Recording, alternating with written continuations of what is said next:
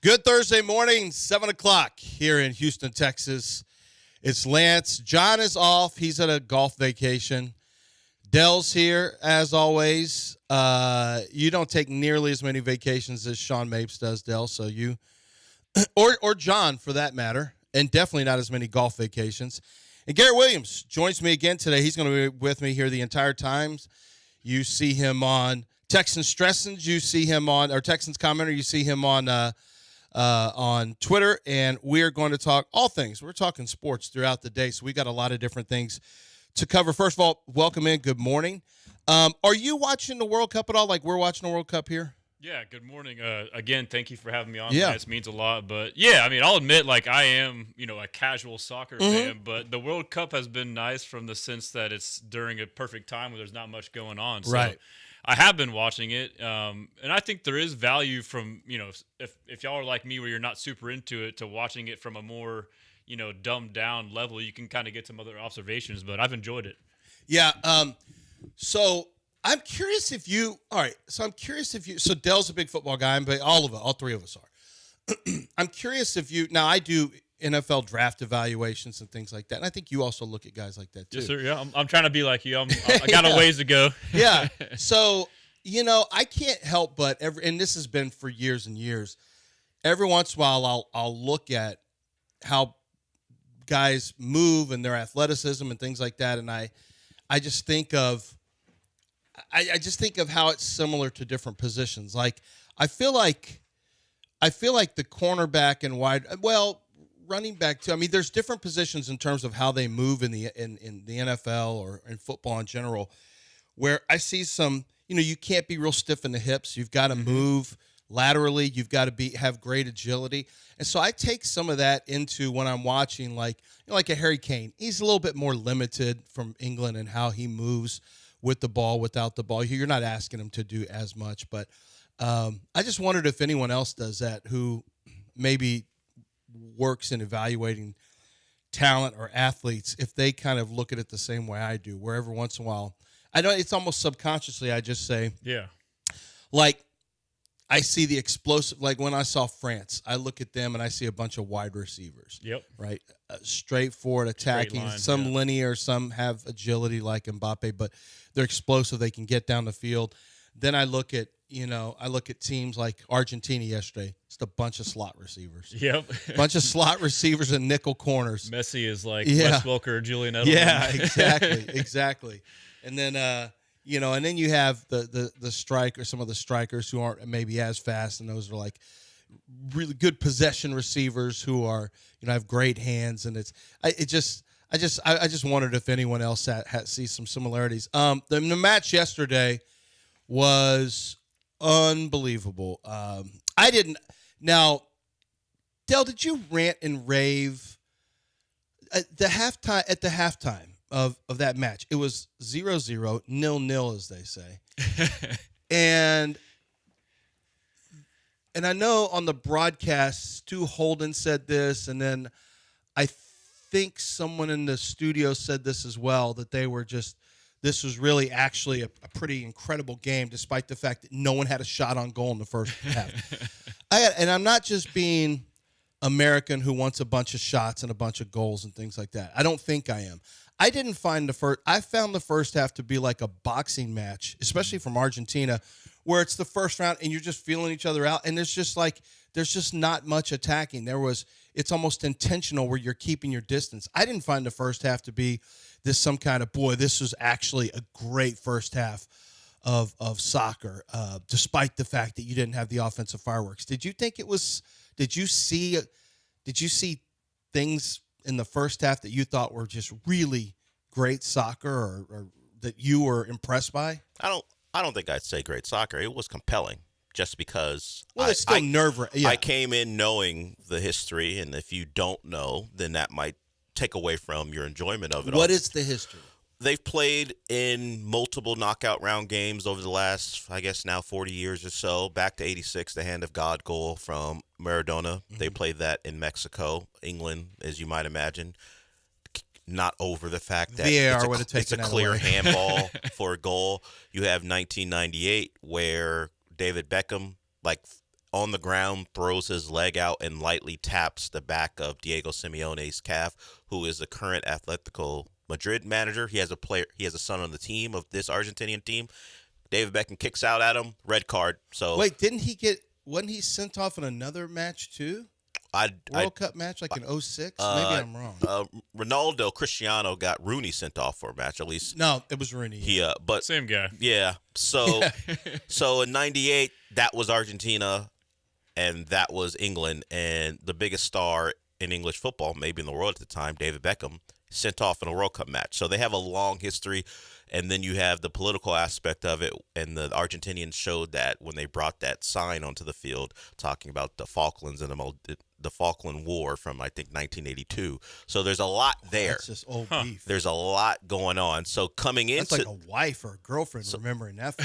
so coming into it, I knew the energy. So and Argentina did what they do. It was very South American early. What I mean by that, physical. We're going to kick you. We're going to hit you, and we're going to test this referee to see how much we can get away with to chop this game up. 8 fouls between the two teams. Fernandez hit Anderson in the head. Didn't get a call. Got a foul call, but not a yellow. So I like that. I feel like that's what the U.S. should have done in their game with Belgium. They kind of let Belgium set the tempo. Like, why don't you push the envelope and put the pressure on the refs? I feel like they were too pat. That's what I said. Not to get detracted from your point, but like no, that's what I said at the time. The U.S. that starting 11, the one that did not play against Turkey, they had never felt this type of energy because they had dominated the games early. Sometimes you got to practice the dark arts. If you got to kick a guy, if you got a slow tempo, whatever it takes. But that is not how the U.S. play. It's not part of their DNA. And since they couldn't break Belgium's rhythm, we saw what we saw. Argentina, it's part of their DNA. If they want to frustrate you early before they work themselves into the match, they will do that. People said it was like a Combo, which is a South American federation. It looked like one of their matches where they're playing Colombia. I saw the South American Paraguay. Teams they get chippy. If they need to, they will go that route. And England didn't really respond, but they weren't out of the match in the first half. And it is what it is. And then we all know what happened the second half. Yeah. So if you don't, Anthony Gordon scored for England, 55th minute, good goal on a crosser, got his foot on it, redirect in, and not redirect, but just directed it into the corner. And then England basically, as they say, parked the bus, where they basically sit back and let Argentina. After their goal, they only possessed the ball 12% of the time after that goal. And Argentina, to be fair, had trouble scoring. But then England had 2 substitutions that a lot of people have complained about. Declan Rice comes out, and I can't remember who else came out.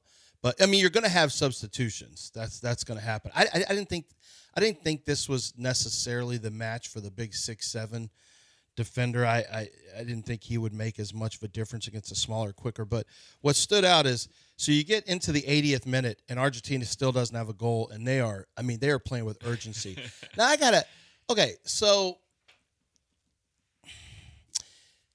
as in football, it's always frustrating when you see a team who hasn't done anything and then they get urgent. Then it becomes urgent, and all of a sudden they can get right down the field on a 2-minute drill, or they're down two touchdowns with 4 minutes to go, and now all of a sudden they find their offense. It always bothers me, and the same thing happens in soccer all the time, where teams all of a sudden, when they become urgent. Now it helps when the defense complies and allow you to, and they allow you to possess the ball without a lot of pressure. But it always bothers me that teams show that when they show this urgency, whether it's in soccer or in football that we're watching, where all of a sudden you just, you know what? I guess we can attack. I guess we can create opportunities in soccer and football. I guess we can get down the field and score quickly.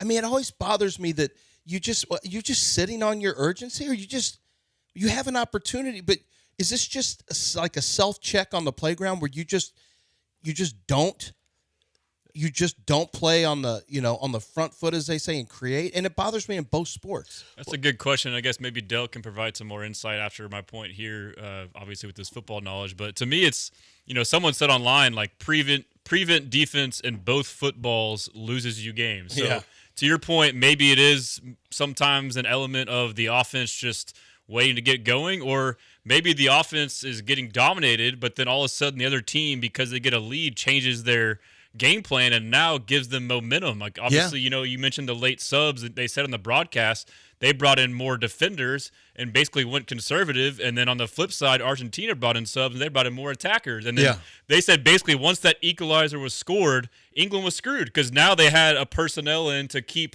playing that same style where Argentina still had. That's always dangerous in those 1-goal matches where you start pulling off offensive players. Because if you get to shootouts, if you get to extra time, you're right.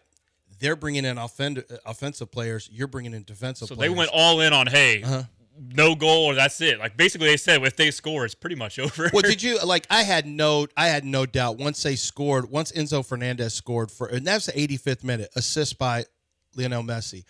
I had no doubt. I don't see how England can score. The momentum shift has been so dramatic and it was so loud in that building. I thought England can't go and they can't possess the ball. Well, and mentally, enough. You've spent half the game playing a certain style, and now you have to flip a switch to go ultra aggressive. And I was going to ask Dell too, to your point earlier about Argentina coming out initially, kind of getting a feel for the game, being aggressive. Like every one of their games has been a late comeback. So is that pure coincidence, or is that part of their style and they know they can? Obviously, I'm sure they would want to take the lead early and dominate, but how much of that is their style and wearing you out and knowing how to beat their opponent? I wouldn't, to your point, you said they would certainly want to be ahead. Some of it has to do with this isn't a vintage best version of Argentina, and they're making their way through the tournament. They know it's a long tournament. They pick their spots to get aggressive, to go after goals, and it helps that the teams that they have played have allowed them so much of the ball when they've needed it. You talk about what happened yesterday. Beyond the substitutions, the mindset of England was, well, we're up 1-0. We're here now. What do we do? We're not going to continue to do the things that not just gave us a lead, but held Messi in check. There's a compilation clip of all the touches Messi had after the goal by England was scored, and yes, it's Messi. We know the greatness of Messi.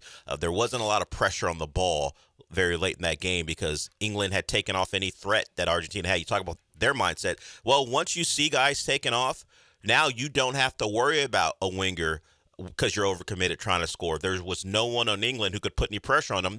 We all watched the game. From the moment Argentina got possession in their own half, it was a pass here, and they could just kind of jog up the field and set no up again. Pressure. Legit prevent defense, right? It really was. England did not They have. did the same thing they did that against Mexico. Well, they just said, there's a difference. I mean, Mexico was out of necessity, right? Yeah, they were down. They were down a man, right. And also Mexico doesn't have the greatest player ever delivering crosses. So these are all the things that are different. Oh, and his crosses are different. Yeah, that last one was insane. So literally put the ball right on his. So when you're doing this, you give them so many opportunities. Like Enzo Fernandez, the equalizer, he had 4 opportunities before then. Yeah. So if you they were close. Yeah. So you want to talk about? Oh my gosh, setting your sights. They were close. He finally got one in a spot where it certainly had more time than England would have liked, and he got that one. He's a long range artist, so it's all the things. No pressure on the ball. No pressure in Argentina's mind that there could be a counter since we're committing all these bodies. It all led to, as they say, a training exercise where all Argentina did was turn Pickford's net into a target, and they eventually got the 2 they needed. And it could have been 4-1. They were scored close. from distance in the game before too. Enzo, it was Julian Alvarez. That's right. That's right. Well, to your point though, and to Garrett's point, if you didn't see this, or maybe you did see it, and I've never seen. The only time I've seen stuff like this is like youth league basketball, where Messi after the 80th minute, he basically said, "I'm gonna," and the entire team understood Messi's gonna win this for us. We're just giving it to Messi. Messi would pass, and then he'd run over to where he passed, and he would take back over, and then they'd pass it back to him, literally from 4 feet away, and then he'd look to deliver the ball, and then he'd make the next pass over the top, and then he'd run back. They just kept giving it to him from short range. He would close the distance to make sure he could get it back to control everything. And then he stopped being anywhere inside the box, and he just said, I'm going to deliver crosses. And he went out to the wing, and his crossers and corner kicks are insanely accurate. Insanely. He never blasted over the whole I could not believe how consistently accurate he was in putting the ball, and these are little guys. Argentina are wee fellows compared to England. And I'm thinking, how are they going to win headers? And yet they get their shots. They get their opportunities. Jordan Pickford, they had one hit, a couple at the post. They had Jordan Pickford made a stop. They had multiple spots. I mean, I don't know what their expected goals were, and I'm not going to ask Glenn Davis because that's going to make him mad to talk about expected goals.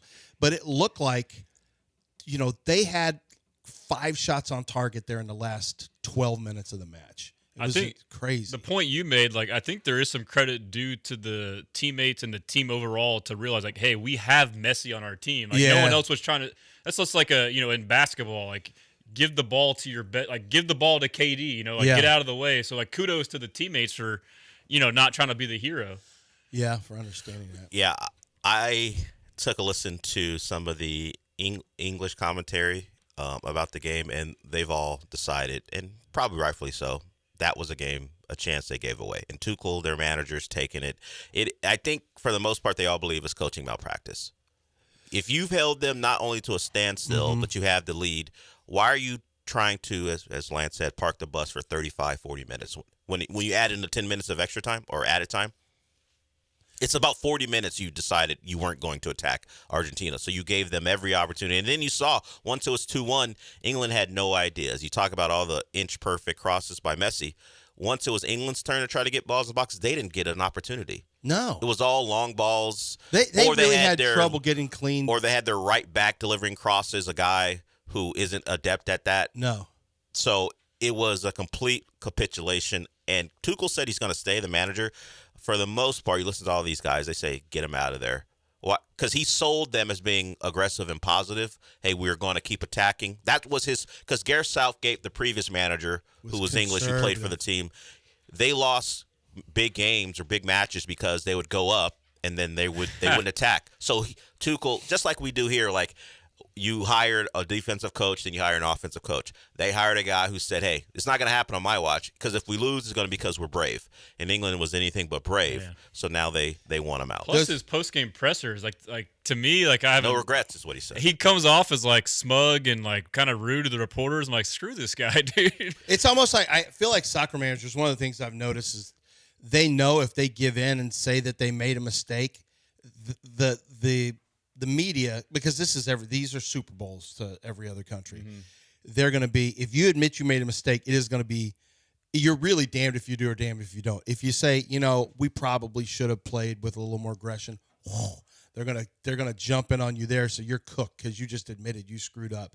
And if you don't, you're this hard-headed guy who can't admit that you made a mistake. But clearly they should have played with at least a little more aggression. Look how Spain is more talented on the ball than probably anybody. But England's having a hard time they got pressed a lot. They didn't like it too much. They had 11 throughout the match. 10 guys, include the goalkeeper, 11 guys behind the ball. There's no outlets because everyone's behind the ball. You don't have any players on the pitch at the end who could not only threaten England but be on the ball. You've got at the time probably 8 to 9 or probably 8 outfield players who are just defenders, either defensive midfielders or actual defenders. You don't have guys who can be on the ball, make a couple passes, relieve pressure. It was a total annihilation at the end, and it could have been 4-1. The post was hit a couple times. Pickford made a couple saves. Bad. Just like Mexico, they could have easily lost that Mexico game. I feel like the Mexico game, they had a bunch of chances. I feel like the ball just didn't bounce their way, honestly. they just are not great at at trying to score off corners. But, England's going to be sick this is going to haunt them for a long time. They almost got a goal late, too. Yeah. Their strategy late was just their goalie to kick it to their 6 whatever guy it was down just there. Basically Jordan Pickford just set up a hit ahead, a flick ahead. One of them header. almost got loose in there. Yeah, no, it did. You had 2-on-1, and they got it out of there. So it's now your final's going to be on Sunday, right? Yes, and the thing with the World Cup and I guess any major soccer tournament, when at least in worldwide, like they do in the Olympics too. Third place. England has to play a third place game. God. I mean, on paper, France. you think, England, France, that's interesting. We'll just see who cares. Yeah, it'll be 2 days from now on Saturday. Nobody wants to get run out of the building, I would think. True, but do you get any like bonuses or money if you No, win? you Like, just what's get the a incentive? I don't know what No, the but the I don't- over-under is probably 3.5. It depends this on one. what the federation decides about what they'll pay you. I don't know what the Yeah, bonuses are. they do. For there's there's third gets paid higher than fourth. Okay, Yeah, I'm about to and say fe- because yeah. as a player, you're probably like, screw this. Yeah, man. there is some. I don't know if it's enough. Yeah, for these there are professionals, bonuses so. from the federation. Then FIFA will give you money if you finish in third, I believe. Also, it's only 2 days after this match for England, Yeah. so I wouldn't expect to see the guys who are out there for 90 plus minutes. Like I don't think you see Jude Bellingham or Harry Kane. It'll be the guys Not who, even see them.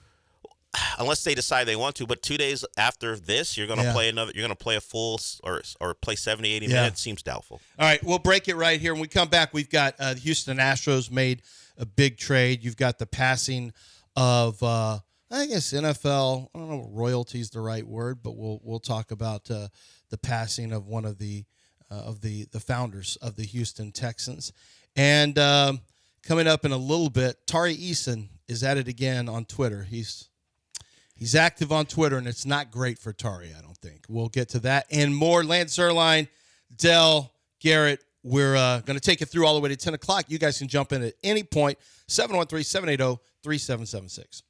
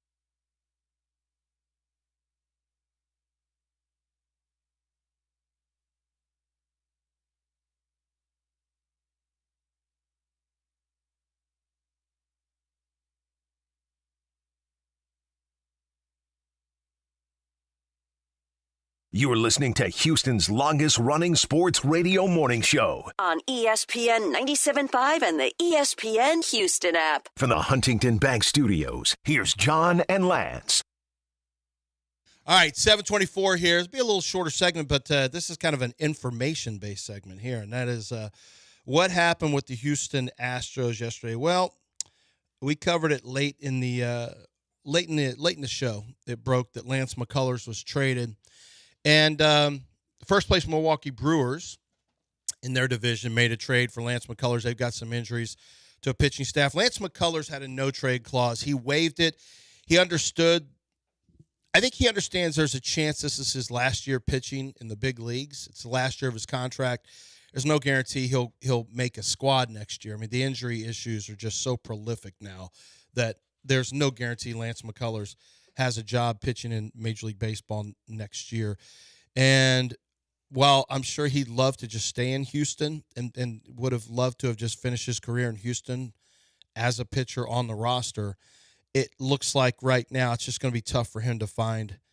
The Astros just really can't afford to pitch Lance McCullers right now, frankly. They have too many players who are up and down. Lance is hurt all the time. It is what it is, man. It's kind of a sad I don't know if sad story is the right term. I mean, the guy won 2 championships, and he was played a real part in both of them. But the way it ends is kind of brutal for Lance after 22. And he was traded along with Colton Gordon.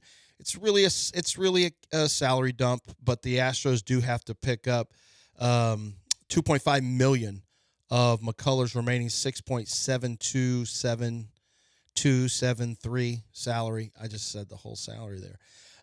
They have to pick up that much of it. They have to pick up $2.5 million of it. So it's a salary dump. It allows the Astros to have some room to maneuver. They got Jaden Fielder back. He's the son of Prince Fielder. I was like, wait, Cecil Fielder already has a grandson in the league? Like Prince Fielder already? I had to go back and look at it. Prince had Jaden when he was 21 years old, because I'm like, Prince can't be. How does Prince have a kid already who's 21?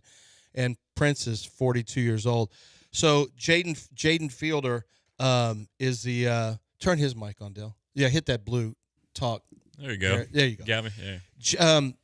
I looked up Jaden Fielder's numbers. I mean, it's not. He's 21.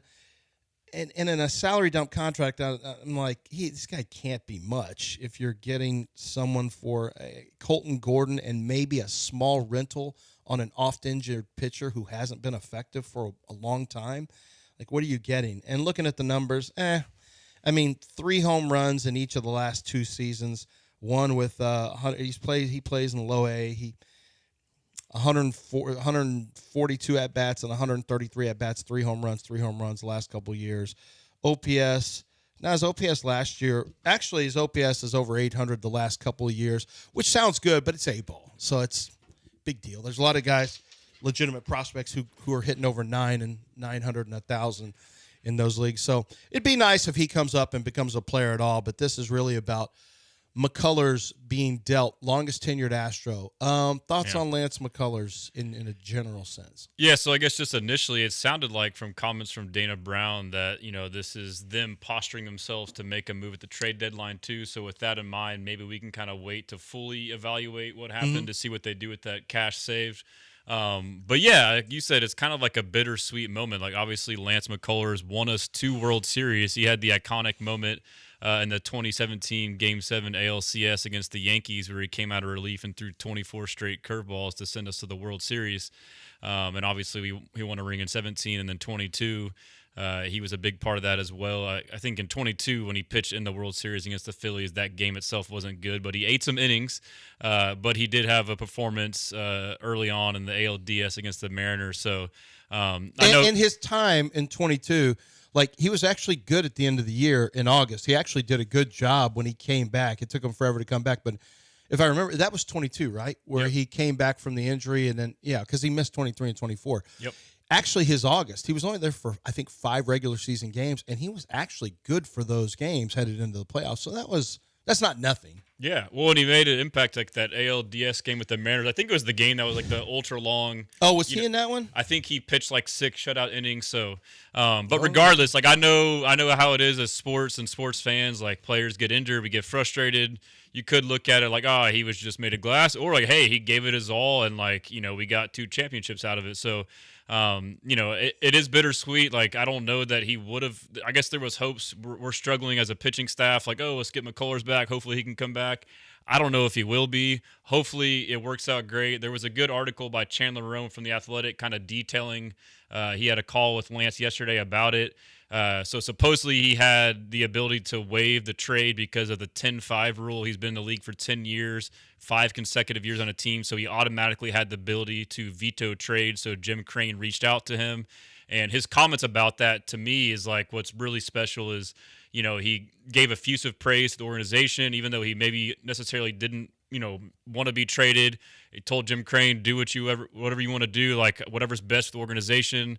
It sounds like, he says he'll always, his home's in Houston. He won't ever move. Yeah, no, he'll live here. Yeah, I'm sure. And it sounded too like, he could be a potential front office guy down the road type of thing. So, it's a win-win. Like it's bittersweet, but it's good for him. It's good for us. And it's tough, but thanks for everything. He pitched in 9 seasons with the Astros, which is kind of crazy because he's been on the team since 15.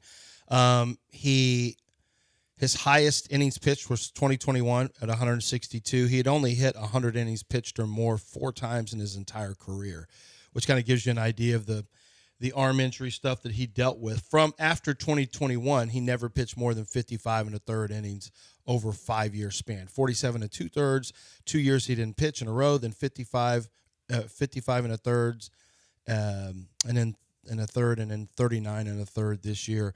So, I mean, it's a strange, he directly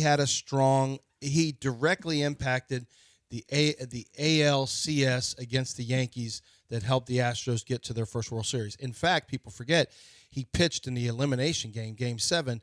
Didn't pitch great, but the game you beat the Dodgers, Lance McCullers came in and pitched and just kind of lost control. I think he hit a couple of batters. He just didn't have good control that game, but he did start that game. But with Lance, something that I really appreciated was he was – I came from an era where you had the players were a little bit more accessible. There was not the social media, which I think really hurts the ability to bring athletes into the fold because they get the negative stuff. Like they get overwhelmed by a lot of negative stuff from just random people on keyboards. And Lance was a guy that from an early stage, I was able to get him in when I was at 790. I was able to get him in. He and I, we were, if not friends, we were, kind of acquaintances. I mean, he would come do the radio. I got him in studio. He did the podcast with me and Eric Layden when we were doing our off script podcast. We talked MMA. He was a big UFC fight fan, and he and Carlos Correa used to do a podcast. I don't think they do it anymore, but Lance was one of those guys that was actually, he liked talking about. He sent me a video of him dunking. He's like, don't tell anybody, because we had talked about it one time. Like, you can dunk? He goes, yeah, I can dunk. He sent me a video in a gym. And then I think he got a little sour with media in general, just because, we had to say what it was. I mean, Lance wasn't healthy. It is what it is. I mean, but as a dude, Lance is a good dude. Lance does a lot of stuff in the community. He and his wife have been very, very active. We especially on this show, we joke, we laugh, we have a good time, we break balls. That's just how we are. But Lance is a good dude. He just, what are you going to do? There's nothing we can say. He's just not pitching. He's never healthy. Yeah. But he'll be fine. And Houston will remember him fondly. It's just unfortunate that we never got to see, the potential, because there was a lot of potential with Lance McCullers, and you could see it when he was on. That dude was nasty. But it is also a case study in arm injuries. I am curious why, if it was the way he threw his breaking pitches, you get a sense because he had so much snap on it that had to have an impact on the UCL injuries. That's what I was going to ask you. Like, is this common for heavy curveball guys, especially in this new generation or new era of players? And then when he came back too, like he had a forearm injury as well. Like Yeah, there's a my tightness. understanding was like he had to reinvent himself. Like if you're a He pitcher did. who your whole repertoire is based off this one pitch that you now can't throw, like that is After the challenging. after the 19 season, he was on our podcast, I think in 2020 during COVID, when they were going to come back, and we were talking about that. And he did, yeah. He said he had to change the way he threw. He changed some of his delivery, I think, to take less torque off the arm. So he did have to make some changes in how he pitched, and then yet he still had arm issues. So a shame there. Also, yesterday, word came out that Janice McNair had passed away, the wife of Bob McNair, the mother of Cal McNair and Carrie McNair. I don't know if there's other McNairs, but she was someone from the very jump. I mean, John and I were at 610 when they first got to town.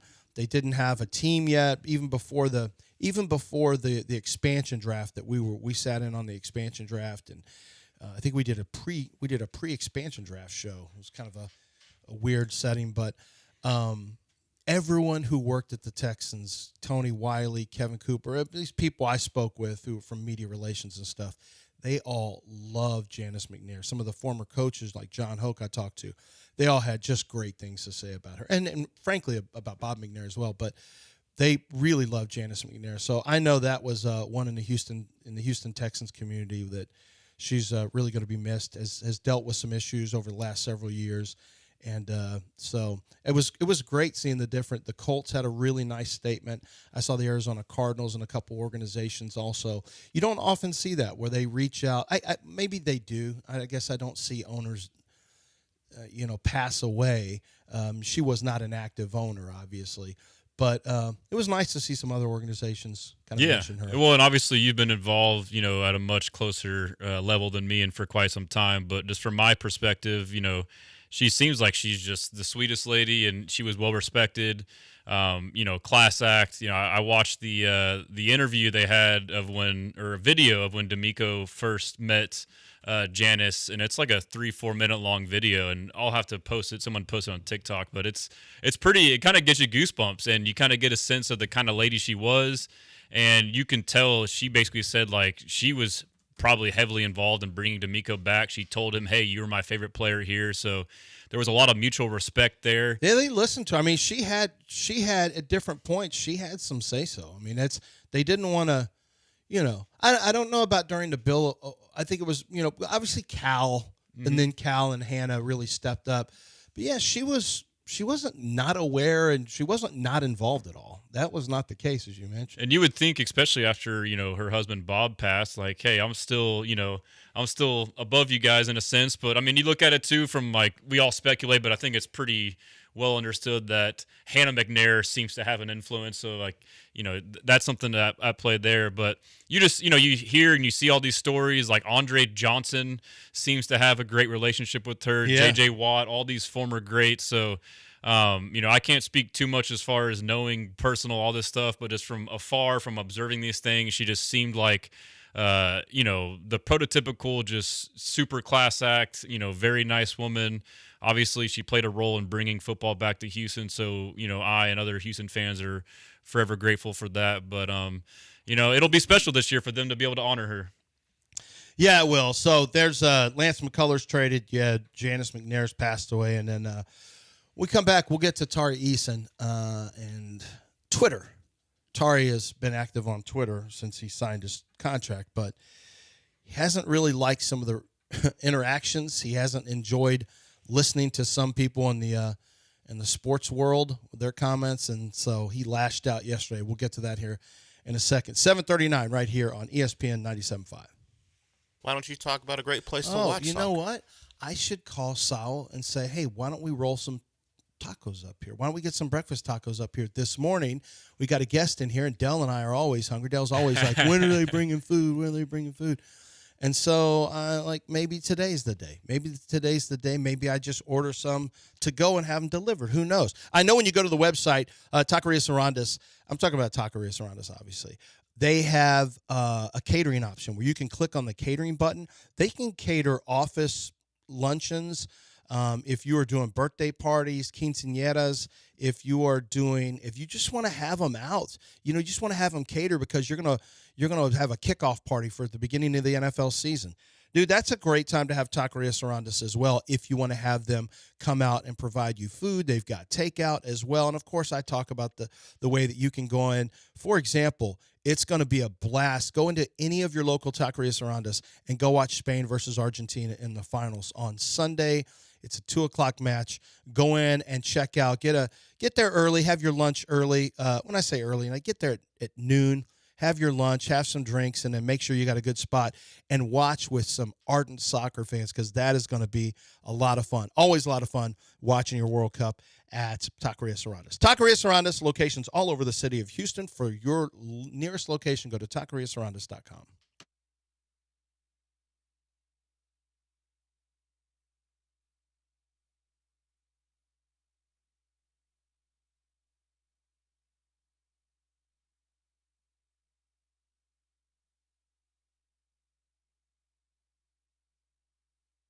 Hey, Del, do you have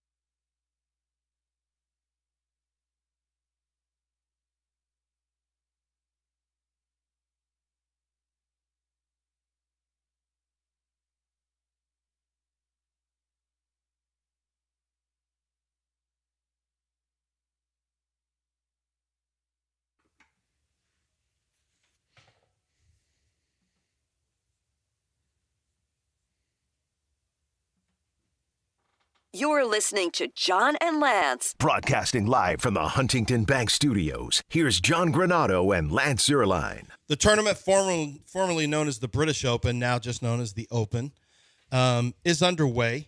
And actually there's several players who are in the clubhouse. Well, a few.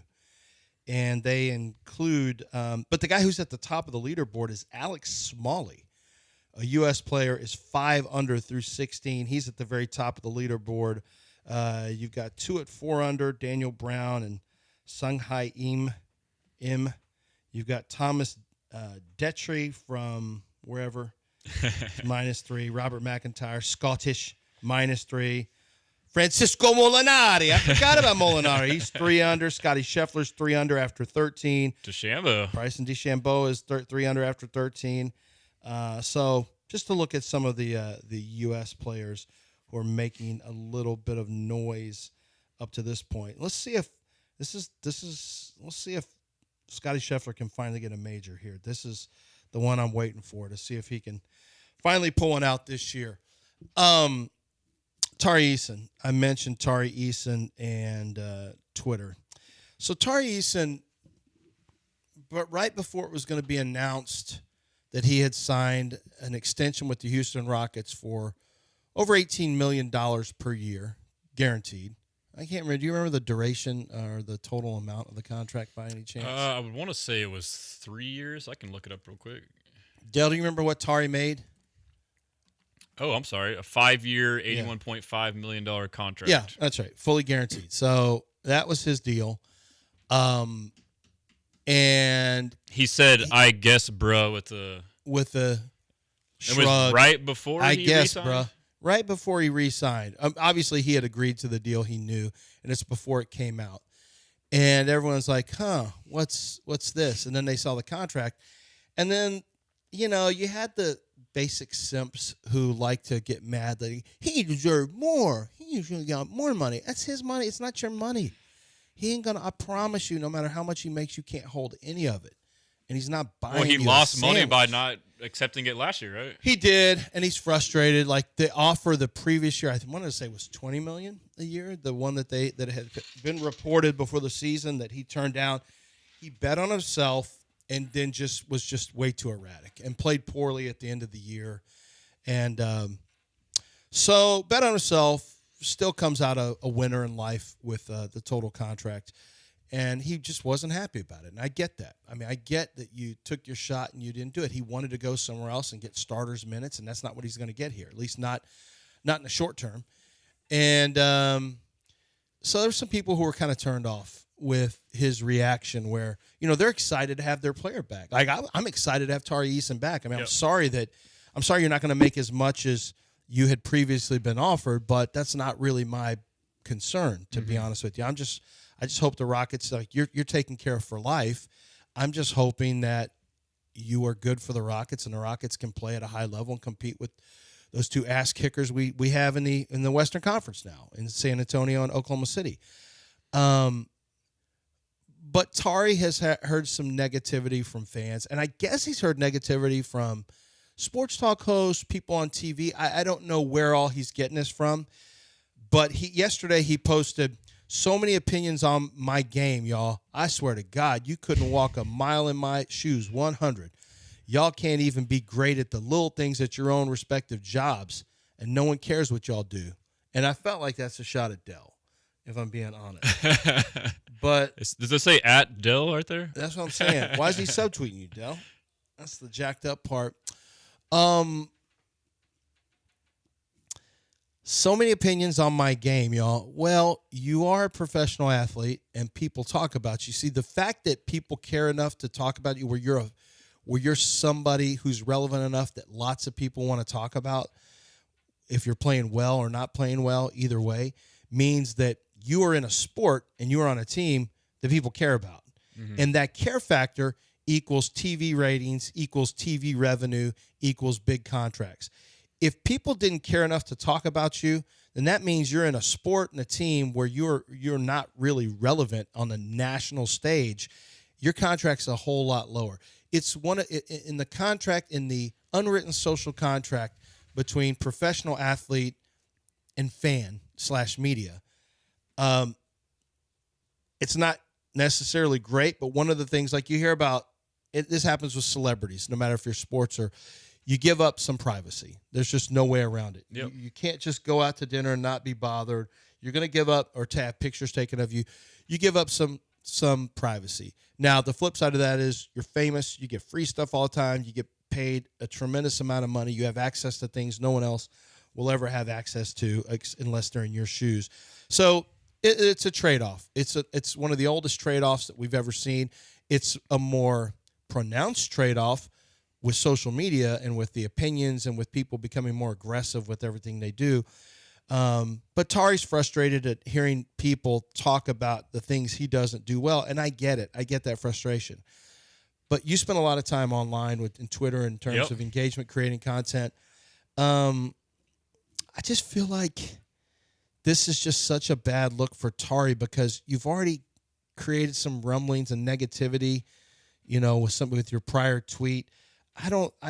Nothing good is going to come from this for Tari. So I don't know exactly if it's just like he's become like a recent debate, but like first off with like the I guess bruh tweet, like I saw that and I was like, is this correlated to his contract? Obviously the timing, but like if it wasn't, like maybe clarify that. Like instead, like there's like this, mystery element, so we're not quite sure. So that's kind of like, okay, whatever. I didn't really buy into it. A lot of people got mad about it. But then this one now, like, you kind of alluded to it. Like you can't be online. I mean, I, as someone who is chronically online and I am just like a, wannabe journalist fan, whatever I call myself, I deal with trolls myself all the time. And I have to learn myself not to respond to certain people or not to take certain things. And that's just like from a low totem pole on the sports spectrum. Whereas now if you're the superstar athlete, like, I get it. Like, I can't stand the people. You have to understand like what's going on. The people that are trash talking you, like you said, many of them are probably below you and don't, do the things that you do. Easier said than done. Like, I don't appreciate people who like do personal insults and take it too far. But at the same time, you have to realize that's not real. I know it's tough for these athletes to ask them to tune that out all the time. I think you have a factor here, too. You have Kevin Durant on your team who is known to clap back, and you're not quite Kevin Durant's level as far as superstardom and players, so I don't know if that's a factor. Also, like the way he's raised, his mother's a factor, which I don't... She's very active on Twitter. So, I mean, like, I can't sit there and knock her for that, too. I mean, obviously it's probably not the best thing, but as long as she can handle it, it's fine, but... So maybe there's some precedent set there. It's like that's just kind of how they roll. The one thing you do ask is like you hope this doesn't affect how he plays because now you don't want him to take it to have this personal hard-on with fans in Houston, right. Whereas this is something that could happen no matter where you are. It's not necessarily partial to Houston and our fan base per se. Well, so I had a few things to comment on. Here's some of the comments. Chris Gorman says, I don't listen to opinions of anyone that doesn't pay my bills. Grateful and appreciative. That's a good way to look at things. If you had that level, and there are some players who don't care, like everything rolls off their back. They don't listen. They don't care. And there are others, and this is a natural sentiment to be a little sensitive about, criticism. It's just I've been sensitive about criticism during things bother me way less now, way less than they used to. But especially early on in the middle of my career, it does sting when you hear things. I have people come after me, but they don't know me about this. I don't have credibility with my draft stuff. This, that, and the other. It doesn't I don't care. What I get upset with is people who act like they have their opinions. Like where am I coming up with my opinion? Like I've done all this work, this amount of work, and somebody who's barely seen someone, that bothers me on a different level. But the name calling, the clown emoji stuff, I don't even really care. Northside Mike, who I've known for a while. This is kind of how he said, exercise a little humility, bro. People are going to have opinions of you. That's the price of being a pro athlete. Take the criticism and use it as motivation. Deep down, that's what the fans want to see instead of you trading jabs with them on X. Another person said, whoa, you're talking to a fan base like that? I'm a fan of yours, but this is an incredibly ignorant statement by you. And then someone else who's a Steelers fan, I don't even think they're a Rockets fan, they said, this just earned a lifetime hate watch. And then they called him the P word. You're definitely your mother's son because she's known to get after it a little bit. Imagine every time a forklift driver tried to move supplies to its destination, they crashed the forklift into something and dropped the supplies every time. That's you in basketball when the ball touches your hands. See, that's going to make Tari mad if he read that. I will say, I started going down the road with you here, and I wanted to wait so I could do it organically on the air. Yeah. So I asked where you were when Arian Foster was leading the Houston, when he was the big-time Houston Texan. Where were you in the Texans in like 2010 to 2013, 14? I was in graduate school at Incarnate Word playing my final season of football there. So Okay. What position did you play? receiver. Okay. So Wide receiver. Were you a slot receiver? I was a Z. Were you crafty? You were a Z? Yeah, but I could play Y. Like at SFA, I played my undergrad Hold on. there. Save it because we got to do this in a different Okay. segment. I got questions. All right. I asked because what I saw as someone who was an early adapter of Twitter in 2008, it was a great place, man. It was so much fun. It was much smaller, but you could have conversations with people that you had access to that you wouldn't have had otherwise. I was able to interact with listeners like I'd never been able to before in real time, and we had a very tight-knit group of listeners when it was 15, 60. And but what happened is there began to be a change around 2011-ish, and it started getting a little that's about when it started. Things started getting a little nastier. And a guy that I thought really went from being fun to like sour and dour was Arian Foster. And I think Arian was direct. I saw his comments. I know one of our listeners was a guy, Lamont, was a guy he would get into it with. And so we got to break it, Glenn. So I want to talk about that in a little bit about how social media has really changed the relationship between player athlete. And I don't think it's ever coming back to where it used to be, unfortunately. Let's break it right now. Glenn Davis, our soccer aficionado, our expert, is going to come up next. And he's brought to you today and every day by Kaplan Sinus Relief. Coming up next, keep it right here. Glenn Davis breaking down yesterday's match and the champion and the finals coming up on Sunday.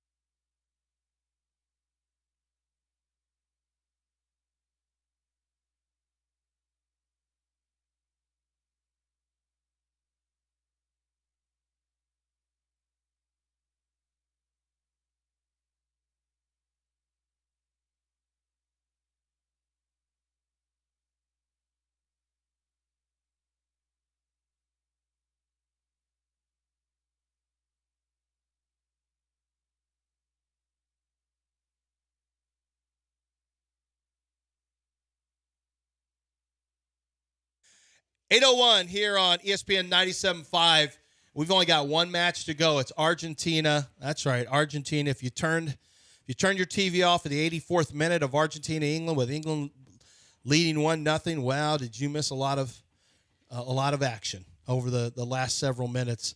And here to talk about that match and the upcoming matches, our old friend Glenn Davis. John is out today, but I'm here and Dell's here, and we've been talking a lot of soccer with you, Glenn. And yesterday was a microcosm of the World Cup, and I mean it in this way. Tactical errors and questions about tactics once again came up, this time for England, and England went back to playing on the back foot instead of the front foot, which Thomas Tuchel had promised he was going to play. You had Argentina coming from behind. They're the only team ever in World Cup history to come back from a goal down past at two different times in the same World Cup and win. And I think they're the first time ever that's happened in one World Cup run where they've once you get past, I want to say it's the 82nd minute or something like that. I just saw that stat. Your thoughts on the match in general, the flow of the match, and just give me an overview before we start breaking down some individual features of what we saw. Well, the first half was predictable. It was a bit of a war. No question, clumsy fouls, clutching, grabbing, very, very difficult for a referee. Ismail Elfaf, by the way, as I mentioned, is from Austin. He did an exceptional job of refereeing this game because he didn't want to give out a boatload of yellow cards in the first half because he knew it would put him in a situation where he would probably have to send somebody off. So I thought the referee did as good a job as he could possibly do. And then we got down to playing, and we got down to playing once the game's first goal came. And that was obviously off a wide ball from Morgan Rogers, and Gordon scores. But then, the fatal mistake came with, and it was a poor decision to really begin to drop off that early against Argentina, because essentially what you do is now you're inviting them in, and you're getting Messi and company closer and closer to your goal. They should have remained in a mid-block, met them higher up the field. By dropping off, to me, it was a sign of a lack of confidence. Now, maybe Thomas Tuchel was trying to recreate what happened in Mexico City when they were down to 10 men and beat Mexico. But it really ended up being a very, very poor choice. And you saw the tide of the game change very, very quickly. And it's just a reminder that, these world-class coaches, they can make mistakes. And the game of soccer is full of mistakes. You can force mistakes. You can be gifted mistakes. This was a gift to Argentina, I believe, because this emboldened them, and the way they've played throughout the tournament and the teams that they've gone through and the way they've come back late in games, this is the champions, okay? And you don't need to open the door for the champions, and I think that's exactly what England did, and they paid the price. Yeah, I mean, the substitutions, it's always, you're going to have substitutions. It's always curious to me when you have a 1-goal lead and you sub out, and I think, I don't know, especially in the 70th minute. I can't remember when O'Reilly and those guys came in, but they were around the 72nd, some of them. But yeah, it always it was a clear indication of what he was doing. And, I was on my couch. I texted one of my friends. I go, kiss of death. Yeah. Why did you say that? Because they're dropping off. You could see what he was doing. I said, kiss of death. This isn't Mexico shooting at you. Yeah. This is Argentina taking shots at you. So, and then once they equalized, you're just sitting there going, okay. You're done. The second one's coming, and guess what? They're going to get it in regulation because they do not want to go into overtime and do another 30 minutes of running. And what's amazing was the other thing that England, another indicator, and by the way, England had 2 great games coming into this. I mean, real challenges playing in Mexico City at altitude and then in the heat. But then you saw Fernandez had, I guess, 3 or 4 shots from outside the 18 prior to scoring the equalizer. And you're just sitting there and you go, you better get out to this guy. I mean, everybody knows he's got power. He can score goals from long range. He had one in the first half, too. And he kept getting closer and closer to putting it on target. And then, lo and behold, he ties it up after the pass from Messi. And then Messi does his thing to produce the play that gets you the game winner. Two assists for Messi. For those who didn't hear, Messi he has 10 assists in the World Cup knockout stage, 6 more than any other player in the last 60 years. He's also recorded a goal or an assist in 11 straight World Cup matches dating back to 2022, extending the longest such streak since at least 1966. Messi. Yeah, remind people, Lance, he's 39. He's 39. He's 39 and playing He's playing at this level at 39, and it was once the 80th minute hit, Glenn, it started to be where Messi would make a pass and then he'd close distance with the man he passed to get it back because he was going to set it up. He realized, I need to make the deliveries here. It's too compact. We're not going to be able to break down the interior defensively where he was trying to work. They just couldn't get it done. It was just way too compact in there. So they changed tactics, and Messi started playing wide and delivering, and my God, is he accurate? Well, they didn't change tactics. He changed tactics. Well, yeah, he pulled himself out of there. Yeah, he did. He pulled himself out of there to get more of the ball. Yeah. And what's really remarkable is, he's predominantly we see him use his left foot. He goes to his right, and that ball that he plays has to be the 6'2" English defender first, and then it's got to be dropped in between another center back. And Lautaro Martinez comes plowing in there and pounds in the header. But, God, I mean, does it get any more exciting? I mean, in sports, this was just incredible. And you're just sitting there going, is the inevitable going to happen again? Because we've seen it happen with him so much. But, look, one thing that people can't forget about Argentina, these guys will fight to the death. I'm not kidding. When I say that, and I'm not saying that there are other teams that don't fight, but their level of intensity representing the flag and their country is next level to me. So anyway. Glenn, there's a conversation going on, from what I can tell, listening to what the English pundits are saying, that beyond just Tuchel and their questions about his tactics are the mentality of England, not just the squad, just England overall. Their DNA. I've heard the DNA is the DNA of England is why this outcome was inevitable. It's just who the players are, who English players are. Is that something that is a real thing? We talk about how Spain plays. Everyone's been doing the same thing since they're 9 years old, like Henri said. That's how they play. They all know. Is this something about the English mentality that we're not aware of, that these types of things happen? You go back to the Euros they hosted. They scored early. They didn't put anything or press Italy, and they lost that one. The English pundits are saying this is just who England is. Well, I don't know what that means. What does that mean? They're saying that the English player win good games. What does that mean? They're saying the English players, when it comes down to it, will bottle it, as they say in the big moments. Oh, they'll choke. Yeah. Oh, okay. Well, guess what? You can say that about every other team in the tournament as well.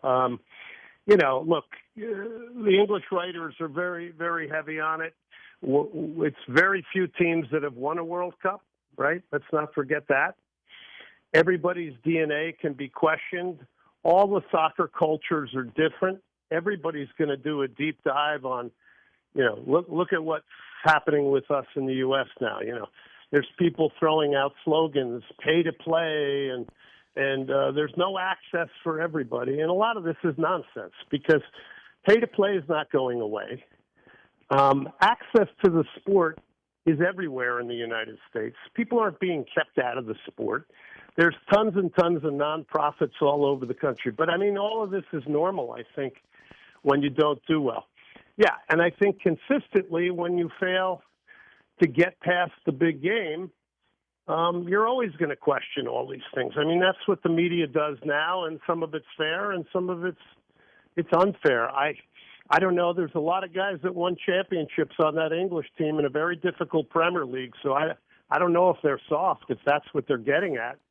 I don't know why it happens on the international stage, but I will also remind that they're one of the last 4 teams out of a 48-team tournament. So what if I changed I don't know. What if I changed it up and said this, Glenn? That because I always took it to mean this, that England just no matter who the manager is, the English teams are more likely with the lead to drop deep on the back foot and they just can't. They had 12% possession after the goal in the 55th minute by Anthony Gordon. And I know there was a concern. Now, Spain is a different team, but you saw Spain handled France when they were up 2-0. They said, we're just going to continue to possess the ball. We're not changing anything. Do you think it's fair to say England maybe gets too conservative? This is something we talk about, Glenn, in professional football here in the States. That's definitely part of it. And Yeah. I think when you change tactics that dramatically in a game, then, okay, if you guys want to use the word DNA, then or desire, trust me, when tactics change like that so drastically and that early, there's guys going, man, this is not the right thing to do. But they still have to follow the plan of the manager, right? Mm-hmm. This is not the right thing to do. And I guarantee you there were guys out there going, why are we doing this? We're inviting Argentina back into the game. So I think this is less a DNA problem or whatever we're saying, desire. You can kill desire by making a wrong tactical move. So that's why I think, it's pretty fascinating to see these high-level managers like Tuchel, who have won things, make a decision like this. Now, did he think his team was potentially fatigued from the 2 prior games and this was the only way he could see out the game? I don't know. But to me, that's just you're opening the door and inviting in world-class players. I will also say the mentality of Argentina, again, and their desire to win is really next level. And part of that is because of nationalistic pride, and that's because most of these guys, actually all of them, are born in Argentina. Now, whether that means something or not, whether that fight for the flag and your countrymen is bigger, it really is possible in international soccer. I don't think there's any question, and Spain's going to be the same way. But to change tactics is a killer. Look what it did to the Netherlands. Ronald Koeman decides to go 180 degrees in the middle of a tournament with the Dutch national team that has the most clear DNA when it comes to playing style. And he can say, well, I was minutes away from getting it done, just like England. But you can also say, no, that's why you lost the match. You mentioned their pride. You saw some of that come out after the match with a fan-made sign that they brought on the field about a long ago fought war, and people are calling for FIFA to make an example of. We'll make an example, then we'll see how that goes. Back to philosophy. Cesc Fabregas, there's an interview that he did that's going viral because of this match where he said the worst thing you can do when you're up 1-0 is to take off attackers and put on defenders, because it sends a signal to both teams that this match is going to go a different way than what had led you to getting up 1-0. What about your soccer philosophy, Glenn? You played the sport at a high level. In a match, when you at least have played this other team to a standstill and now you have a lead, what would your approach be to trying to close out a match? Yeah, there's lots of different ways that people try to close matches out, and putting on more attacking players, putting on more possession-oriented players, maintaining pressure higher up the field through your substitution patterns. I mean, all those things make a difference. I think what Fabregas says is correct.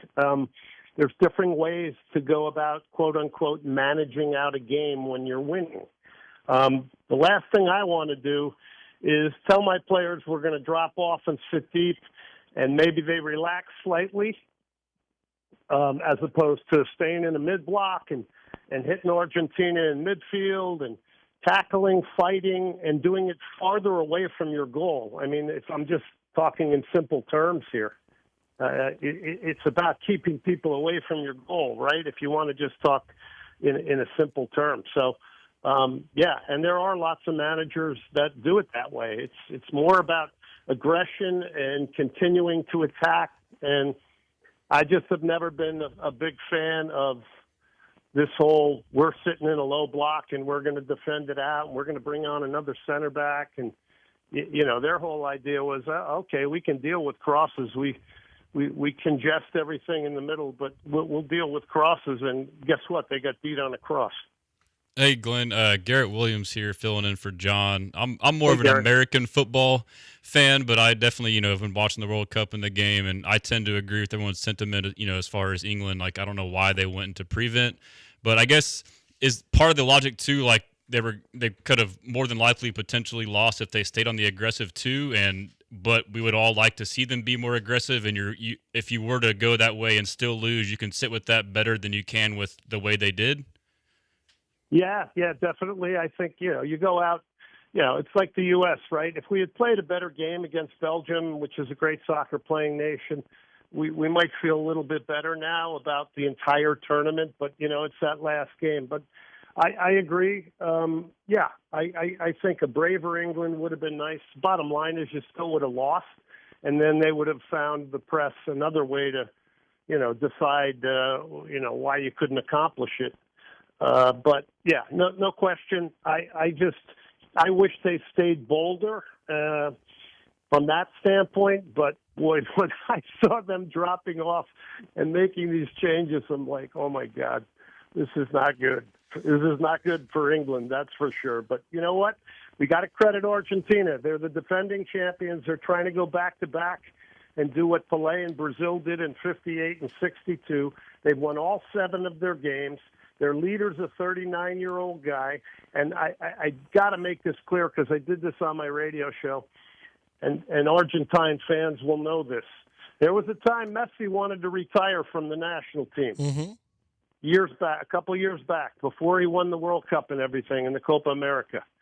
And the pressure was getting so heavy, he was getting sick and tired of it, and he was going to retire, and there was this whole question about whether he would stay with the national team. Well, he ultimately did.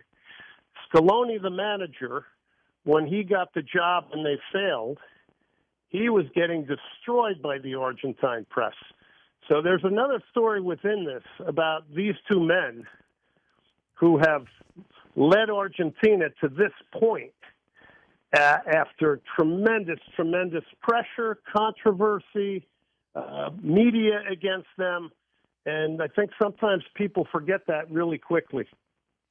Yeah, that's a really good point. The mentality, the mental toughness to overcome that level of adversity too. That you could only know if you were really, frankly, a soccer country because of the nationalism and just everything you talked about.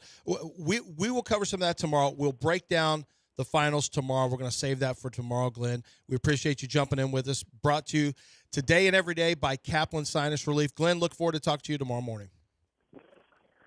Del, thanks for having me on, and we'll talk tomorrow. We got a great one Sunday. See you guys.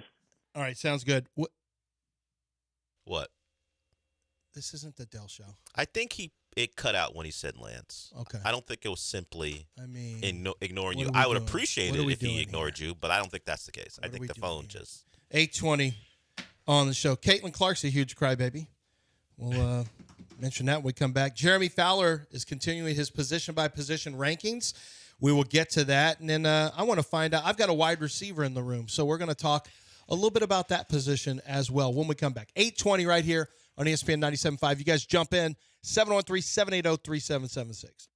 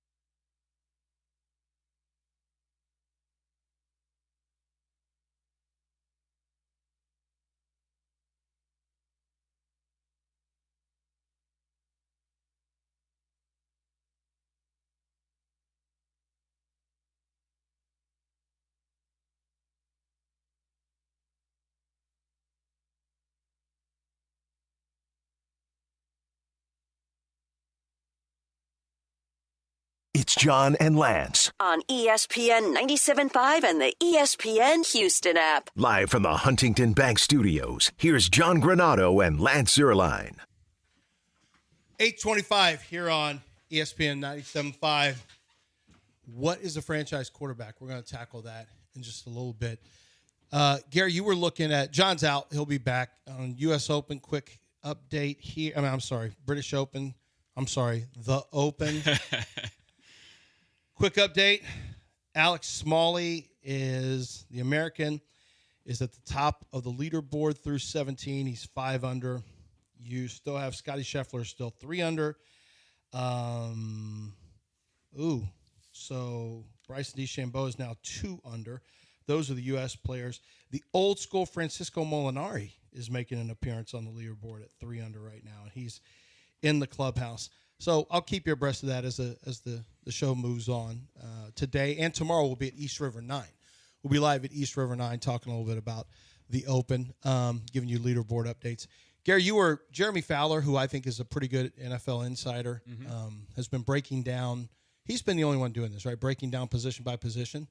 Correct. Yeah. So, I watched an interview with him with Dan Patrick, but basically I think He was very complimentary of the Texans. He was. I mean, there seems to be a common sentiment among people, which is pretty common sense, and I agree. If we can run the ball, we'll be good and be a contender. So, but yeah, I guess, he starts this process all the way dating back to the combine, but I think he kind of polls various execs, coaches, and scouts, throughout the offseason for their rankings of different positions. They've done pretty much most of them. I think this is the second to last one, but today was the safeties. And we have 2 Texans of note. We have Kalen Bullock, who was at number 10. And then we have Jalen Petrie, who we had talked about could be more of a nickel, kind of is more of a nickel, but he still gets classified as a safety. He's the first honorable mention, so he would be 11th. The write-up on Kalen Bullock, his highest ranking on the votes was number 2. The lowest was unranked. He's 23 is the age on here, and last year's ranking, he was an honorable mention. It says Bullock is one of the brightest young ball hawks in the league. He is a free safety in every sense, as he was lined up 8 or more yards down the field 86.8% of the time last season, and his 9 interceptions over the first 2 years of his career got the attentions of voters, several of whom who put him in the top 5. Tackling was considered an issue in his rookie year, but he improved his physicality somewhat in year 2. And then here's a quote: "He's probably an adequate to average tackler, but his range is elite," an NFL coordinator said. "So I value that superpower. I'd rather you take the ball away and just be an adequate tackler than the other way around." And then for the honorable mention, Jalen Petrie, quote is, "He's a nickel but can play safety. Don't think he gets nearly enough credit. Would love to have him." That's an NFC scout. And then just for context, I'll run through real quick the 9 ahead of our guys here. But Kyle Hamilton 1, Derwin James 2. We got Xavier McKinney at 3. Brian Branch at 4, Jesse Bates at 5, Nick Emanwari at 6. He's a stud. Number 7, Antoine Winfield Jr., Buda Baker at 8, and then Kirby Joseph at 9. Yeah, some ball hawks in there for sure. Kirby Joseph. Buda's more of a Jalen Petrie type. Brian Branch, Emanwari is just a big old freak. He can play in the slot. That's kind of one of the things. That's the interesting thing because Jalen Petrie is a nickel corner, technically on the field. Reed Blankenship is started. So both of those guys will play in their base. It'll be because the Texans play so much nickel as base, so much 4-2-5. Yep. And so when you have that, your split safety look is going to be, and you'll do some high safety, looks obviously with Caden Bullock, who has tremendous range. Not a great tackler, but he's improved from college. He is a really good ball hawk, as mentioned. Great instincts and ball skills. So you have Blankenship and Bullock are your true safeties. But what's happened in the league is there is now different teams will look at it differently. Like if you're going to be a team that plays some zone, or you want to really go heavy into physicality in your front 7, but you want to play, a lot more nickel as your base. Those teams are going to more of either a big physical corner or a third safety. And Jalen Petrie is like a third safety. And so if you ever read like in draft write-ups, or if you ever just hear people talking about he can play all 3 safety positions, That means you can play on the, and it's kind of rare, you can play on the back end as a single high safety if you need to. You can play the strong safety position, which sometimes is split safety, or sometimes they're playing down near the line of scrimmage, or you can even line up over the slot. Now, you may not be able to cover great man, but it means that you can line up in the slot, you can line up down near the line of scrimmage in the box, or you can line up on the back end. That means you can play, all three safety positions. That's Jalen Petrie is basically a safety functioning as a big nickel. And the big nickel means better size, physicality, and you want to make sure that you don't give up something against the run with the player underneath. And Jalen Petrie, I mean, he's as big a part. I always mention him. When I mention Kamari Lassiter, I mention Stingley, I mention Will Anderson, I always mention Petrie. Because I feel like Petrie is, right? He's as big a part of the culture as anybody. Well, not even the culture, but for the defense, he is the absolute X factor. Like, he unlocks the entire defense for DeMeco Ryans. Like you mentioned, this 4-2-5. Like, it's a lot of teams would love to do what the Texans do, to love to do what the Seahawks do, but it's rare to find a safety who can essentially play linebacker. He is a small guy who is knocking linemen on their rear ends. He's taking on blocks, but then he can also cover. So, I mean, he is an absolute unicorn in that sense, and there's only a handful of guys in the league that can, weigh whatever he is, close to 200 or less, but play like he's like 220, 230 like a linebacker. So to me, when you have him on the field, your base defense is now a 4-2-5, but it's basically like you're playing a 4-3. So Jalen Petrie does not get enough credit, and I think because he has that tweener role, like I love how you called it the big nickel. Some call it the star because the S stands for Sam, because you're basically a Sam linebacker. It's a unique position, and it allows for more versatility. And you mentioned he can play at the high post as well. But obviously, Kalen Bullock, too. I'm glad to see him get some recognition. I think the evaluation there is fair. And, if he is, he truly is a free safety, middle of the field, ball hawking free safety, you can live with him not being the most aggressive because that's not what you want him for. And I think that this year, I think last year, the first 2 years of Kalen Bullock being the free safety, we haven't had a really good, strong safety to pair next to him because we've mentioned Petrie's more down in the box at the big nickel.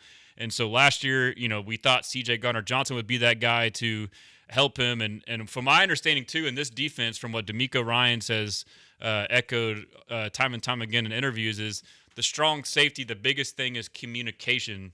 You need a guy at the very least to be in the right place at the right time and be able to, relay the play calls, and that can allow you to disguise and roll coverages more. So I think having Reed Blankenship, who, if you listen to anything said about him, the main thing is he's an elite communicator. So Reed Blankenship will now allow Kalen Bullock to be even more of that ball hawking free safety. So I think next year Kalen Bullock will be even higher on this list. Yeah, I don't think enough has been made about, Jimmy Ward. You got Jimmy Ward at the end of his career, and Jimmy had some limitations in terms of how you could play him.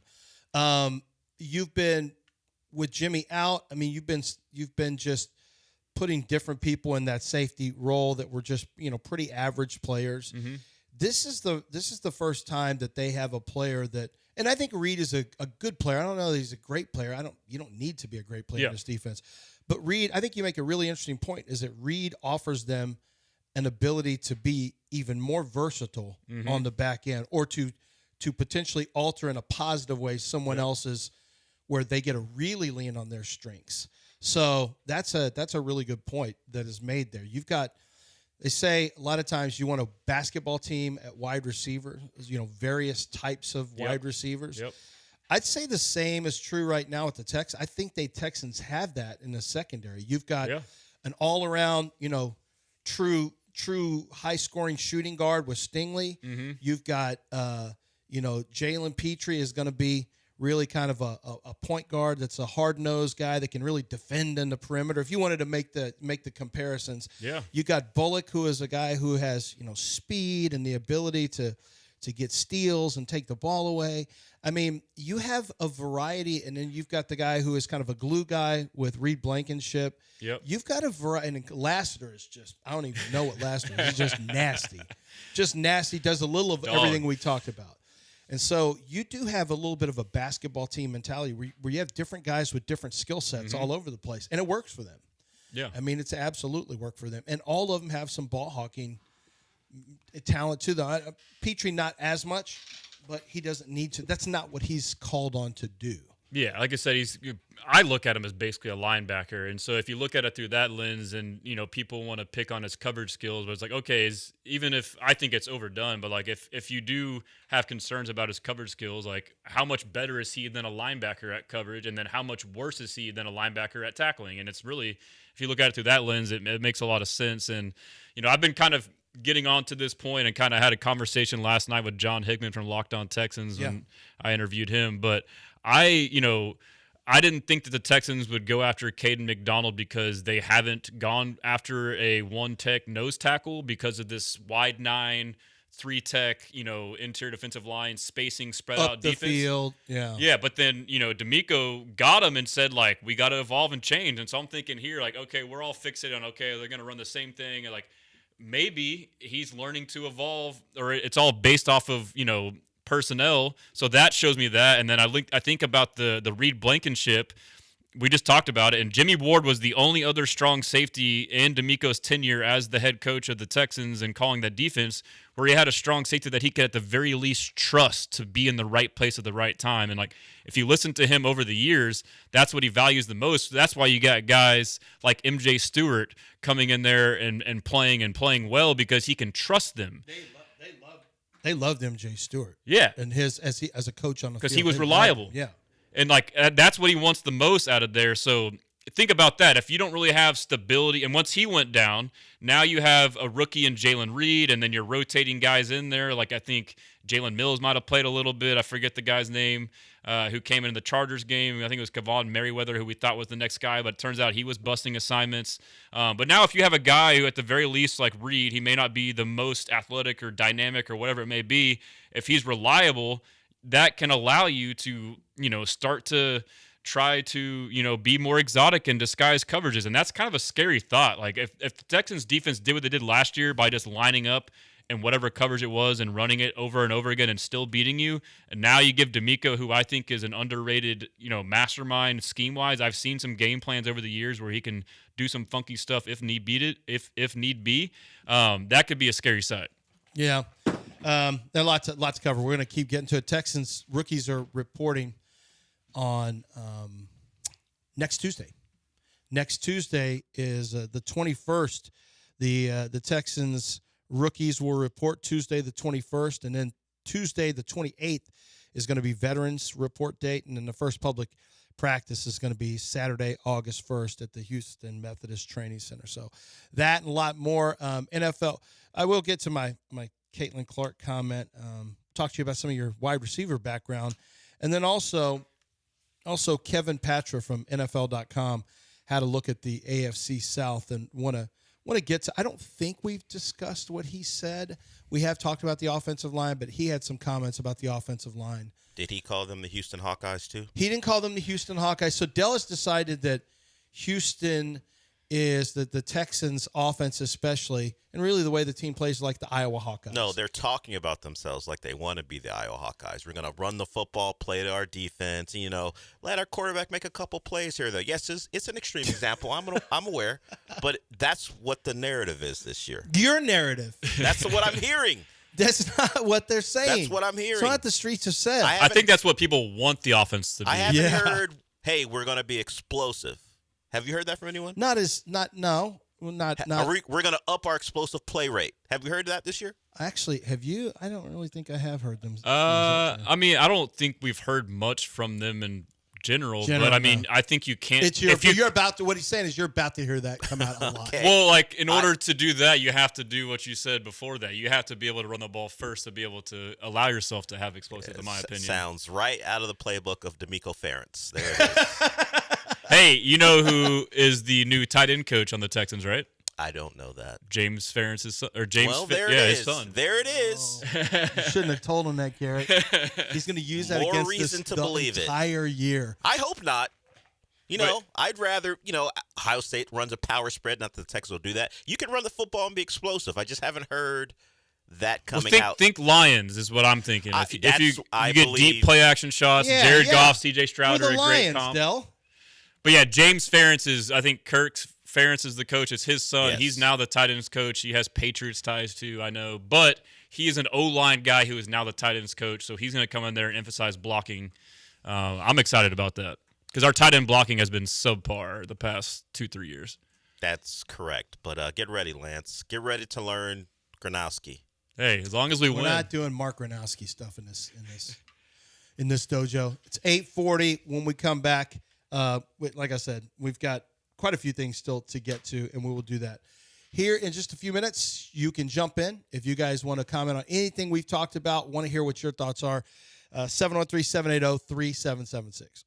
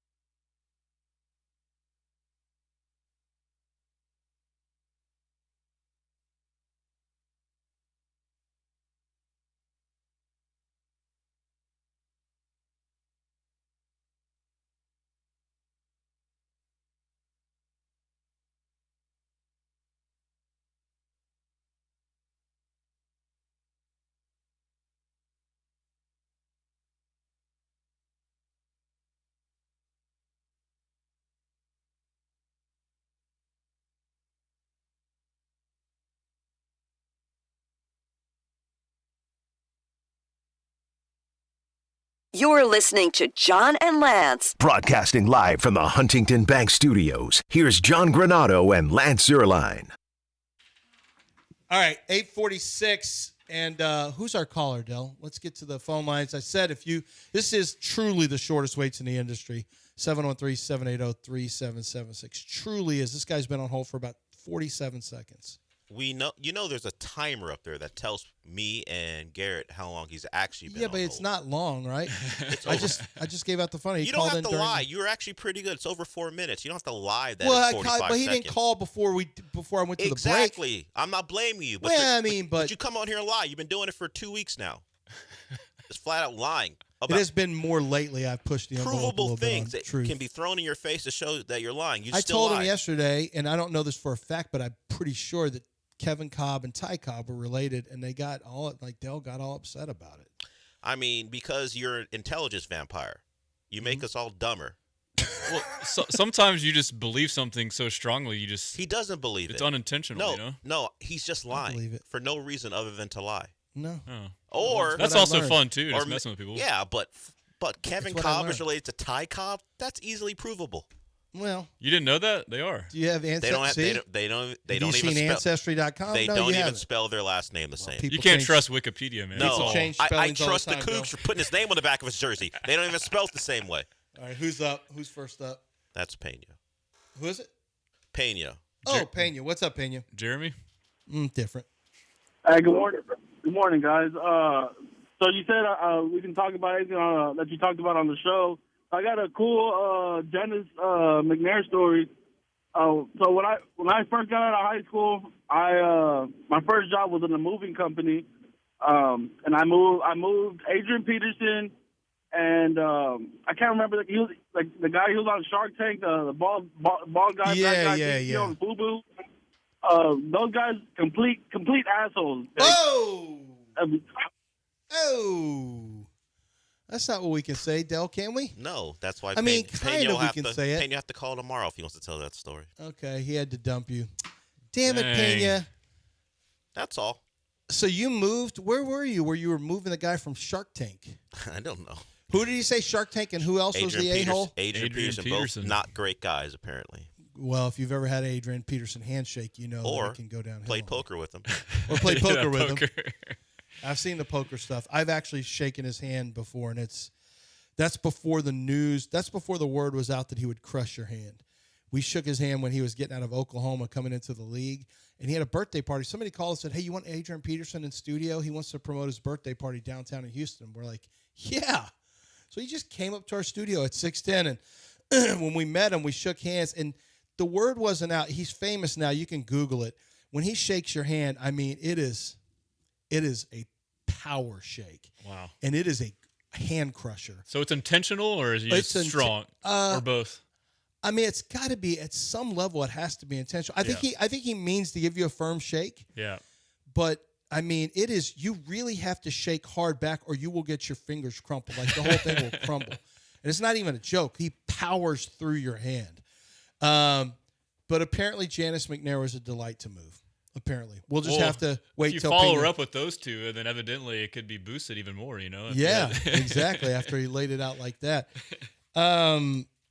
So we talked during the break about you. Now you think that maybe D'Amico gets outside of character and maybe switches some things up this year defensively. Yeah, so this is kind of like a rough thought I've had, and then, I talked, like I said, with John Higman from Locked On Texans yesterday, and we were kind of thinking similar, but I plan on doing like a deep dive article and looking into, all the statistics and data, and I do feel like just from general observation, last year, like it all became known with Matt Burt going in there as well that you see all these stats and datas and charts. Like the Texans just line up and play football. They don't disguise anything. They run too high. They run cover 2, cover 4, cover 6.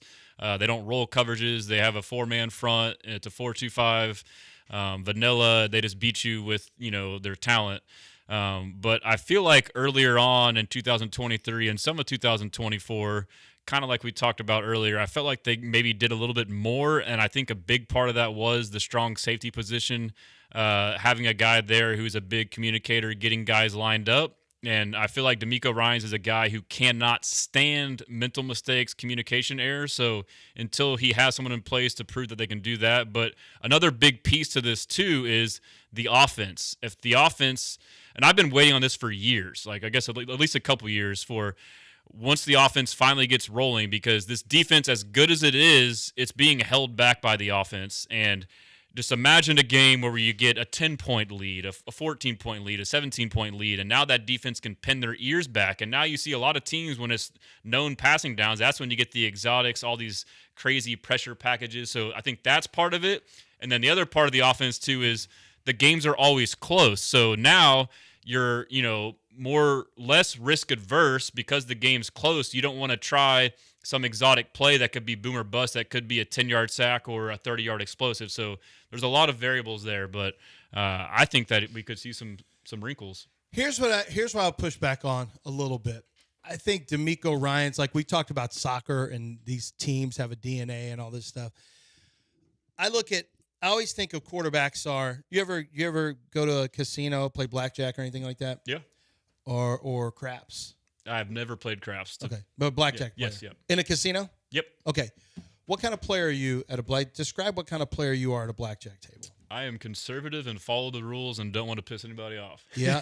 Do you press and go for more, go for broke, or do you kind of just hold back and keep your bets kind of the same? I start out conservative, but if and when I do get momentum, I start getting aggressive and doubling down and, double my bets and all that stuff. Do you pull back or do you stay aggressive? I stay aggressive. Okay. See, I am the same as you. I'm a conservative also. I play the odds. Now, if I'm by myself, I might play some feel a little bit where I won't hit on a dealer maybe showing a 7 or an 8, and maybe I won't hit a 5. Mm-hmm. And I'll just hope that they have a 7 or a smaller card. But I always kind of believe that quarterbacks and coaches are like this. I think it's maybe a personality trait as for people. Yeah. You're either like me where I may double down and double my money. I did it and actually won at Golden Nugget last time we went. But then I'll also, I'm never going to hit it big because I really don't take those shots to really push hard. Mm-hmm. I may even take chips and I'm the one who's counting them out. Okay, this is what I started with, and I'll set them to a side. Stash them. And I see, And so that's more my personality. So I'm more likely, if I were a quarterback, to take some easier throws, not take as many chances. I think everybody falls on the spectrum of that type, or I think it's the blackjack corollary I use, or the blackjack litmus test. And you have some quarterbacks who are going, and personalities of people who are much more aggressive. My guy in Indianapolis, Chris Ballard, when he would go to the casinos, he's one of those that would go aggressive, and he could end up winning 10, 15,000 like trading at a black first for Sauce Gardner. Yeah, exactly. But that's a personality trait. It's a great example. Yeah. Les Snead. How do you think Les Snead plays poker? I mean, he's blackjack all in or poker. Yeah, that's his personality. So I always think you can tell. What about Nick Caserio? He's probably betting $1 every hand. See, I think Nick Caserio stays. Yeah, I think Nick Caserio is by the book and doesn't make big changes.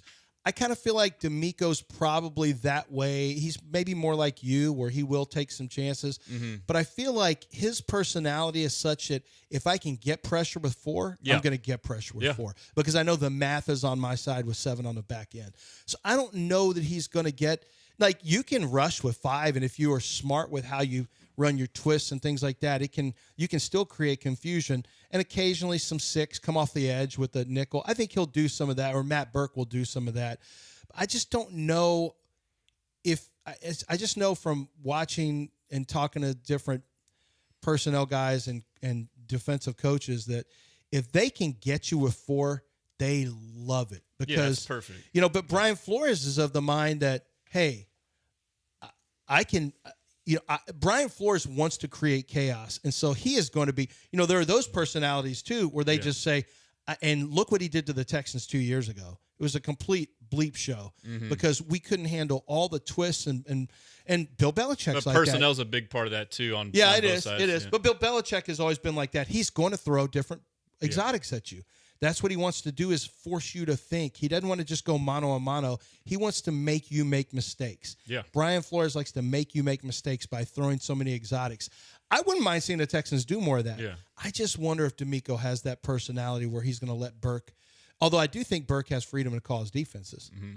I don't know what his personality. Well, that's a good point, and I agree. I guess I should say, like, I should clarify. I don't think he's just going to up and change the whole defense. I guess, like, he may be more exotic for him and from what we're used to. We're used to.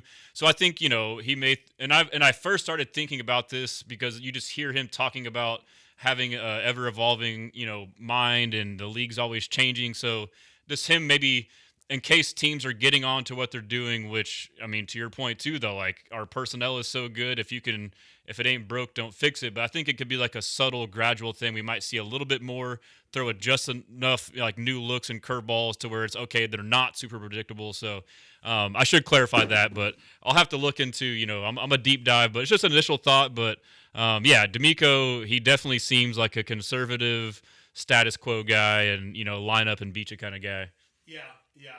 Yeah, it's going to be fun. Regardless, it'll be fun to see what they do with what we saw by the end of the year was so enticing and so exciting. It will be interesting to see if they want to really put the foot on the gas and create more. If they just say what we've got is good, we're just gonna beat you straight up. 8:56 here on ESPN 97.5. Come on back and we'll do it again. I believe I'm talking about Kaplan sinus relief. Yeah, I am. I'm headed in today, right after the show. I got a 10:45 appointment with Dr. Michael Kaplan. Love Dr. Kaplan. Shoe game, incredible. Has them custom made. He designs them himself. One of the most well-dressed doctors I've ever seen, and a fun guy to talk to. He just does an amazing job at what it is that he specializes in, which is clearing out the sinuses. I had deviated septum corrected. I had the balloon sinuplasty, which clears out. It's a process where they are able to clear out all of your sinuses. And it's made such a difference in just my day-to-day life, the way I'm able to breathe. My son, now who has had consistent nasal problems, has started doing the nasal rinses, and he's like, I just want this. He said, I really want to look into doing this as well. And so I'm going to have him go in and consult with Dr. Kaplan to see if it's right for him. You get your sinuses checked. They have an MRI where they check everything, and they can show you what it's looking like. But when you have it cleared out, it really alters your quality of life. The things that were bothering you didn't realize how bad it was until you've gotten to a place where your sinuses are where they're supposed to be. And they do ear, nose, and throat. So the office is ear, nose, and throat doctors. You have ear issues. You have ringing in the ears. You have issues hearing out of an ear. You have pain in the ear. Go to Dr. Kaplan's office. Go to Kaplan Sinus Relief. If you have issues with throat, same thing. And, of course, your nose, sometimes they're all connected as well. But he is a pioneer in balloon sinuplasty. They are ready for you to book with them today. Go to kaplansinusrelief.com and set up your appointment today, kaplansinusrelief.com.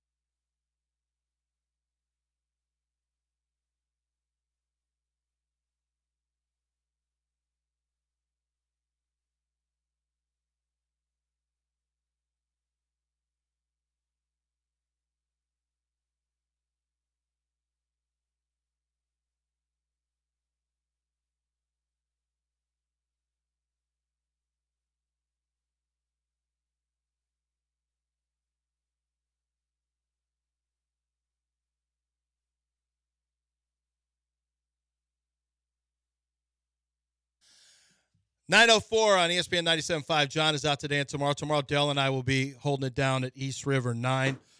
Mapes is gone, right? Who's our producer going to be? AJ? AJ DeBanza? Hold on, I don't know if Dell can hear me. No, I don't think he can hear me. He's drinking some Monster, though. Yeah, he is drinking some Monster. Can you hear me? It's not Monster. That's not Monster? No, Dell It drinks is. some other fancy drink. No, in this case, it's a Monster. It's Well, a you small don't one. usually drink Monster, though. No, it's You it's usually not drink the, what Abigail used to give you for free. Well, yeah, it's free. I'm taking it. But Monster at 9:05 a.m. That's crazy. not for me. I've been up since about 4:30. That is true. That's fair. Why is that crazy at night? Is that too late to have it? I guess I'm different. Like I would be drinking coffee, but I don't really drink. I don't like coffee. So, He's not so that's your coffee. So Yeah. then it's You not have to crazy. have one or the other. Yeah. If you do morning radio, you're going to get addicted to caffeine in one. Oh, for sure. One way, shape, or form. I'm a 7-day-a-week coffee drinker. I get headaches, so I'm literally 365. It's rare that I don't have a coffee. I might miss 2 days in an entire year. We just got a espresso machine. Mm-hmm. You guys have one of those? No, but I'm thinking about getting an espresso so I don't have to pay these stupid prices for Starbucks because Yep. at the location it's just crazy. But even when you get I get iced coffee from Yep. the stores and it went from $4.99 to $5.99, I can get 3 glasses out of it. So I was like, all right, that's not $2 per is not bad, but I think it's an even better deal if I get. I would espresso highly machine. recommend getting the machine. And now I just drink it because I'm bored. I'm like, and I just take shots of espresso all day. Like I don't. Do Like, you I mean, really? because I use it for the substance. I'm not Yeah. getting like a latte or whatever is like nice or whatever. But I mean, Yeah, I'm not it's- really. I've saved like hundreds of dollars in like a month. Have you? Yeah. I don't. Yeah, I'm not really a coffee drinker for the taste of it. If there's one that I don't like coffee naturally. It's not like Yeah. these beans. It has a Yeah, nice yeah. Dark roasted flavor. Dude, I want just the want to be able to. energy. Yeah, I need a mainline. Get you an it. espresso machine. You just Yeah, I just make need a it, mainline. Take the I shot, put some boom, yeah. almond milk in it because Yeah. it's less rough on your stomach. Yep. And I just need it down. I just need to get it down. That's what I'm doing. So I'm not trying Your to- listeners would benefit from you getting you'll be on at all. Not that you're not, but No. Yeah, No, he's I've not. had to. I'm on one a lot. That's not Well, really a that's problem. true, but just not really a on problem. specifically is not really. Yeah, I'm on one now. Speaking of, since you were talking about being on, you're just talking about being on one. We were talking about Tar Eason earlier and his reaction to social media, and you took a calm and measured approach to what he was doing, and say sometimes you got to get off social media. Do you remember a time where you were less calm and measured about social media? You remember a time? I remember in one instance. One instance. I remember an instance. Let's remind our, or Oh, maybe here not we go. remind our He guests. saves everything, Garrett. Let's show Garrett what preeminent draft expert Lance Zierlein can be on at times. So you hear the professional, the Hall of Famer. Sometimes it goes differently. Having fun in games, I'm actually looking at everyone's runners and scoring position stuff over the last 3 years. So when you're ready to do some sports talk, let me know. Robert wants to know, is that the grime from the tile floor you're cutting? Oh, that's funny. Suck the hole too, dirty bitch. Did I say that? You said SDH. You said I did tell him suck the hole. yeah. That is from a That's, time where you he sure it's put not his AI? where he put his brisket on social media and people didn't Well, like I it tried very to much. cut with a serrated knife with one hand and the other hand holding it. It was a very poor choice of knife, and then you hold the brisket and you cut. Have somebody else film it if you're going to film it, because the brisket was a good brisket. But if you're trying to use a serrated knife with one hand and you're not even holding the brisket, it was just a poor choice. I put it out there, and then it went it went crazy. Like people, and then the more pissed off I got in the comments, all that does is feed people to keep going after so you. weird, And the yeah. same thing happened to me on, I don't remember if it was Twitch or if it was people calling or if it was social media, but during the show. But I got, according to what you just played, I guess, I don't recall being that mad. No, you were furious because Apparently I got you mad. said you spent the entire previous day dealing with it, and then I- people started to call in about it. Well, that's like a shot at his manhood. That's a little different than someone Yeah. critiquing your basketball skills. Someone critiquing your cooking skills is a yeah. little. I would say with Tari, basketball is his life. Yeah, basketball is So life. It That's is true. the thing that defines him. And if you critique it, it's probably going to be a problem. I guess I got mad. I guess I got a little yeah, mad you did. there. Lance has positioned himself to be an expert in a lot of things. At the Yes, time, that's he was true. really on, I'm a pit master. And then when the pit master gets criticized in a way, and he is a victim of a presentation. Like, Yep. he can tell people that, hey, the people who actually ate the brisket enjoyed it.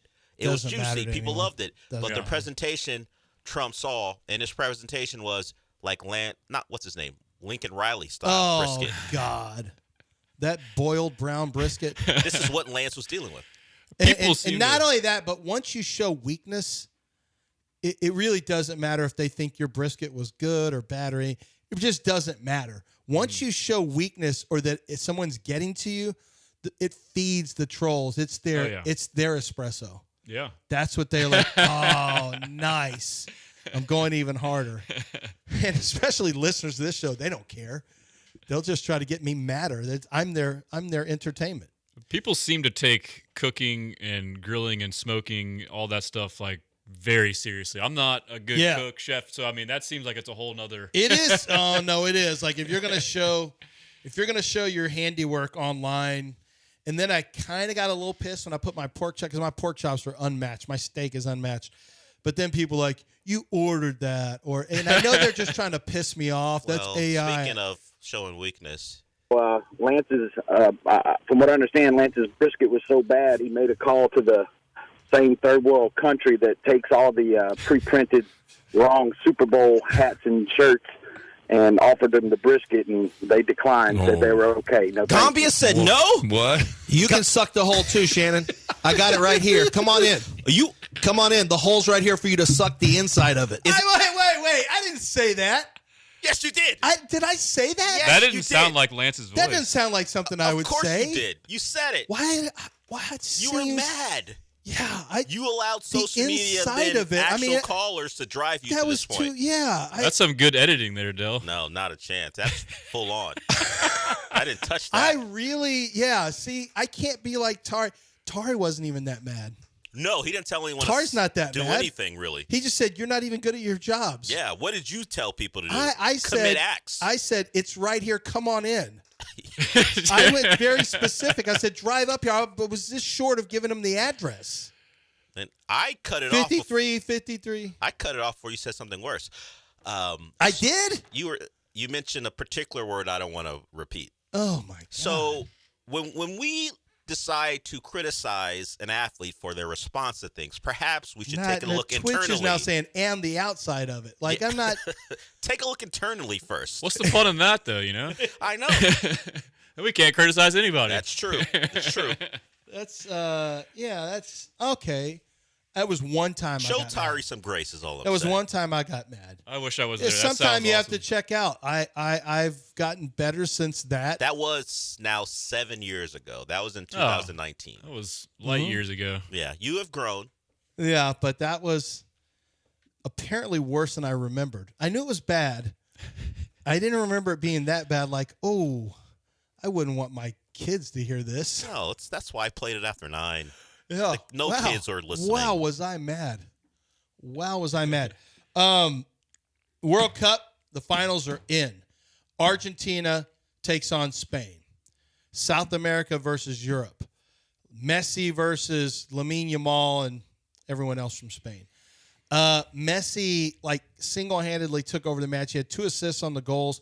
Basically, England scored a goal, and I told you this yesterday, Dell, prevent defense prevents you from winning. Yes, you said Somebody's that. uncle is Very going to say insightful. that at the end of a game at every watch party you have. Somebody's going to say that. I was trying to find a comp for this. Like, if we were watching it, since we've been talking some NFL and Texans, what is the comp for what England did? It would be as if every time you went up a score, and instead of risking a pick six or fumble, you punted the ball on second down and just said, hey, here, you get the ball back and see what you Well, I can know do. the opposite was Mario Cristobal having to win and trying to run to show them he was going to stick it up the other team's ass, and then he fumbled and he lost the game. Difference. That's the opposite. I forgot about that that is the one. difference. I can't find a proper comp for what we saw because there is a tactic to doing it. Hey, we're going to put everyone behind the ball and force them Isn't to play it basketball through us. just trying to eat up the clock and not getting good shots at all? Yeah, but the shot clock forces you to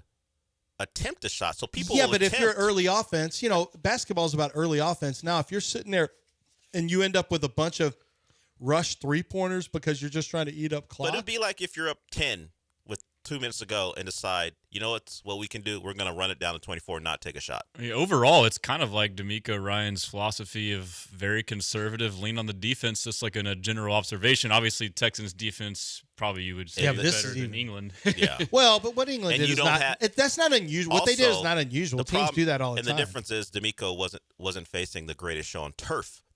It was messy is the version of that. That's true. And if you don't try to, and these little weasels have been coming back the whole tournament. Yeah. He has already been, at least at the FA, the English Football Federation, has said he's coming back. Tuchel's coming back, so they've already tamped down all the outrage. They did get pretty far. Yeah, they made a semifinal. And they had a chance for to win. all the talk about what England is and what they can accomplish since Gareth Southgate beforehand and now Tuchel. They find themselves deep into major tournaments. Now, they haven't been able to close the deal, but they've been, at worst, a quarterfinal participant, whether you combine the Euros and World Cups in the last 6-8 years.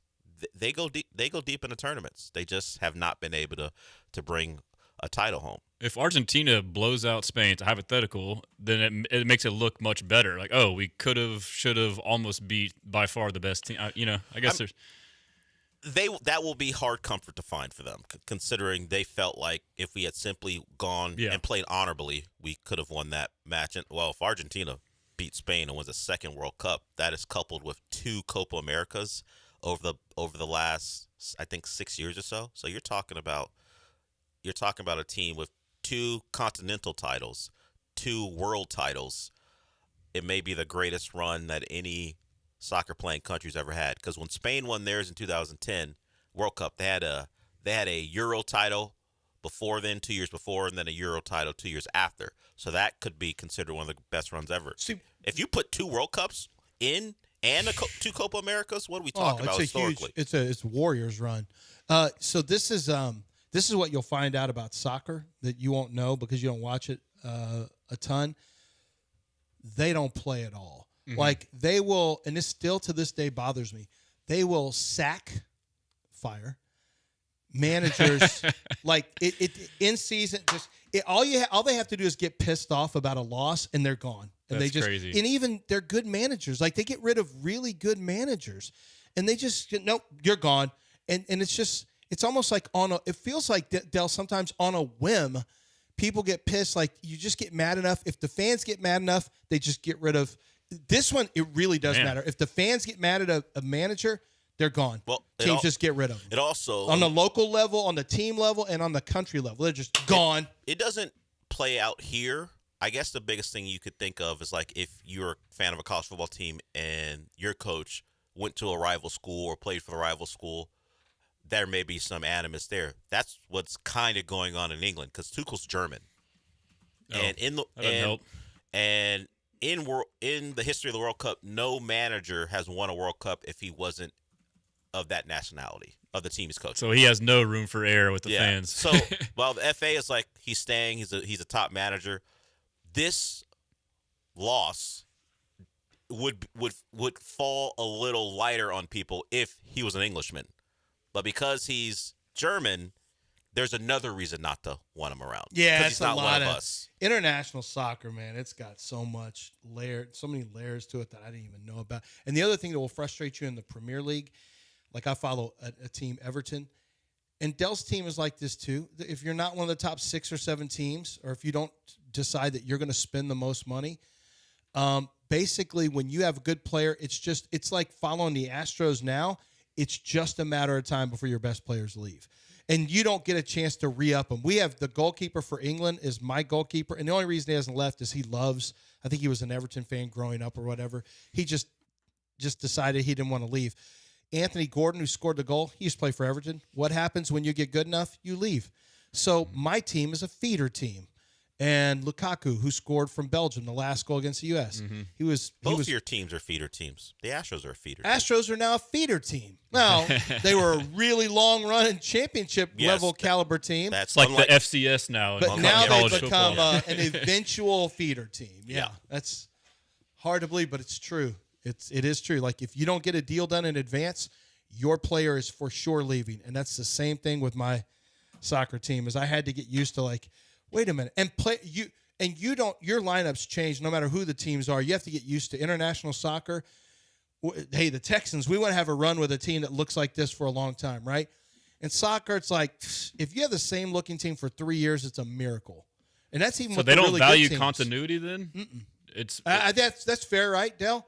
It's not as important in soccer, continuity. And how can you? You have different managers all the time. Yeah. Well, even the players, you got like a mishmash of I'm players. not that got out of different- line there. Am I, Dell? I mean, think about a D'Amico system. There are players that fit it and players that don't. Yeah. Just like it, and in soccer, it's the same way. A manager will or have like a way. Mike McDaniel as well. right? Zone scheme. He's There's gonna only like certain- lighter offensive linemen. He's not going to want a unit of bigger, heavier offensive linemen. Same way in soccer. You bring in a new manager, he's going to want his type of players. So that could mean a guy who was successful for you, help you either finish higher in the league than you expected or had a lot, or whatever the reason he was successful, he may have to go because he doesn't fit the style. And Interesting. And when they flip guys over as quickly as they do, it's not just you fire a manager. It's like some ways in college football or college basketball. A manager will see a bigger opportunity. Like my manager, Fulham, he left. He's very successful. They turned them from an up-and-down club to one that was consistent in the Premier League. He went to go coach a Portuguese side because he's from Portugal. He went to go coach back one of the big clubs in his home country. There's so much and you just lose them. turnover. There's a ton of turnover in international soccer. If you're at a really, really good team, you keep your good players a lot longer. But even Erling Haaland from Man City, there's talk that he's going to leave. There's a thought that at some point he will go to Real Madrid because it's one of the premier clubs in all the world. And if you're a star, you go play at Real. The two in the Norway-England game, the two best players were Haaland and Bellingham. They both played together at Borussia Dortmund, which is a German club. That's a club that wins, that competes at the highest levels, but they're not one of the biggest clubs in the world. So both those guys left. One went to Real Madrid in Bellingham. The other in Holland went to Man City. Who it's a high level Premier League and Dortmund is money, high level money, money, prestige, and because those guys, Dortmund is a developmental club, so they get guys who are young, they show out, and then the word is you sell them to another team, and you make all that money and more back for all your investments. So that's part of the game. How it goes. Yeah, interesting. Yeah, it's there's a lot of interesting stuff. I'm going to bring one more thing since we're already late for a break. We can maybe snap or them we off. just go to break. Well, yeah, I guess we can just go to break. I want to talk about Caitlin Clark.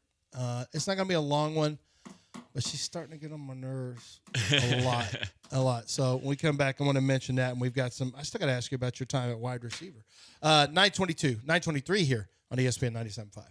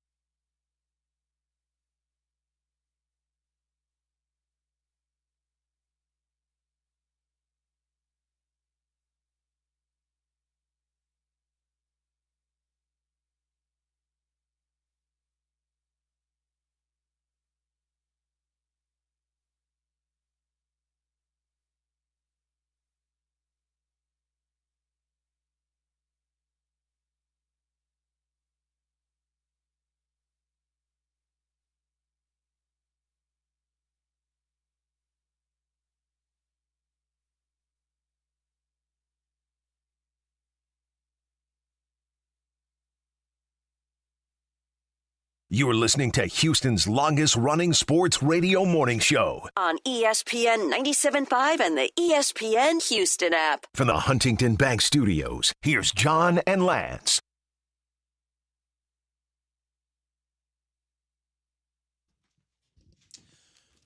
$9:28 here on the show. Del, who's up? Or Garrett, who's up next? I can't see the screen. Elliot, NFL Elliot. odds. Oh, okay. That's our guy, Elliot. What's up, Elliot? How you doing? Hey, good morning, fellas. Good morning. Good to hear you today. Had a NFL odds question, but first I just wanted to quickly touch on the Argentine beating England. I was at the Red Lion yesterday, and Oh, how calling was me a that? casual soccer fan would be it was nuts. And I'm the epitome of a casual. Like, I've watched maybe 5 games in my entire life, and I'm drunk 4 out of the 5 except yesterday, so I know nothing of what's going on. But it felt like Argentina had 30 chances in the final 15 minutes, and I'm standing there with a tilted head like, why is England letting them stay on their side of the field and take shots? And I was like, it felt like the Astros telling Hunter Brown, hey, just close this game out. Just throw heaters down the pipe and see if we can get a bunch of pop-outs and some strikeouts. Then Ohtani and Freeman pitch rod a few 400, and you're like, what happened? That was like an analogy. I was like, why are they just taking shot after shot after shot? It's like, hey, Hunter, just throw 27 curveballs, see if we can just get out of this game. And then you look up and you're like, what just happened? Or it's So it's like I don't know if changing your. that's That's not a bad one, but it's also like change. It's like having a 1-run lead in the 7th inning, bottom of the 7th, and you're a home team. You got a lead, and you just change your approach at the plate. Like, you're not trying to add. You're just trying to, hey, let's just swing first pitch. Let's just try to, or let's go ahead and not be quite as aggressive trying to score a run. We'll just try to protect it with our bullpen. No, you always want to, in soccer you're not going to score as many goals as you will a run. But there is possession in the ball. The longer you have the ball, the less they have an opportunity to score on you. And I can't tell you how often that happens in soccer matches. This isn't just England. This happens all the time where teams get a lead and they'll just take the last 20 minutes and just fade the bombardment that's coming. They just know they're about to take, they just sit back and they call it parking the bus, and that's what they do. They just sit back and try to fade that. This is Argentina. This is a chance to move on in the World Cup. Be a little more aggressive. They had Pickford. Jordan Pickford was on his goal kicks. He was trying to kick it near the sideline, and I got the sense that he didn't even mind if it went out of bounds. It was forcing Argentina to build up from a little further back. But England also wasn't pressing, so it didn't matter. But that whole thing pissed me off. But, God, going to the Red Lion, I was at the Phoenix for an England match one time. Watching when the English fans lose. Oh, I watched with the French. I was at Chardon French restaurant, and they lost. And it wasn't a rowdy crowd, but it was full. That whole French restaurant was full, and that was a 2-0 ass kicking, if there is such a thing. Yeah, it was interesting, especially for me who doesn't really know what's going on. I'm like, I don't understand what I'm seeing here. Just Messi just teeing it up for piss rods into the – I didn't get it. So a casual gets very confused of why this is going on. But changing gears, my question was about NFL odds. I don't know if y'all saw the recent ones, but they have the Cowboys in the same ballpark as the Bengals, and they have them above the Bears. I'm sorry, the Broncos, not the Bengals. They have the Cowboys in the same ballpark as the Broncos, and they have them above the Bears in regards to odds to win the Super Bowl. And I didn't understand that, and even Colin pointed it out yesterday on his show. There's something Vegas is seeing or teeing up, and I just wanted to get y'all's feel for that. Obviously, they've improved their roster and made some changes, but having them above the Bears seems blasphemy, and I just wanted to get y'all's feedback on that. Yeah, so I guess for the Bears, I could see a slight regression for the Bears. They should be better offensively, but they've had some turnover on the offensive line. I believe a new left tackle, and then Drew Dahlman, their center, I believe is who it was, retired. So potentially less, good pass protection. And then on defense, Dennis Allen, I believe it's his second year there, but I think they were a defense. If you listen to a lot of these analytic guys, they talk about regression or look for things that aren't sustainable. They seem to have been a very turnover-worthy dependent defense, and people assume that can kind of regress back to the mean. So I could see that as being a reason why the Bears may not be as high as we think, or like you said, where they should be. For the Cowboys, I don't know. I mean, I guess they're weighing a lot into Christian Parker, the new defensive coordinator on that defense. Obviously, we know that offense. Dak Prescott, C.D. Lamb, George Pickens, who had a heck of a year last year and is rising among receiver ranks as he should. But yeah, I mean, it's all going to depend on their defense, and I don't know that the Cowboys should be that high. They probably should be at or around the Bears, in my opinion. But I don't know. What do you think, Lance? I don't know why I think the Cowboys. I was asked this I did a show at Matt Castle and Bobby Bones or whatever, and they asked me about the Cowboys, and I had to take a look at their schedule for a piece on NFL.com where we predicted every team's win total. And I just came away thinking the Cowboys are going to be better this year. And I think Pickens and Dak had a good year last year. You got Pickens and C.D. Lamb. I think you're going to be better defensively. You can't be worse. You'll be healthy. I think you'll be better defensively. I like the change at defense coordinator. I have a feeling the Cowboys are going to be a better team this year. Now, I'm a big fan of the Bears. I think the Bears have a lot. Now, the regression could come because they were a 13-win team. So 11 would be a good year for them, I think, and they're going to have a tougher schedule this year. They don't have a last place. They have a first-place schedule. So that will automatically be tougher. But I'm kind of a believer in the Bears as a team. I think the Bears have a chance to go deep into the playoffs. I see Caleb Williams turning the corner. I think he's really turned the corner. And I've talked to people in that building who said his mentality has completely changed. Like he's become another version of Ben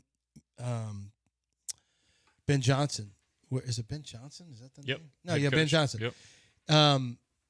Where he talks like him now. In the meetings, he talks like him where it's the same verbiage and language and mentality.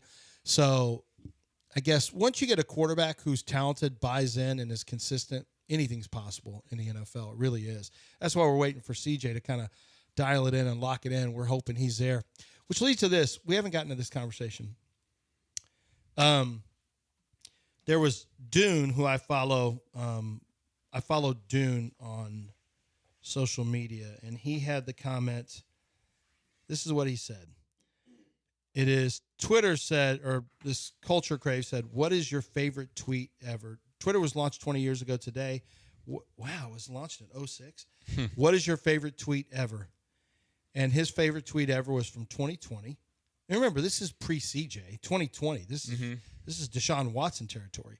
He said, here's the deal. I'm going to say it out loud. If your quarterback needs everything to be perfect for him to be successful, then he's not a franchise quarterback.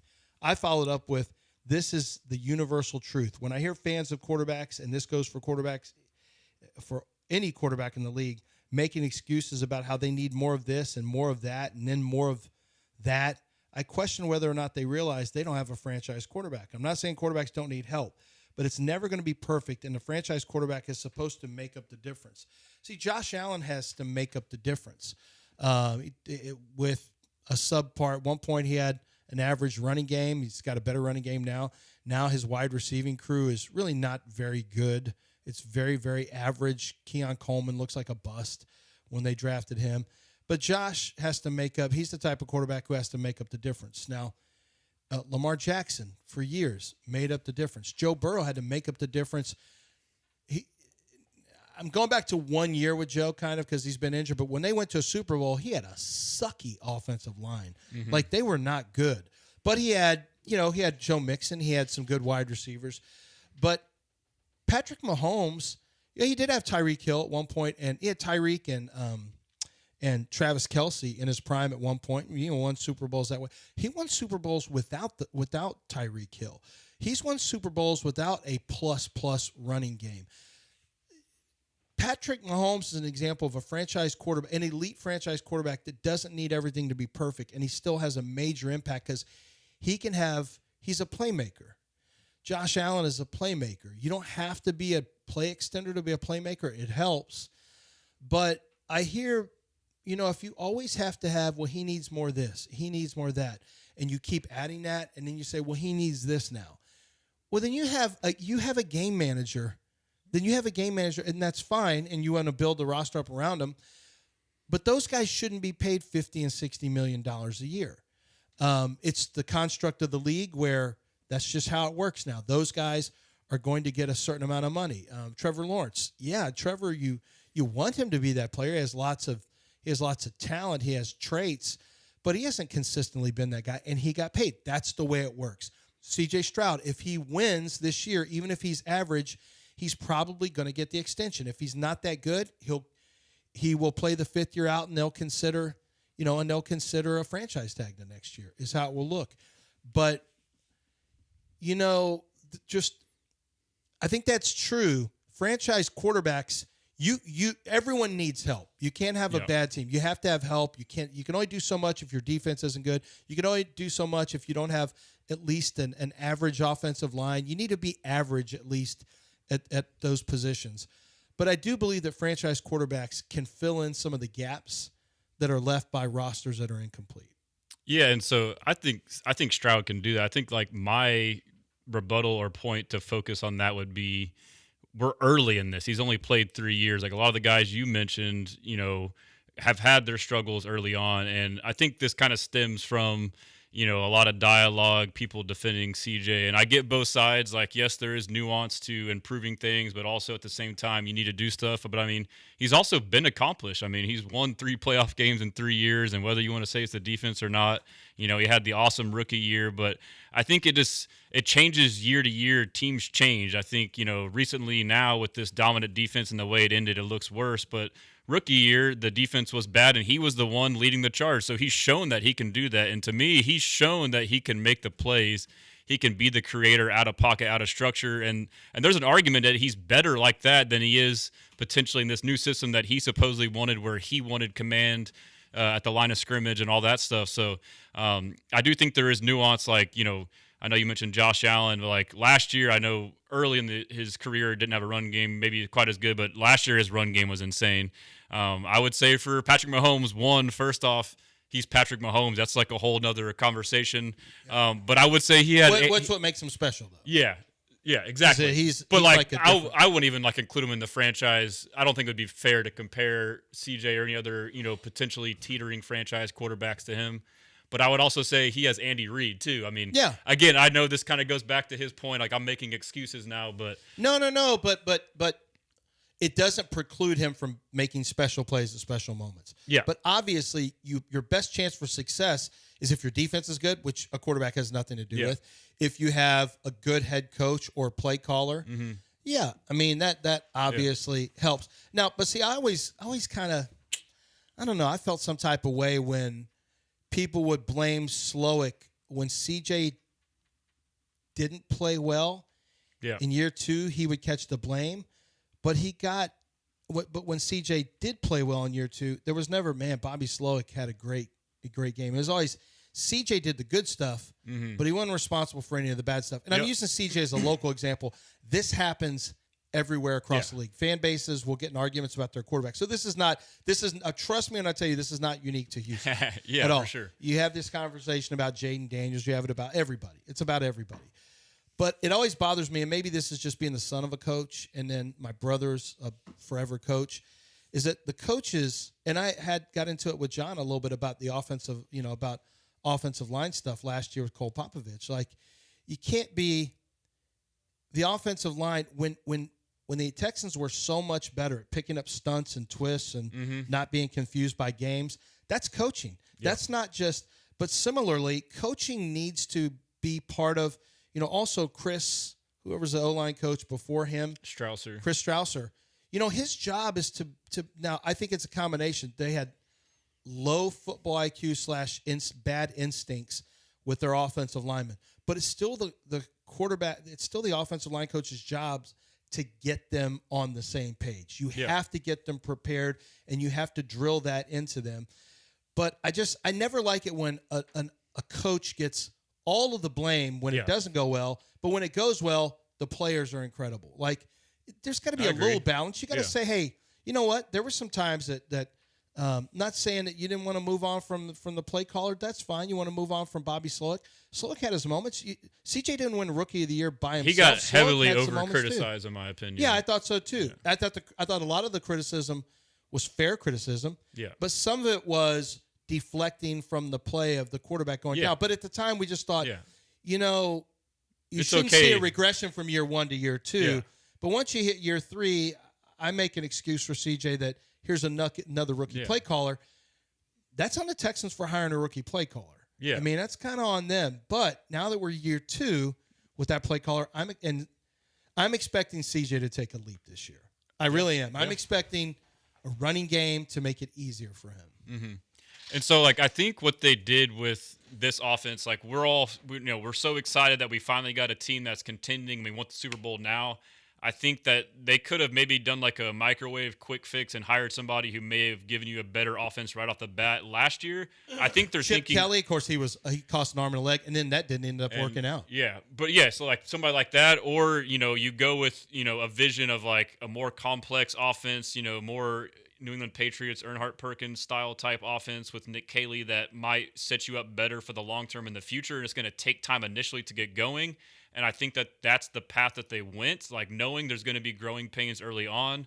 But once we get this thing rolling year by year, we'll now have a system in place that can, complement our defense and be better overall for the team as well. So I think that's part of it. But yeah, I mean, I think it is odd that, you can do both. You can criticize the player and the coaches. It doesn't have to be, it's all the OC's fault and not the quarterback's fault and vice versa. So, that being said, like obviously Stroud has, had his moments. And then, I think something too, that's hard for us to tell as fans, but in this new Earnhardt Perkins offense, which is New England, what Caley's running, there's a lot of, autonomy for not only the quarterback to make decisions at the line of scrimmage and, check routes, this and that, but the receivers, the O-line, et cetera. I watched recently a podcast with Julian Edelman who kind of broke down the playbook, and he played for the Patriots. And he goes into depth to my point that it takes time to get to that point to where you can be at the line of scrimmage making all these checks. And his biggest thing was it's not only, you have one factor, you got a young quarterback, you got a first-time play caller. He's not talking about the Texans in general, but it extrapolates to it. But receivers, you got young receivers. You got Jalen Noel and Jaden Higgins. People wonder why Jalen Noel didn't play. Maybe he didn't know all these complexities. That's what it sounded like from the coaches, the coaching staff. Some of their comments they made, I realized he wasn't where he was supposed to be a couple times. And, like, people don't realize, like, everyone has to be on the same page at the same time. So, like, and I'm not saying that I know every play was this guy's fault and that guy's fault. It's just speaking to the broader picture that, like, I know it's frustrating because we want to win now, but you would assume this year, not only Stroud, but you have Jaden Higgins, Jalen Noel, another year in the system, Nick Caley, second-time play caller. You got better O-line. So, there's a lot of nuance to the whole conversation.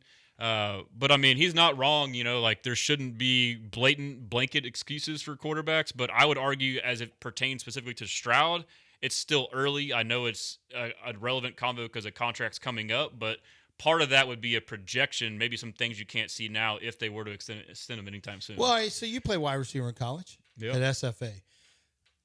Oh, we have to break? Oh, yeah, we got to break. And then I got to get to another break, right?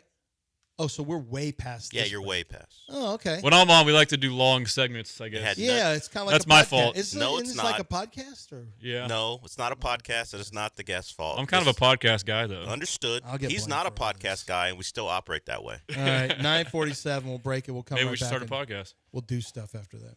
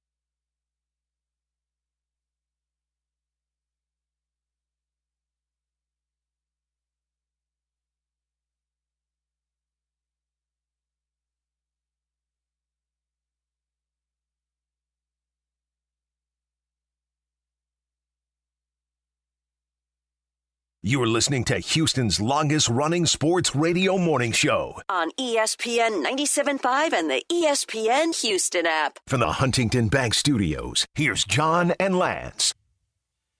I'm not doing news of the weird today, but did you guys see the video of the girl who was practicing pole dancing in a Houston apartment here? She had put the pole up. I don't know. She put it up near the sprinkler head, and when she's trying to spin around the pole, she pulls it. It's one of those where you have to, I guess you unscrew it to where it gets higher and higher, and it's not. I don't think it wasn't bolted in. I don't think. Mm-hmm. And did you see the video, Dell? Sorry, I don't get that on my algorithm. You get stripper. It's a little below your level. Yes, you don't. you do. I get a lot of. It's soccer, a little too PG for just you. a lot of soccer conversation on my algorithm. Well, I was looking at John's computer and I saw. Sure. In L.A., all the way from L.A., you saw his computer. Oh yeah, he's in L.A. Yeah, you He's can't been even in make LA that for a lie. while. You can't even get that lie off. Who was sitting there earlier? No one. It's just you. I guess it was mine. But she was trying to spin around or something. She was watching a video, a tutorial, and she's recording. Her phone is sitting there in the background. The pole starts to come down, like scrapes off of the ceiling, and it scrapes all the way across and knocks the sprinkler, the small sprinkler head, completely off, and it just starts dousing her apartment, just a flood of water. And I was thinking, I had that feeling when I'm watching, like, oh my God, what did she do? Who do you call? You can't call 911. You have to try to get to the head of the apartment as fast as you can, and then they have to call a maintenance man to turn the water off. And I didn't even want to follow up on the story just because I was turned into a wet T-shirt contest, I guess. Oh yeah, well yeah, at least that. Well, how does that video get out? Like, she had to put it out herself. She had to have, right? So then I don't feel think she no was live sympathy streaming. for her. Yeah. Yeah, well, she probably thought, well, I'm probably gonna have to make some money. Yeah, might as well monetize I don't know how I'll monetize this. But, immediately, I'm in shock because I'm like, oh my gosh, this cannot be happening to me. Her downstairs neighbor got flooded out too. Furniture ruined. She had to move to a different unit. A coworker had given her the pole 3 days earlier. Just showed up like, hey, I got a pole. You want it? And she said yes. She and a friend installed it without anchoring it to the ceiling. Just relied on tension between the floor and ceiling. She told the media it wasn't even a thought that it could possibly hit the sprinkler. We were more worried about it hitting a wall. She says she is officially done with in-home pole dancing. In-home. Good idea. I haven't mentioned the Caitlin Clark thing, but I'm kind of, as somebody who's been a fan of watching her play and what she's brought in terms of awareness, this cry, like, she's out of control now. It's already a pain in the ass that the government's trying to get involved with the WNBA now to protect Caitlin Clark. Look, I think she's taken some crap that she didn't need to take unnecessarily because people just don't like her.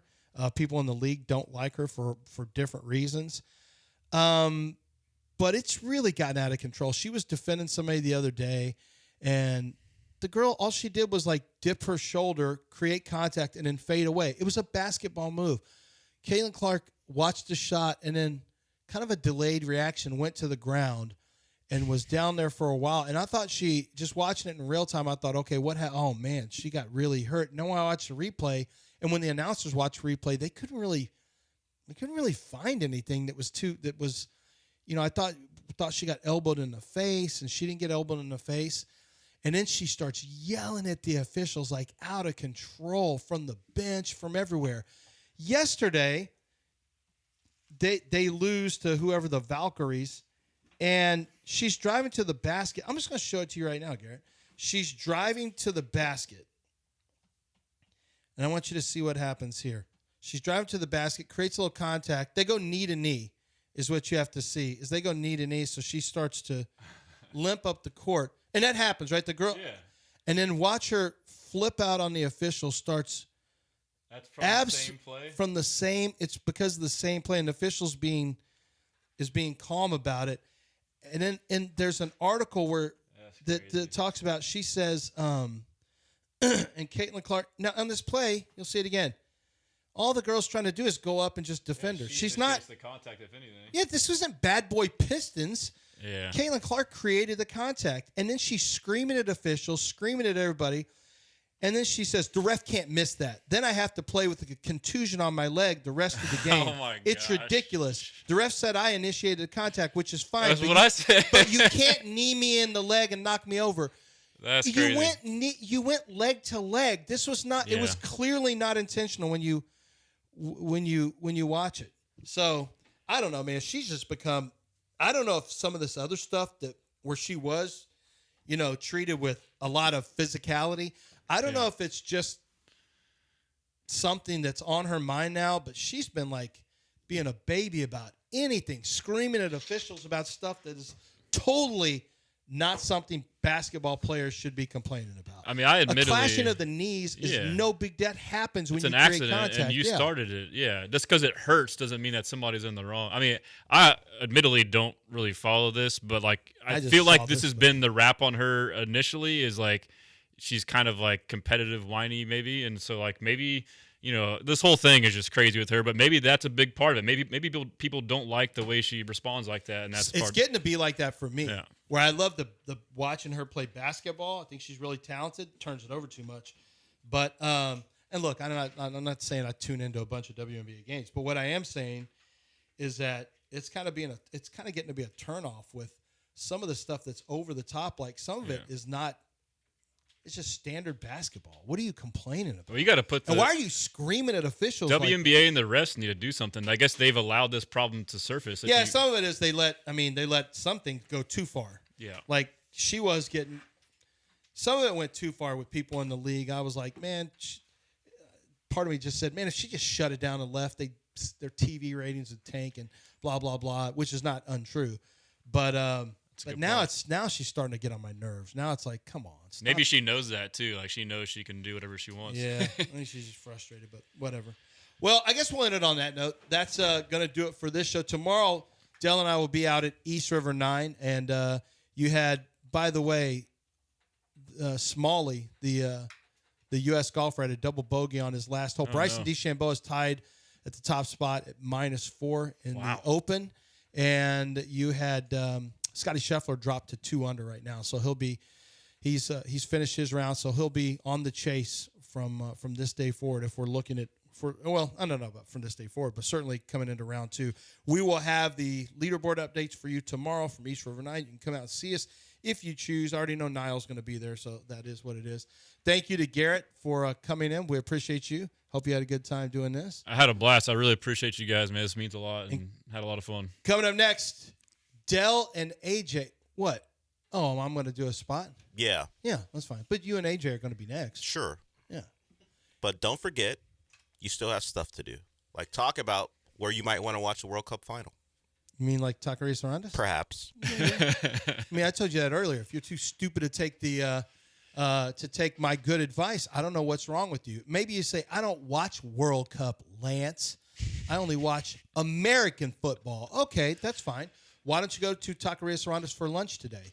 Oh, well, you can actually go in right now. They're open all the time. They're open for breakfast, lunch, and dinner. That's one of the cool things about those of us who love to have our own early lunch is that we can stop in anytime we want and go grab lunch items off the menu and order a lunch at 10:30 after our radio shows. But if you want breakfast, they've got a robust, full breakfast for you. They've got your lunch items. They've got dinner, authentic Mexican food, great flavor.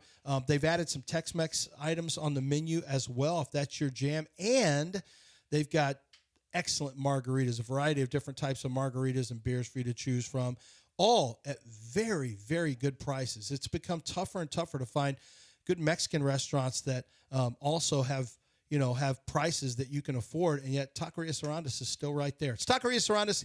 Check them out today. Stop in at one of their over 20 locations around the Houston area, taqueriasarandas.com.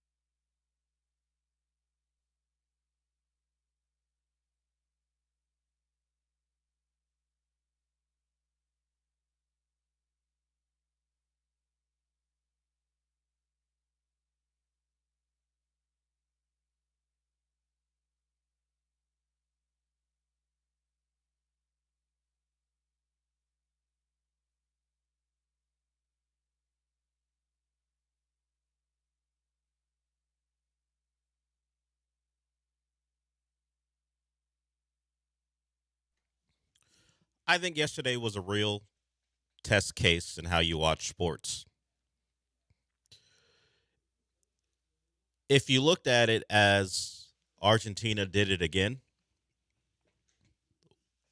look what Messi did to bring them back, then you probably watched 28-3 here in town and said, "Man, look at Brady, the GOAT. Look what he did to bring the Patriots back to beat the Falcons." Or and this is for unbiased observers. Of course, if you're a fan of Argentina, you're going to think a certain way. If you're a fan of England, you're going to think a certain way. We'll play some sound, I think, for the first time ever from English sports talk. Because, I do this. I don't ever think about other countries and how they do it. It just seems like a very American thing. But of course, there are other sports being played in other parts of the world. So of course they're going to have people who do this job. But it's just an American thing in my head. But thanks to, of all people, Matt Smith, the actor, known as Daemon Targaryen currently, he talked about his love of talk sport, which is where we're going to grab the sound from. And I started to listen on YouTube to those guys talk about this World Cup. And, of course, their country played in a semifinal yesterday that ended in disappointment for them, celebrations for Argentina.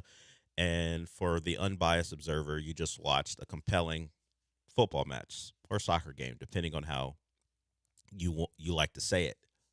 Back to the original thing I started the show with, I am someone who looks at, you gave this one up. Not you faced off against the best player of all time, and he came through. You screwed it up. I think the Falcons screwed it up.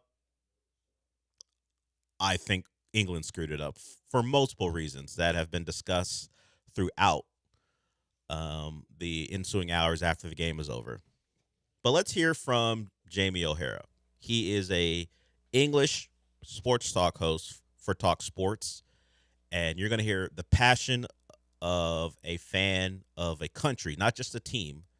This country represents the team, and that's kind of how not only you get his reaction, but why it means so much to everyone. Okay, it's the national sport, but it also speaks to, in some ways, who the country is. The representative of the country is this soccer team, and for about 55 minutes, they felt like they had played well enough to make a final. And then you had the rest of the match, and they capitulated. And let's hear him put it into words. So you can almost accept it. I know. You're playing against Argentina. Yeah. You can't sit off for 25 minutes against Argentina. No. He absolutely bottled it. Thomas Tuchel's cost us the World Cup. He cost us the World Cup. We're 1-0 up. Played well first half. All right, cagey affair. We go 1-0 up. Be brave. Be brave, Thomas. This is what we brought you in for.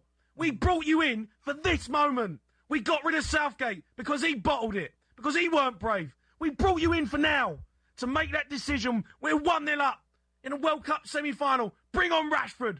Bring on Saka. And if they score, they score. But at least we're going to go down fighting. At least we're going to go down with some pride. We fell out of the World Cup in disgrace because of him. Because of him. And we brought him in for this job.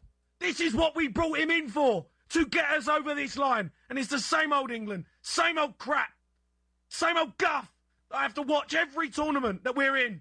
And it's the managers tucked us up again. Tucked us up. We're dead on our feet. Got Morgan Rogers playing right wing, Jude Bellingham on the left. Brings on Nico O'Reilly. We can't get out. Harry Kane's done nothing. He's dead. Nothing. Got nothing left. I don't. I can't believe it, Jace. Well, no. Jace, I can't believe it. No, It's a disgrace. I He should be sacked. Get him out. Gone. I totally agree. You don't have to know anyone he's talking about, but you feel it. You feel what that meant to him and a lot of the country. You throw in some added time. You are about 45 minutes, 45 minutes away or so from getting to a World Cup final, the first time since 1966. And you don't go out on your shield. You go out soft. And that, after watching that game, is my biggest takeaway. Okay, you have a right to be fearful of Argentina and their ability to score an equalizer, maybe a winner, but at least force them to play through you in a way that's honorable. England drifted, fell off, didn't pose any threat from the substitutions to the philosophy. It led to a shooting gallery, and that game could have ended 4-1. How close Argentina was on a couple of other chances. It ends 2-1, and because of the substitutions that were very defensive in nature, they didn't even have the ability to, once it became 1-1, to pose a threat, and then when it became 2-1, they had nothing, no ideas were left. You heard O'Hara talk about dead on their feet. The attackers who they kept on the field were dead and were ineffective in putting any pressure on Argentine players around the box. It was a complete bleep show for England. We have it here with a prevent defense. You hear it all the time. I don't get it, man. You've played them. In fact, you had the lead. Keep playing the way you've been playing. And you wanna park the bus, as they say, the last 10 minutes. Okay, maybe you can hold off for 10 minutes. But to try to hold them off for the better part of 40 minutes of game time, no chance. No chance. And you saw it. That was completely, at least in my eyes, on England. I'm not gonna buy into. I buy into Messi's greatness. That's not what I'm saying. But I'm not gonna buy into, well, this was inevitable. They did things to lead to their own demise, and that is tough. We all know. We watch our teams play, and yes, part of sports is you're gonna watch your team lose a game because they're human beings, and pressure can sometimes dictate the performance. But at least play in a way that I don't have to be ashamed. I found myself in the midst of it, because you always pick a side if I can in a match just to make it more interesting. Some people gamble. I pick a side. I try to get invested by picking a side. And for people who have listened to me over the last couple of weeks, whether it be on the morning show or this show, I ain't got no time for Argentina for multiple reasons. Some of it soccer related, some of it non-soccer related. But either way, ain't got no time for Argentina. I've been rooting against them this entire tournament. I got one more chance with Spain. We'll see if our Argentines can become one of the second nation to win 2 World Cups in a row in the modern era. I think Brazil did it in the right around the 70s, I think, and Argentina would be the second on that list. I got one more shot. So I rooted against them. And it felt inevitable as soon as I saw how England was trying to close out that match, that at least one goal was going to be scored, and then they popped in a second. So I was upset for like 2 minutes after the match, and I realized I don't care about England either. I'm done here. I don't care. I immediately was like, you know what? Didn't happen to my team. My team embarrassed themselves a week ago. So it's cool. But for the better part of 2 hours or so, I was anyone but Argentina. And I'll do that again on Sunday, as it'll be Spain versus Argentina in the World Cup final. The stat, and there are a lot of them that depict how bad England was late. There's a stat out there, and for some of you who missed it, I get it. It was Canada versus Qatar. England, with their 12% possession over the final stretches of the game, the only team that matched or was worse that was Qatar when they were down to 9 men. 9 men against Canada, and that game ended 6-0. The only team in the World Cup who could match it was a team who had 2 players sent off. And England, at full strength, just backed away, backed off, and said, hey, Messi, take all the time in the world, all the space you need to find the angles and the passes to lead to our demise. And while they're out of the World Cup as far as trying to win it, they still have another game to go. They got to go play 2 days later in Miami, a place that they beat Norway in the quarterfinal in. They have to go play, and who knows how many guys who we saw throughout this tournament as far as main contributors will actually play when you only have 2 days of rest and you have the giant disappointment of losing the World Cup final. So Argentina moves on thanks to goals from Enzo Fernandez and Lautaro Martinez, who came in as a sub to put them over the top, and they get to go to NYC area. We all know where MetLife is in New Jersey, and Spain and Argentina will play for the world title. And if you don't know, one of the big things about this, beyond the fact that you have the South American champions versus the European champions in this, is the connection between Lamine Yamal and Messi. Now, they both play for Barcelona. That's one of the connections. There's also a photo from like 18 years ago or so where Lamine Yamal is a baby. And it's for UNICEF. And a young Messi is giving Lamine Yamal a bubble bath. It's for a UNICEF campaign. I forgot exactly why they chose this to be a way to promote the campaign, but it's a Messi in the middle of what would become a historic greatest of all time career. Just apparently kind of baptizing a baby who happened to be Lamine Yamal, who he will see in a World Cup final. What are the odds, man? How? Unless Messi was like, if you just consider it was this one baby for this one ad, the fact that that baby turns out to be maybe the next great player in the world and they're going to see each other in a World Cup final, just insane. Wow. Just type in Lamine Yamal, if you don't know how to spell it, Yamal. That's his last name. And Messi, you'll find the photo. If you haven't seen it, it's everywhere now because of this weird coincidence. I know the Argentines think Messi is Jesus or God himself, and he's baptizing a future young soccer player himself who happened to play for the same club that Messi made his name for. Maybe Yamal in 10 years is playing for Inter Miami too. I'm going to doubt that one, though. Oh, unless MLS reaches a point where I don't think it'll reach. If Lamine Yamal is circling around being the greatest of all time, maybe another MLS team brings him over to jumpstart their franchise like Messi did for Inter Miami. So there it is. We got the World Cup final set. We got one more game before that, as I said, Saturday. In any other circumstance, England versus France, amazing. Instead, we're going to get two teams who don't want to be there playing a game where, unless Mbappe plays because he wants the golden boot, or at least I think there's two different things. If you add assists, there's a different award, but I think the golden ball is for assists plus goals. I think golden boot, I'll look it up, but I think Mbappe is still in the running for that because Messi didn't score a goal. He did have the assist, so maybe he plays to try to win that. But if not, it's likely you don't see Harry Kane, you don't see Mbappe, and maybe Bellingham sits it out too, who was seen slapping the back of a Spanish player's head late in the match. If you missed the video, you might have seen it on the regular broadcast. All you see is Bellingham slapping him in the back of the head. I think his name is like Barco or something. In the lead up to that, you see the Argentine player celebrating, of course, and then one Argentine player who didn't play comes up to Bellingham, daps him up, said, "Hey, good game, whatever." And Bellingham just standing there, so he was contemplating what happened, just chilling. And then like four Argentines are celebrating. Then Barco comes over, and the implication is for some is that he said something in Spanish that he didn't think Bellingham would understand, and that's why he got slapped in the back of the head. Bellingham, playing for Real Madrid, understands Spanish and can speak it.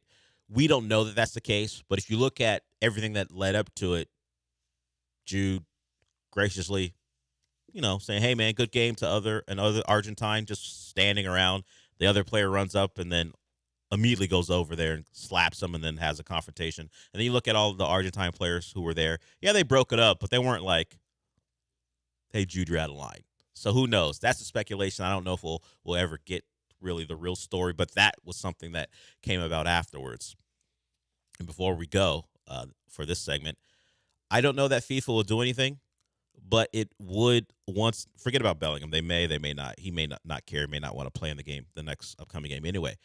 But this would, if they don't do something about what I'm about to talk about, it would really ratchet up the favoritism for the Argentines.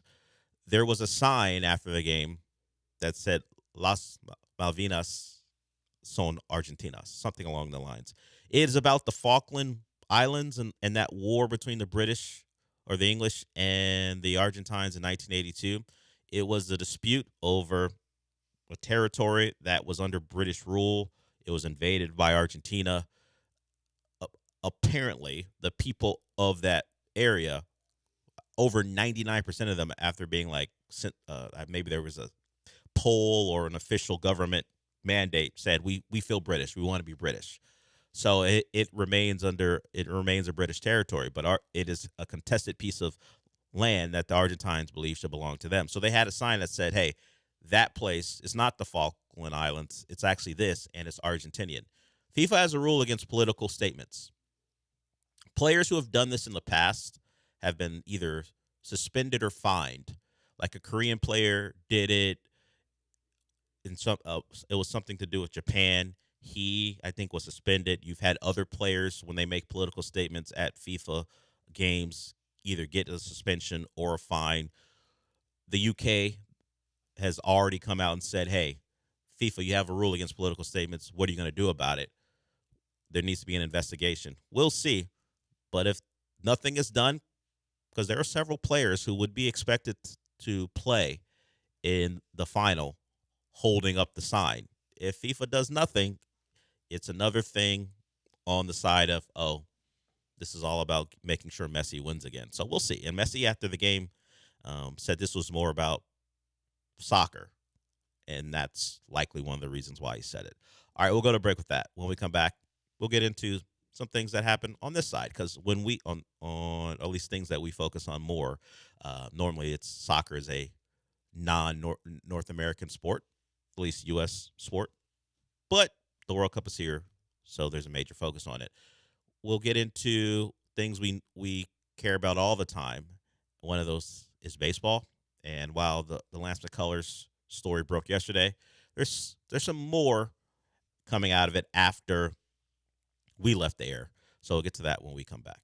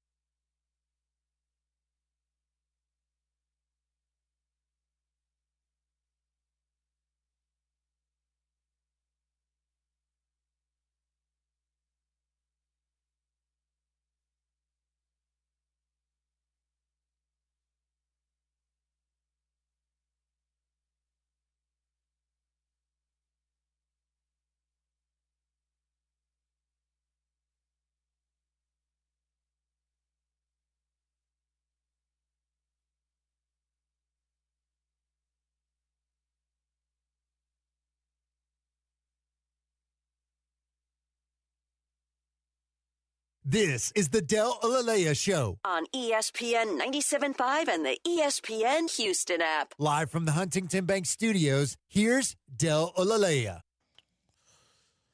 So when we left yesterday, it was Lance McCullers and Colton Gordon to Milwaukee for cash considerations. But that's not all the Astros got. They got a fielder, an actual fielder, like Prince Fielder's kid. He comes over from the Brewers as well. Lance McCullers waived his no-trade clause. He was approached by the Astros about it.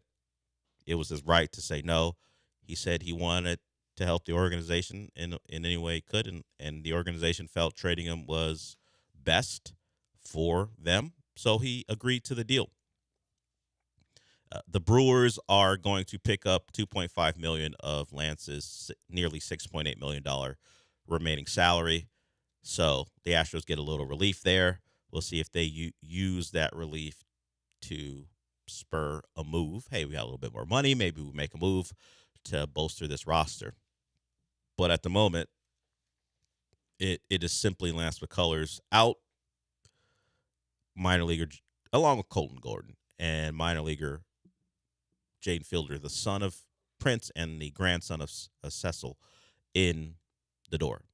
So we'll see if he amounts to anything in the Astros organization. So that kind of wraps up all the logistics involving Lance McCullers and his move to the Brewers. And if he pitches for the Brewers, that would be great, particularly if this might be the final season for Lance McCullers as a pro.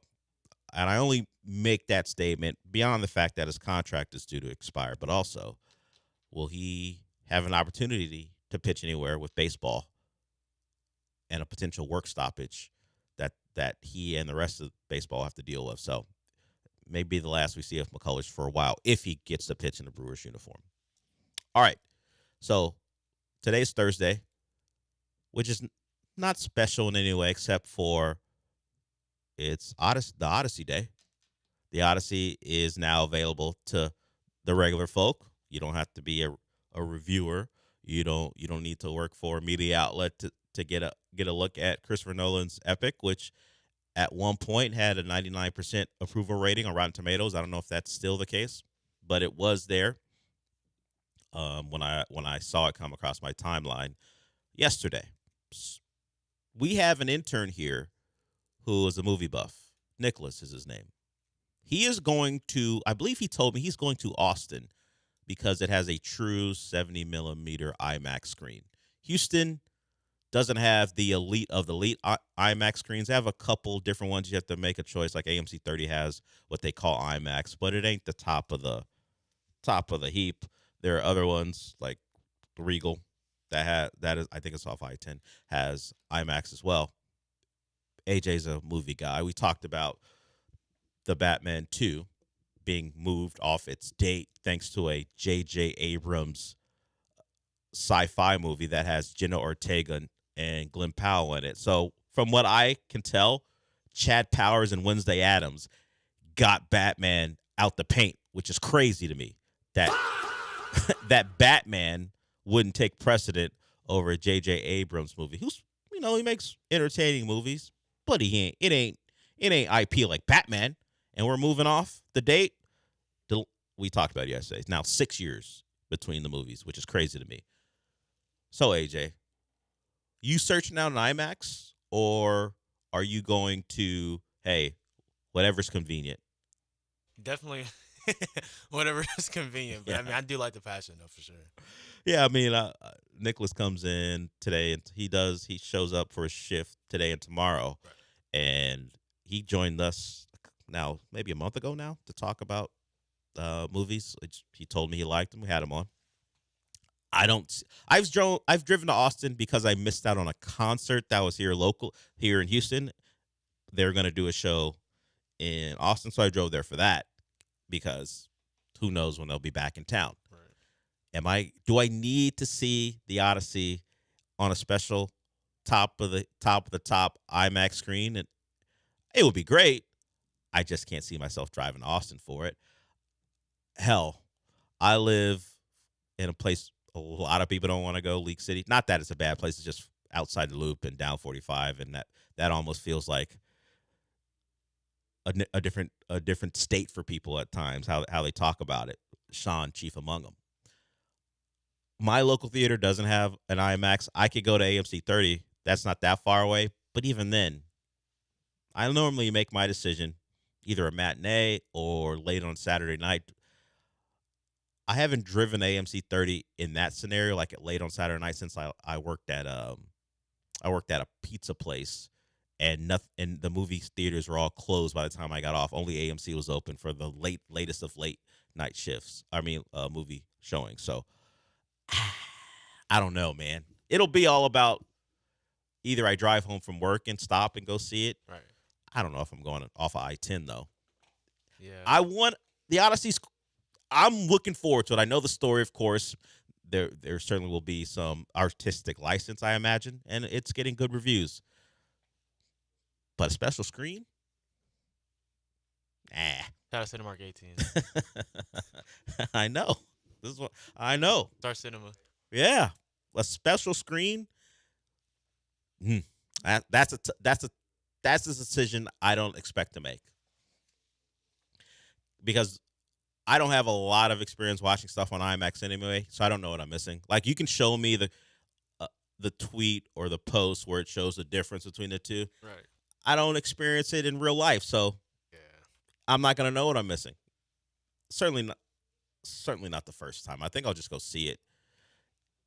And if I'm overwhelmed by people believing it's so much different on IMAX, which I doubt that I will be, I'll be fine. That's all. This is funny. Some of our interns aren't always in tune with some of the nonsense that our college provide. So he got the name, but he doesn't understand anything the caller wants to talk about, so he just wrote no clue, which is honest, and I appreciate it. Now I know what I'm getting into. We'll get to that when we come back. You want to follow up the caller that confounded the intern? You can. The number is 713-780-3776. We'll talk more about the Odyssey tomorrow with Michael Carroll. He is the host of Comicast. He does that podcast with John Lee. I'll be out at East River 9. AJ and Michael will be back here. We'll do that. You guys know, 11:30 on Fridays with Michael Carroll. We'll see what he thinks about finding an IMAX theater to watch Christopher Nolan's latest epic. But we'll get to Ryan when we come back.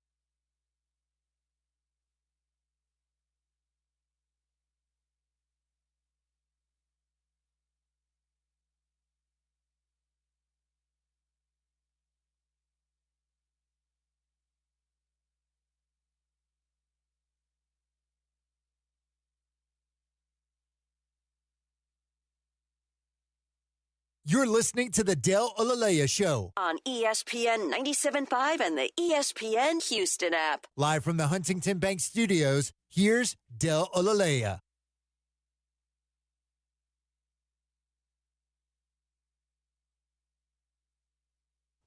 So this is pretty special. We got our intern who's been around for a while now, at least since the summer began. So he's answered phones. He knows the whole deal. The first call we're going to get to, he has no clue what this person wants to talk about. The second call, he knows what he wants to talk about. He just doesn't know his name. He doesn't know what the name is. So we'll see how this goes. Ryan, what's up? Hey, what's up, Deli Jelly? It's not my What's going name. on, hey Jizzle? Not his name either. Hey, there's nothing special about this. There's two movies I got to watch over the weekend. It is your name. Your name is Deli Jelly. No, it's not, Ryan. It is. It's, it is. Don't Jelly get hung Jelly. up on. Anyway. Hey, Ryan, don't get hung up on. That's Okay, all. okay. Go ahead. Okay.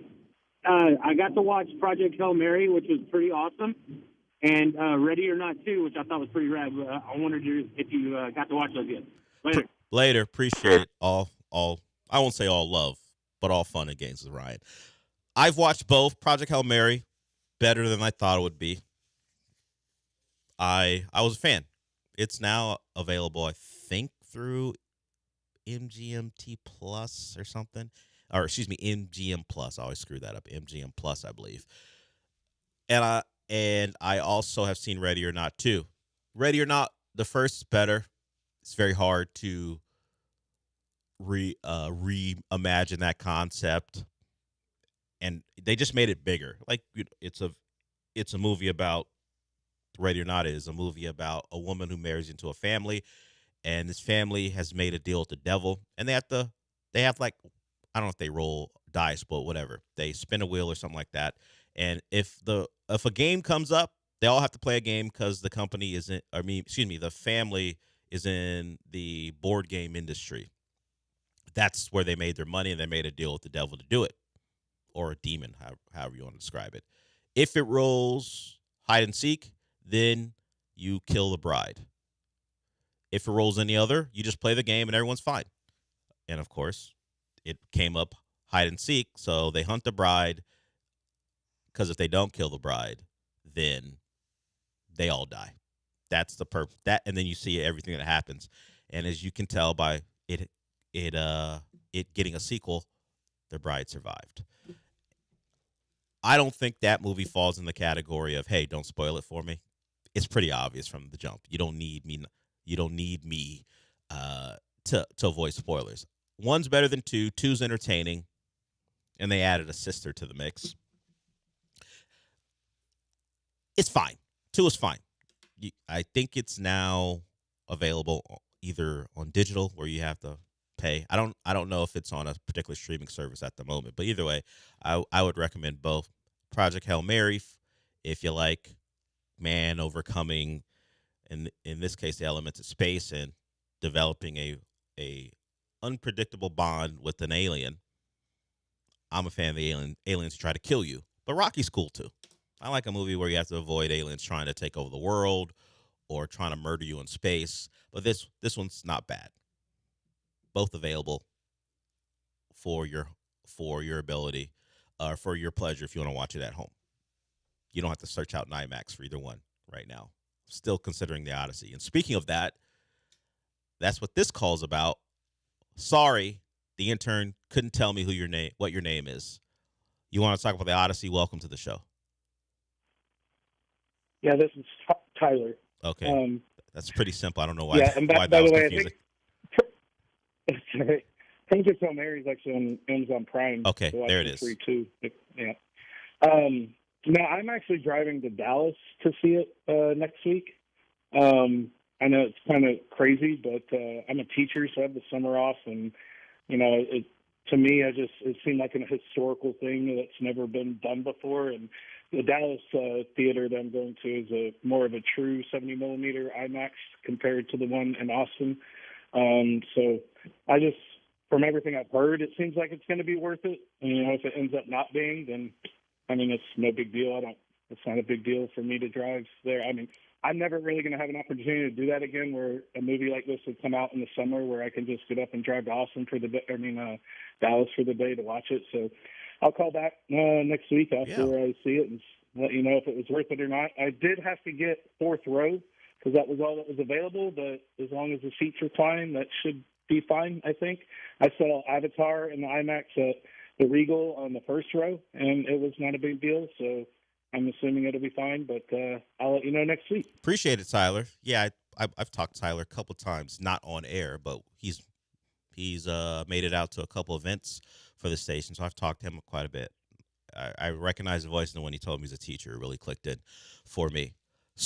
And you mentioned Dallas. That's what Nicholas might have said. I don't remember. It could have been Dallas. I just know he was driving out of town to go see it. So if you missed the previous segment, we were talking about the Odyssey and the fact that we don't really have a true IMAX here. Not the ones where it is the top of the line. So you got to make a choice. And Tyler, being a teacher, has got the opportunity to go. I get it. Why not? As he said, it's the summer. You ain't doing nothing.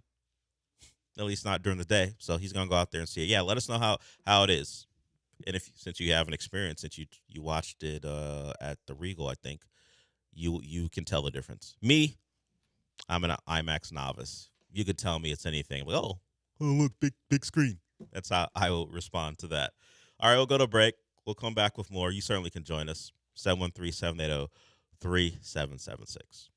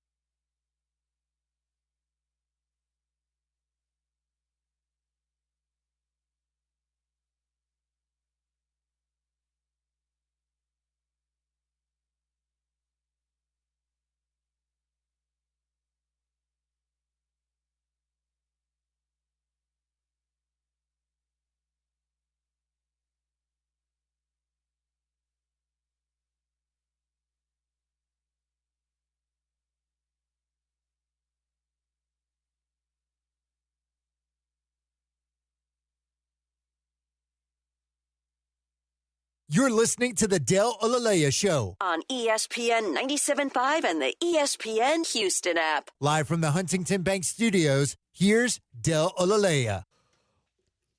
We'll do this in the second hour because Bill Barnwell of ESPN talked to people around the league and put together an article about the value of the best players on NFL teams. How many picks would a team go for? How many first rounders? So we'll get to that. There are a couple quarterbacks at the top of the list, and if you know anything about how I feel, there's one guy I feel like is completely overvalued. But we'll get to that.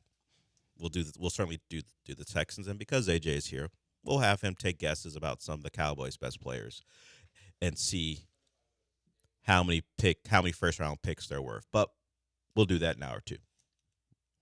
We'll close out the hour with this. And this question is more based on how you're raised, who your parents are, what they taught you. And there may be, a little bit of race involved in it as well. If you eat fresh produce, you'll get explosive diarrhea. Question. Some people operate in fear. Some people operate with, that ain't gonna happen to me. I'll eat what I want. Where are you, AJ? My parents tell me to be cautious. At the moment, now they say, hey, if you wash it, you should be okay. If you cook it, high heat seems to take care of it, but there's no guarantees, particularly if you're just washing it. Like heat kind of protects you, but simply washing it, you might still have a problem. So, if I told you there is I won't give you a chance. It's better if you just think about it yourself. How likely it would be for you to get this awful thing. Fresh produce for the next 2 weeks. You in or out? If you I was gonna say you can wash it, you might be fine. So will you wait till they all clear? Yeah, probably so. Yeah, right. I was at my favorite Chinese place, and they have like this chicken broccoli dish, and it's a buffet style. I normally just go there. They serve like a vegetable medley as well, but I like the broccoli with the taste of, I guess you want to say, the chicken gravy, whatever you want to call it. I don't even get the chicken. I just get the broccoli out of it, make it a part of my to-go box. Not yesterday. And that's cooked. Yeah. I said, not yesterday. I had to think about it, and I was like, nah, why take the chance? I'm sure it's fine. I didn't hear any reports about that place, people coming down sick, but I'm not taking a chance. Do I need what I like the broccoli? Cool. But do I need it to take the chance? No. I'm in the real danger zone because I go to HEB and get a couple prepackaged kale salads. They say stay away from the prepackaged stuff right now. So there's just one sitting there. I love it. Throw on some vinaigrette. It comes with cranberries and some pepitos. I think that's what they're called. I like it. It's how I'm eating salads. The one way I don't really like Caesar salads. It's whatever. This is very simple. Cranberries, kale. You throw in your favorite salad dressing, and I'm good. It's a good salad. That thing's gonna go in the garbage. Trash days on Saturday. It's in the garbage. I bought it. I always buy them. I buy 2 for the week. So I bought it with another one like last week, and I ate the other one. And it's a 2 to 14 day wait period. So who knows? For me, who knows what's gonna happen? Oh, man. Maybe I'm not at East River 9 tomorrow. Who knows? And if I'm not, you know why, and it's not a good reason why. At least not for my body and not for anyone thinking about what's happening in my body. But I'm not taking a chance. If I got away with it the first time, you're like, okay, you're fine. You never know which is going to be the bad batch. I'm telling you, HEB, you make a great prepackaged kale salad. I love it. But I'm off of it until I get the all clear. Some people are like, you know what? I don't care. Like I was at the Chinese place. It was everything that you're supposed to do. I assume they washed their stuff, whatever. But it was also cooked at high heat. With some people, no problem. Other people are grabbing vegetables in different dishes. I was like, go ahead if you want to. Go ahead. See what happens to you. So I think it was ingrained to me to. There's no need to take that chance. You don't need the broccoli that bad. So I'm with you. Fruit's tougher. I would love get some fruit with from HEB, but I'll wait. I'll wait. I can like if I have to go with prepackaged frozen vegetables and cook them. I mean, it's not what I want to do, but I can do that. But I don't like warm fruit anyways, so it's not like I would put anything in a cobbler or anything. It's just not for me. But I would just like to grab some fruit. They say bananas are better. Anything with like a thick, they say hide, anything surrounding what you're actually going to eat, you should be fine. Not a banana guy. I don't like the texture. I'm an orange guy, so maybe I'll go with that. But anything cut up already, they say stay away. So we're in the same line of thinking. I'd rather be cautious than incapacitated on the toilet. Exactly. It's a pretty simple thing to gauge, to weigh. 6'7", 6'7", to weigh. What are you gonna choose? I'm choosing the path of least time on the toilet. That's all. And if I'm too cautious, I'll be too cautious. And hey, perhaps let's not have an epidemic of that particular thing. Let's see if we figure it out. Figure it out. We'll see if I can get back to my kale salads in a couple weeks. Hopefully I can. We'll do the tiers of players in the NFL. Bill Barnwell has the article. We'll see where some of the Texans land. If the Texans had decided they wanted to trade one of their star players, what could they get back in return? We'll get to that when we come back.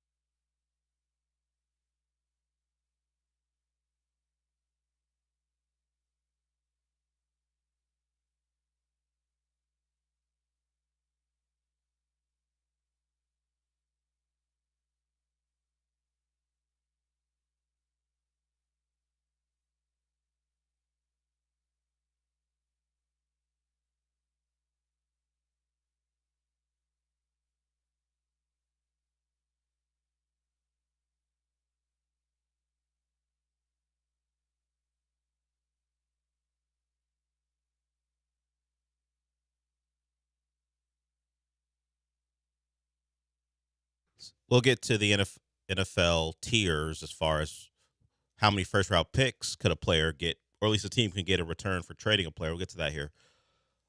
Some news from the NBA. No punishment for Bam Adebayo in the Tyler Hero Bam Adebayo incident.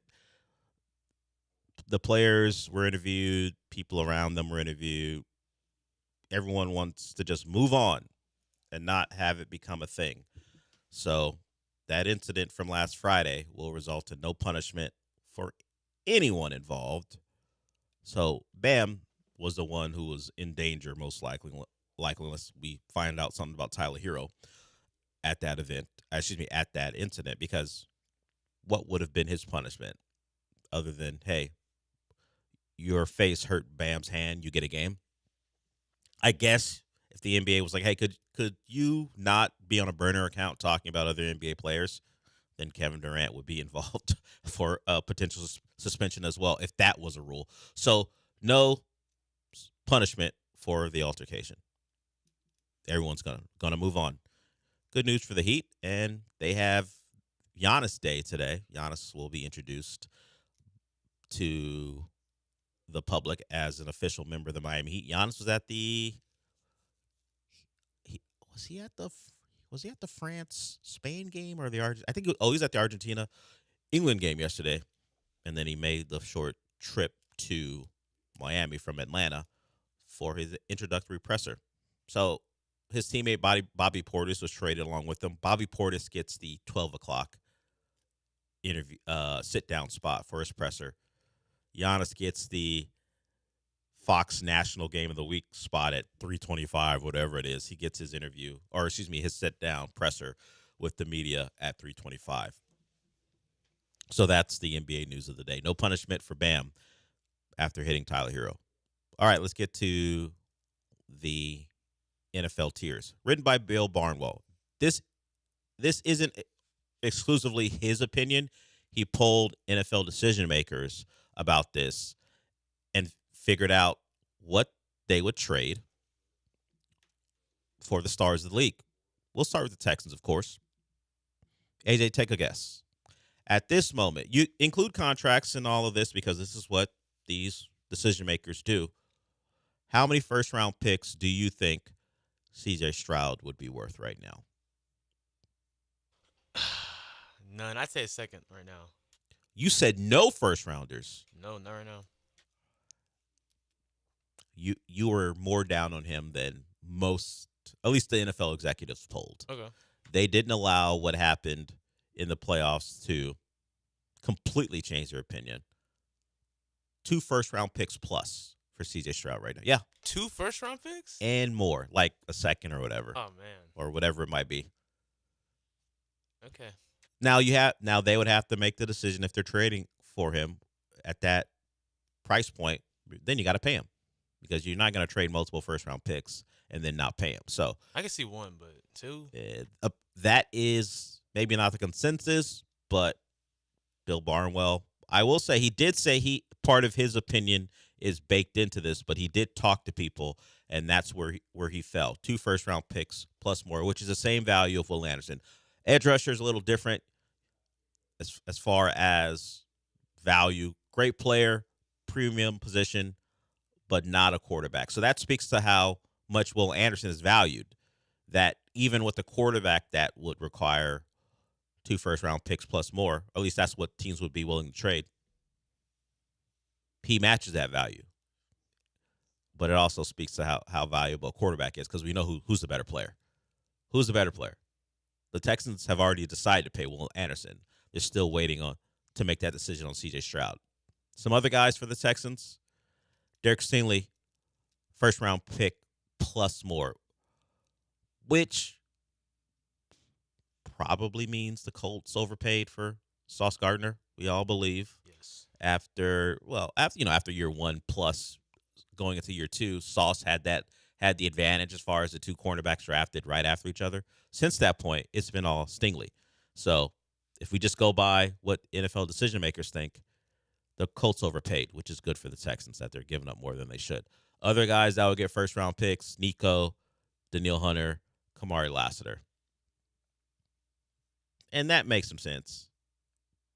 Guys who play premium positions, young player in Kamari Lassiter's case. The other two are a little bit older, and they've been paid quite a bit. So the contracts are baked into your decisions.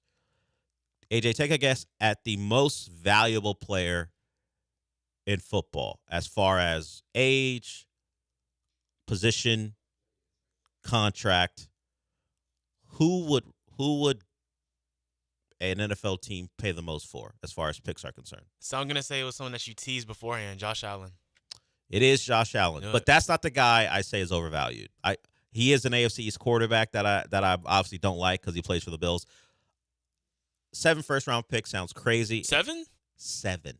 Oh my gosh. He's the most, according to the research done by Bill Barnwell, the most valuable player in all of football as far as pick compensation. 7 first-round picks is what a team, at least teams, would be willing to give up.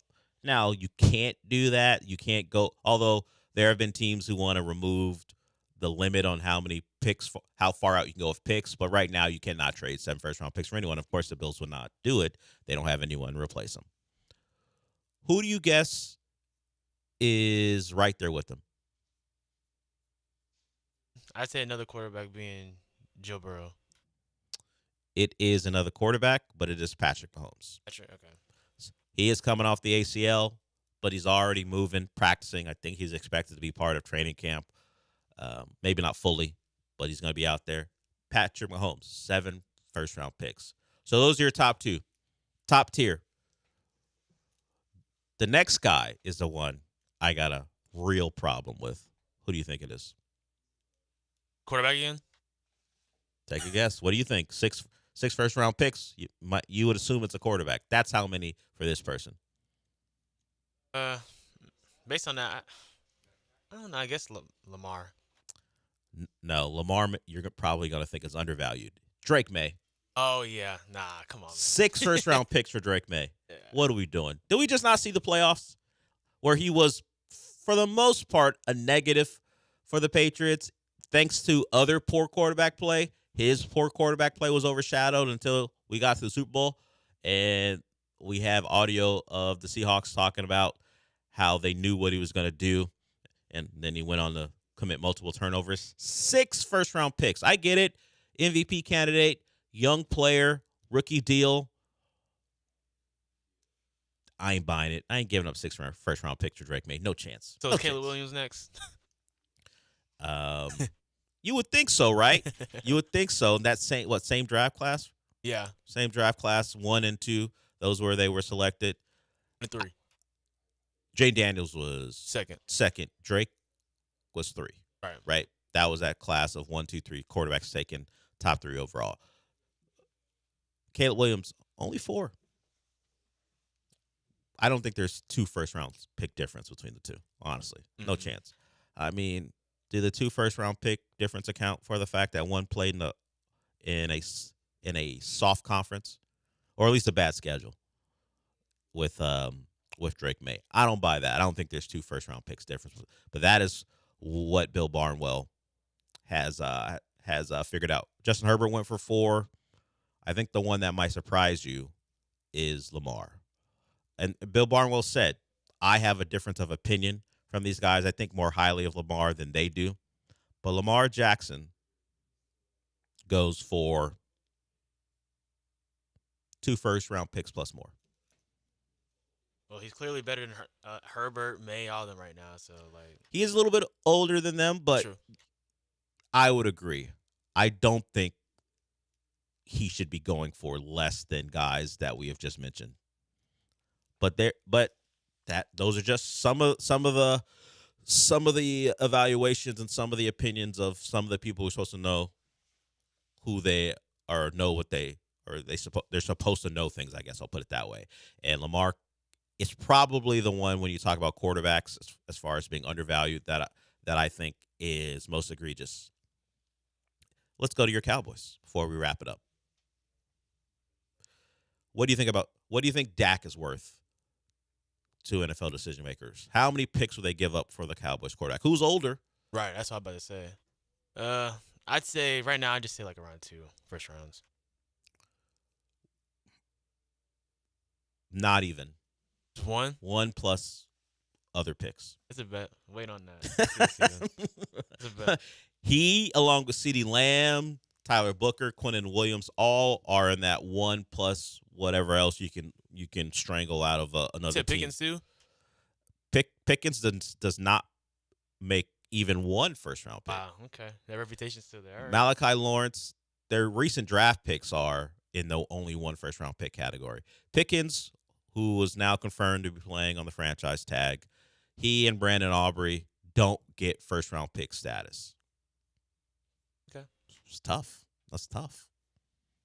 We'll see if the Cowboys go long term with Pickens or they let him go after this year or get him on another franchise if they want to, I guess. But there it is. That's just a couple of the prominent names that we're focused on here in town, and also some of the quarterbacks who are on the list. Jalen Hurts, 0. 1 plus more. He's in the Dak category, which you may find insulting. All right, we'll go to break with that. We'll come back with an odd thing that happened in Pensacola. If you missed it, there's video of it.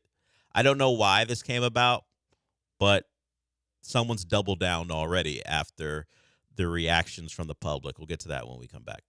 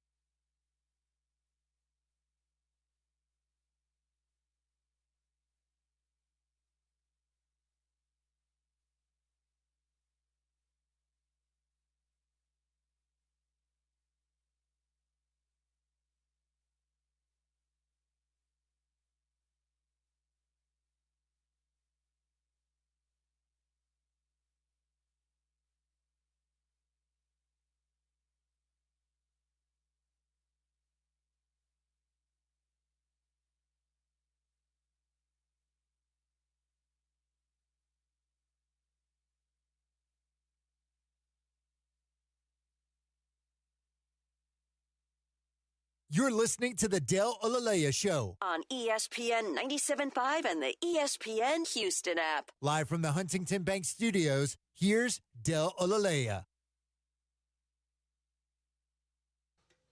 AJ, you've seen either Top Gun or Top Gun 2 Maverick, right? Yeah, for sure. So you know what Buzz in the Tower is.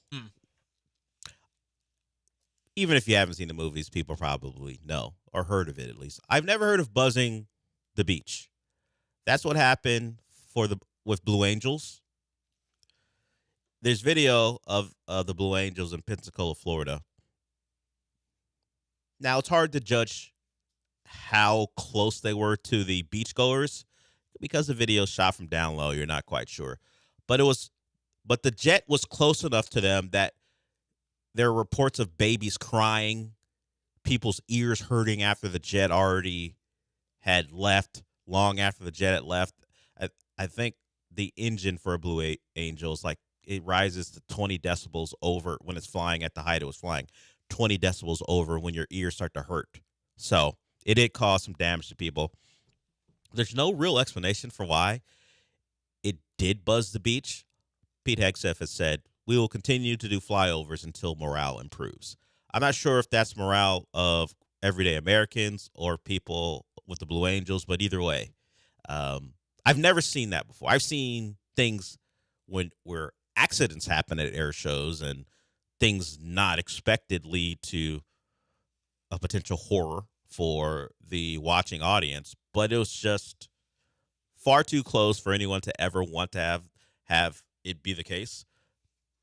The Blue Angels buzzing Pensacola Beach and it leading to people complaining about ear pain and babies crying because of it. So we'll see. We'll see if you're at Galveston this weekend. If you see a fighter jet fly over your head in Galveston this weekend, it's because morale is low. And until morale improves, those flyovers will continue. Just imagine you're at Tillman's Pleasure Pier, and you go, "What's that noise?" And then you see a Blue Angel fast approaching. We'll see. We'll see if it happens at any local beaches around the country as the summer continues. Let's get to this. So we had Garrett on. He is likely better known as Houston Stressens on Twitter. He filled in for John this morning with Lance, myself, and Glenn Davis. Glenn Davis made his daily appearance. So we didn't have a full show, but we had enough. We got it done, and it got into the Texans and what their approach will be with the upcoming season due to what they did this offseason as far as additions. And AJ and I talked about it once I found a couple stories before this show started. So the Texans' approach, at least what they want us to believe, is their offensive line is good enough that they're going to run the football with David Montgomery. Their acquisition this offseason, probably their biggest, unless you think it's Braden Smith or Wyatt Teller. Trading for David Montgomery is part of a plan. They're likely trying to do the thing that they did with Joe Mixon. Have a strong running game, allow for your defense to go win you games and make it easier on your quarterback. That seems to be what is being discussed. Whether they think that way or not, that is what we're being fed. Earlier this offseason, there were several different publications ranking the Texans' offensive line. They didn't rank any better than maybe 27th in all the things I saw. Whether it be ESPN or Warren Sharp. Warren Sharp had him at like 31. So I don't think they rose above the 26th or 27th best offensive line in football, which means unless offensive line play has taken so many steps forward that the 27th best offensive line is actually a good one, the national perspective is the Texans aren't going to be good. They haven't done enough to be good on the offensive line, which might lead to a less than stellar running game. Now I got more information about it. AJ already knows because we talked about it. But before I reveal, you guys take a guess how PFF ranks Dave Montgomery Maybe it matches up with what you think of him. But before I give it to you, just think, how good of a running back do you think David Montgomery is? He's a name we know. He's had a productive career, first with Chicago, and then with Detroit. His role lessened because they drafted Jahmyr Gibbs. That's an explosive player. Detroit loves explosive plays. That's why you have JMO. That's why you have Laporta. That's why you have Jahmyr Gibbs. You can throw in one of the top 5 receivers in football in Amon-Ra St. Brown. So Detroit, we know, explosive offense, and that's what Garrett said he hopes for the Texans. Don't scoff in there. I know you're thinking it, AJ. He hopes that run the football, have CJ play the Jared Goff role, and just distribute the ball to your guys on the outside. The problem I have with that hope, and in some ways a dream, fantasy maybe even. Let's say Nico is your number one, whether you want to position him at, even though they do different things, the Amon-Ra St. Brown. You want to give him that? Okay, you got your number one wide receiver. That's a good comp. Now, where are all the other favorable comps for the Texans to the Lions? You don't have a JMO. You hope that some combination of Higgins, Dell, and Knoll become that. You certainly don't have a Gibbs. You traded for the guy who was made less impactful because of Jahmyr Gibbs. You don't have a Sam Laporta. You have a free access. That's Dalton Schultz. For people who don't know, it's my nickname for him because I feel like all his yards come because no one's covering him. He just jogs 8 yards off the line of scrimmage and turns around, finds a soft spot in his zone, catches the ball, and he falls forward for a couple more yards. That's what I feel like I see when I look at Dalton Schultz. That's not what Sam Laporta does. So I don't see the comp. Hopefully, Garrett is right, and there is a Lions-like approach to offense, and it works out for him. So I asked you guys to guess where you think PFF ranked Dave Montgomery. They rank him 26th. They think he's the 26th best running back in football. Now, there are plenty of good running backs. I just mentioned one in Gibbs, Achane, among others, Kenneth Walker. They're good. And then you got the top of the top with Bijan and Derrick Henry. So, yes, good running backs everywhere. Throwing Christian McCaffrey, Saquon. Of course, good running backs. But he's ranked behind Jalen Warren and Bucky Irving, Chase Brown. Ashton Denty, that's got to just be off of what they think he's going to be because there's nothing that happened last year. He's only ranked 20th, by the way. Tony Pollard, who didn't have a great year with the Titans. He was fine, but not great. It was his career low ranking from PFF. They got him behind a rookie who's done nothing in Jeremiah Love. Cam Scatterbo, they got him behind. I don't think he's worse than some of these guys, but then again, I'm not a numbers guy. That's Lance and PFF. So my point being, the Texans may be right, and nationally people may be wrong about what they've done to enhance what they hope is a productive offense. But everywhere I turn, when I read something, the things they're allegedly going to base their offense on this year are well below average. We're talking bad. And it's tough to put Dave Montgomery there because there are a lot of running backs. So, and it's one guy behind 20-some running backs who could be good themselves. You could have a good running back and just fall lower on the list. But to be ranked the 31st offensive line means you stink. There are not that many good offensive lines. So I hope the Texans are like Jaylen Brown. They're the smartest people in the room. The Texans don't have the ability to say, well, there are a lot of dumb teams, like Jaylen Brown pretty much said about the sports. Yeah, it's not that hard to be the smartest guy when it's filled with people who play sports. But currently, it is a far more positive line of thinking about the offense and what they've done locally than it is nationally.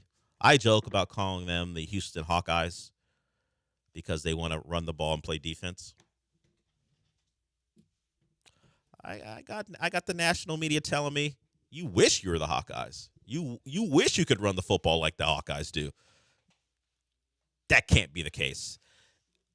If all with all the assets and money they've put into who they want to be, they got to be the ones who have figured it out while everyone else is behind. We will see. 31st ranked offensive line. That is disrespectful. We'll see if the national media is right about that. All right, we'll go to break. We got a couple more segments to go. If you want to join us, you can. 713-780-3776 is the number. Oh, one thing that is good, Nico Collins, top 8 wide receiver in football, according to ESPN. Is he behind 2 Cowboys? Yes, he is. With CeeDee Lamb and George Pickens coming in at 6th and 7th. According to ESPN, best receiver in football, Jamar Chase. You're not going to get an argument from me. You can throw in Jackson Smith and Jigba for what he did, Puka. There are a lot of good receivers. Nico in a good group at 8. Do you have a differing opinion, AJ, about the best receiver in football? Oh no, not the best, but I have some issues with the list. Yeah. Who do you think should be higher or lower? Amon-Ra is not better than CD. All right, there it is. Or Puka, but anyways. All right, there it is. You can argue with Jeremy Fowler if you want. We'll be back.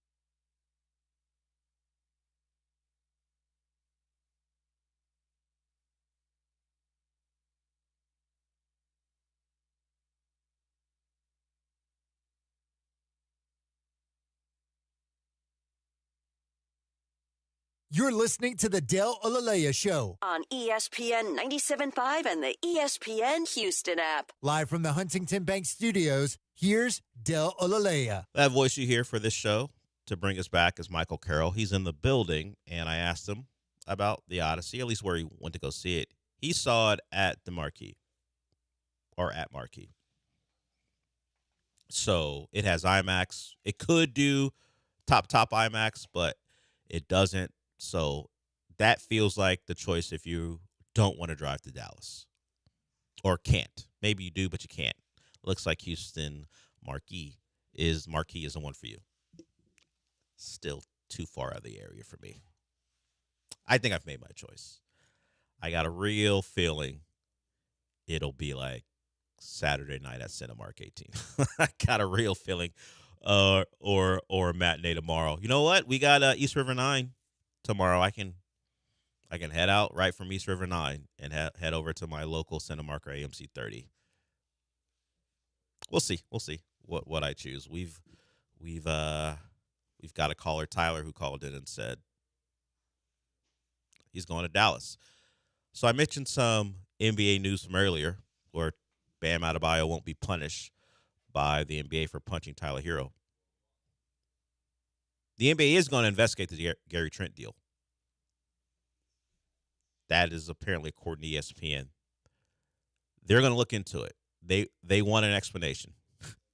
Just like all of us, I think the initial reporting was a team would have to make a complaint, and these teams don't want to get involved because who knows what they might be up to in terms of making promises to players if they sign a below market deal with them and then making good a little bit later, or at least the next offseason. It is the theory for the Chris Paul trade with the Rockets,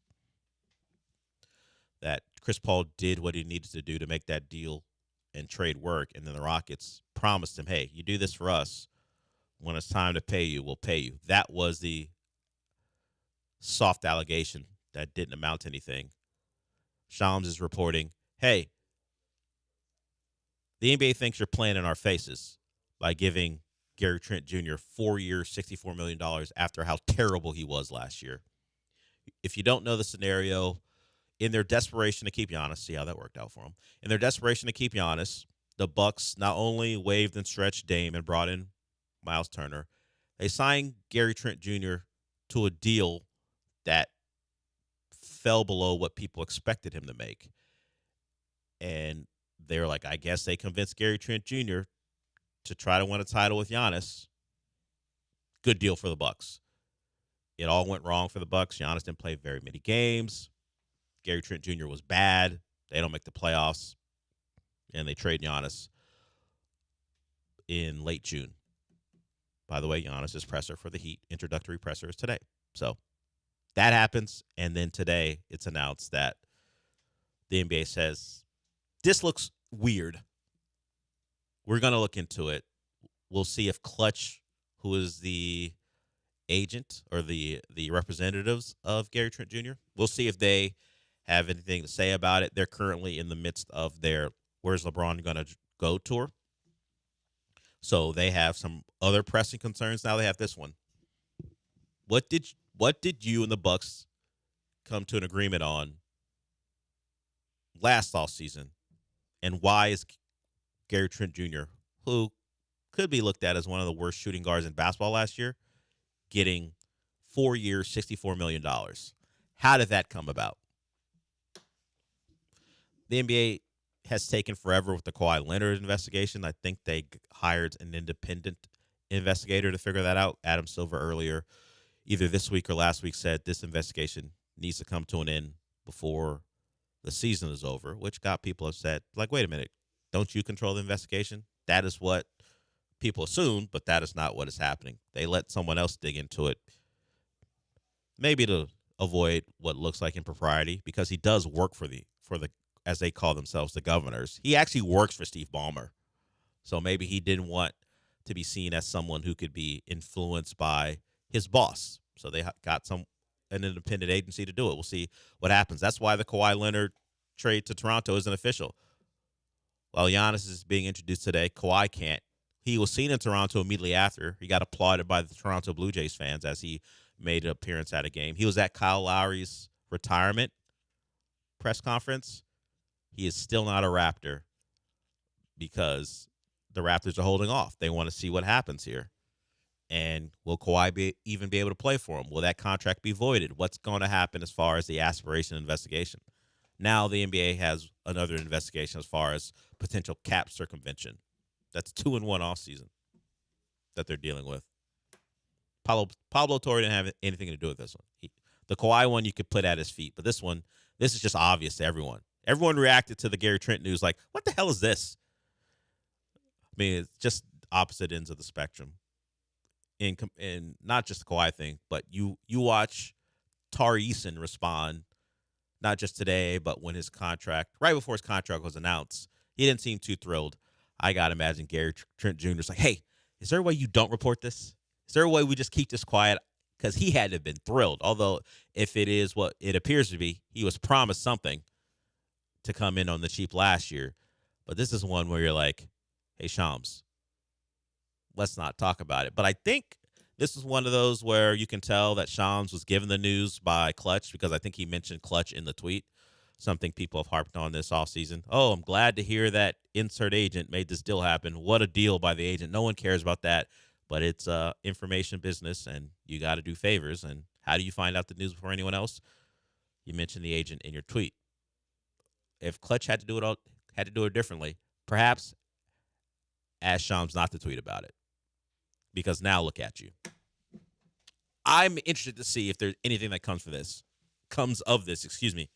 Because if you think the Dorian Finney-Smith deal was terrible for the Rockets, at least he was a productive player the year before they made the deal, and they had to pay the Hornets in second-round picks to get off of them. So many Rio Grande Vipers that won't be Rockets because of that trade. Think about what the Bucks fans had to deal with. First, your franchise cornerstone out. And however you think of these Heat players, whether you love the youth, whether you love the picks you got back, that's one thing. But you had to have imagined, with all the guards that came back in the trade, you were done with Gary Trent Jr. And then you either see a notification or you check online or one of your buddies texts you from your Bucks group chat. Got to be a sad group chat. Hey, we just brought back Gary Trent Jr. You might have, no, I don't want him back. And then your buddy tells you or sends in the tweet from Shams or in the group chat, 4 years, $64 million. That's got to be misery. Look, English fans are miserable. Understood. Bucks fans, they may not be right below them, but this offseason has had to stink, other than the fact that you now have 2 first-round picks you can hope turn out to be something, thanks in part to the trade you made with the Heat. So will there be a punishment? It involves Clutch. Can they sanction Clutch? Can you sanction a agency for being involved in what appears to be clear SAP circumvention? I don't know that Adam Silver wants to take on Clutch. It'll be interesting to see. He wants to take on Adele's fiance. That's how I think of Rich Paul, by the way. Sure, NBA agent, cool. But the most remarkable thing he's ever done, at least for me, engaged to Adele. Maybe more surprising is where I'd put it. It's not something I would have seen coming, but it's real. The best thing for a Bucks fan is for this deal to be voided, and for his troubles, your GM gets fired, just to keep him from making any other moves. We'll see if what he got back for Giannis works out for him, but giving that player, like a score-only guard who didn't even score, $64 million over 4 years. And you got to be locked in with a bad player for 4 years. If I'm a Bucks fan, it's like, get him out. Because what's going to happen? You're going to have to do what the Rockets did with Dorian Finney-Smith. You're going to have to give up assets to get off of him. And why do you want to be paying Gary Trent Jr. and playing him when you got all these young players you'd much rather play? All right. I thought that deal wasn't gonna get investigated, but this one, it's too much, too far. So the NBA will look into it. All right, we got one more segment to go. We're still open to calls if you want to do that. We've got Rich Eisen when we come back. Not when we come back, but once this show's over. And also Will Kunkel still filling in for Jeremy. He'll be with Joe from 3 to 6. That's later. The immediate later is our final segment. We'll get to that when we come back.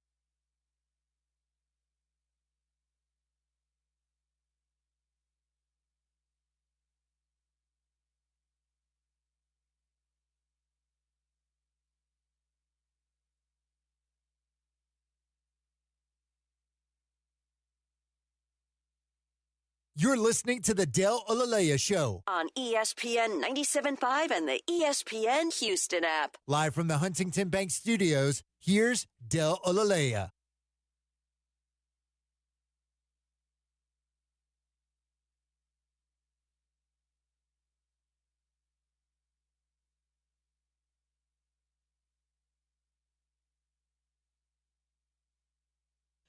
So we're at East River 9 tomorrow. Just speaking to my complete blind spot for golf. Yesterday, I was like, I don't even know exactly why we're out there. Normally, we're out there for a major. Turns out it's the British Open.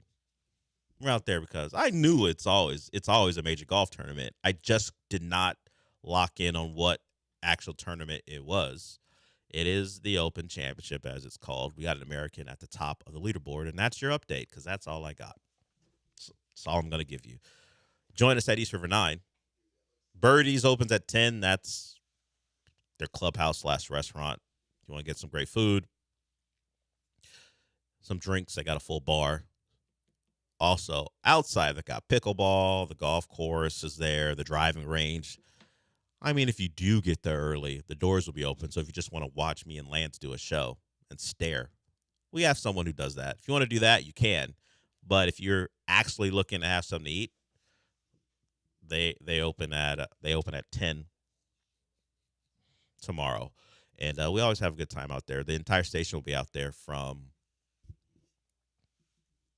7 to 6. I think we have because normally we do have a Rich Eisen replacement at that time, since we're going to be out there all day, and it is Sarge. Sarge is out there. Is DJ Bianime out there with them? I know at least Sarge will be out there at East River 9. So it's going to be a full day for the station. So it'll be local from 7 to 6 out there, with Will Kunkel filling in for Jeremy as Jeremy continues his vacation. We got 4 guys on vacation. 3, excuse me. John, Sean, Jeremy. I added 4 because I just was hoping that I was too. At least that's the dream. I was actually discussing that with someone yesterday because I always forget. Like, I'm reminded to go on vacation when I see someone else out. I was trying to think. It was Christmas last time, and that's normally what I do. I take a Christmas holiday vacation, and then I take a summer one. But you actually have to put in the request, and I guess I'll do that here soon. I do want to remind people that if you want to be part of our fantasy football league for ESPN ISM 5, that'll be a thing we do. Well, the lead up will be coming up here shortly, but the actual trip to the Golden Nugget, where you get the hotel and then you have the live fantasy draft with us, that'll be August 27th. We'll do I think we'll do the show that day there, and that's when you guys, if you happen to be selected, will be out there. So if you're planning or at least considering it, August 27th is a big day. So keep that in mind if you guys want to be part of that. I know it was a good time last year for people, and we're going to start the giveaways next week. We'll have 4 of them. It looks like it'll all be Thursday, but you got to commit to being able to be there on the 27th. So the 23rd, the 30th, the 6th, and the 13th, those are the days for the giveaway. So just be aware. If you want to be part of it, if you just missed out on it last year or you were part of it last year, you want to do it again, those are the days where we're going to be doing the giveaways. And I talked to Joe about it yesterday. I think it'll be, you guys have to answer a question off air. I'll get your information so you can blame me, I guess, if you win and the information gets lost. I already know what's going to happen. Someone will win. I'll get their information. I'll send it over to Joe. And if Joe doesn't get to them immediately, they're going to call in and go, hey, I won. What's up? You're excited. I get it. But trust. Look, sometimes things fall through the cracks. I get it. That's possible. But wait more than 24 hours. In fact, if it happens, it'll happen on next week, Thursday. Don't even call in Monday. Give us to the next giveaway. Give us to that next Thursday. And if you haven't heard anything, then while we haven't expressly said when you would be contacted, considering the event's not till the 27th, for my own benefit, because the intern will answer the call, whoever it is, and then I'll have to explain. Just think of your old pal Dell and the intern who has to answer. Give us at least a week. And if you haven't been contacted, then you can call in. Still a little early. You'll still be like a month and a half early, or at least about a month or so. But, give us some time. We'll get you set up, and we'll do that starting next weekend. It'll be 2-night stay at the Golden Nugget, a $200 food and beverage credit, and dinner at the DraftKings Sportsbook. I remember last year, John berated, surprisingly, a Cowboy fan. So if you don't mind being yelled at by Granado or maybe you would love to be yelled at by Granado. That's even more benefit to winning. So it'll all be available for you, from the DraftKings Sportsbook to the great casino to all the restaurants there that they provide. I would recommend Lily's, their Asian bistro. That's my place. I go there every time I'm at the Golden Nugget in Lake Charles. And you know the deal. You've heard from John. Depending on where you live, just about 2 hours and 15 to 30 minutes. You get all the benefits of the Vegas casino without having to get on a plane. So we'll do that here. We did it last year. We'll do it again this year. And we'll see who comes out on top. Now I got to study fantasy football. Speaking of blind spots, now I got to get into it.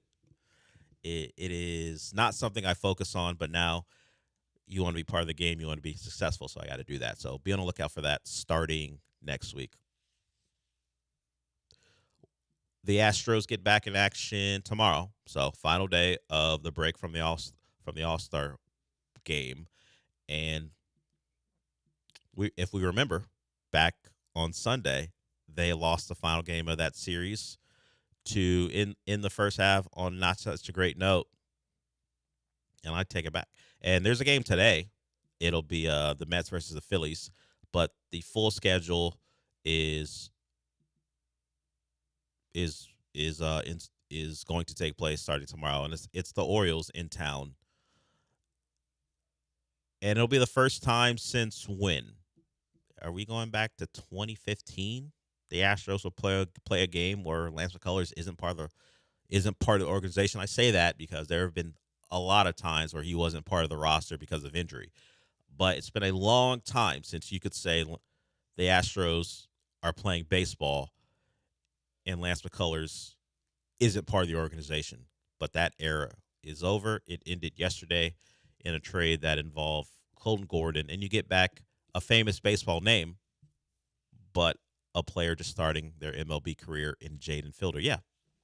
At least on the major league level, Lance McCullers began his career at the Astros in 2015. So it's the end of his time here, and hopefully whatever happens in Milwaukee benefits Lance, because what you can say about him beyond all the stuff that didn't work out, not a bad word from anyone about Lance McCullers. So he was well liked, and he did the Astros a favor.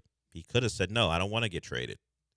The Astros said it would help them. He said, okay. He waived the no trade clause, and that's why he is a Brewer. That'll wrap it up for us today. Thanks to AJ. We'll do it again tomorrow. I'll be out at East River 9. You can join us out there, as I said, or listen to us like you normally listen to us. Since we're done for the day, AJ, what's it going to be?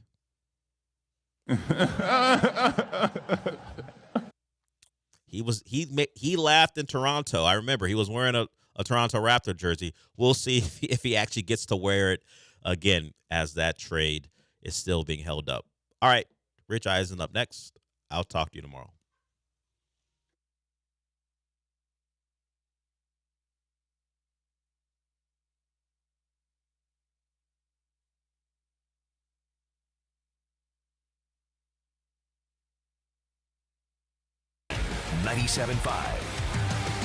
Looking for electrical parts and you need them now? Well, for over 30 years, M&J has sold, delivered new and reconditioned electrical equipment in Houston and nationwide. Circuit breakers, transformers, disconnects, fuses, panels, switchgear, and more. If it's hard to find, well, M&J has it. They have all brands, and they can cut down on your lead time. Contractors, M&J Electrical Supply buys, sells, and removes electrical equipment. Call 713-699-5055 or email sales@mnjelectrical.com. This is Danny Braden with Fleet Feet Houston. For all of you runners out there, Fleet Feet is the best place for all of your running needs. Whether you're a marathoner or just starting out, the experts at Fleet Feet can help. Stop by one of our 7 Houston area locations. We've been running Houston since 1987.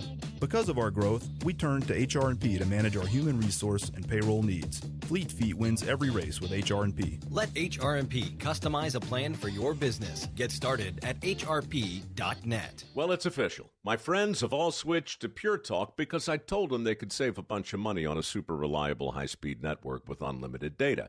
And because they're my friends, they trust me. As for the rest of you, well, Pure Talk understands that even though you might like me, you're not just going to take my word for it, nor should you. For that reason, and for a very limited time, Pure Talk is offering any of their plans for just $15 a month for the first 3 months, including their top-tier unlimited plan that normally sells for $65 a month. Think of it like a test drive, a super simple way to save $150 while you kick the tires on Pure Talk's blazing fast network, and a fine way to see for yourself why I switched from big wireless, along with a few 100,000 of my closest friends. Dial pound 250, say Mike Rowe, and be connected to Pure Talk's friendly U.S. customer service team. Again, dial pound 250, say Mike Rowe, and let the savings begin. Pro Dunk basketball goals have been the best on the planet for years, and they keep getting better. John Renato here. Now with your Pro Dunk goal, you can get their drill-powered lightning adjust system that raises and lowers your goal in seconds, 10 times faster with zero effort. And now ESPN listeners get the patent-pending lightning adjust system free. That's a $249 value, but you have to call. This offer is not on the website. Call Pro Dunk at 281-351-9822. You got to mention ESPN. That's 281-351-9822. That's Pro Dunk. Listen to Texas Radio Hall of Famers John and Lance weekday mornings from 7 to 10. Hey, you got better things to do than think about your electricity bill, but how do you avoid the surprise of a high bill at the end of the month? Here's what I do. I rely on the guys over at Champion Energy. With their low-price, fixed-rate plans, there's never any surprises. Plus, the team at Champion sends me weekly usage reports with my projected bill amount. Again, no surprises. They also remind me when my contract is about to expire so I can lock in on low prices. Visit champion.energy to view a variety of fixed-rate offers. That's champion.energy. Promo code 1560. Promo code 1560. This is ESPN 97.5, brought to you by Zada Jewelers. It's pretty dope. The absolute best choice. KFNC Mont Bellevue, Houston. This is the Rich Eisen Show. Hey, everybody. Can't get enough of the Rich Eisen Show? You're in luck. You can find us everywhere. Watch us weekdays on Disney Plus from noon to 3 Eastern. Miss the show? We've got a podcast so you can listen anytime. But here's the best part. Our YouTube channel. Subscribe at youtube.com/Rich Eisen Show and you'll never miss a moment. Now, on with the show. If LeBron decides to drag it on into August. This is the Rich Eisen Show. What is the timeline on getting an answer? I wish I knew, man. I want to go on vacation. Live from the Rich Eisen Show studio in Los Angeles. Today's guests, Notre Dame quarterback C.J. Carr. Apple TV lead MLS analyst Taylor Twellman. Academy Award winner Matt Damon. And now, it's Rich Eisen.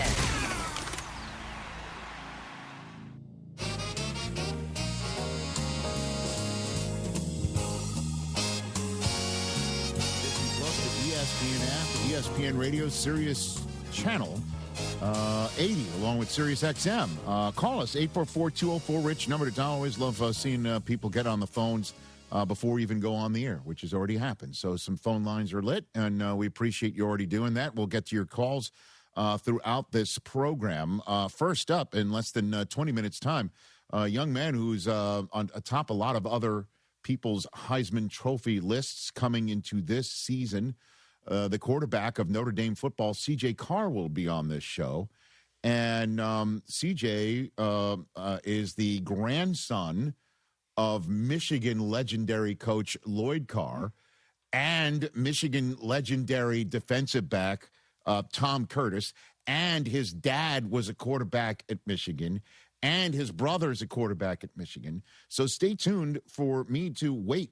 I've been waiting 2 years to ask him the question, how dare you?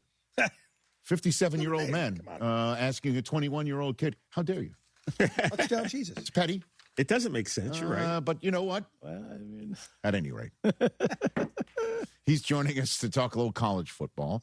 Taylor Twellman will rejoin us to talk about the World Cup final that's set between Spain and Argentina. And then in hour number 3 in studio, a young buck who's done very well in his career.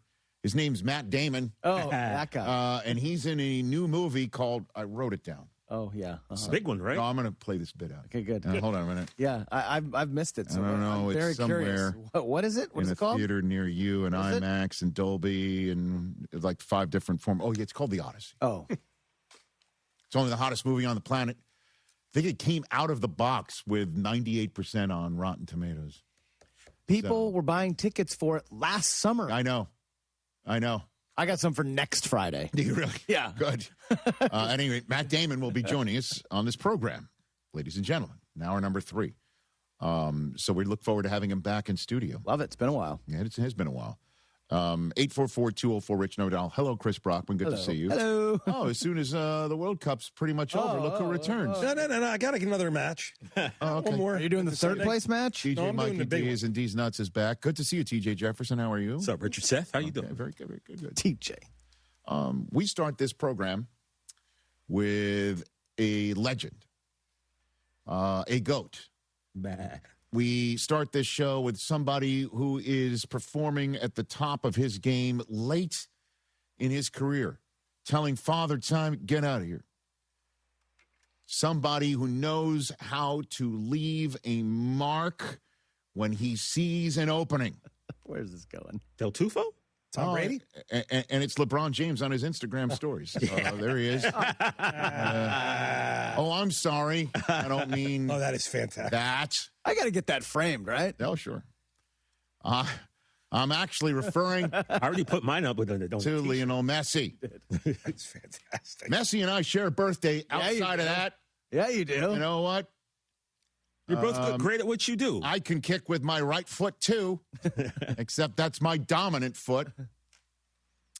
And Messi knows how to kick with his left and his right and then break it off somewhere where it does not shine. No.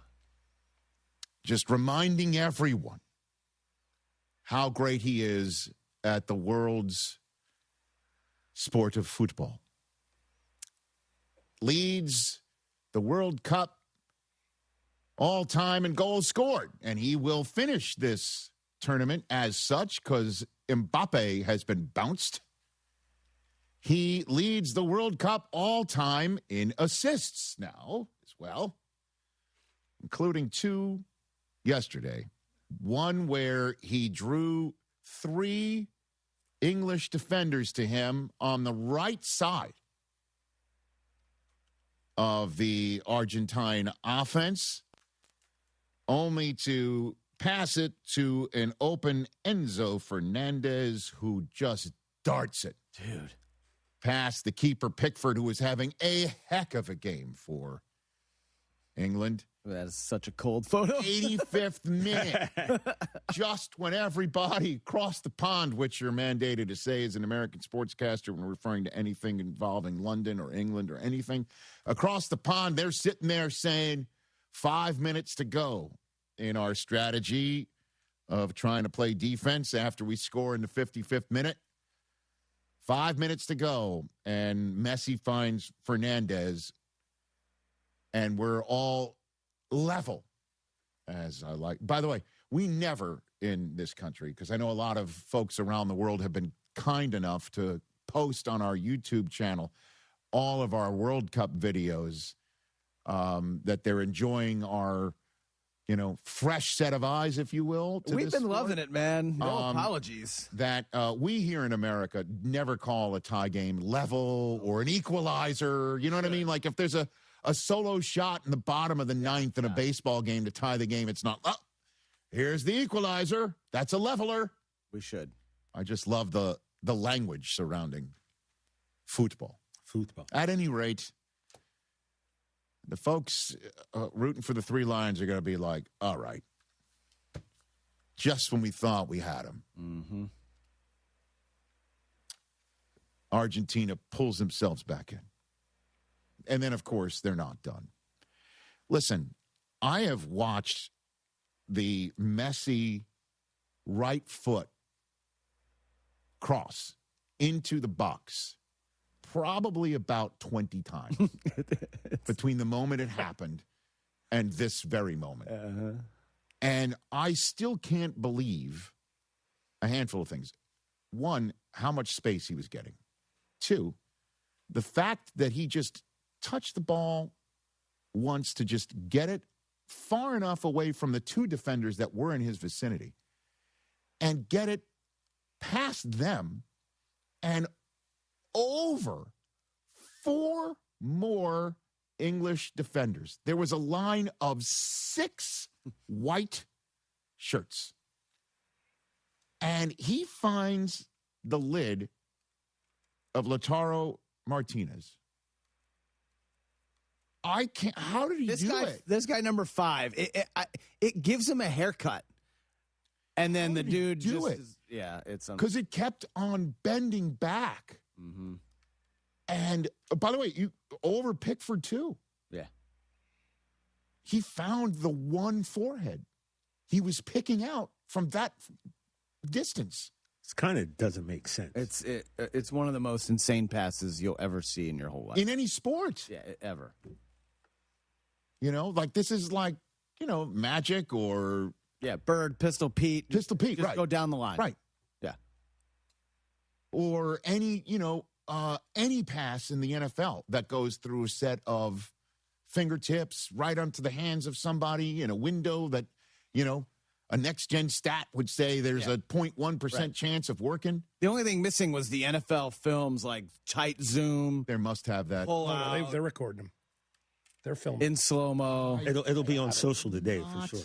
Get enough of watching that pass. I don't even understand how that's possible. Like how you can do that. Dude, he's Messi greatest ever. And Argentina did it again. Their knockout round matches, they get past Cape Verde in the 111th minute. They scored against Egypt. 92nd minute, just like Wednesday against England, sandwiched around a 112th minute score against Switzerland. That's the 4 knockout round matches so far. Argentina has pulled out of their It's like Brady and the hemisphere. Patriots, Rich. Huh? It's like watching Brady and the Patriots. That's Messi? exactly what I said. When he was down, the technical director that's doing the match with me, he goes, they may lose this. I'm like, you're looking at Tom Brady on the soccer field. He's going to come back. England didn't do themselves any favors. Now, that's scored, by the way, right now, Thomas Tuchel should, he's going back to Germany, and the Brits and folks in England don't want to see him again. I mean, there's a half hour left, and he's like subbing in all. That's another thing. Instead of trying to make it 2-0. That's the point. And basically what that did was playing, again, having read and prepared for this segment, the general sense is the best analogy I saw is that by playing that prevent defense, allowing Argentina to advance as far as they did on the pitch, that it essentially parked the Messi bus in front of Pickford for a half an hour, saying, good luck. Let's defend. Yeah. Try and score. Now, I don't know if that's 2020 hindsight or not. Jude Bellingham didn't get a touch. The only touch that everybody's talking about from him is 2 things. One, him verbally touching base with Messi during the match, during the game. I don't know what he said to Messi, but there's a new GIF meme out there of Messi going, and people are going to basically be sending that to their friends or their frenemies saying, okay, I hear you. It's like that voiceover. It was at this moment Bellingham knew he messed up. Right. That's what everybody's basically saying, that he poked the Messi. Oh, yeah, he did. And then he smacks Valentin Barco in the back of the head after the match is over. And I'm like, what's that all about? And I saw a video, because I've just been nonstop looking at this stuff. Because it's so great. Right. I saw it 5 minutes before the show began. I showed it to you. Yeah. Apparently on the, wait for it, equalizer, on the goal that leveled the match at 1 apiece. I love it. Took it from 1-0. I'm going to keep going here. And to 1-1. And a marvelous strike. Look at you. From distance.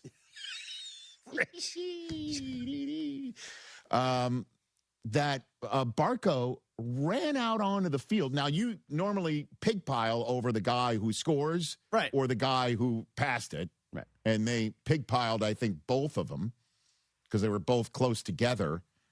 But it looks like Barco's running free amongst the entire English defense. Like, they're stunned that this happened. And Barco's like, wee, it running like through he was him. a streaker. Yeah, like he was a streaker. Just running through, and Kevin Harlan's like, look at him go. Right. And then Look, everyone should security's find trying that to video. tackle So him. I don't blame Bellingham for finding him after the game and going, dude.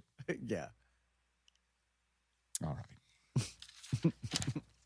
But don't poke the Messi. I mean, it felt like Argentina was knocking too. How many times did they hit the post? How many times did Pickford have to make an incredible save, one after another? And when they equalized it, you're like, oh, Argentina's going to score again. They're not going to win this in regular time. Yeah. It certainly felt like it. Yeah. And they obviously did. And then just Messi walking around, too. It just shows you. Well, he picks and chooses when to. Well, again, he starts the World Cup in the middle in Kansas City, and he hat tricks, right? That was his first appearance in this World Cup. And then this game, they put him out wide on the right. And England, even though they put all their defenders in there, still couldn't figure it out. Like, okay, do you want to keep, if your strategy is to do this and it starts leading to Messi firing one cross into the box after the other, you'd think there'd be an adjustment, right? So, damn is the headline. Yeah, it is indeed not coming home. And this game was far more scintillating than the other semifinal game between Spain and France, where Spain basically, I guess if France had come back on Spain, but Spain plays keep away. That's what they do, right? And this is how Argentina plays. That's they hang around, and then win it at the end. Taylor Twellman's going to join us again in hour 2. He was on 2 days ago. He was talking about Spain will beat you by 1,000 passes. So we'll see how that works. Spain versus Argentina on Sunday. Taylor Twellman's going to join us in hour 2 to preview it. Football, everybody. American football, college football is on our minds next. We've got C.J. Carr of Notre Dame football is going to be joining us here on the program. 844-204-RICH is the number to dial. Before we take a break, our friends at LinkedIn want to remind you that they know that running a small business means every hire matters. They know a bad hire costs time and money and how the right one helps your business grow. They know the challenge is finding that person without sorting through resumes. So do you know that this is where LinkedIn Hiring Pro comes in? It screens candidates so you can focus on conversations with qualified talent. With Hiring Pro, you can hire with confidence and build the team you need. Join the 2.7 million small businesses using LinkedIn to hire. Get started by posting your job for free at linkedin.com/Eisen. Terms and conditions apply. 844-204-RICH, number to dial. C.J. Carr of Notre Dame football when we return.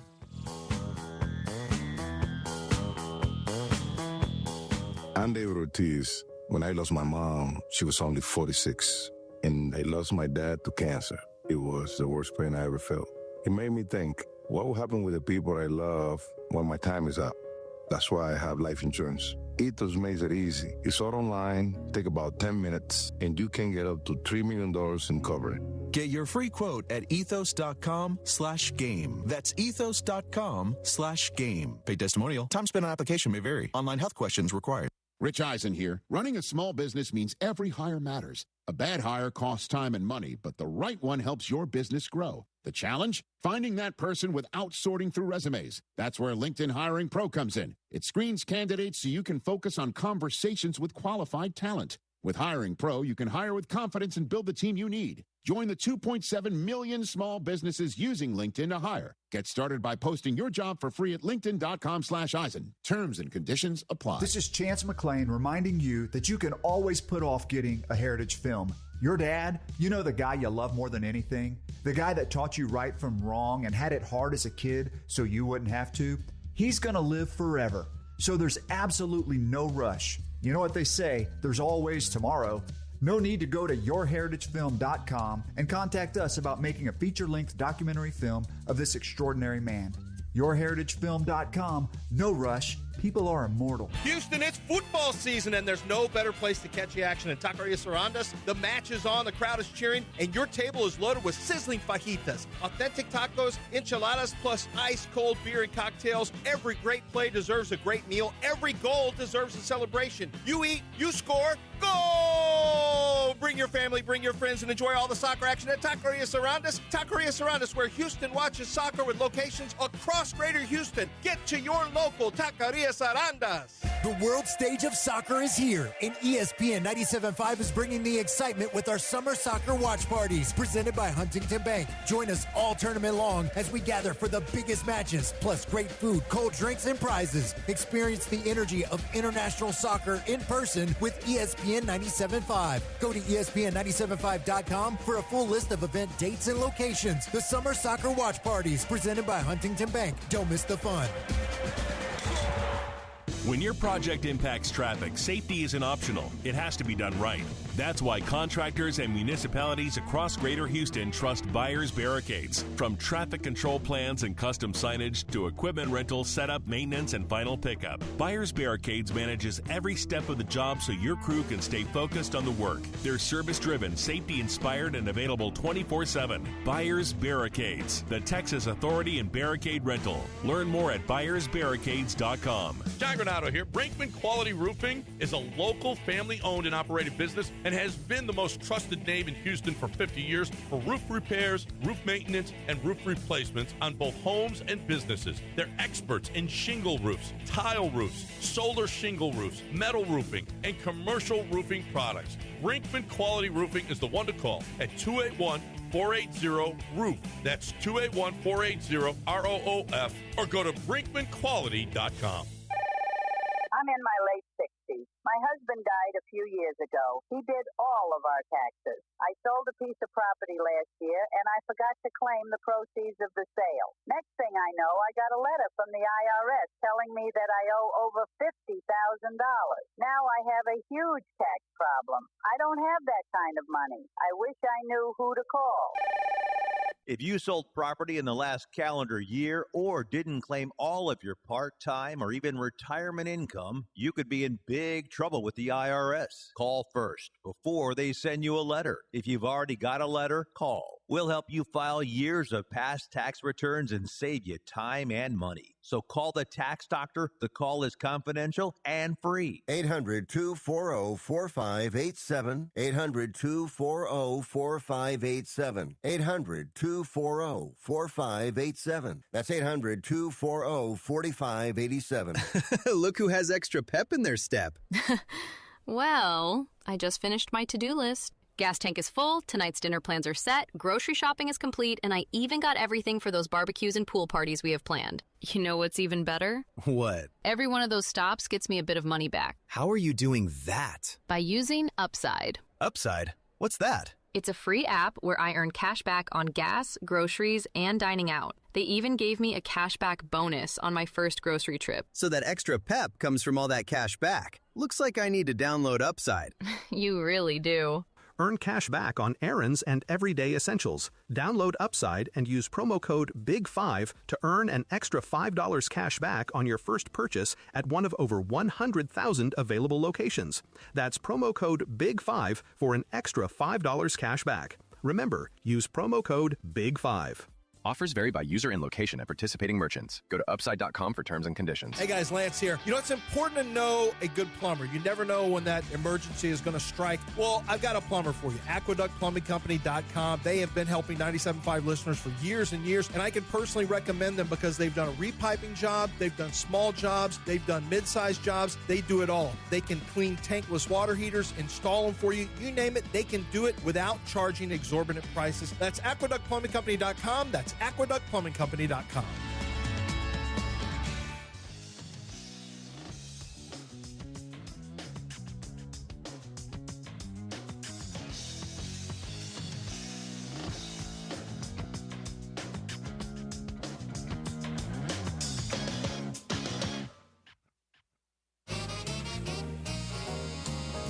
Coach Freeman wasn't at Notre Dame, and so I visited, but I wasn't really looking to go there until Freeman got hired. People said great things about him, and I loved Tommy Rees, who was at Notre Dame for a couple years then, and throughout the recruiting process, Michigan, they didn't really recruit me. I think they kind of thought I don't know, from my perspective at least, it felt like they thought I was just going to go to Michigan because of my family, which is understandable. But Tommy Rees came in with the approach that until I say no to him, he's going to recruit me as hard as he can. He's going to be in the school, and he's going to show Notre Dame's love and want for me. And so that meant a lot to me throughout the process. And eventually, I had visited 4 or 5 times there, and I said, this is a place for me. This is home.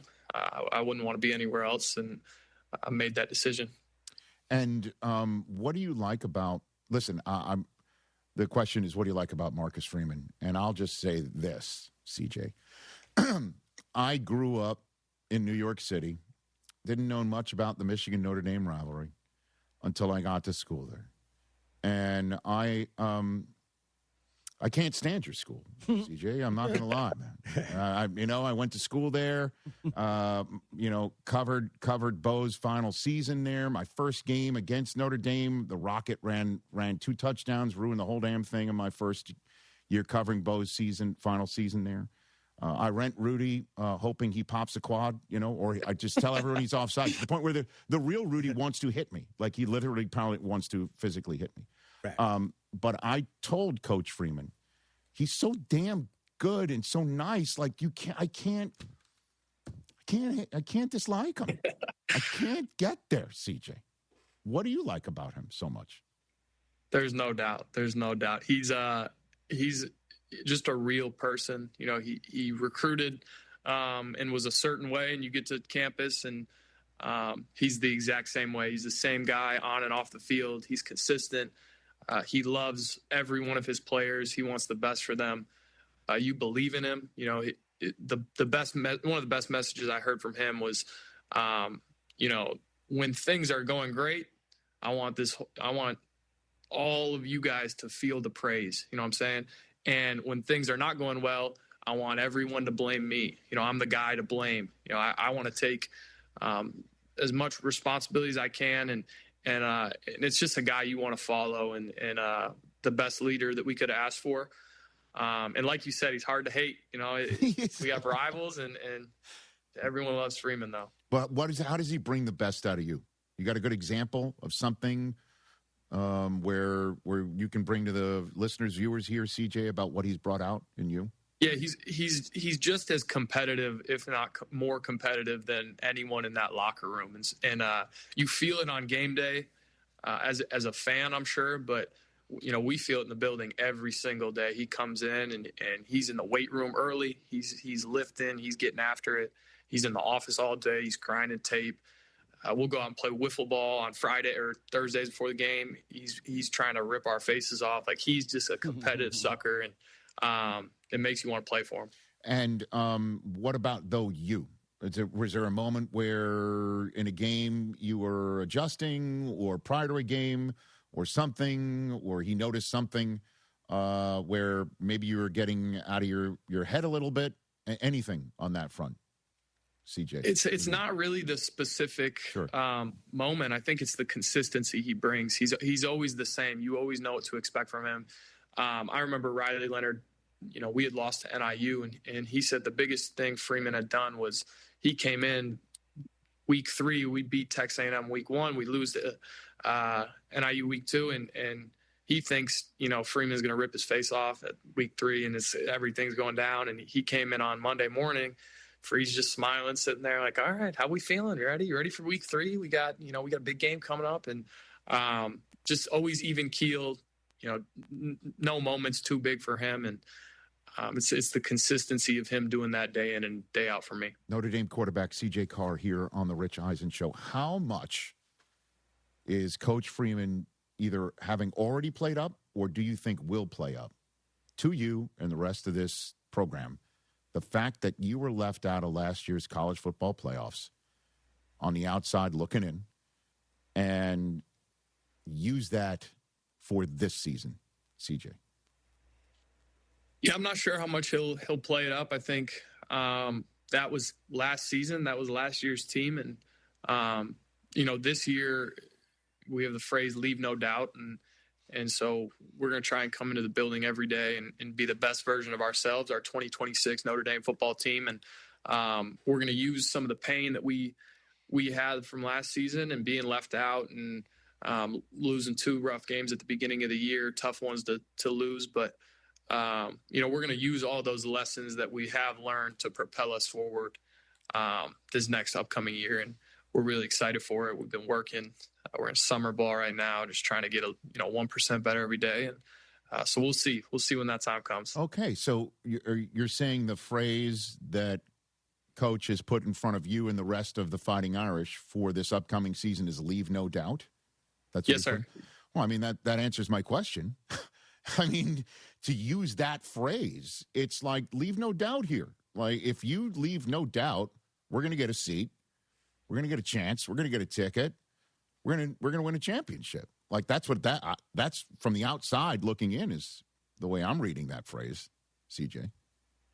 Right? Yeah, I think our strength coach, head strength coach, Coach Landau, was big into the fighting game early in his career. And, sometimes he'll bring us in the huddle and talk about how the best fighters never left it to the judges, and that's, in a way, that's kind of what we did last year. We left it up for chance. And so, I think leave no doubt kind of encapsulates all that. CJ Carr here, a few minutes left with the Notre Dame quarterback right here on the Rich Eisen Show. Heisman hype, you hearing it? You getting it? Is it entering your world, CJ? No, not really. It's, you hear the things from the outside, but to me, what matters is the people inside of that Notre Dame football building, and that they believe in me, and that they can count on me. And so the individual awards, it's kind of just noise. Well, I mean, Todd McShay of The Ringer was on this program, and others saying you had the best Manning passing camp, and not just this past year, but of anybody that he's seen recently. CJ, did you go in there feeling something, leave it feeling better? Like, walk me through your experience at the passing camp this year. Yeah, it was a great camp. It was a lot of fun. Just being able to be in front of 2 NFL legends is by itself enough for, a long time. And it was a lot of fun, and being around Peyton and Eli, and also a bunch of the other, college quarterbacks across America, and asking them questions about their experiences and getting close to them. We're all kind of trying to do the same thing. And so being able to relate to those guys, be around some of the greats, pick their minds, it was a really cool weekend. Well, Peyton, what did he tell you? What did he give you?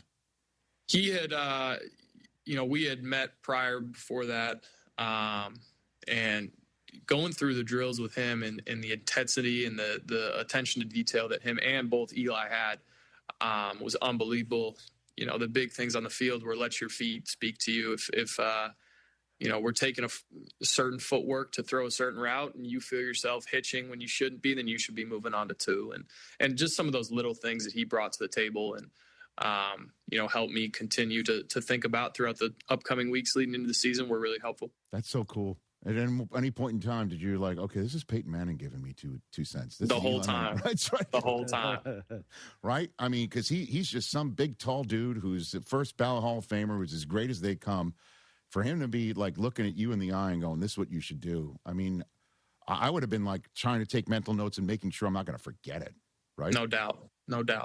Okay. Well, with all due respect to Peyton as well, just make sure that if you are in the Heisman running, don't lose to a Michigan guy like he did. Oh, and by the way, one who played for your grandfather. Wow. Okay. CJ. Why you got to do that? CJ didn't sign up for this. Hold on a minute. And then I swear I'm going to move on. My guys are giving me so much Thursday. He's a guest. He's a sweet dude. I mean, how did you tell him? How did you break the news? Who broke the news? To who? To Michigan? No, to Lloyd, your grandfather. Who broke the news? Did you break the news? Absolutely. He was super supportive. I said, my whole family wanted this process to be my own. And so, Yeah, he was super excited. Still texts me every weekend. Awesome. And is talking about, put your head down, keep your head down, keep working, stay in the film room, and keep being you. So it's great that my family's super supportive. And your other grandfather too. He's in the Hall of Fame too. He played for Michigan. No doubt. So everyone's cool. Everyone was just like, yeah, let's put on Notre Dame gear for CJ. Absolutely. 100%. You can't be too. Hey, you guys got little Tommy Carr over there. That's now okay. Now, how dare I turn you into my my information man here, Coach Whittingham, and how's that going so far from what your brother's telling you? If you don't mind passing that along. For me, I don't ask too many questions on the ins and outs of it, but I just think it's so cool that like Tommy and I are kind of living parallel lives right now, and we're about to get ready for fall camp. We're going through summer ball. I get to ask what they're doing over there. He's asking me. We're hopping on FaceTime, talking about different things, and so it's cool for me to see his spring game and see him go out there and he was cooking, and it was a lot of fun. We'd been in the same quarterback room all throughout high school, and so I didn't get to really watch him play all the time. They're playing we got to, watching his Friday night games were a lot of fun. And so it's cool to see him out there having a lot of fun, killing it. So I'm excited to watch this next season with him and see how it all goes. Yeah. And, a new coaching staff, new everything. And obviously I'm looking forward to seeing all that as well. And again, CJ, it's a pleasure chatting with you here. I don't know if we did meet when you were a little kid because, your parents with the Chad Tuff Foundation, which I'd love to put the organization's website up on the screen, chadtuff.org, in the name of your little brother who passed away when you were 10 and he was 5 for a dreadful form of cancer that we'd love to get off of the planet. But I don't know if we ever met. We might have met at any of these events when you were a little kid, and it's just great to see what you are and who you've become, CJ. Yes, sir. Thank you. My pleasure. Say hi to your parents for me, will you please? And I will. Have you met Rudy? Have you met him? No, I have not. Oh, sir. Do me a favor and just say I was on the Rich Eisen show and he called you twitchy. Do me that favor. Okay. And if I meet him, I'll put a good word in for him. Why are you having him fight your battles? He's not fighting my battles. I'm dragging him down to my level. He doesn't need that. If you want to be accurate, that's what I'm doing right now. He doesn't need that. And enjoy the weekend. You're clearly in New York City, right? Fanatics Fest. You're going to be part of that? Yes, sir. Awesome. Yes, sir. Enjoy that. Say hi to your folks and let's chat down the line and say hi to your coach who I just can't hate as much as I'd like to. Take care. Yes, sir. I will. Thank you. That's CJ Carr, everybody, the quarterback of Notre Dame football. Have a great year, dude. Delightful chat. Right there. That was great. Goodness. I know. I think I did meet him as when he was a little kid. He was a little kid when he was a teenager. Now look at him, all grown up. Grown up. On NBC against Wisconsin. You ready for this, Mike? You ready for your Notre Dame football? I love that kid. You should. Boy, do they get it right with him and the coach, right? Let's see. You got Notre Dame's playing Wisconsin. They also play Purdue. Who else? They usually play Michigan State because that's the school in the state of the Michigan they're fine playing. Oh. Dude. We beat you. They beat you now. Oh, is that right? Yeah. Oh, okay. Well, CJ Carr, you're betting favorite to win the Heisman. He is, right? Notre Dame has the second best national championship odds.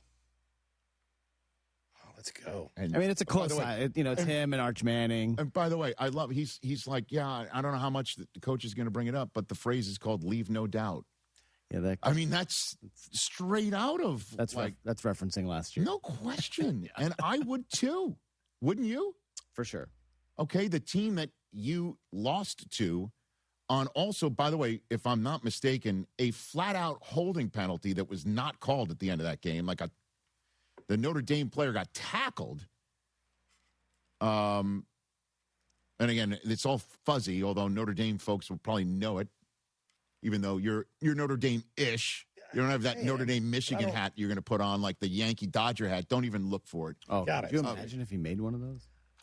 And I think that was the game-winning touchdown. The points that Miami needed, and then you're watching Miami get all the way to the national championship game? By the way, what if it was Indiana versus Notre Dame for the whole damn shooting match? That state would have been lit. Could be. At any rate, so leave no doubt. That makes total sense. I would 1,000% do that. You know? By the way, TJ, this is now the moment you mentioned your line that you threw out before the show that Mike Del Tufo's wearing a Running Man hat. Oh, yeah, okay. Rich Eisen show Running Man golf hat. He puts the hat on this morning, Brockman, and I look at it, and they're both saying how nice it is, and I just randomly go, well, yeah, now in true Del Tufo fashion, he's going to get a new one made that'll be half our logo and then half, I don't know, Colin Coward since he's back. Well, you mentioned Dan at first. Dan, but then I realized he's going back and forth to Fox. So that's true. Yeah. So RJ, work on it. That'll be Del Tufo's new hat. Half Running Man. RJ found this hat. This half herd. Half herd. Great. Right? Half herd. Half Running Man, half herd. You laugh, Brockman, but watch. Next week he's going to have it. First things first. Yeah. You guys. We're not the first in his world. No, definitely not. Definitely not. Nah, you will be for a month. First fader first? Yeah, I'm here in August a lot. That was very high register. And then what? I'm here. No, I mean, the World Cup was baseball? it beckoned. No, I don't blame it was cool. I mean, playoff baseball. Rich. No, listen. Thank you for letting me. Mikey, thank you. Listen, it's been awesome. It's been awesome. The minutes upon minutes upon minutes we've spent here talking about how we can't get enough of it. And it's your job in there. It's to be in there. It's amazing. Now, what fader? You're working pregame faders? No, I'm doing all just the matches. So what I'm listening to during like when the ball hits the crossbar and I hear it. I've actually done a running tab. I'm about 320, 330 million people. I've watched what I've done, which is pretty sick if you think about it. It's pretty insane. Well, they've heard it. Well, they've watched and heard, but I mean, I'm saying. What heard? Colin? See? Which herd? Got to go back. Okay. It's H-E-A-R-D. Yes. Okay.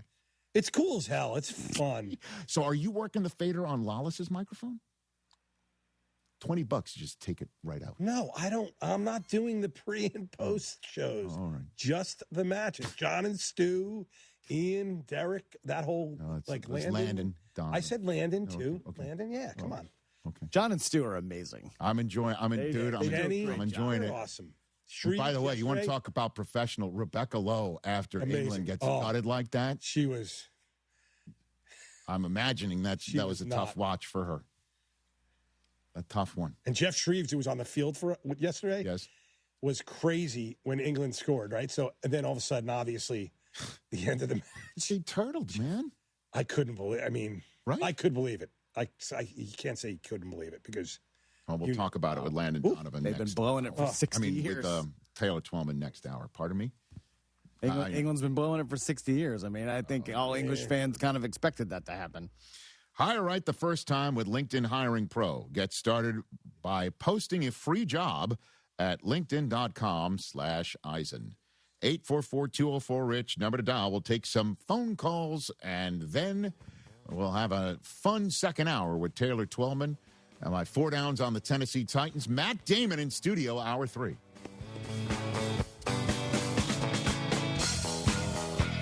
In my world, you're always sorting through information, trying to find what matters most fast. Well, if you're hiring, you can now review all these resumes and applications faster thanks to ZipRecruiter. ZipRecruiter has a new feature that instantly shows you the most interested, qualified candidates first. ZipRecruiter's matching technology finds qualified candidates quickly. And with ZipRecruiter's new feature, qualified candidates show up at the top of your list. Try it for free at ZipRecruiter.com/sports. Meet your match on ZipRecruiter.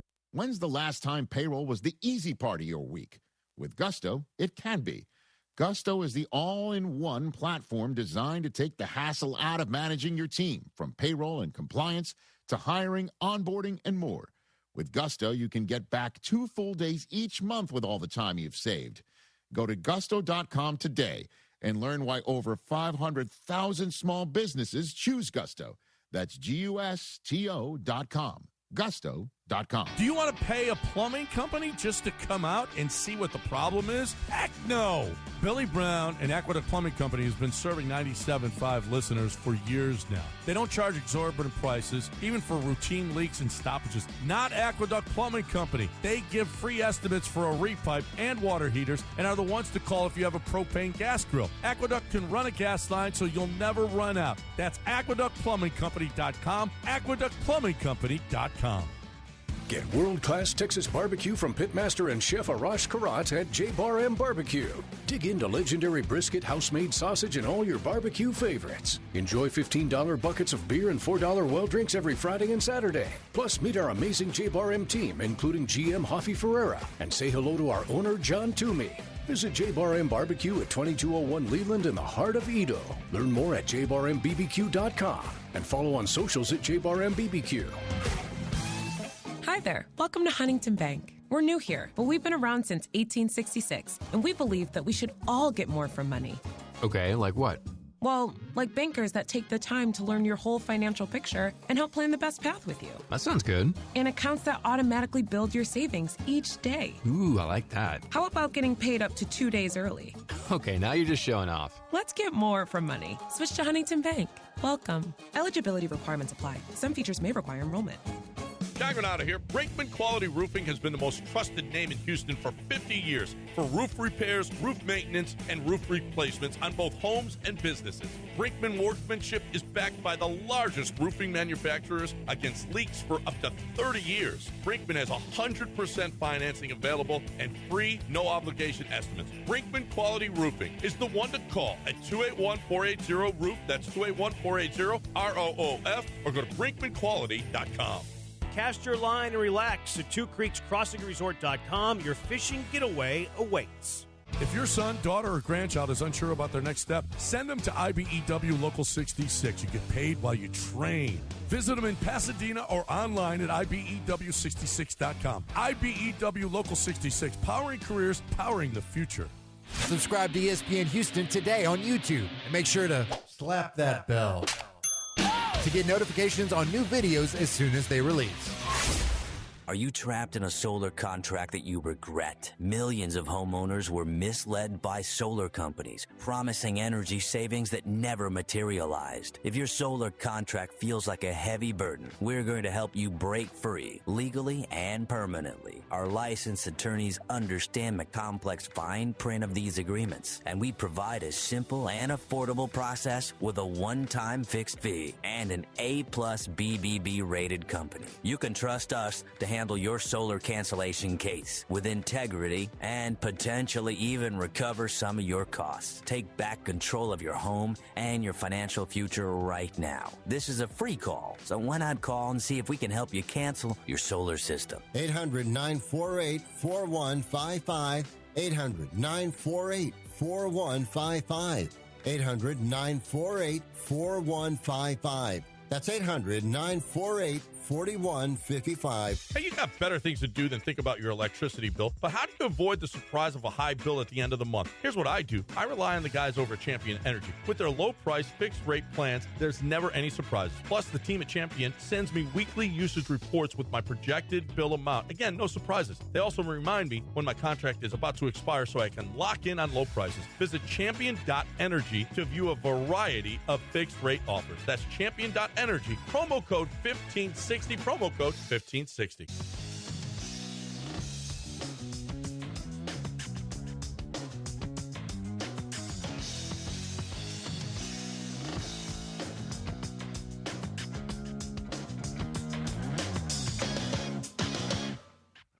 I think you want her right now, Rich. Then, yes, awesome. now. Back here on the Rich Eisen Show, a SoFi personal loan is here to help you achieve something once thought impossible, overcoming high-interest credit card debt. Walk the tightrope of your finances with one low fixed-rate monthly payment, no fees required, and as soon as the same-day funding. That's right. Pull off your own debt-defying stunt with a SoFi personal loan. Visit SoFi.com/trick to learn more. Loans originated by SoFi Bank, N.A., member FDIC. Terms and conditions apply. NMLS 696891. Let's hit this here. You just said something our radio audience didn't hear, Chris, and I will bring it here.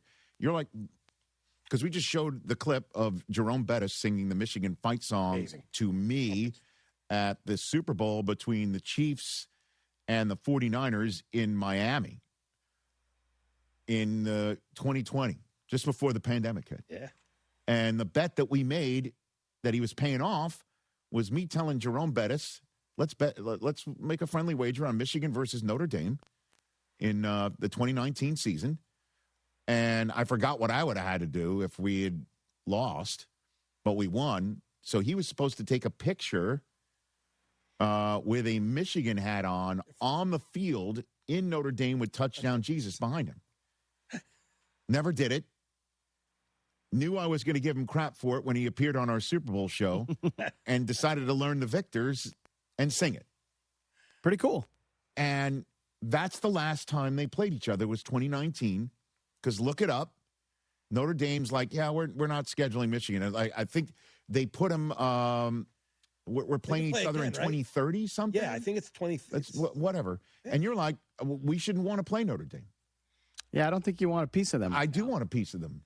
And you know who should want a piece of them? The entirety of college football should want Michigan and Notre Dame having a piece of each other. Great. I'm not disagreeing with that. I mean, it used to be the kickoff to the season. Damn right. Until then, Lou Holtz decided to schedule a warm-up for Michigan game. Yeah. Lou Holtz, may he rest. You know, all of a sudden, we're playing Rice before we're playing Michigan, and you got to watch out for that Rice team. The next game between you guys is September 2033. Yeah, it's coming up. Absurd. It's coming up? I'm joking. You know what I mean? It's absurd, man. Yeah, it's too bad.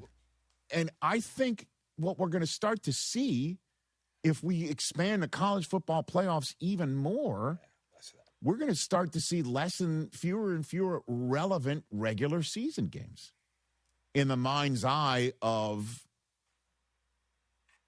national interest. I think there's always going to be rivalry games, always going to be. Yeah. And we're going to see a Michigan-Ohio State game, folks, at some point where players rest. Because Michigan might play Ohio State 3 weeks hence in round 2. And there's going to be a Michigan-Ohio State game in the college football playoffs that will dwarf anything that we've seen in the Saturday of Thanksgiving weekend. And that's the truth. And there's been some epic ones. Epic ones. Just, again, Duke playing North Carolina in the Final Four in what was Coach K's last game on the bench. Any of these Tobacco Road, February or March regular season matchups or ACC championship game matchups, are they going to touch anything like that again? No way. So be prepared for it is what I'm saying. And so anything where it's two rival schools, like maybe that's what did kick off, with all due respect to Wisconsin and Big Cat, who I saw at the American Century Championship. Really? Notre Dame, Wisconsin, or Notre Dame, Michigan. Really? Come on now. Kicking off the season. Does either team want a loss that quick? But it's different now. Yeah, it doesn't matter now. I know. And certainly if they're going to expand it even more. Although Notre Dame fans will say it's not different now because last year we lost 2 early ones. Yeah. And they couldn't dig out of it, no matter how well they played it the rest of the season. No matter how many times the playoff committee actually indicated Notre Dame was in the lead in an apples-to-apples conversation in the playoff committee room until the reveal comes out, yes, sorry. To the point where C.J. Carr just told us the Coach Freeman, has made the rallying cry for the 2026 Notre Dame Fighting Irish, leave no doubt. Okay. We see you. Except Michigan won't see Notre Dame. I totally would want it. Totally would want it. It's good for the sport. It's good for the sport. It's good for the rivalry. It's good for everything, man. It's like the ND-USC. Certainly, you need to get these things on the schedule. Yeah. If regular season matchups, listen, I'm going to settle in and watch a college football game because that's just the way I'm going to be, and that's the way I am as a fan. And I think a lot of people will echo those sentiments, not just in this room, but anybody within the sound of our voices. But at the end of the day, if we're going to get 16 playoff teams, which I think we're going to get at some point soon, then we got to beef up the regular season with some matchups that the rest of the country would settle down to. Watch. And Michigan-Notre Dame is that. Hey, this Ohio State-Texas series, right? I mean, it's fun. Yeah. It started the season last year. Yeah, what the? More of that, please. Yeah, what starts the season this year? We did a home and home with Oklahoma. Right. That's coming to Michigan this year. Michigan went to Oklahoma last year without Jayshon Barham because of some stupid-ass targeting call and somebody who's sacking a quarterback. You are going to love that kid. Yes, Dallas, sir. You keep telling me. I'm telling you. You will at some Monday this season Come in. or Tuesday, coming off a Cowboys game, at this point this season, you're going to look me in the face and go, you're right. Yeah, I do watch Little Michigan because of you, and you text me during the draft. Dude, like, you're at work. I'm on the set. You're on set, and I'm in Altoona. I was at home, and you were, like, texting me at 10 at night, like, you're going to love this. You were going to love him. Yeah. Don't worry. You're not going to be coming to me and say, oh, this is Taco Charlton 2.0. I hope not. He won't. Because, we passed up on T.J. Watt. I'm aware of that. Charlton, and I'll never forgive him. Trust me. I hear it from Cowboys fans all the time. So, 844-204-RICH, number to dial. If you're on hold, stay on hold. We'll take your calls in hour number 2. Top of the next hour, we'll take some calls. We got some time. Taylor Twellman and his, I guess, he's a very enthusiastic individual. Oh, yeah. He loves the game. Yeah. He'll be joining us to talk about what we just saw from Argentina and England and Spain and France to set up Spain and Argentina. And that's in hour number 2 here on this busy Thursday. We all hear the radio ads about the IRS. They tell you to be afraid, to be scared, and they try to frighten you into calling. I'm not here to do that. Tax Relief Advocates is different. TRA is here to tell you that if you owe money to the IRS, whether it's $5,000, $50,000, or $500,000, we have a solution. It doesn't matter if you're sitting in your car, at work, or with your kids. No matter where you are, call now. 800-575-6759. Don't lose hope. TRA can eliminate or reduce what you owe to the IRS. Generous programs are now available that can give you a fresh start. Our passion is taxes and helping individuals fix their IRS problems. We have over 1,000 5-star reviews on Google and an A+ with the Better Business Bureau. You don't need to be afraid of the IRS any longer. End your tax nightmare today by visiting us online at TRA.com or call 800-575-6759. That's 800-575-6759. Tax Relief Advocates. Real solutions for real people. The average car payment in America is now nearly $800 a month, and many auto loans stretch longer than 6 years. That means millions of drivers are paying for vehicles long after they're ready for something new. Most people don't actually have a car problem. They have a loan problem, and that's why more drivers are calling D&M Leasing, the nation's leader in automotive leasing. Call 713-290-1000 or visit dmautoleasing.com. We make leasing easy at D&M. Every family has challenges. Every family has secrets. Every family has a gay uncle that gets too drunk and starts asking you about your buddies. But not every family has a feature-length documentary film made about it. But yours could. Go to yourheritagefilm.com and reach out. We sit down with your loved ones, visit about their upbringing, career, history, kids, school, everything, and we make a movie. They have a blast, and you have something truly special for generations. yourheritagefilm.com. John Granado here. You know what the bosses here did? They bought an unlimited corporate membership at East River 9. You know what that means? More golf for me. East River 9 is offering annual memberships for individuals, families, and your business. Unlimited golf, exclusive promos, and much more. Spots are filling up fast. Reach out today to secure your spot. Sign up online at eastriver9.com or call the Pro Shop at 713-913-7033. I'll see you on the links, baby, at East River 9 with our unlimited membership. Jeremy Branham here. You've heard me talk about Pro Dunk Hoops and their drill-powered lightning adjust system that lets you raise and lower your goal in seconds. It's 10 times faster with zero effort. Right now, with your new Pro Dunk basketball goal, you can get the lightning adjust system for free. That's a $249 savings, but you have to call. You won't find this offer on the website, so call Pro Dunk at 281-351-9822 and mention ESPN. That's 281-351-9822. The Colonel is the king of chicken. That's why he's always had a beef with beef. But on Wednesdays, he's squashing the beef by frying it. KFC Country Fried Steak is here for only $4.99. Crispy golden outside, tender steak inside. Served with peppery gravy, mashed potatoes, coleslaw, and a biscuit. At last, the Colonel and beef buried the hatchet in gravy. Get the $4.99 Country Fried Steak Wednesdays for a limited time only at KFC. Prices and participation may vary while supplies last. Not available on third-party ordering platforms. Tax, tip, and fees extra. I know that hiring can be challenging. You need someone to match your role perfectly. Well, now you can meet them fast on ZipRecruiter. Build your team, build it sooner. Meet your match on ZipRecruiter. Just head to ZipRecruiter.com/free right now to try it for free. That's ZipRecruiter.com/free. Meet your match on ZipRecruiter. Try it free. In a city as big and diverse as Houston, it's nice to know your bank still knows you. At Home Bank, their bankers aren't just here to help. They'll recognize you, know you, and earn your trust.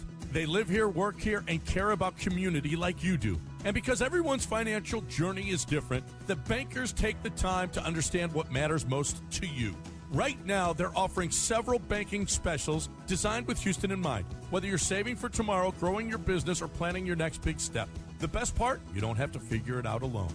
Stop by any of Home Bank's locations across Greater Houston, River Oaks, Pasadena, Sugar Land, Baybrook, Friendswood, and the newly opened banking center in Tomball. To speak with a banker who's ready to listen, answer questions, and help you find options that fit your goals. Home Bank, just real conversations with real solutions and opportunities. Go to home24bank.com to get started today. Good for business, good for life. Home Bank, member FDIC, equal housing lender.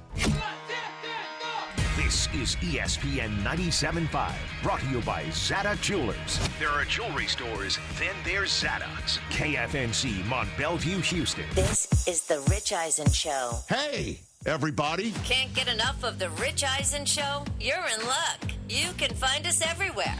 Watch us weekdays on Disney Plus from noon to 3 Eastern. Miss the show? We've got a podcast so you can listen anytime. But here's the best part. Our YouTube channel. Subscribe at youtube.com/Rich Eisen Show and you'll never miss a moment. Now, on with the show. If LeBron decides to drag it on into August. This is the Rich Eisen Show. What is the timeline on getting an answer? I wish I knew, man. I want to go on vacation. Live from the Rich Eisen Show studio in Los Angeles. Earlier on the show, Notre Dame quarterback C.J. Carr. Coming up, Apple TV lead MLS analyst Taylor Twellman. Academy Award winner Matt Damon. And now, it's Rich Eisen.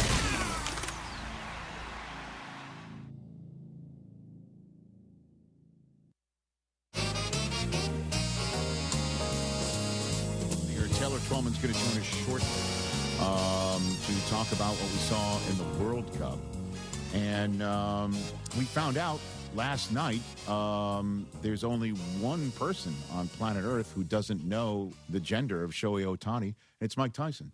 Didn't have that on the old not at all list. That was wild.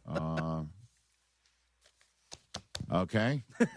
You're off mic. He's like, Shohei's a guy. You heard that one? Did you see that one last night on the SB stage? I heard about it. I didn't see it live. You can see it. Jim Abbott's speech. Please seek it out. That was awesome. In getting the Jimmy V Award for Courage. It's great, man. Those speeches, when delivered from the heart, and most of them are. But everyone should check out Jim Abbott's speech. That was awesome. And again, I haven't been to the ESPYs since, probably the last ESPY Awards I went to was probably 2002.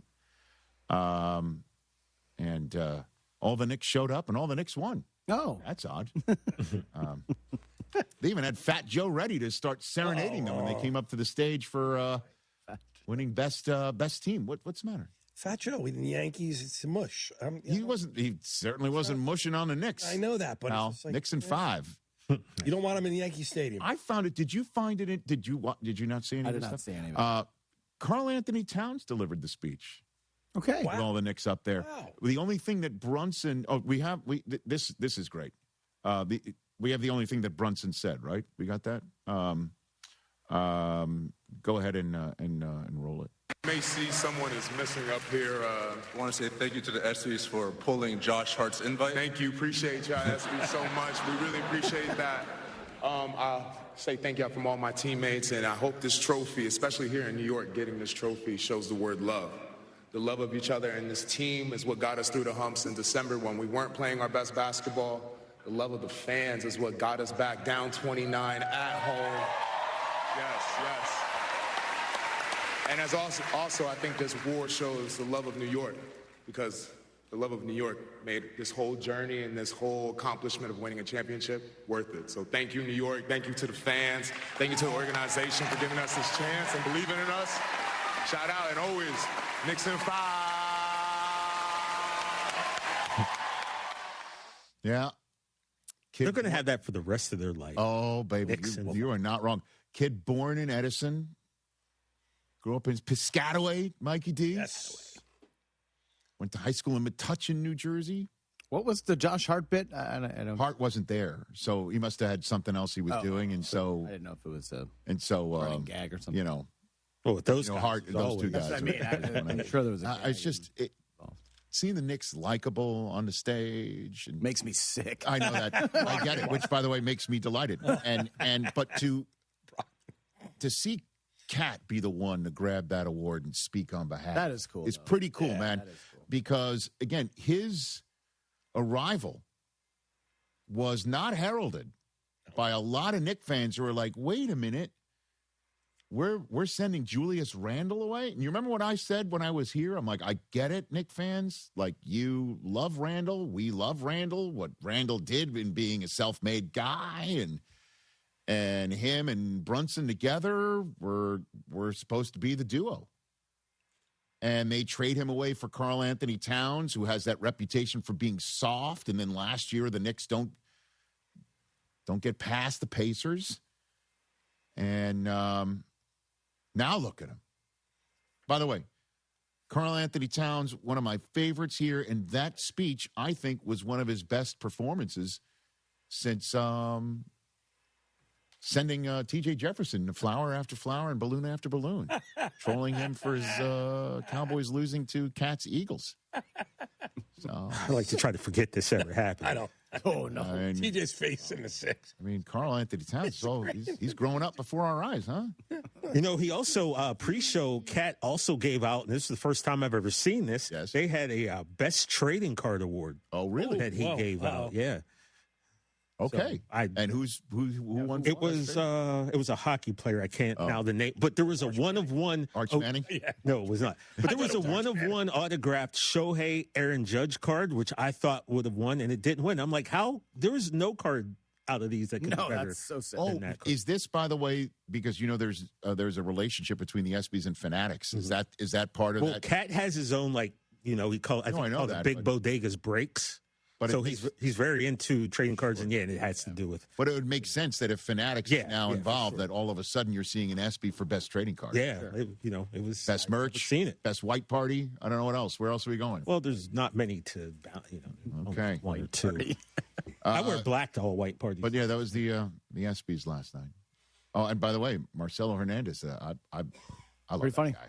Here's what I didn't like. I'm watching all the pre-show stuff, and then because we're on the West Coast, we have to wait till 8 to watch the actual show. So it was like 3 hours where I was like, all right, I was anticipating this, and it's just like, were you trying not to be having anything spoiled? Is that what you're saying? Okay. No, it didn't come on till 8. All right, got it. Gabriel in Washington. He was the one who called in right before the show. How are you, Gabriel? You want to do something, I think. You there, Gabriel? Gentlemen, how how are we you? doing? Hey, What up? Oh, Sorry. I was taking a nap. I had to wake up. Whoa. Sleeping on the, You sleeping during the show? Taking a Seahawks, so I nap? figured I'd fall asleep too. Are you? Is that the Anyway. way you're critiquing the first hour of this program, Gabriel? Were we that bored? No. Hey, I know, Rich, that you are the only other person have done the win-loss for the Seahawks. That's right. I know that you are slowly waking up to the Seahawks. Listen, look at, by the way, one of the best comebacks since Argentina right there, where Gabriel's like, first hour, I was sleeping through it. Now you're just, okay. Yeah, I had them go 13-4, so you would like to, you are the second person to call in, or first to call in and say you want to do the Seahawks win-loss. Give me some of the theme music, please, Mikey. All right, opening night. Still not a fan of this being the opening night game, man. I like it. Bears would have been better. I think so, too. It's fine. Pats at Seahawks to kick off the season on Wednesday night. What do you got for me, sir? That will be a one-sided affair, my friend. Patriots big, One-sided yeah. in the Seahawks' favor. Oh. All right, that's 1-0. Now you're at the Cardinals, week 2. 11 days That's later, piece by the of way. cake. Piece of Piece of cake, cake. he says. 2-0 at the Commanders. I got a bad feeling for the Commanders fans. My heart goes out to them. I think RG3 is happening again with Jaden Daniels. That's a win. For Seattle, is what you're saying. Yes, a win for Seattle. I Okay. think poor Jaden Daniels. I think he's gonna. I don't know. I think he's going to bounce back. But Gabriel, I'm with you. The one thing that the Seahawks have done, habitually over the East past Coast. couple of years is go on the East Coast and win a 1 o'clock window game that everybody thinks is going to be tough for them. Chargers visit Seattle, week 4. Ooh, that's a win. Okay. 4-0, home for the That's right. That's the 49ers. reaction. Jay Harbaugh is going down to visit his dad. Yeah, little Harbaugh Bowl right there. What do you got for me when the Niners pay a visit? Those guys smell like Ben Gay. That's a win. Well, then, 5-0 at Denver on a short week. Thursday Night Football on Amazon. Denver has a tough schedule to start the season. They're going to be on life support. They're going to be desperate, and we're going to knock them out. Denver season is done. Woo. Gabriel, 6-0. Chiefs now visit on a Sunday night. Thanks for coming, K9. We wish you luck, but not tonight. That's a win. That's a 7-0 start. The Monday nighter at home against the Bears. The Bears. The Iceman's going to melt. Win. 8-0 home for the Cardinals. That's cake. That's a sweep. 9-0 at the Raiders. The Raiders? Yep. That's a win. 10-0. Boy, if they go, they're 10-0 going to San Francisco. Oh, baby. What do you got for me? I got a brother-in-law, I got an uncle, I got a best friend. I got a lot of people in my life that are San Francisco 49ers fans. My neighbor's a San Francisco 49ers fan. The Coastless were 49ers fans. If you can't beat them, buy them. Win. Seahawks. 11-0. Well, that's where they won the Super Bowl in that stadium. 11-0. They've now swept the 49ers and swept the Cardinals. 11-0. Cowboys in Seattle on a Monday night. Ooh, that's a big ticket. That's a big ticket. Cherry's coming to town. Sorry, Cherry. Win for the Seahawks. 11-0. My goodness, the Giants pay a visit. Oh, Mike McDonald gets a nice little visit with John Harbaugh. John Harbaugh's going to regret flying out to Seattle. That's the one. That's now it's now 13-0. You've got a 13-0 Seahawks team visits Philadelphia on the Saturday night of Week 15. Philly? Yes. Push? No thanks. The Barnyard is coming to town. A.J. Barnes is going to be under center. Goal to go. Touchdown. Barnyard. This means Put a dub on the board. the Seahawks, according to Gabriel in Washington, are 14-0 on Christmas night. Jeez. When the Rams pay a visit.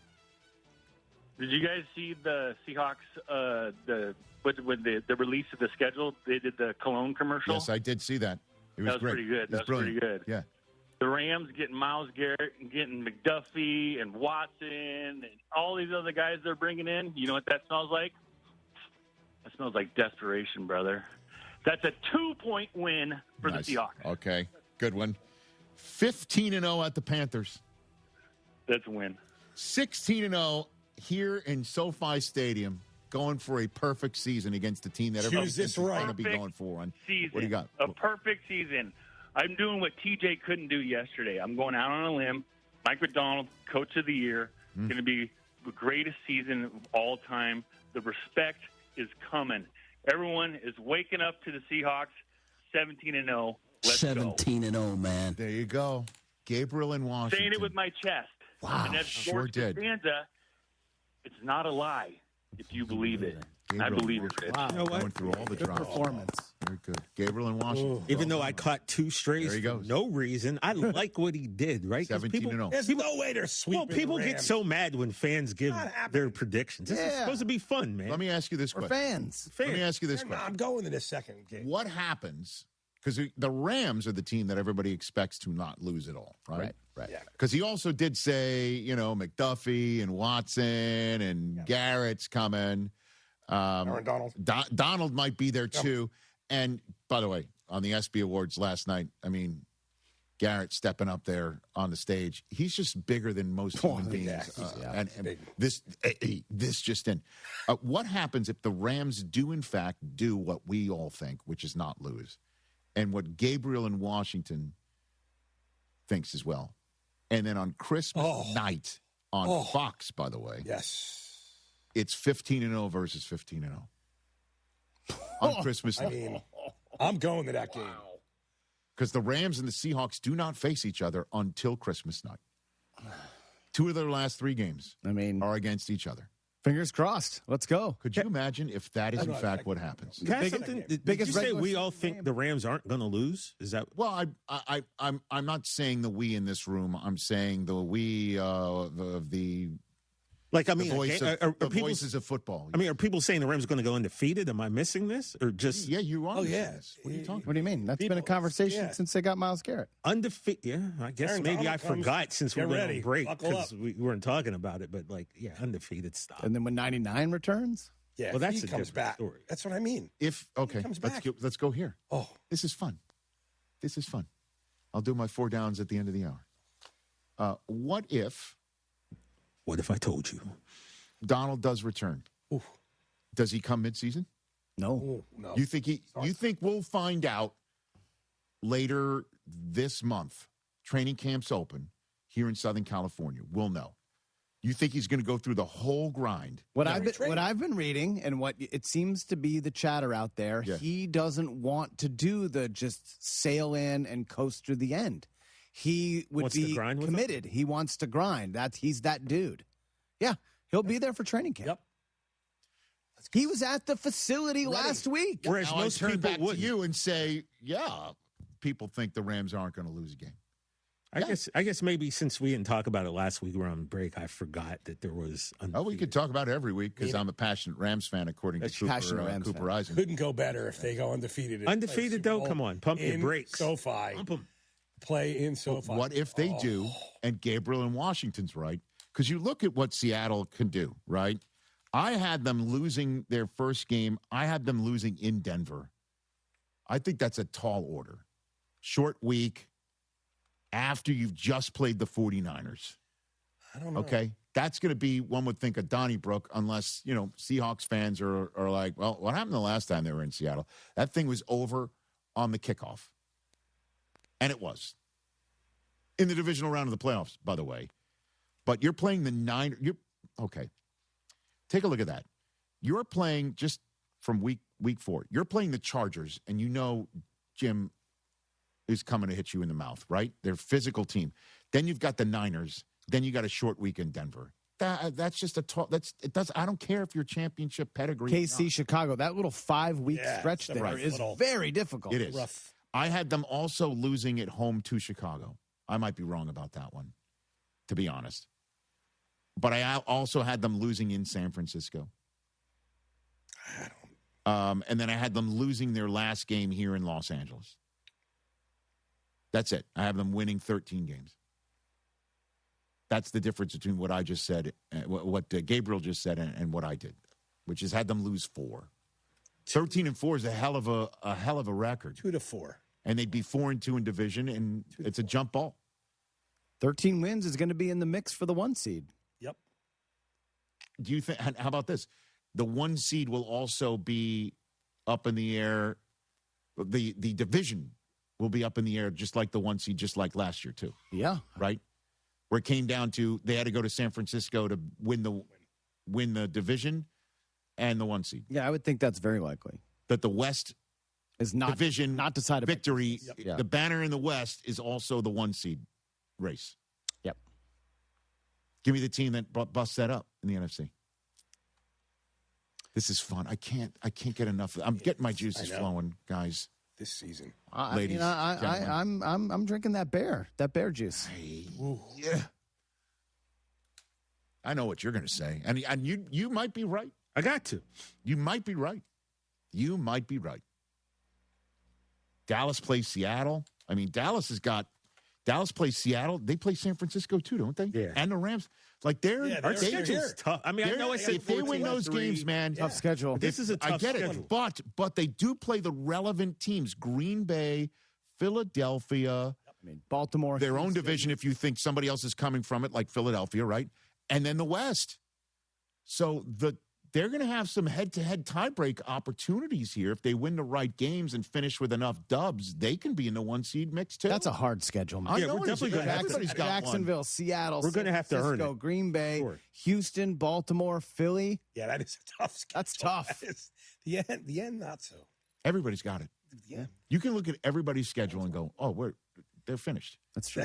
Tough schedule. That's how I feel every time we pop one of these schedules up. I'm like, well, that's kind of tough too. Look at us talking ball. Oof. We're so close. I'm like you guys. I don't want the season to get here too soon. Time is moving too fast anyway. I want to enjoy. No. Season can't get here fast enough. And the only way I want it to slow down is for LeBron James to troll on Chris Brockman on his Instagram feed. That's the only thing I want to slow down. What can I say? I'm talking in real life. What can I say tomorrow? Moving too fast. I don't. September will get here when tomorrow. We still have an hour and a half left in this show. Come on, Chris. Okay. Come on, get aggregated now. Like the present. All right, let me think. Aggregate now. Matt Damon's coming up. Let me think. Look at that. Get into the Hyundai Getaway sales event and get away with a deal so right it almost feels wrong. Right now, you can get great deals on our most popular models, including our adventure-ready SUVs, like the Hyundai Santa Fe or Santa Fe Hybrid, and the Tucson or Tucson Hybrid. Plus, there's our bold and stylish Elantra, loaded with the latest tech, or go all-electric with the Ioniq 5 or Ioniq 9. So get down to your local Hyundai dealer and get away with a deal you'll love during the Hyundai Getaway sales event. Visit HyundaiUSA.com for details. Back on Disney Plus with Taylor Twellman, and then the radio audience will rejoin. Let's chop up some more World Cup with our friend.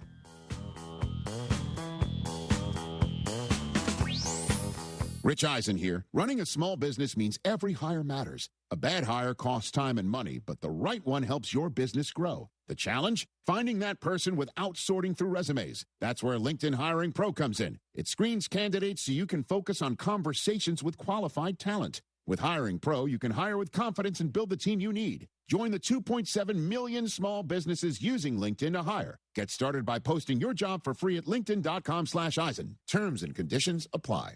Harry Douglas here to help you ignite your taste buds with Firework Freeze 5-Hour Energy Shots. Juicy cherry, citrus lime, and blue raspberry. It's that iconic freezer pop flavor, but with none of that guilty sugar aftermath. The perfect summer kick. It's delicious, portable, zero sugar energy shot bursting with flavor. Bring on the summer with Firework Freeze 5-Hour Energy Shots, available online at 5hourenergy.com and on Amazon. Houston, it's football season, and there's no better place to catch the action than Taqueria Sarandas. The match is on, the crowd is cheering, and your table is loaded with sizzling fajitas, authentic tacos, enchiladas, plus ice-cold beer and cocktails. Every great play deserves a great meal. Every goal deserves a celebration. You eat, you score, go! Bring your family, bring your friends, and enjoy all the soccer action at Taqueria Sarandas. Taqueria Sarandas, where Houston watches soccer with locations across Greater Houston. Get to your local Taqueria Sarandas. Hurricane season is here. Is your family prepared? This is Kirsten Stokes with Stokes Hardware, and Stokes Hardware has everything you need to weather the storm. Stock up now on batteries, flashlights, generators, gas cans, and all the hurricane essentials before the shelves are empty. Don't wait until a storm is in the forecast. Prepare early and stay ready. Stop by Stokes Hardware, where we've been helping our community stay prepared since 1954. Stokes Hardware. Be prepared today so you're ready tomorrow. Hey guys, listen, if you've got old electrical parts and equipment, don't scrap it. Sell it to M&J Electrical Supply. For over 30 years, M&J has been buying new surplus and used electrical equipment. You get more money from M&J. Circuit breakers, transformers, disconnects, fuses, panels, switchgear, and more. You've got it, they'll buy it. Contractors, M&J Electrical Supply buys, sells, and removes electrical equipment. Call 713-699-5055 or email sales@mnjelectrical.com. When your project impacts traffic, safety isn't optional. It has to be done right.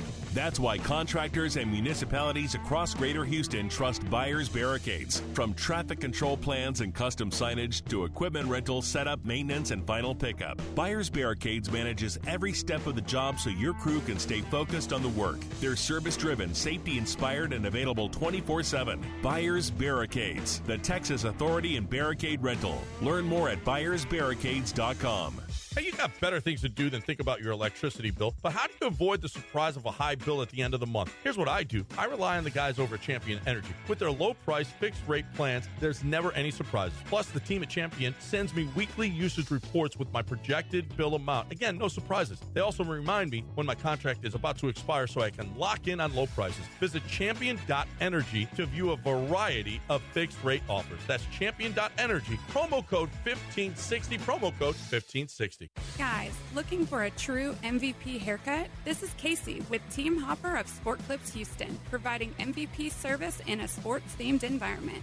Visit one of our 13 Houston locations and mention ESPN for a free haircut for new clients and $5 off the MVP treatment for returning clients. And because of our growth, we turn to HRMP for all things HR and payroll. HRMP's truly the Sport Clips MVP. Learn more today at hrp.net.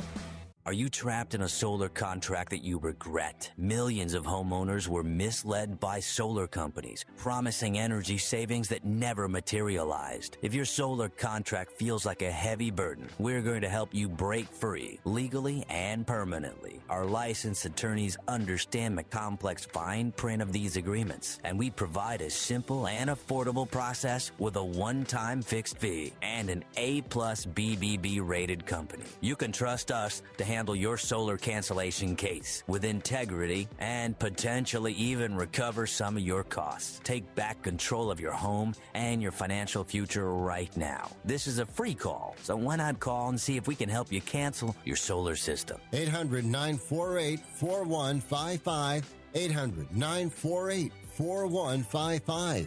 800-948-4155. That's 800-948-4155. Every 40 seconds, a child disappears.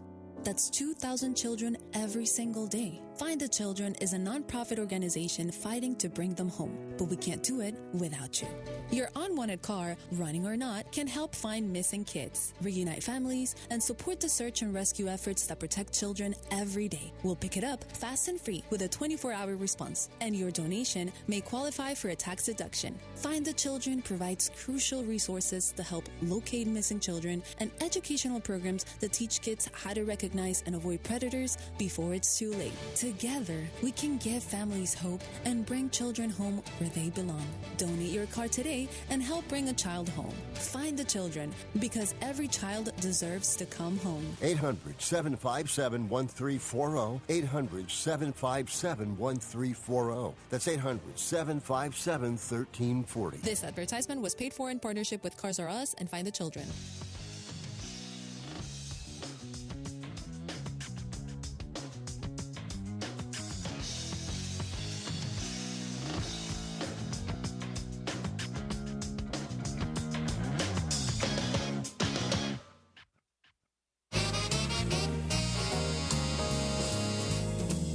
More often than not, he's going to the goalkeeper's right.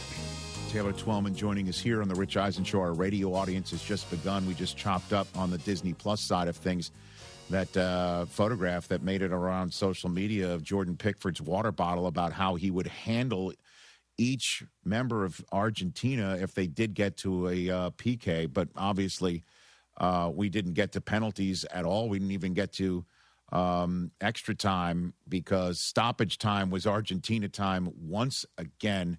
How do they keep doing it, Taylor? How does that keep happening? I don't know, Rich. I really don't. To think that in the knockout stage, they have not led after 90 minutes. Hey, man, they're like the Knicks in the NBA Finals. Yeah. I mean, it's wild. Think about it. Like, the game-winning goals have all come after the 92nd minute or whatever the number is. Like, it's crazy to think about the amount of goals that they have scored after the 75th minute in this World Cup. There's just an extra 5%, Rich, that you cannot measure. You cannot quantify when you play with the greatest of all time. And what I've noticed with his time with Inter Miami, and I've noticed now watching Argentina over the last, I would say, 3 or 4 years in World Cup qualifying, there's just an extra bit of energy. There's an extra bit of belief that you just can't quantify. And you have to play an absolute perfect 90-plus minutes to knock them out. We'll talk about what England did, but the belief they have with number 10 on their side, it's very difficult for me to articulate, for me to quantify, because, Rich, you've been doing this a lot longer than me, my man. Sometimes sports, that little bit of extra you just can't measure. Argentina's got that in spades. Okay, so there's a few things I want to hit on with you, but let's linger on Messi a little bit more here. That cross with his right foot. Yeah. Over 6 English defenders. 7. Well, I mean, I see you include Pickford too, right? So 7, right? So to find the one forehead he wanted to find, I can't even fathom it. No, I mean, listen, I put this out on my social media. There's a picture of right before he hits it. Yes. If you are just inside the 18, Rich, there's 7 English defenders, Jordan Pickford, and 4 attacking players from Argentina. 4. And everyone and their mother thinks he's going to his left foot. And he delivers a ball over the head of John Stones, if I'm not mistaken, in the picture, on an absolute dime for any attacking player. It's a dream ball, easy finish. It's wild. It's truly wild. Now, England, come on. You literally played into the hands of Lionel Messi. But Messi had everyone thinking he's cutting into his left, in-swinging ball. No, he goes to his right, away from Pickford, catches everyone by surprise. And here we are talking about a comeback from Lionel Messi in Argentina where he delivers 2 assists with 2 wonderful goals, 2 completely different goals. And England's sitting there with their heads buried in their hands and maybe in the sand for how they played the final 30 minutes. But a brilliant ball. And listen, he's got over 800 assists in his career. You see why. Well, England's manager, let's get to that now, Taylor Twellman on the Rich Eisen Show. After the 3 Lions score in the 55th minute, what was the strategy? And you're already shaking your head. Is it 2020 hindsight? Or no. Walk me through it. Nope. I think I texted about 10 of my buddies that were watching the game and guys that just asked me, and it's 30 minutes left? No way. No way. What he did is not wrong. When he did it is absolutely unequivocally wrong. And anyone that was watching the game knew that right away. And what's very interesting to me, 2 points to this. First and foremost, I just made the point he did it too soon. But second's way more important to me. After the Norway game, he criticizes the players. They win the game. They go through this battle. He criticizes the players that it's not good enough. They need to be better. Now, after this game, he thinks the question's completely unfair. He doesn't answer the question, and then he deflects and says, no regrets, this is the best game and the only way we can play that game. Whoa, you cannot have your cake and eat it too. Thomas Tuchel was brought in, very, very surprisingly for someone like myself and anyone in the world that I live in, a German manager coming in by the English FA because he was thought to be a step above tactically and understanding what it takes in those moments. And he did exactly what every previous English manager did. And that is scared money doesn't make money, Rich. You cannot do that. Why? Why, when you have 14% possession after you're up 1-0. You put all 11 players behind the ball. Harry Kane's playing on top of his 18-yard box, and you say to Messi, go float wide right. You're going to have all the time in the world to see the game, and you're going to find the pass that you need to. I am stunned right now that the English FA has already come out basically and said Thomas Tuchel will be there in the European Championships in 28. I'm not sure, my man. I'm not. And it really bothers me, the ex-player in me, that you want to criticize me in the thick of the battle in Miami, in the heat of the moment, where we grinded out a win and say it's not good enough. But then when it's not good enough from you and the questions are tactically, you deflect and you say no regrets. There's no way he gets away with that. And I don't think he will with the English media. I don't. Taylor Twellman here on the Rich Eisen Show. And I kind of think you're right. Again, I'm outside looking in, observing from across the pond, as we say. Tuchel is being portrayed as the most unpopular individual in England since Braveheart. You know, that's what it looks like to me. You know, like Longshanks wants to get his hooks in him. And I don't know, man. And then a couple other things, too. Jude Bellingham, who had an incredible World Cup. Yep. What did he say to Messi, you think? That Messi, this is now a new meme forever. You know, the nod of the head from Messi, like, okay, young buck, I hear you. What do you think he said to him? Hey, I'll be honest. I don't know, but I love it. Why? I love it. Okay. Stand up. If you're going to do it, try to. I don't care who he is. Now, keep in mind, Jude Bellingham, Real Madrid player. Okay? Uh-huh. Barcelona, Lionel Messi. So naturally, there's going to be a rivalry. Mm-hmm. And I love the fact that you show respect to Lionel Messi and all that. But if I'm going to roll up my sleeves for 90 minutes, I don't care who you are on the other side of the field. I'm going to try to beat your brains in. So whatever he said, to me, that showed me Jude Bellingham was not scared of the moment. He was not scared of the opposition. He was ready for the moment, and he was brilliant in this World Cup. I don't think England's in the semifinal without Jude Bellingham. And the fact that 4 months before the tournament started, Thomas Tuchel was rumored of contemplating whether or not leaving Jude at home tells you how big of a you-know-what this is when it comes to Jude Bellingham, his interpretation, and his, I would say, reputation within this English team going into the World Cup. I don't understand that, and it still mind boggles me a little bit.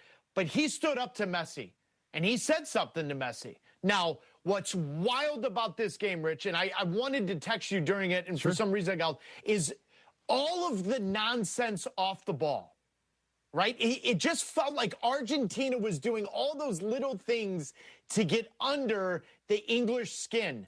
And yet, we saw players talking with their mouth closed. That was supposed to be a red card. We saw players get hit. Jude Bellingham hit an Argentine player on the back of his head. Any kind of head contact is a red card. It just felt like the World Cup semifinal that we all wanted, both on and off the field, if that makes any sense. There was a real angst to this. And you could tell that for a quarter century, Jude Bellingham in his, I would say, collection of players in his age group have heard how much they should hate Argentina, and we saw it. But Argentina was under their skin, and the referee allowed it just enough to get there. Well, I don't think Jude Bellingham asked Lionel Messi for his autograph. I don't think he asked for his kid after the game. I secretly love it. But right now, the only thing that matters is we're interviewing Lionel Messi about the World Cup final, and Jude Bellingham has to deflect questions about his manager after that manager questioned him and the players after Norway. What 180 degrees different that is after the 60th minute. And on behalf of England fans, I mean, Argentina clocked an English player in like the 5th minute, 6th minute. Like, he could have been sent off with a red card on the spot, changed the entire tenor of things. They didn't even VAR. They didn't even VAR that. There's a lot of question about not VARing the first goal for Argentina. Messi, I mean, to your point, Rich, we never saw a still photo of whether or not Messi was onside. Right. And throughout the entire tournament, we saw it. Even if he was a yard onside, they'd still show that. They never showed that. Right. They didn't. And then one last thing.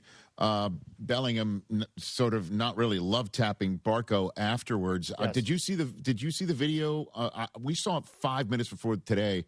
Barco ran on the field like he was a streaker after the first goal, after the equalizer for Argentina. And I guess Bellingham didn't like that and went right up to him after the match. He was on fire, man. Yeah, but no doubt frustrated. in fairness, you're not on the field. Stay off the field. Well, why do they allow everybody in the pennies to run on the field anyway? Like, I don't know. It's hard for me to completely listen. You score a goal, you celebrate. Listen, Landon Donovan scored against Algeria in 2010. We all remember that goal. The entire U.S. bench was on top of him. It was a great moment. We saw Pochettino celebrate with Giovanni Reina in this World Cup. I get it. I understand it. I also understand Jude Bellingham saying, "You didn't play in this game. Stay in your place." I kind of get that too. But the best interaction for me, truly, was Rodrigo de Paul. And I put this out on social media, the video. Yeah. Rodrigo de Paul and Jude Bellingham in each other's face. And Rodrigo de Paul got the yellow card. Jude Bellingham didn't. If you didn't see it, go to my X feed. Rich, it's real. There is and I said this before on your show on Tuesday. This is the most contentious World Cup rivalry. I'm not talking about rivalry in the game because England-Germany is a bigger rivalry. But in just World Cup play, you'll be hard-pressed to find a more angry, contentious rivalry between two teams, two countries, and their fans. And that was the first time Lionel Messi ever played England. And now he'll be doing naked somersaults in English fans and the English players' minds for the rest of the summer because he delivered in the biggest moments. No doubt, Taylor Twellman. All right, so in the few minutes I have left here, I mean, it was such an epic match, an epic game that, we're kind of glossing over the fact that France got bounced and got totally pantsed, and you were saying to us on Tuesday's show that Spain wins by death by 1,000 passes. And as soon as they got that break for a penalty kick early on in the match, which I didn't know really should have been properly awarded. That was a hard one. But what do you make of that performance and how it would work against Argentina?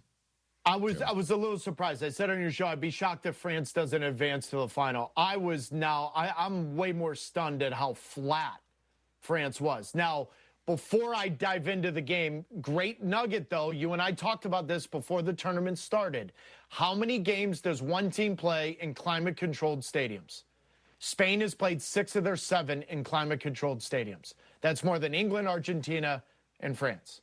And they looked fresher. There was more energy to it. I'm not saying they would have won the game anyways. That game could have been played on the surface of the sun. Spain would have outplayed France. I'm not talking about that. But you follow what I'm saying. Yes. There was a real different energy. France looked slow, lethargic. They looked like the United States did against Belgium. They really did. Spain has been the best team in the tournament. Now, we haven't given them their proper due because in large part, it's not really star-driven. It's more about the collective. Lamine Yamal hasn't really done anything in this tournament. But collectively, the way they suffocate you is unlike any other team in this tournament. And they look like they had France by the jugular, and eventually France lost oxygen, and they couldn't survive. Spain was brilliant, and they could have scored the team goal of the tournament if that backheel combination, all that, turns into a goal. Now, here's where this gets interesting for the final. Emotionally, the Spanish fan knows the magnitude of Lionel Messi and what he did in Spain and in Barcelona. Now, Spain beat England in the European Cup final in 2024. I think emotionally, the Spanish fan would have rather played the English. I really do. Because right now, including every Real Madrid fan who probably can't stand Messi, naturally, because of the rivalry of Barcelona. But every other Spanish fan is going to look at that and go, oh, God, really? Him? The guy that has single-handedly flipped our league upside down, set records for arguably the greatest club in the world? Like, Rich, that is going to be an emotional roller coaster for the Spanish fan. And you and I both know New York, New Jersey Stadium will be Buenos Aires on Sunday at 3 o'clock in the afternoon. It just will. And good luck to Spain and those fans, because emotionally that's going to be very difficult for them to watch that little man that's run in their nightmares for how many years all of a sudden playing the final game he's ever played, and it's a World Cup final. And it is not climate controlled. And as a matter of fact, as you know, the fires in Canada, there's a lot of smoke that's coming down from the north, turning a lot of American cities in the Midwest and potentially even in New Jersey on Sunday into a smog and smoky environment. And then, in terms of Lamine Yamal, Messi could turn to him and say, "I'm your father." Right? I mean, I can't believe this picture. So great. This is not Rich, AI. come on. This is apparently this is real. What is? No, it's real. For a It's charity real. photo shoot? There was a lottery at Barcelona, and Messi only did this 2 or 3 times. 2007. By the way, this is great symmetry. I played against Lionel Messi that season in Venezuela. He wasn't even wearing number 10 for Argentina yet. Okay? Yeah. So for his mom and dad, Lamine Yamal, to win a lottery where Messi only does this 2 or 3 times a year, and you get that anointment, how do you want me to articulate? That's divinity at its finest. What is that? I saw that picture yesterday. I'm like, wait a minute, this is real? It's real. It's real. Unbelievable, dude. Cannot make it up. Bro. I love our chats, Taylor. So enjoy the game, enjoy the final. I will be, I'll hit you up during the game if there's any questions. And then Monday's show, you're back here to chop it up with us. I really appreciate it, bud. Thanks. Love being on, my man. Right love back being at you. on. I love having you. That's Taylor Twellman here. We got through our first of many World Cup chats without a hydration break. We just blew straight through it. Because there's too much to talk about, man. You want to do a double box? Fox is pissed. No commercials. No, it's okay. But listen, man. Do a double box? I love it. He loves Bellingham's moxie. He had a great tournament. Well, I mean, go right at him. Yeah. Loves it. I still can't believe that cross, that pass. Finding the one lid he has to find. And he intended to do it. How do you do that? How do you do it? I don't know. It's unreal. It's the best. And I just love Taylor's passion and knowledge in the combination. He's our favorite guest on this subject matter and all of them. It's just so much fun. And that picture is so unbelievable. I'm so glad, man, right? I'm so glad we got IVs next to each other at the American Century Championship. To set it all up. All right, let's take a break here on the Rich Eisen Show. Back with your phone calls and more in a moment.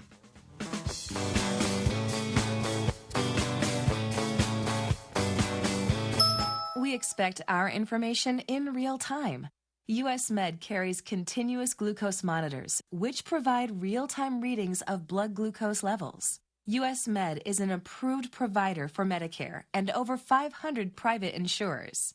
So call 888-665-0696 today for a free insurance and Medicare benefits check as easy as... That's 888-665-0696. Progressive knows there's no one more important to your team than your pet. They're like your top draft pick. And it looks like Chuck has selected Pepper the Corgi. Bold pick there, Deborah. Yeah, Rich, Pepper has a high ceiling for sure, but he does have a tendency to bark at every tree. Yeah, he brings a lot to the table, but also takes a lot off of it, especially when it's been left near the edge. Nothing left to do now but suit him up for the dog park. Protect your top draft pick from injury and illness with Progressive Pet Insurance. Get a quote at Progressive.com. Progressive Casualty Insurance Company affiliates of third-party insurers. Not available in all states or situations. Covered subject to policy terms. This is the story of the one who keeps multiple buildings running smoothly day after day. Plumbing that flows, HVAC that hums, cleaning supplies that keep surfaces sparkling. That's why she counts on Grainger. With easy reordering online and 24/7 support, Grainger helps her keep the products she needs on hand. So shelves stay stocked and buildings stay ready. Call 1-800-GRAINGER, click Grainger.com, or just stop by. Grainger, for the ones who get it done. I know that hiring can be challenging. You need someone to match your role perfectly. Well, now you can meet them fast on ZipRecruiter. Build your team, build it sooner.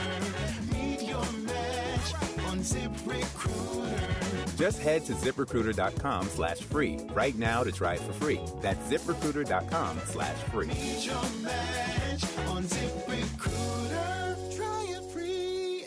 The The world stage of soccer is here, and ESPN 97.5 is bringing the excitement with our summer soccer watch parties, presented by Huntington Bank. Join us all tournament long as we gather for the biggest matches, plus great food, cold drinks, and prizes. Experience the energy of international soccer in person with ESPN 97.5. Go to ESPN975.com for a full list of event dates and locations. The summer soccer watch parties, presented by Huntington Bank. Don't miss the fun. I didn't need a plumber for years and years and years, but when I did, I called Aqueduct Plumbing Company. They have been helping 97.5 listeners for years. I can recommend them with confidence for emergency service calls and all jobs like a repipe, a water heater, tankless water heater, you name it, and without charging exorbitant prices. That's AqueductPlumbingCompany.com. AqueductPlumbingCompany.com. You need a plumber? Call Billy Brown and his guys. AqueductPlumbingCompany.com. When your project impacts traffic, safety isn't optional. It has to be done right. That's why contractors and municipalities across Greater Houston trust Buyers Barricades. From traffic control plans and custom signage to equipment rental, setup, maintenance, and final pickup, Buyers Barricades manages every step of the job so your crew can stay focused on the work. They're service-driven, safety-inspired, and available 24/7. Buyers Barricades, the Texas authority in barricade rental. Learn more at buyersbarricades.com. If you want a career with stability, purpose, and room to grow, the International Brotherhood of Electrical Workers, Local 66 in Houston, is ready to meet you. For over 125 years, they've trained the professionals who keep our electrical grid running strong. High wages, full family health insurance, and retirement planning are just the beginning. Send your son, daughter, grandchild, or come yourself. Visit 4345 Allen Genoa Road in Pasadena or go to IBEW66.com. Powering careers, powering the future, IBEW66.com.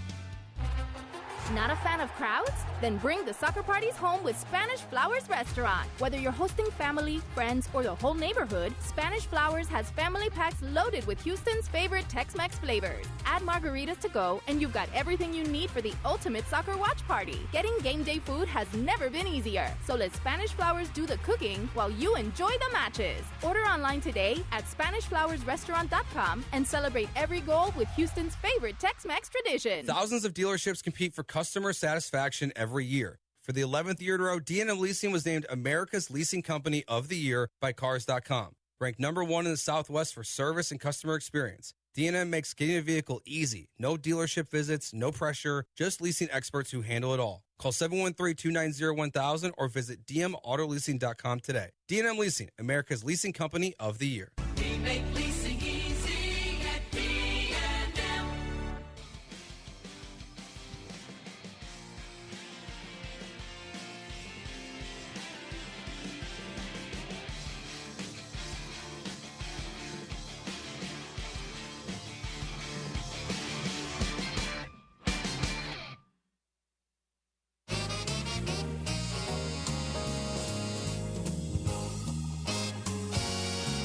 Personal Loan, everybody, is here to help you achieve something once thought impossible, and that's overcoming high-interest credit card debt. Walk the tightrope of your finances with one low fixed-rate monthly payment, no fees required, and as soon as the same-day funding. That's right. Pull off your own debt-defying stunt with a SoFi Personal Loan. Visit SoFi.com/trick to learn more. Loans originated by SoFi Bank, N.A., member FDIC. Terms and conditions apply. NMLS 696891. All right, so a particular individual has taken the stage at Fanatics Fest. His name is LeBron James. Now, Dave McMenamin came on this program just yesterday. And said he was flying to New York from a lengthy stint at the Summer League in Las Vegas. Right. Even though he would love to just tap out, hang with... wanted to go on vacation. Hang with his wife, who we all know, Malika Andrews, and just be after a long stretch. But LeBron has this whole thing of, free agency going on for himself, biding his time. And he said he had, 4 public appearances in New York this week. Various things that he's doing. And the first one is today at Fanatics Fest. And did he mention you, Chris? Did something happen? Dave is out there in the crowd. LeBron doing a Mind the Game live pod. Okay, that's his pod. Yeah, we've been on those stages. And Dave's out there kind of live tweeting what's going on. And Mike, if you got it, you can throw it up there. LeBron just played with the crowd a bit as to his decision. Quote, I hear the Warriors, I hear the Sixers. Also referenced our segment where I suggested the Heat would be a play-in team if he went there, and James would be a non-factor. So we don't know how he's referenced it. We don't. No. So it's the verbal version of 22 laughing my ass off emoji. I'm guessing that's what happened, yeah. That. Gotta get that. It's still on. Chris. I got to get that. You're tough to shake, man. You're tough to shake. I really thought we had moved past this in the news cycle. Nope. We were on to something else. Oh, TJ. TJ. Yes. This is good for you, though. This is what makes me happy. First of all, spell the show's name, right? That most importantly, I would like Dave. Maybe I should text him. You should at the handle. You could tag us. You know? Yeah. That's okay. I mean, he's going fast. He's live tweeting kind of everything. So this is a cliffhanger for hour 3. We got to get this. We got to get the sound. We got to get it. I'm sure it's out there.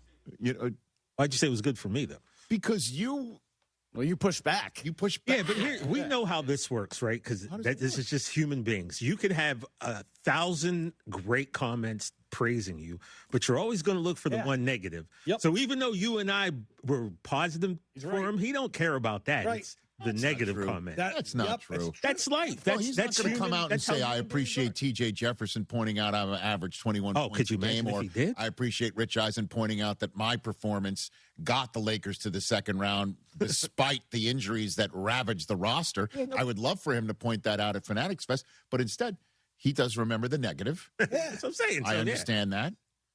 But that's just you being you. You get in there and you're like Costanza. Chris Brockman. Yeah, exactly. I think I'm going to respond to Dave's tweet with 22 crying emoji. You could do that. I reposted it on our X, so if anyone wants to peep it. But I'm looking here and you're laughing, but not your ass off. Well, I wish it would go away, but why do you want it to go away? You believe what you said. I do. This wasn't like an Overreaction Monday segment where you're kind of like it's not the first time you said that. Playing it up. I don't think Miami is going to be good next year. Embrace it, Brock. But you said good luck. I hope he enjoys the play-in tournament. Yeah. And you said that we all need to get ready for him to be, he's a non-factor. Right. Rich Eisen here. Running a small business means every hire matters. A bad hire costs time and money, but the right one helps your business grow. The challenge? Finding that person without sorting through resumes. That's where LinkedIn Hiring Pro comes in. It screens candidates so you can focus on conversations with qualified talent. With Hiring Pro, you can hire with confidence and build the team you need. Join the 2.7 million small businesses using LinkedIn to hire. Get started by posting your job for free at linkedin.com/Eisen. Terms and conditions apply. In a contracting business, you're either growing or you're grinding. Success is no longer about hard work alone. It's about using AI to accelerate impact. ServiceTitan is the only integrated intelligence that seamlessly automates your entire workflow, from first call to final invoice. Born in the trades, built for visionaries ready to stop operating and start automating. ServiceTitan, AI for the trades. Jagged out of here. Brinkman Quality Roofing is a local family-owned business and are the roof experts in shingle roofs, tile roofs, solar shingle roofs, metal roofing, and commercial roofing products. Brinkman has 100% financing available and free, no-obligation estimates. If your roof is starting to look bad, Brinkman's proprietary solution can make it look new again until you're ready to replace. Brinkman Quality Roofing is the one to call at 281-480-ROOF. That's 281-480-ROOF. Or go to brinkmanquality.com. Hi, this is Harold Gunn. And this is Bill Olson. Texas Outdoor News is the longest-running, most award-winning outdoor radio show in the state for a lot of good reasons. We bring you the latest news and information about hunting and fishing across our great state and beyond. And our guests are who's who from industry, government, and the field. Texas Outdoor News is brought to you by Ford Trucks and your best in Texas Ford dealers. Join us Saturday mornings at 6, Sunday at 7 on ESPN 97.5. Make memories this summer at the Kima Boardwalk. Bring the whole family for waterfront dining at favorites like Saltgrass Steakhouse, Bubba Gump Shrimp Company, The Aquarium, and Landry's Seafood House. Experience 13 exciting rides and free Rock the Dock concerts every Thursday. Don't miss Fireworks Friday, Tejano Music Nights on Sundays, and soccer-themed fun all summer long. Great food, thrills, live music, and family fun, all in one place, only at the Kima Boardwalk.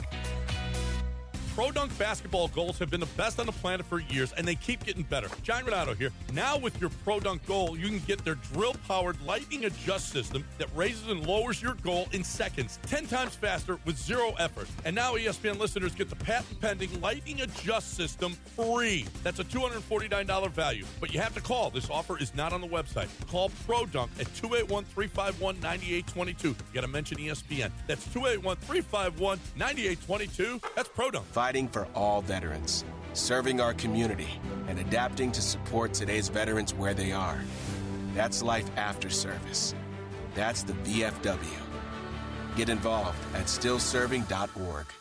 Spring is calling at Two Creeks Crossing Resort, just 90 minutes north of Houston. Spend the day relaxing by the water, then stick around for live music, great food, and can't-miss events happening all season long. From cook-offs and holiday celebrations to outdoor adventures and family-friendly fun. Whether you're rolling in with the RV, booking a waterfront cabin, or planning a glamping getaway, there's a perfect spot waiting for you. See everything coming up and reserve your stay now at twocreekscrossingresort.com. Hey, you got better things to do than think about your electricity bill, but how do you avoid the surprise of a high bill at the end of the month? Here's what I do. I rely on the guys over at Champion Energy. With their low price, fixed rate plans, there's never any surprises. Plus, the team at Champion sends me weekly usage reports with my projected bill amount. Again, no surprises. They also remind me when my contract is about to expire so I can lock in on low prices. Visit champion.energy to view a variety of fixed rate offers. That's champion.energy. Promo code 1560. Promo code 1560.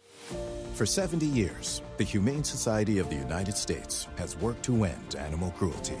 Now, we're continuing that mission as Humane World for Animals. Help make change for animals. Visit humaneworld.org. Well, it's official. My friends have all switched to Pure Talk because I told them they could save a bunch of money on a super reliable high-speed network with unlimited data. And because they're my friends, they trust me. As for the rest of you, well, Pure Talk understands that even though you might like me, you're not just going to take my word for it, nor should you.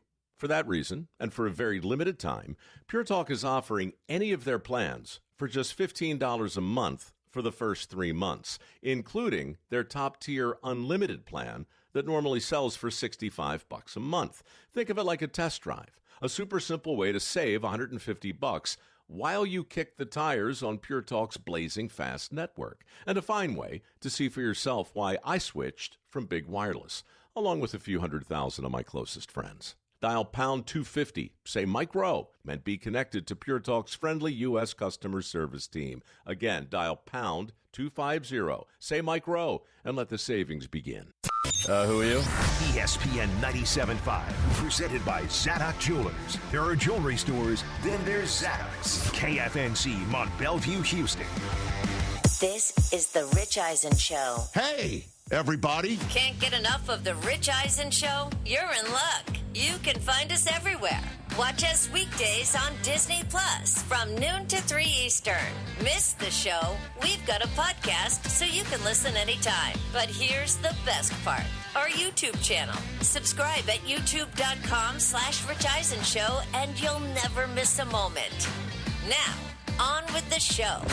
If LeBron decides to drag it on into August. This is The Rich Eisen Show. What is the timeline on getting an answer? I wish I knew, man. I want to go on vacation. Live from the Rich Eisen Show studio in Los Angeles. Earlier on the show, Notre Dame quarterback C.J. Carr. Apple TV lead MLS analyst Taylor Twellman. Coming up, Academy Award winner Matt Damon. And now, it's Rich Eisen.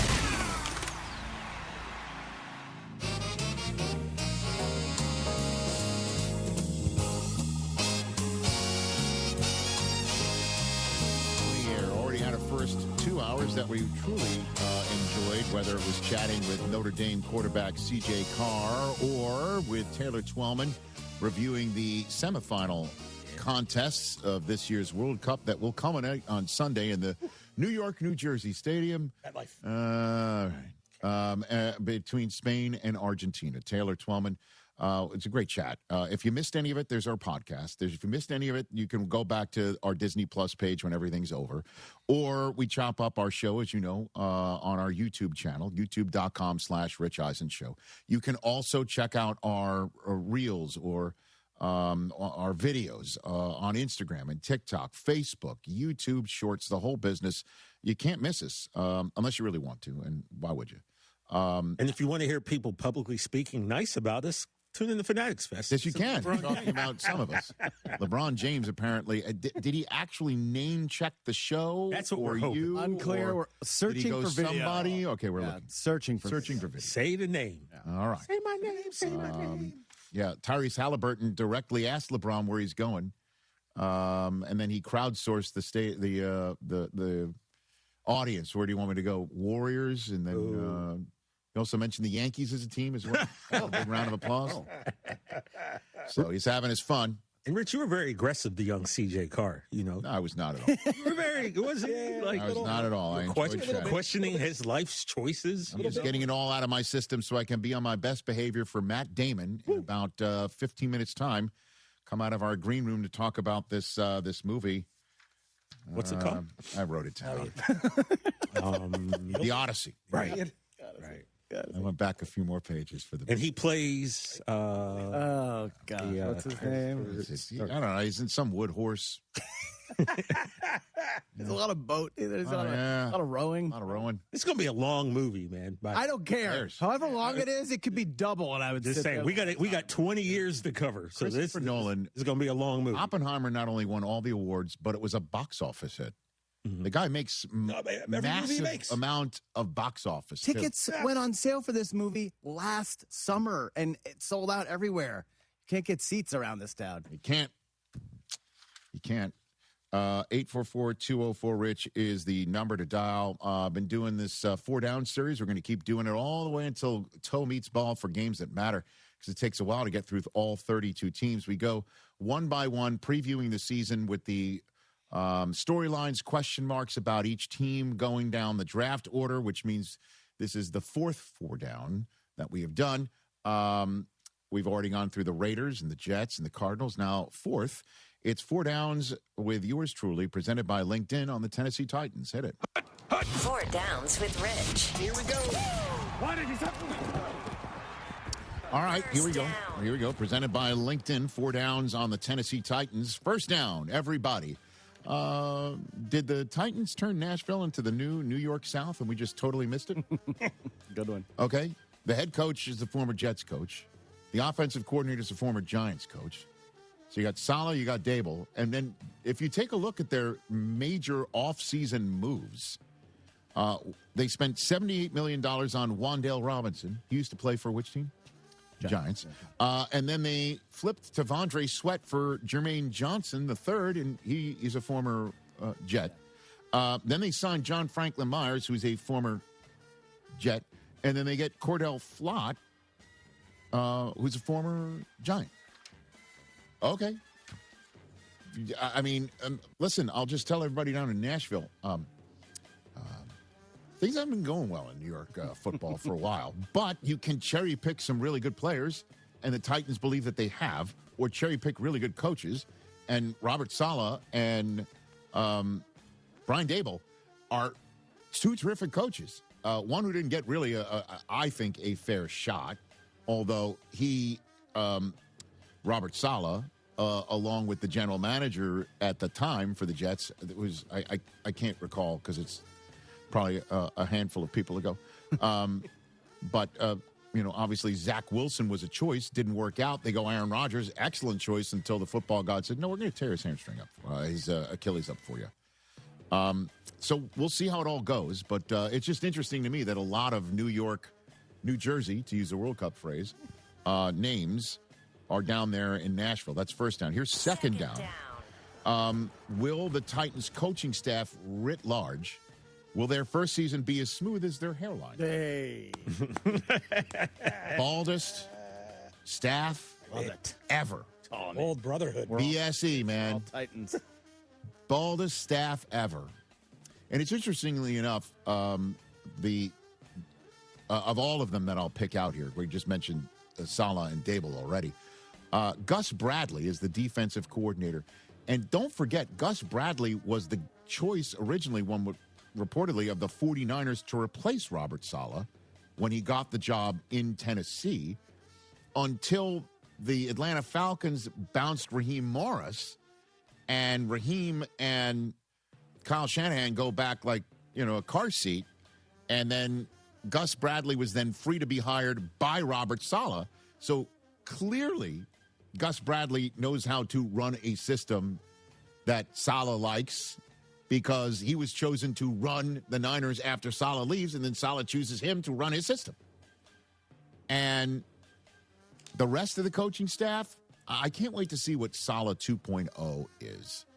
All the things that happened to him in Jets land clearly is going to inform his decision-making and the way that he goes about his business with the Titans. I can't wait to see how the all gas, no brakes system works down there in Tennessee.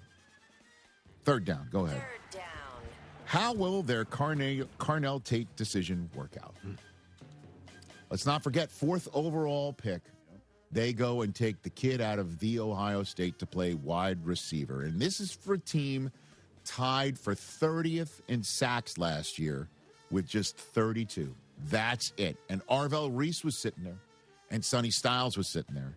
And then you want to look at pass rushes. We'll see how Reuben Bain does in Tampa. A lot of teams passed on Reuben Bain. Caleb Downs, if you want to go just any other defender from the Ohio State. They decided instead to add another wide receiver to Calvin Ridley in that dynamic wide receiver room position. We'll see how it does work out. But how it works out brings me to 4th down for the Tennessee Titans. And it's simple. It's simple. It's all about Cam Ward, and everybody knows it. Everyone knows it. Coaching staff knows it. Front office knows it. Cam Ward knows it. The offensive line knows it. The whole system knows it. The whole league knows it. The whole league knows it. First overall pick 2 years ago. Now has a new team, basically. That's there for roster somewhat similar. But in terms of new team, new look, logo, new look, coach. Brian Daboll has been brought in, a guy who you just ask anybody who's been coached by him. Certainly in this position. From Jalen Hurts in Alabama to Josh Allen in Buffalo. I mean, maybe not ask Daniel Jones about it, but Daniel Jones, when Daboll showed up there, Daboll was coach of the year, and Daniel Jones and Saquon Barkley. Yeah, they won a playoff game. So what will Cam Ward do with this new opportunity? What will the coaching staff do to coach him up? Can we get some of those last-second moments out of Cam Ward in the pros that we got in Miami to get him to be the first overall pick? And, can he be Caleb Williams like that sort of thing, to be honest with you? You know what I mean? Like, can he do that sort of thing for the Tennessee Titans? And if not, we might be talking about a hairy beginning for the coaching staff as opposed to smooth. Thank you. Yeah. Hire right the first time with LinkedIn Hiring Pro. Get started by posting a free job at linkedin.com/Eisen. LinkedIn presents this 4 downs on the Tennessee Titans. 844-204. Did I miss anything? No, I think this Ward to Tate connection could be sneaky special this season. Okay. I think that's huge. All right. Yeah. Before Matt Damon comes out here, Matt Damon's about to join us in studio. And before Matt Damon comes out here to promote the Odyssey. What else you want to know? We have the soundbite in question from LeBron James from Fanatics Fest. His first public appearance of his free agency period. His first public appearance apparently of 4 this week. And his first public appearance since popping 22 laughing my ass off emojis in the direction of Chris Brockman by reposting the video of Chris saying on this show that if LeBron joins the Miami Heat, have fun in the play-in tournament, and that we should all begin to ready ourselves for LeBron to be a non-factor this season. Oh, baby. This is going to be how do you feel right now, Chris? A little nervous. Are you? Why? No, it's fine. Okay. I said it. I believe it. All right. Roll it. Seen something on social media the other day that wherever I go, that we may be in the play-in or something like that, and I'm not a factor anymore, so I get that as well, too. So that's just a little motivation as well. Not exactly what I said. No, but perfect. Essentially, though. Yeah. I said Miami would be a plan. Yeah. Oh, it's wherever I go, will be playing. Yeah, that's not what See? I said. Okay. That's not what I said. All right, so let's be accurate here. If he goes there, enjoy the play-in. Right. Yep. Cleveland, they could go to the finals. Okay. Or win it all. Yeah. Because LeBron is that good. But he never would have said that. So what are we talking about? But you also said, get ready for him to be a non-factor.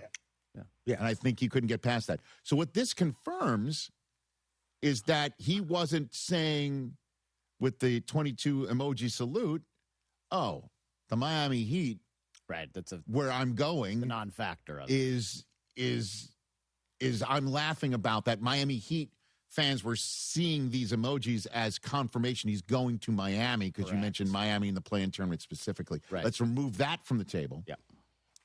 And let's go ahead and say you were right too, TJ. He wasn't sitting there saying, oh, and the other guys in the video were pushing back on that notion. He couldn't get past a lot of that to the point where he felt the need to amplify it, which we appreciate it. LeBron, thank you. At Rich Eisen Show for the next time, if you don't mind. Maybe he'll want to zoom in here and give his decision since Jim Gray's not available. Hey. Brockman and him can sit. That's right. I'll be the Jim Gray. Yeah. Why would he come to you? You're negative towards him. He'd come to us. I think, listen, and they talk it out. I will always say, hey, if it's not obnoxious or rude or profane, I thought that was rude. You have the floor to say what you believe on this program, right? I've never really okay. And I don't think LeBron's going to sit in this chair if he knows this is the show and you're the guy that has that non-factor thing. Maybe you will. I don't know. I don't think I was. We'll invite him. Rude. It was just my opinion. We'll invite him. We'll invite him. It'll be great. Yeah. Maybe he just doesn't like the chairs that we have, sort of like Arnold Schwarzenegger. Well, he's just going to take your chair, even though he doesn't mind the chair. He just wants to remove you from the set. Could be that. I could be out that day if he wants to stop by. All right. That's great. But there you have it. There we go. There you have it. You, sir, let's put it this way. You might be the cause for your take to be wrong. Right. Because you have offered motivation. Yeah, he said it motivated him. You are motivating LeBron. Yeah. Thus, your take may not prove to be right. It might be a freezing cold take because you've heated up LeBron, who might go to the Heat just to prove you wrong. That would be great. All things aside, Brockman is a factor. Yes. You are a factor. Either way. Either way. Attaboy. He might be a non-factor. 22 emojis for you. 22 emojis salute. All right. Let's Meanwhile, Matt Damon's like, what have I got myself into? Yeah.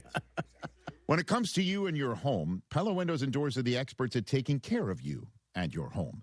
At Pella, they find the products that meet your needs and their experts install them. That means working with a company that builds and installs a quality product with real pricing, real simple, really beautiful. And when a trusted name like Pella chooses to partner with The Rich Eisen Show, that says a lot. 0% financing options are available. Certain restrictions apply. Find your local Pella Windows and Doors showroom today at Pella.com/Eisen for details. Make life brighter with Pella Windows and Doors. Suze is here to chop up Caitlin Clark and last night's affair against Golden State for the W and getting ready for women's sports now later on today on the Disney family of platforms. And Flava Flav's going to be a guest. Woo! Just like boy. He's going to be on Friday's show here. But first up, on Women's Sports Now later on. But that's ladies first. After the conversation we're about to have with Matt Damon, the star of The Odyssey, is here That's next. This is The Rich Eisen Show. In this business, time matters. You're always looking for ways to be more efficient and stay ahead. We all have our own time-saving hacks. But if you're a business owner, how can you save time hiring? The answer? ZipRecruiter. ZipRecruiter has a new feature that shows you the most interested, qualified candidates first. Save time and meet great candidates sooner with ZipRecruiter. 4 out of 5 employers who post on ZipRecruiter get a quality candidate within the first day. Try it for free at ZipRecruiter.com/sports. That's ZipRecruiter.com/sports. Meet your match on ZipRecruiter. When's the last time payroll was the easy part of your week? With Gusto, it can be. Gusto is the all-in-one platform designed to take the hassle out of managing your team, from payroll and compliance to hiring, onboarding, and more. With Gusto, you can get back 2 full days each month with all the time you have saved. Go to gusto.com today and learn why over 500,000 small businesses choose Gusto. That's GUSTO.com. Gusto.com. Houston, the world is here, and we have the perfect place to watch all the soccer action. Spanish Flowers Restaurant, where every match is on, every goal is celebrated, and every fan is welcome. Grab sizzling fajitas, legendary Tex-Mex favorites, and ice-cold margaritas while you cheer on your favorite teams. Heading to a match? Stop by our iconic North Main Street location just minutes from downtown. Open late and open 24 hours on weekends. Your home for epic soccer celebrations is Spanish Flowers. For locations and specials, visit SpanishFlowersRestaurant.com. The world stage of soccer is here, and ESPN 97.5 is bringing the excitement with our summer soccer watch parties presented by Huntington Bank. Join us all tournament long as we gather for the biggest matches, plus great food, cold drinks, and prizes. Experience the energy of international soccer in person with ESPN 97.5. Go to ESPN975.com for a full list of event dates and locations. The summer soccer watch parties presented by Huntington Bank. Don't miss the fun.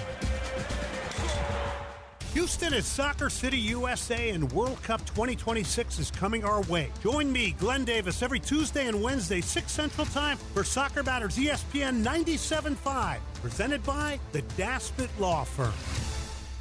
Hey, Lance here. When it comes to sinus issues, I've dealt with it all: snoring, chronic sinus pressures, allergies, and even a deviated septum. So I made an appointment with Dr. Michael Kaplan at Kaplan Sinus Relief. And why not? He helped pioneer balloon sinuplasty. And if you're going to get that done, go to the Pioneer. I can't wait to share my experiences with you because they treat everything ENT, except most insurance and Medicare, and have appointments available today. Stop feeling sick all the time. Call 713-903-8049, 713-903-8049, or visit KaplanSinusRelief.com. Breathe well, live well. Mike Holly, class of 1990, has been protecting the interest of Cougars for over 30 years. First as a Cougar offensive lineman and now as president of HR&P. HR&P provides comprehensive human capital management services, including HR compliance, benefits administration, and payroll. Don't struggle with the demands of human resources. Let HR&P eliminate these burdens and customize a plan that fits your business needs so you can get back to growing your business. Learn more by visiting hrp.net/U of H. That's hrp.net/U of H. Hey, Lance Zerline here. Stop throwing money away. Everyday valuable electrical equipment gets scrapped during renovations and demolitions. Equipment that's worth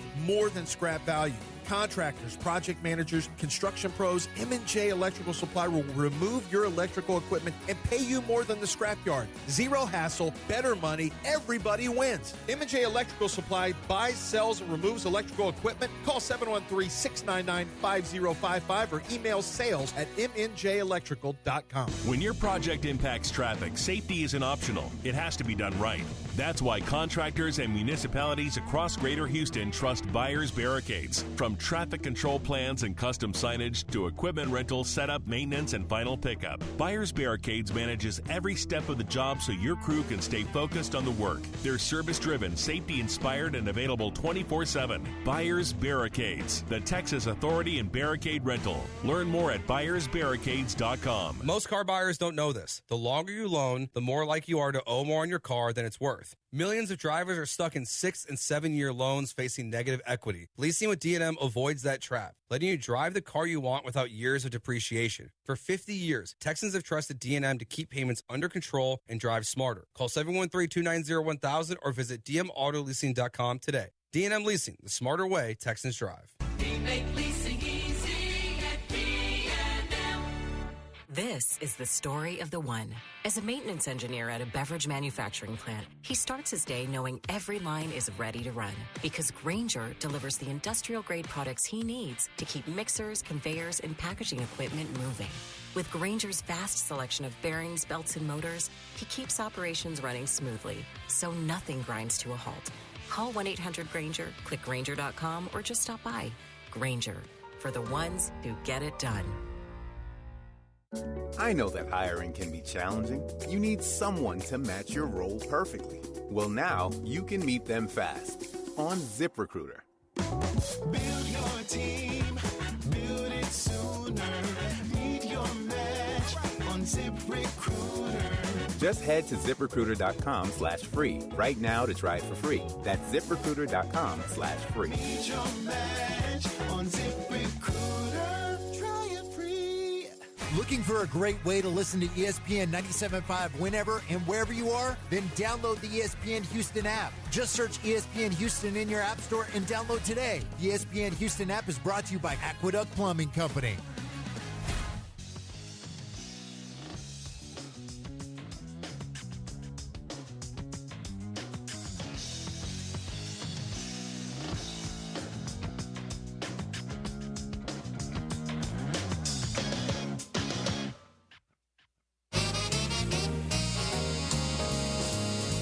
Actor Bill Irwin, who plays the Cyclops. So they built a miniature cave, right, for Bill.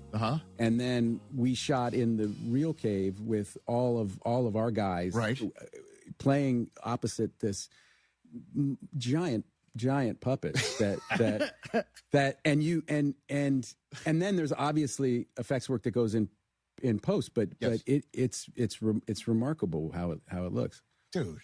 That's unbelievable. Matt Damon, he's here on the Rich Eisen Show. Our radio audience has returned in the middle of our conversation about the Odyssey in theaters nationwide tomorrow, July 17th. And we're just talking about Christopher Nolan, who is it true that you told your wife that you were going to slow down from acting unless Christopher Nolan called? That's true. That was before Oppenheimer. And so, and then you hear from him? Guess who called? And how quick is the yes, though? Oh, it's right. Yeah. Right? Yeah. But that doesn't, I mean, I think that's probably for any actor. Pretty much, right? Yeah. Damn, man. Yeah, I mean, I just love his movies. I mean, I'm a genuine fan of his movies. Right. Like all the ones I'm not in, I love them. I saw Interstellar late, okay? And like years after it was in the theaters. And I saw it on a plane, and I'm a girl dad now, okay, since it came out. Yeah. I was a puddle. I know. I was a mess. I was a puddle when I read that script. Dude. I read, he's very secretive, right? So the scripts, so when they contacted me, I was shooting a movie in Germany with George Clooney called The Monuments Men. We were in rural Germany. Right. And they said, Chris Nolan's got a part for you in a movie he's doing. And would you, and I said, can I read the script? They said, sure. They sent a guy, a PA, to Germany to hand carrying the script because they wouldn't send it in the mail, right? I'm telling you, and so this kid shows up, and it's 9 o'clock at night, and he goes, "Here's the script," and I said, "Well, I got to shoot at 5 a.m. I'm going to bed right now, and he goes, "Oh," like it hadn't occurred to him, and I go, "Do you have to stay here?" And he goes, "Yeah." He goes, "I can't leave the script," and I go, "Oh, got it." I go, "Okay, well, I'm going to be home at 6 p.m. tomorrow night. I will sit down immediately and read the script then, but I can't read it before then because I really got to work in the morning." And it turned out the kid had never been out of the country. He had the best day. He went around and like he's Ferris Bueller. He went around rural Germany. But anyway, but the point of the story was when I finally read the script. The following day, I had that react because my kids were little.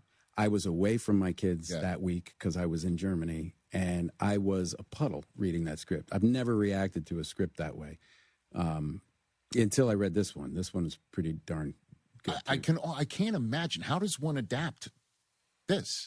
I don't. Well, the book that Oppenheimer was adapted from is even thicker than this. Yeah. It was a Pulitzer Prize. Held Homer's beer. That's what I'm. Yeah.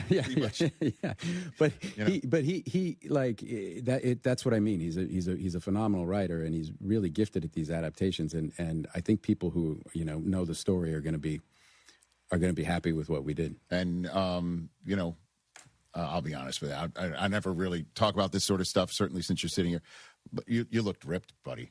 You look. He told me in September, and I was in pretty good shape when he told me, but I had 6 months, and it was a full lifestyle change because he wanted me to lose some weight because he wanted him to look lean, but you're lost battle for 10 years, man. right? Battle hardened, but wouldn't pass up a meal was kind of the right. And so that was a whole there was a whole bunch of just a complete lifestyle change for that year, right? And then you said toughest thing you've done.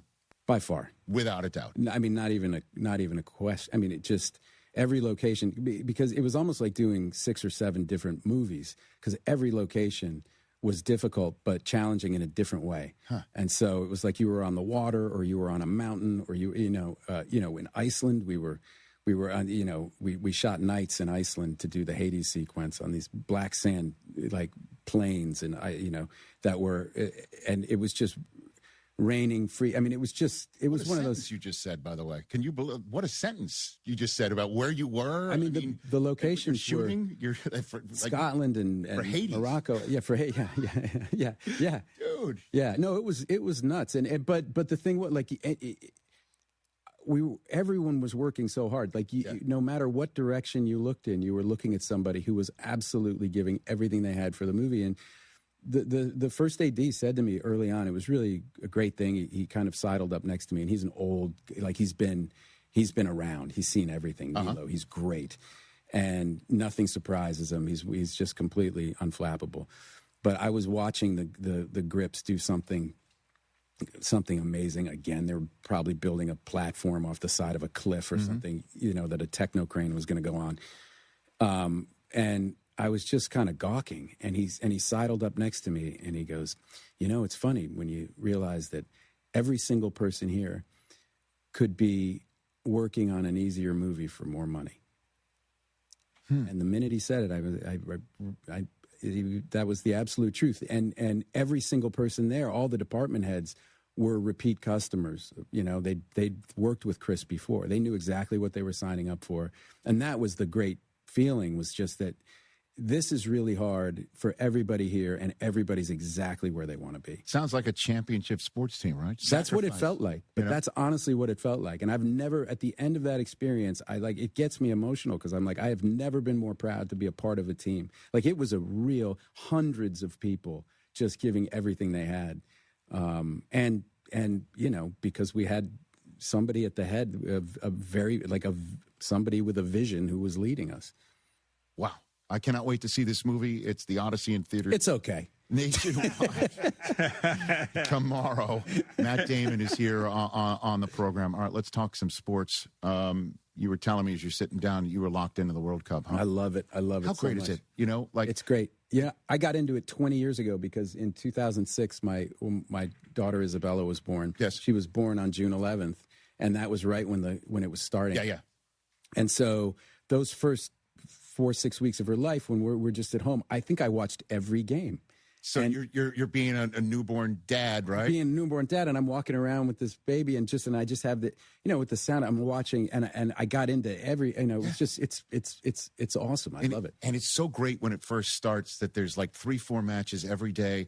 And then when it gets to the knockout rounds, you're like, where did the 3-4 matches go? I know. I got to wait another day for one of these things. I know. It's so cool. It's like the football playoffs when you start whittling it down, and you're just like, I only have 2 games this weekend. Yeah, what's going on with that? I'm used to having 12 games on a Sunday. Now there's just one. What the hell? It's called the Super Bowl. What the hell? How'd you like the Patriots season last season? Oh, they were phenomenal. Right? I mean, they were great. I mean, the Super Bowl was rough, but look, I mean, nobody picked them to get there. I mean, they were, and they're young. Vrabel is awesome. Yeah. And Drake May, we got AJ coming in. I can't wait. I know Brockman is a fellow Patriot fan over there. Locked in. How are you feeling? Let's go. Outstanding. Super Bowl, we're back. That's your New Englander right there. There are a couple other teams in the AFC No, we there's got to not. get through. Nope. AJ Brown's going to have a Randy Moss type season, and we're going to have a duck boat parade because we're back. Yeah, and Drake May is the new Brady. Generational great. He's fantastic. He just seems to have a way about him where he doesn't know what he doesn't know, and it doesn't matter. I don't know if it's that he doesn't know it. I think it's that he's got that Brady thing where he just, those guys, it's such a fascinating thing to me, those athletes who just, the pressure just does not, it's like it's actually, like Michael Jordan just lived for that moment. Right. You know what I mean? And if it's either, I think, in you or it's not, and you can see guys kind of tighten up and, especially, with high def cameras now are so great. You can look and you can really see. Right. Like I love the baseball, like the World Series, when I hate this pitch clock they put. You don't like it? Oh. I like it in the regular season. I think in the playoffs. Okay. I like the drama in the Just playoffs. the building up? Yes. I don't mind the by the pitch way, clock. and I like a guy threatening. Do you remember the clip of Vince Coleman, like the pitcher throws back 17 times to first base, and then he steals second base. Yeah, I love that. To hell with you. Now, not in the regular season. The regular season, it's like, let's move guys, along. let's go. but I think let's let the drama build. I think that's my personal. That's my hot take. Do you like the ABS system where you're telling umpires, let's take a look at your ball and strike? Do you like that? Or? It looks like it's everywhere now, and I don't think it's going backwards. I Never think going backwards. but look, if it, there are guys who threw perfect games that one a few years ago. That would be good to replay that. brutal. I agree with you. That poor guy. Did you just channel your inner Sonny Vaccaro when you talked about Jordan right there? Is that yeah. Obviously after that whole experience. Did you ever contact Jordan? Reach out to him? Have a conversation? Yeah. Before, in fact, Ben went down to see him. I was supposed to go. My kids had something that day, so I couldn't go. But Ben went down to Florida to talk to him before we decided to do the movie, because we just wanted his blessing. We said, look, this is what we're thinking of doing. But if you're not, because that's the end of the movie. If he comes out and goes, nah, they shouldn't have done it. We're like, well. So, but Ben kind of pitched him the script that we had bought. Right. And Jordan actually gave him some great ideas. What do you do? Well, number one, Ben was trying to figure out, he goes, so your dad, and Jordan said, my dad's a great guy. My dad was a great guy. And he goes, and your mom? And Jordan goes, my mom runs. And Ben goes, really? And Michael said, yes. She and Ben said, the way he said it, he goes, it's the first time I'd ever seen, he looked like, and Ben goes, well, should I talk to her? He goes, you want to talk to my mother? Like, Ben was like, oh, it's like that. Like, she really is. Dolores is. Right. And Ben goes, oh, well, that's because she wasn't in the script very much in the one that we had. And Ben said, well, so is there an actress that, and before he could get the sentence out, Michael goes, Viola Davis. And Ben goes, and so Ben called me and he goes, great news. He goes, Jordan's, he's like, Jordan's okay with us doing this. It's not, it's us doing it. It's not him. You know what I mean? He doesn't want to say that he has anything to do with it. It's our thing. But the tricky part is we have to get Viola Davis or we can't do the movie. And so it's like, all right, so the good news is we can do it. The bad news is like, we had to get like America's treasure, like the finest actress on the planet, to say yes. And she's only going to say yes if it's a role worth her time. And so you had to punch up that script. We did. We sat down and we did a whole rewrite and then went to Viola and basically said, if you'd like to do this movie, then the movie will get made. But if you don't, we just can't make it.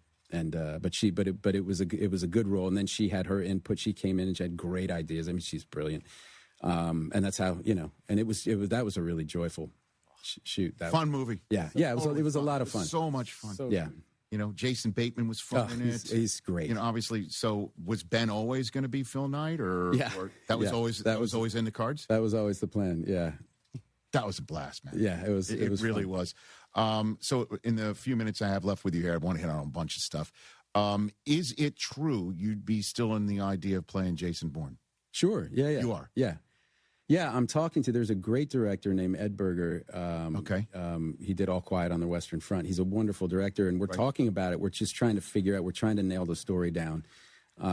Because I'd love to do it. It's just that thing where you know, if we do it, we want it to be like the first three, and we want it to. And it's a tough, because it's not built like a James Bond where every movie is its own mission, right? You know, and you've got people can even change the character. You know, the person playing Bond. It's like it's a linear story. Sure so is. It makes it more challenging to do.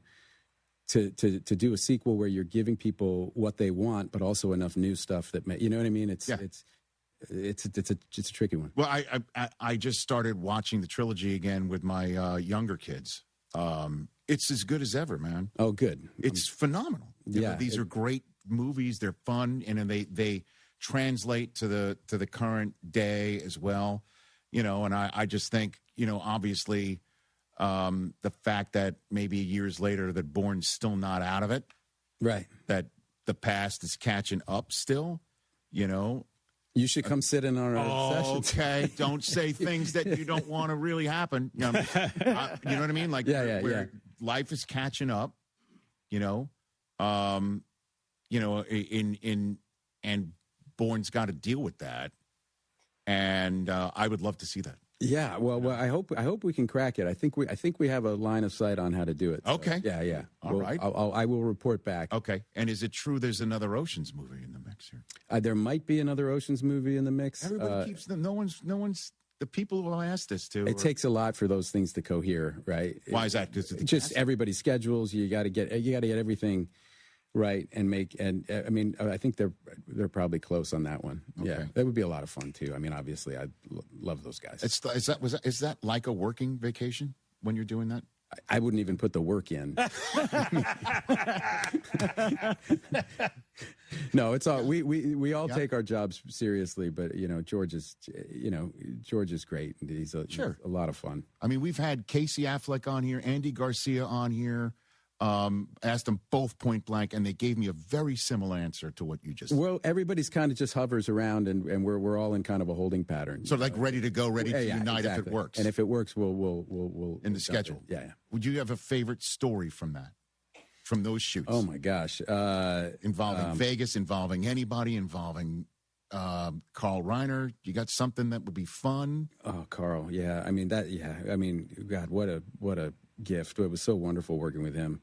I do remember going to see the O show with Carl. Like a bunch of us went, and we were staying at the Bellagio because we were shooting there, and so we all went downstairs one night because they got us 11 tickets to O, and we watched O, and then we came out and we're all standing in the lobby, and Carl just looks at everyone and goes, "We're all overpaid." That's what he said. That was his takeaway from. God bless that man. Yeah, fantastic. All right, and another moment that I've actually been able to act with you, Matt, from February 7th, 2017. If we can put it up on the screen here, I'm playing myself. You're playing Tom Brady. Oh, right there on Jimmy Kimmel. There it is. On his show. Look at I that. remember I got a call. This was after the Super Bowl where the Patriots came back and won it in overtime. Like, are you in town? I'm like, sure.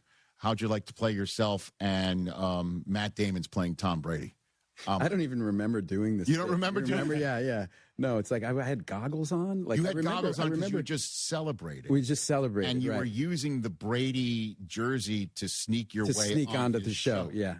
Because you and Jimmy don't get along famously. No, I hate that man. He's horrible. Yeah.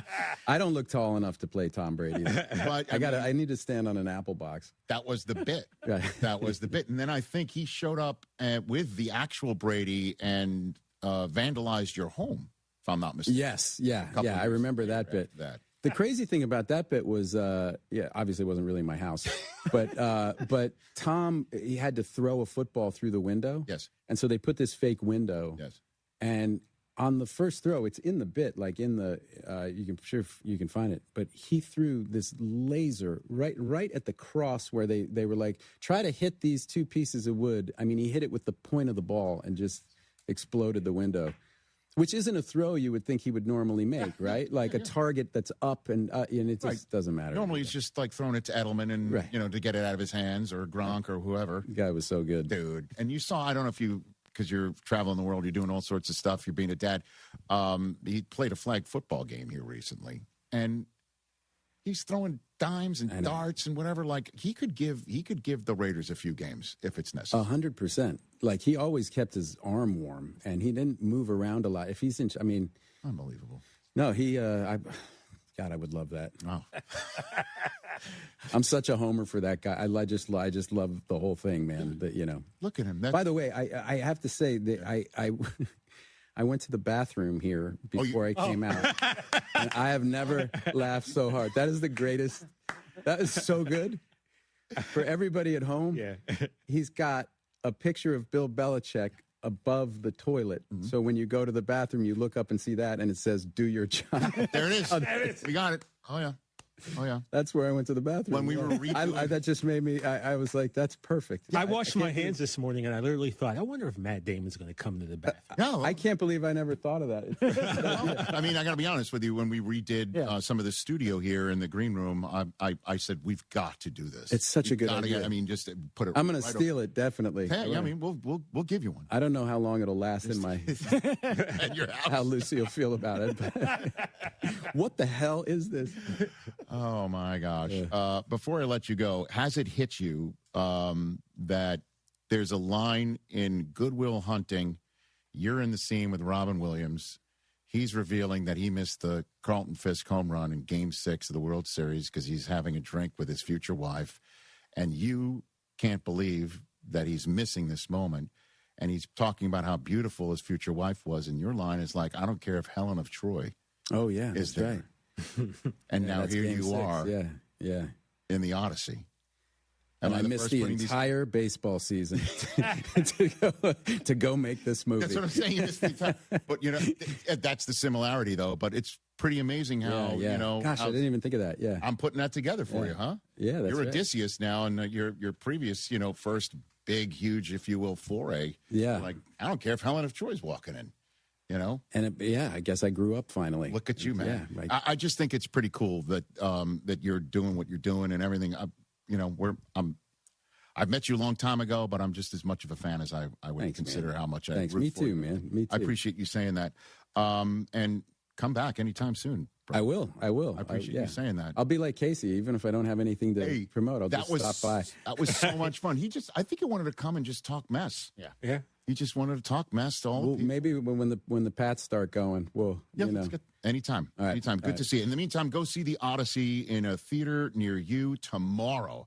It is awesome. IMAX film and the whole bit to see the latest from Christopher Nolan and Matt Damon right here on The Rich Eisen Show.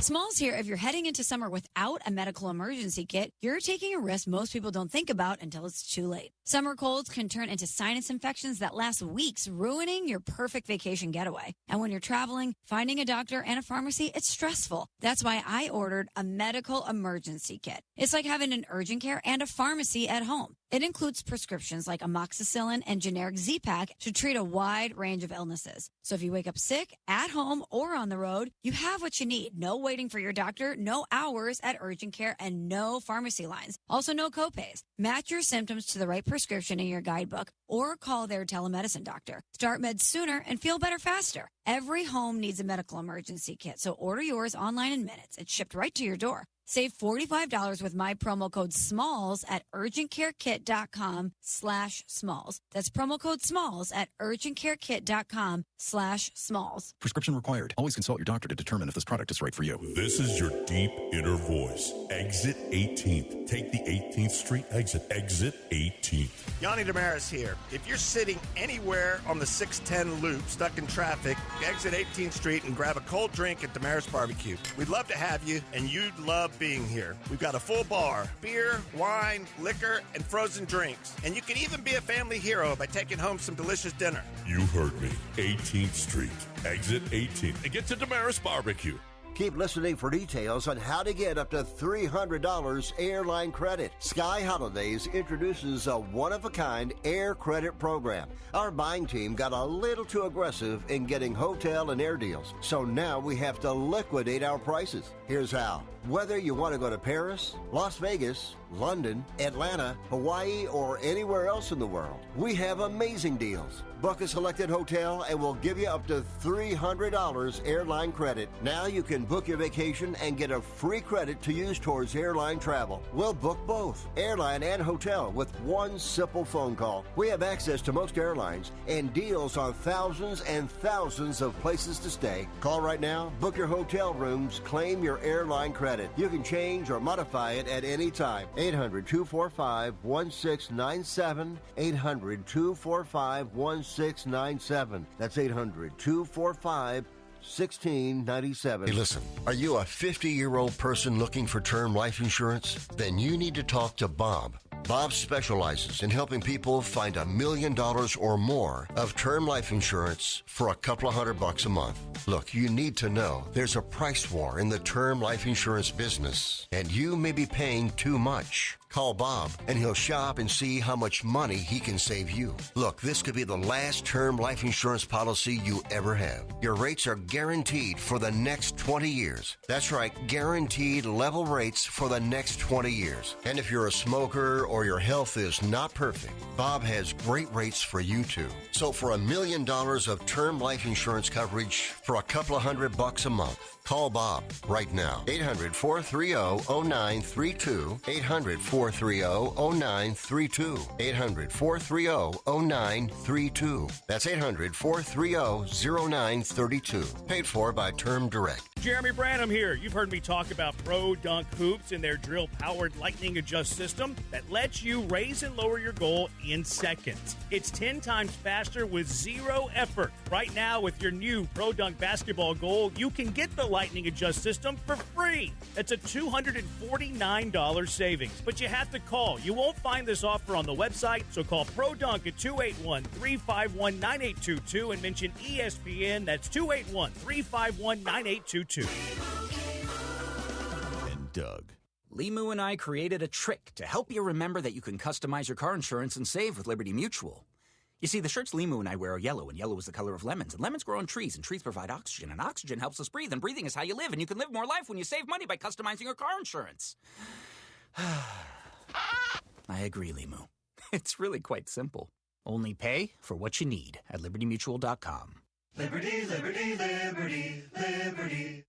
I know that hiring can be challenging. You need someone to match your role perfectly. Well, now you can meet them fast on ZipRecruiter.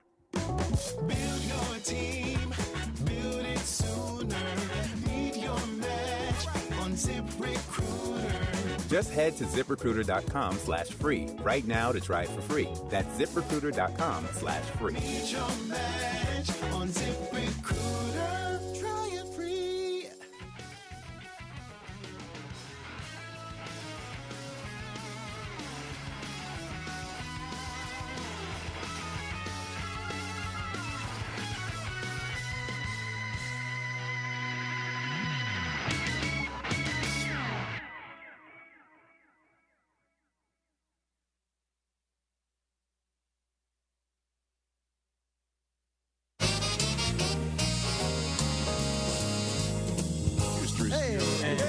Hi, you guys. Hey, Chris, how's that ring treating you? It's great. It's really weird. I roll it a lot. I take it on and off a lot. Got to getting used to it. Yeah. Fantastic. True. lost 2 of those. I know. This is ring 3. That's ring 3. Wife 1, ring 3. There's still time. Don't worry. This is 1.3. I've lost it twice. Once in, but in good places, right? I mean, it's a great. One's at the bottom of Lake Como. Great name drop. One's at the bottom of the at the Bahamas. Yeah. Wow. Yeah. Both good spots. Yeah. Yeah. So if you're going to lose like, if you're going to lose a ring, then that's it's not like at the bottom of the sink. Are you name dropping locations? I'm just saying where they are. Yeah. You didn't lose it at Dockweiler Beach. Yeah. When I was at Clooney's, I jumped in the water. Okay. I was in Italy. I didn't say that. You were off Redondo Beach. Dockweiler. Okay. Yeah, I just. We got one more read to do right here. Okay, Susie understands the reads. Running a small business means every hire matters. A bad hire costs time and money. The right one, well, that helps your business grow. The challenge is finding that person without sorting through resumes. That's where LinkedIn Hiring Pro comes in. It screens candidates so you can focus on conversations with qualified talent. With Hiring Pro, you can hire with confidence and build the team you need. Join the 2.7 million small businesses using LinkedIn to hire. Get started by posting your job for free at linkedin.com/Eisen. Terms and conditions apply. Susie is here, getting ready for Women's Sports Now later on today at 6 Eastern Time. The Indiana Fever is kind of like the Dallas Cowboys right now, Suze, and the fact that you could come up with the best game to actually beat the Cowboys, but everyone's just going to come back on the next day and talk about how the Cowboys lost and Dak Prescott, what he didn't do right. And basically, like Golden State went into Indiana last night, crushed them, and all I'm sure that everyone's talking about today, or you is might Caitlin's contusion or lack thereof, or was she fouled, was she not? That's what happens every time. I've not watched this the video. Fever play. Yeah. Every time the Fever play, that's all people want to talk about is what she's saying in the post game, and did she or did she not act aggressively towards the refs? I want to talk about Caitlin Chen's crazy drive to the left of the basket up and over Leah Boston. I do, Rich. Okay. I do. No, I know, but that's just not the world in which we live. That's it. Certainly, as you just pointed out, Chris, and I know you were talking about it before, TJ, that, if she's like, I got hit and I have a contusion and I got to deal with that, and then you look back and you're like, where did that happen? When did you get hit? Right. Where? And it's so, off the rails in that regard that it's tough to not talk about. Right. Well, because it's unfortunately right now we're in a time with the WNBA where the headlines are not positive, and it's a real drag because there's incredible play to be seen almost every night out there. Right. But what we're getting the most of are negative headlines. And so I know you've got a good show in store. We have Alexa Philippou, our insider, coming on to talk about what she's hearing about the latest with the WNBA, with the statements, with whether or not Adam Silver was involved. We'll talk about Olivia Miles as well and her status. We've got Allie Krieger to come on. She's going to take a look at our Miller Lite ball that we have, which is a World Cup awesome giant ball that we actually gave to Sarah Tiana Did you get that? as a wedding gift, but we kind of took it back to go back on the set. It's pretty sick. Have you seen it? I've seen it. It's cool. It's a giant soccer ball that you put ice inside. You shove your beer cans around to keep it cold during matches. So we're going to talk about Gotham last night because Allie Krieger was there and she won a championship with them. Okay. And just a little name drop.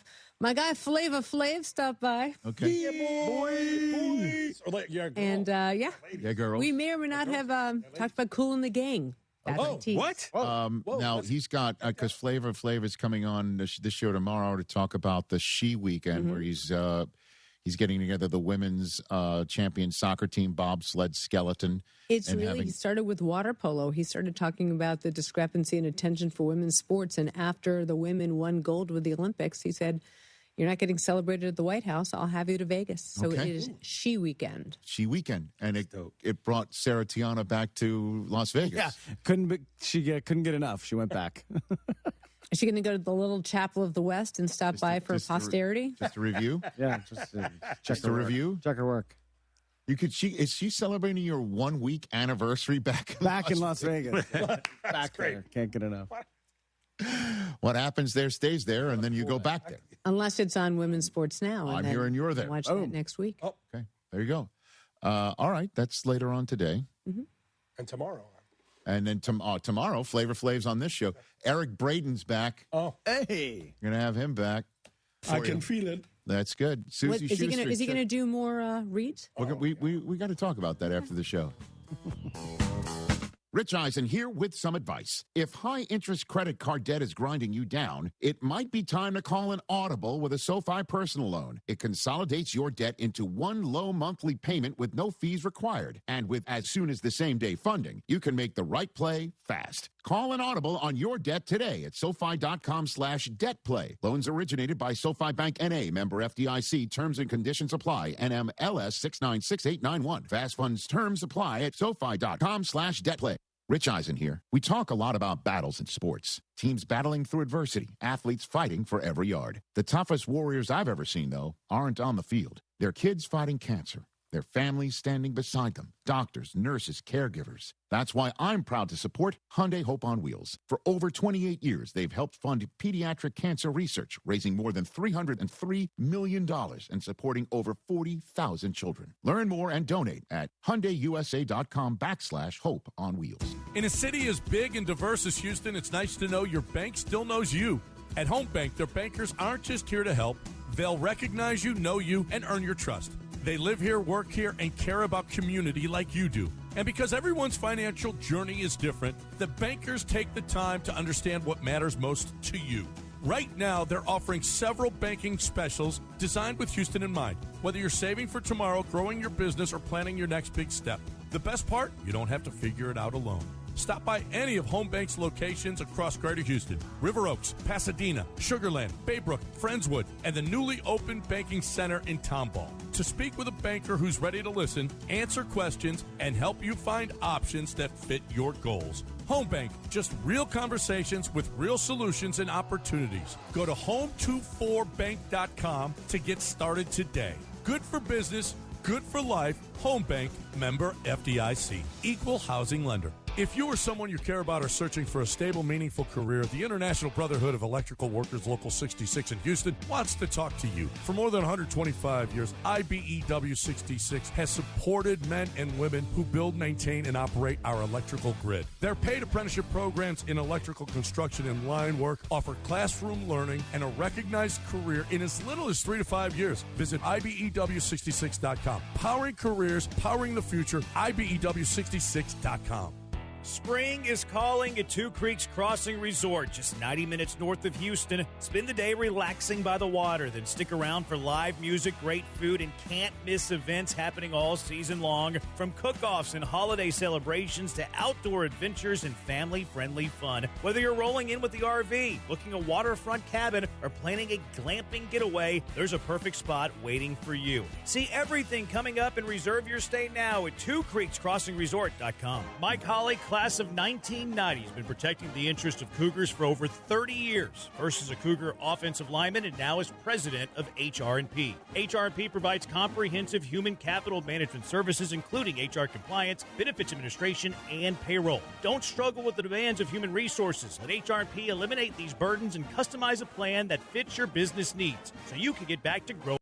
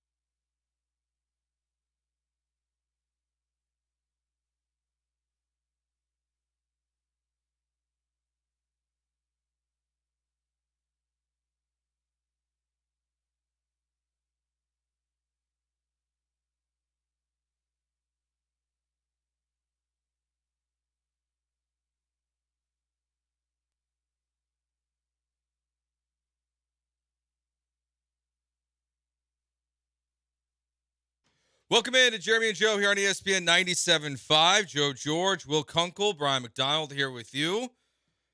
We didn't get a gift from the Astros today like we did, so we'll be discussing a bunch of random stuff on the show. It's a full All-Star break show today before the Astros get back underway. Jimmy Price from Astros Future, or he's Astros Future on Twitter, will join us at 5 o'clock, talk about the Astros draft from over the weekend. Any insight on Jaden Fielder, the prospect, in quotes? Who the f*** is that guy? Got back. Been doing a little more research. He's sitting like 230 in A-ball. It's not great. We'll talk some Texans, some Astros. We'll kind of mix it up today. We're going to go a little all over the place. Some starts, sit cuts. We're going to have some fun. You're welcome in. Contribute to the show in any way you want. Pretty much in anything goes Thursday and Friday. So any questions you got, we're going to answer them. Basically, also so it's like a mailbag for like the entire show for 2 days. No rules. I like that. There are going to be no rules over the next 2 days. We're talking about whatever we want. But dating advice? We are all married, so. Yeah, dating. I got a lot of advice. So that's mean like, we can give pretty good dating advice. Now, Brian's been married for a while, so like I don't know. Yeah, 16 years. Yeah, I don't know how. I've been out of the game for quite a while. Yeah, I don't know how up to date. No, Brian's I'm not. No. dating advice. My dating predated apps, so. That's crazy. I didn't even think like that's mine was right in with apps because that's where I met my wife was on an app. Hashtag me too. Okay, I think you also met your wife on Tinder. Hinge. Tinder was like more like not as like what it's become. I would. It's probably the best way to put it when I was on it. Yeah, I know. The story just takes a different tone. Like, yeah, I met my wife on Tinder. Like, I know. What? Like, it doesn't sound great. It doesn't sound great. Her parents don't listen to the show. That's not what we told. They don't. That's not the story. No, you told them? No, that's not what we told them. We told them some like nice, cutesy, romantic story. A meet cute. Coffee shop. You crafted your own meet cute. I was covering the Houston Cougars. Indeed, you were. Basketball team. She's a student on campus because she's a little younger than I am. And we met on campus, and we fell. I was in her dorm room. No. That's what they know. So if Eddie happens to be listening today, sorry, dude. I replied, "Would." Then we met up. You up?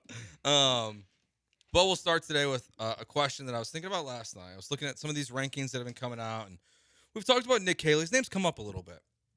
I saw this article on NFL.com. Plus we were doing the hot seats yesterday for college football, and I was thinking, who's on the hot seat this year for the Houston Texans? Player, coach, any way you want to take it. Top 3 players, coaches on the hot seat, because I think you can go in honestly like a million different directions. You can pick players, you can pick the GM, you can pick some really negative Texans fans might pick the coach. I would not, but like there's a coach that I would pick. But when you think of who's on the hot seat for the Texans, who's the first name that comes to your mind? Because I think there's really two. I think there's two that are obvious. Yeah, there's right? two that are obvious, and the third one's a question mark. But like who's the most hot seat of the Texans for you? I said this. We were at East River 9, and we're going to be there tomorrow. I said this weeks ago when I was hosting with Sean Mapes. I said Nick Caley might be on the hottest seat in the NFL. Here's the problem, though, and it's been my gripe with the Texans for years, is that if they get rid of Nick Caley, they have nowhere to turn. They didn't set themselves up for a plan B. Like, they didn't bring anybody in that's been there, done that to help Nick Caley improve. I don't understand that move. And if you don't think Gerard Johnson's the answer, fine. Like, let him walk, let him start his career elsewhere and get on a path to where he can be where he wants to be in the NFL. But if you also have some questions around Nick Caley, which you absolutely do if you're the Texans and you're D'Amico Ryans and you're Nick Caserio, because you've admitted that it was an absolute FUBAR situation last season just trying to get to the offensive line, let alone the lack of offensive execution and success in and of itself. So if you have your doubts about Nick, but you want to keep him because you don't want all that turnover with a younger quarterback, trying to get him confidence, etc., I'm cool with that. But then also hire somebody that has been there, that has done that has had success at the NFL level calling plays, so that if it goes awry, like, we're good. Like, we can at least see the light at the end of the tunnel of trying to find some answers versus we don't have anything else to do, just like we didn't last year. Yeah, so I think the Texans would – this is where I think the Texans would disagree, is that while they don't have someone that is an offensive coordinator in the past, they hired one of their other John Carroll graduate assistants, and Jerry Shaplinski, the former, offensive assistant, won 3 Super Bowls with the Patriots, was with the Rams last year. He's now the senior offensive assistant, passing game specialist, and the quarterback's coach which he was already here last year, but he's the quarterback's coach. So that's more. So you're just CJ. moving the pieces around. You're not bringing in blood and knowledge that you didn't previously have last year in order to fix the same guys you have in charge now. Okay, so I agree with that, but I thought the same exact thing last year, and I actually feel like Cole Popovich did a pretty good job, and that felt like rearranging the deck chairs a little bit. But he gets promoted, so like Jerry getting promoted into, but that's more for CJ. That's not necessarily for Kaylee.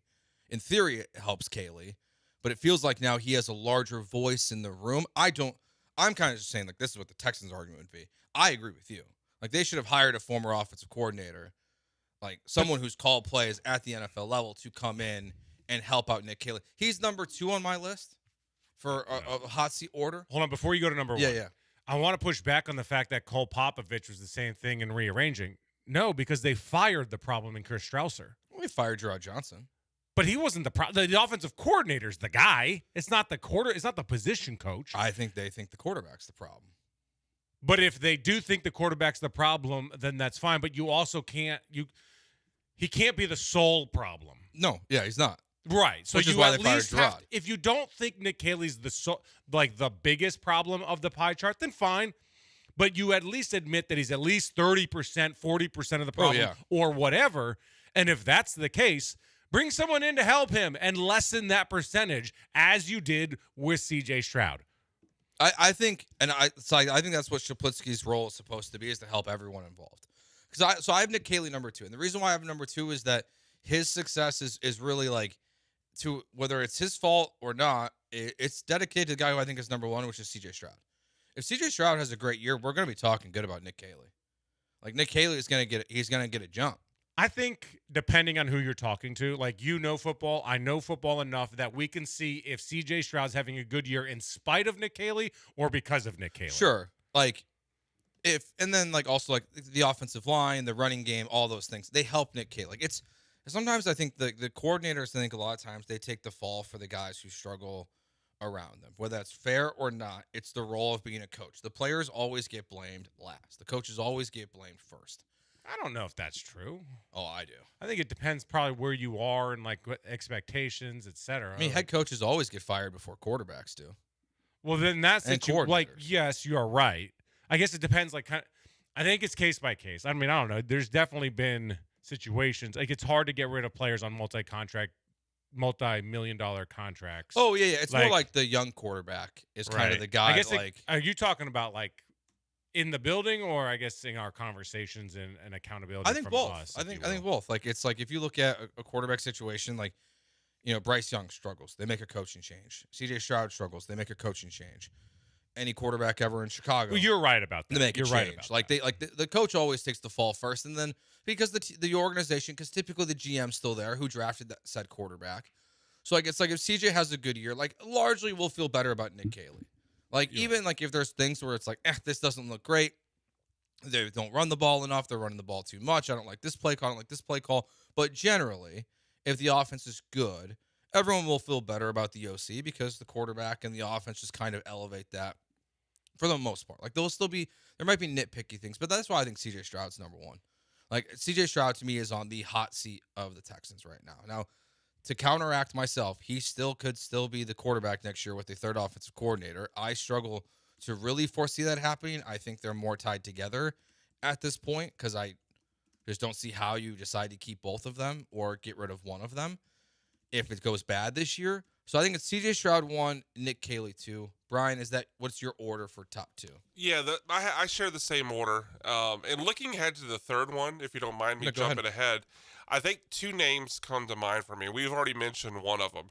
And I agree with you that I think he largely did a pretty good job last year, but they spent both with draft picks, obviously with Keelan Rutledge and free agency and trade, a lot of capital investing in the offensive line this year. So if the offensive line doesn't take the leap that they hope and think it should take, I could see Cole Popovich getting the blame for that. Yeah. Because of, like, we spent a first-round pick, we spent free agency dollars, we spent this and that, a first-round pick 2 years ago, a second-round pick, 2 years ago, and Ariante Ursary. Like, so if it doesn't work, I could see Popovich being the fall guy. And the other one I considered, it might be a little bit of a kind of a spin on how we define hot seat. But Tank Dell's coming up on a contract here. He was on my list of guys I was like considering. If he doesn't perform, he doesn't have a contract next year. People might think he's washed, and he could be in a lot of trouble to find regular work in the NFL if he doesn't play well this year. Yeah, I think those are two good options for 3. I did try to spend, Will, I don't know if you did this, but I did try to rack my brain, or Brian, to find someone on defense to pick on. I'm literally sitting here because I've got a rebuttal for the coaching staff, and then I'm like, all right, let's bring the defense in. And I'm going through positions. I'm like, maybe Henry in the open field, but he's actually gotten a little bit better at that. I don't know if that's hot seat. And also like Toto, like I don't care enough to put him on this list. But there's no one else. Yeah, like I was like, do I want to throw Stingley out there just because like if he's not perfect this year, he might get traded? No, I don't. I couldn't find anyone. Like the only potential player, like the only guy I kind of landed on, and it feels unfair because he's just so new to the Houston Texans, would be Reed Blankenship. Yeah. Of just like if it doesn't go well, he'll be off the roster after 1 year. because they were willing to move on from CJ Is that Gardner even a Johnson possibility? really quick. I think so. Like, is he not that? You don't think he's like even roster worthy? I know. I think he is. Like to go into the season, he's a but, like, starter. It's just more like if this year goes well, like they'll replace him. They'll find an improvement at safety. They drafted another safety this year. Like they'll go out there and like they will. If D'Amico wants to have like the perfect 11 on defense, if someone's slowing that down, that guy's out. But like even that feels like a stretch. It was a 3-year, $24 million. I don't know how much of that was guaranteed. So like I don't think like there's no one on defense. So nope. I thought about Frank Ross, Kyrie Fairbairn. He just got a new deal. Frank's a little interesting because they did have too many blow-ups last year on the special teams. Yeah, but it's also just like no, by no means do I think he's on the hot seat. Like based on this conversation, he's a John Carroll guy, but he does need to fix a little bit of of some of that special teams like explosions, especially because it's magnified more with the Texans because the offense can't do their job. Yeah. So when the special teams has a blow-up, I mean that one play can lead you to a loss. Yeah, so I ultimately, I also, Brian, landed on Cole Popovich as your third, as my third, because I think he could be scapegoated. I think D'Amico loves him, and I don't think so. Yeah, it's just someone's gonna have to get the blame, and like because like the text lines, we got someone saying Nick Caserio, if the offensive line's terrible. I just think it's just he's so good everywhere else. Right, so you can't throw out the 47 other guys because those 5 haven't been very good. And there's a couple good guys, but listen, he's going to take heat over it. There's going to be questions to be answered if the offensive line doesn't perform, but he's certainly not going to lose his job because of it, but they will have to make some sort of change within the front office and how they scout the position, how they identify who's good, and how they go about it, like bringing those guys into the building. Yeah, I think like the other name that crossed my mind after Cole Popovich was Ariante Ursery. Like that's probably one where it's like if he doesn't play well, who else would be the left tackle though? It's more of they would draft one.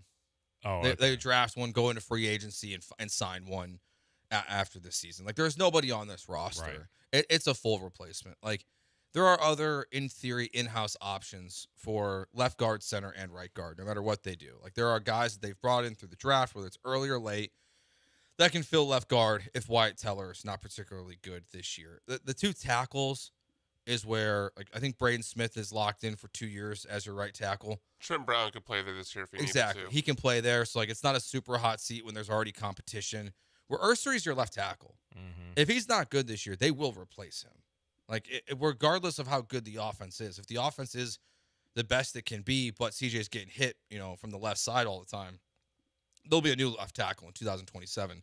He's a second-round pick. Those guys don't get the window that first-round picks get. No, I mean, look how impatient they were with Blake Fisher. Exactly. Like, that guy can't touch the field. Well, it's not like they were impatient with him as much as he showed them that he had no business being on I'm just saying, like, it was like, oh, you're a bum? Okay, you're just tight end only. Yeah, you're the 6th offensive lineman, and that's it. Kind of crazy. So I went with Cole, but like I was quickly like with Ariante was right there. It's more of like if Teller, doesn't do well, Ariante struggles, Braden Smith is only good in the run game. If it just doesn't develop in the way that you're hoping, if if Rutledge isn't a quick learner, like none of that might be Cole's fault, but someone's going to get blamed for it. And because you arrange the deck chairs a little bit, that's when it's like, okay, let's bring in a new voice, just a new body that's not been in the building, a fresh guy at offensive line as the offensive line coach. So that's my top 3. So I guess Brian and I are in alignment here of CJ, Kaylee, Cole. I want to kind of add like a twist to it. And it's not that I don't think, like, D'Amico Ryans is nowhere near the hot seat. Nick Caserio, for me, is nowhere near the hot seat either. However, the biggest problem I have with this coaching staff, as I already talked about, is the fact that there's no one there to help Nick Caley if things go awry. And there's no one on the roster, insanely enough, that played quarterback at the professional level anywhere. Like, that's crazy to me because there's no relatability aspect to CJ Stroud of how to play quarterback at the NFL level and what it takes and what he needs to be better at and how he needs to go about that process. Shopinski, the quarterback coach, played quarterback with Nick Caserio at John Carroll. Ben McDaniels was a quarterback at Kent State. That's the peak quarterback experience you have on the coaching staff. So I say D'Amico Nick because who's ever picked in this offensive coordinator's position and however they're going about it, they're going to have to do something different if this Nick Caley experiment fails because it's still an experiment at this point. Yeah, no, 100%. Like, it is. You know, I had a conversation with someone. I won't say who, but there was a lot of frustration in the locker room about, you know, just kind of some of the things that CJ Stroud had to deal with and that no one understood what he had to go through other than Gerard Johnson. That's not what I said. So they took that away from him. I know CJ was upset about losing Gerard. I'm not saying Gerard was the right guy for the job, but they now have less experience of someone that's played quarterback in the NFL level or any professional level anywhere on that coaching staff. Yeah, no, it's and if you think CJ's very the problem, valid. Then put someone next to him that's done it at least a decent enough level to where you can teach them. Well, that's why there's a reason why we're picking everyone on offense because I almost just kind of want to say everyone on the offensive staff. I agree. If it was all encompassing, because if it's a disaster this year, if it's a total mess, you're a disaster. In terms of it doesn't get any better, the run game doesn't improve. CJ Stroud takes another step backwards. He still can't have success against good defenses or have success in the playoffs. That to me means you move on from your quarterback, but it's also, I think, time for the organization to start fresh. From where? Everywhere on offense. Well, okay, that's fine. I'm talking every single person out. Well, no. Nico Collins? No, a coach. Oh, yeah, every for coach. Sure. It's time no one on the offensive coaching staff is a proven good at anything. Yeah, Cole's fine, I guess. But whatever. Just move on. They do have one guy who called plays on offense in their room outside of Nick Caley. Tell me, you say Bill Lazor, I swear to God, I'll kill you. Well, he has. He's now a defensive coach, which is hilarious. I know. That every time I brought this up, everyone's like, Bill Lazor would do it. I'm like, he's on defense. But they could move him back if they needed to. Was this a Matt Patricia situation? I don't understand how he's a defensive coach, guys. He's an offensive coordinator in the NFL. It's crazy. It makes no sense to me how you flip sides of the ball. We never see that happen. Again, it's a Matt Patricia situation. Yeah, it's what's going on? Well, I do like the aspect that if he knows the offenses so well, he can help the defenses prepare for offenses that he sees of the opponents. But your offense sucks. Yeah, well, help him. I'm not saying Bill Lazor was the answer because he was there when they weren't doing well either. Well, he's also the worst offensive coordinator I've ever seen. So I don't really want him calling plays for the Texans personally. Worse than Todd Haley. Worse than Shane Waldron. I guess Shane did jump on that one year in Chicago. Shane Waldron's pretty bad. Yeah. Jay Cutler had his best year under Bill Lazor, but that offense sucked. It should have been 10 times better than it was. I don't know why Will and I both went to former Chicago Bears OCs. Well, that's why I know Bill Lazor, because he was a Bears OC. That's why I know him. That's what his experience in the NFL is. We're playing to our audience here. Yeah, sorry. It's just he's on the Texans staff. I can't help it. All right.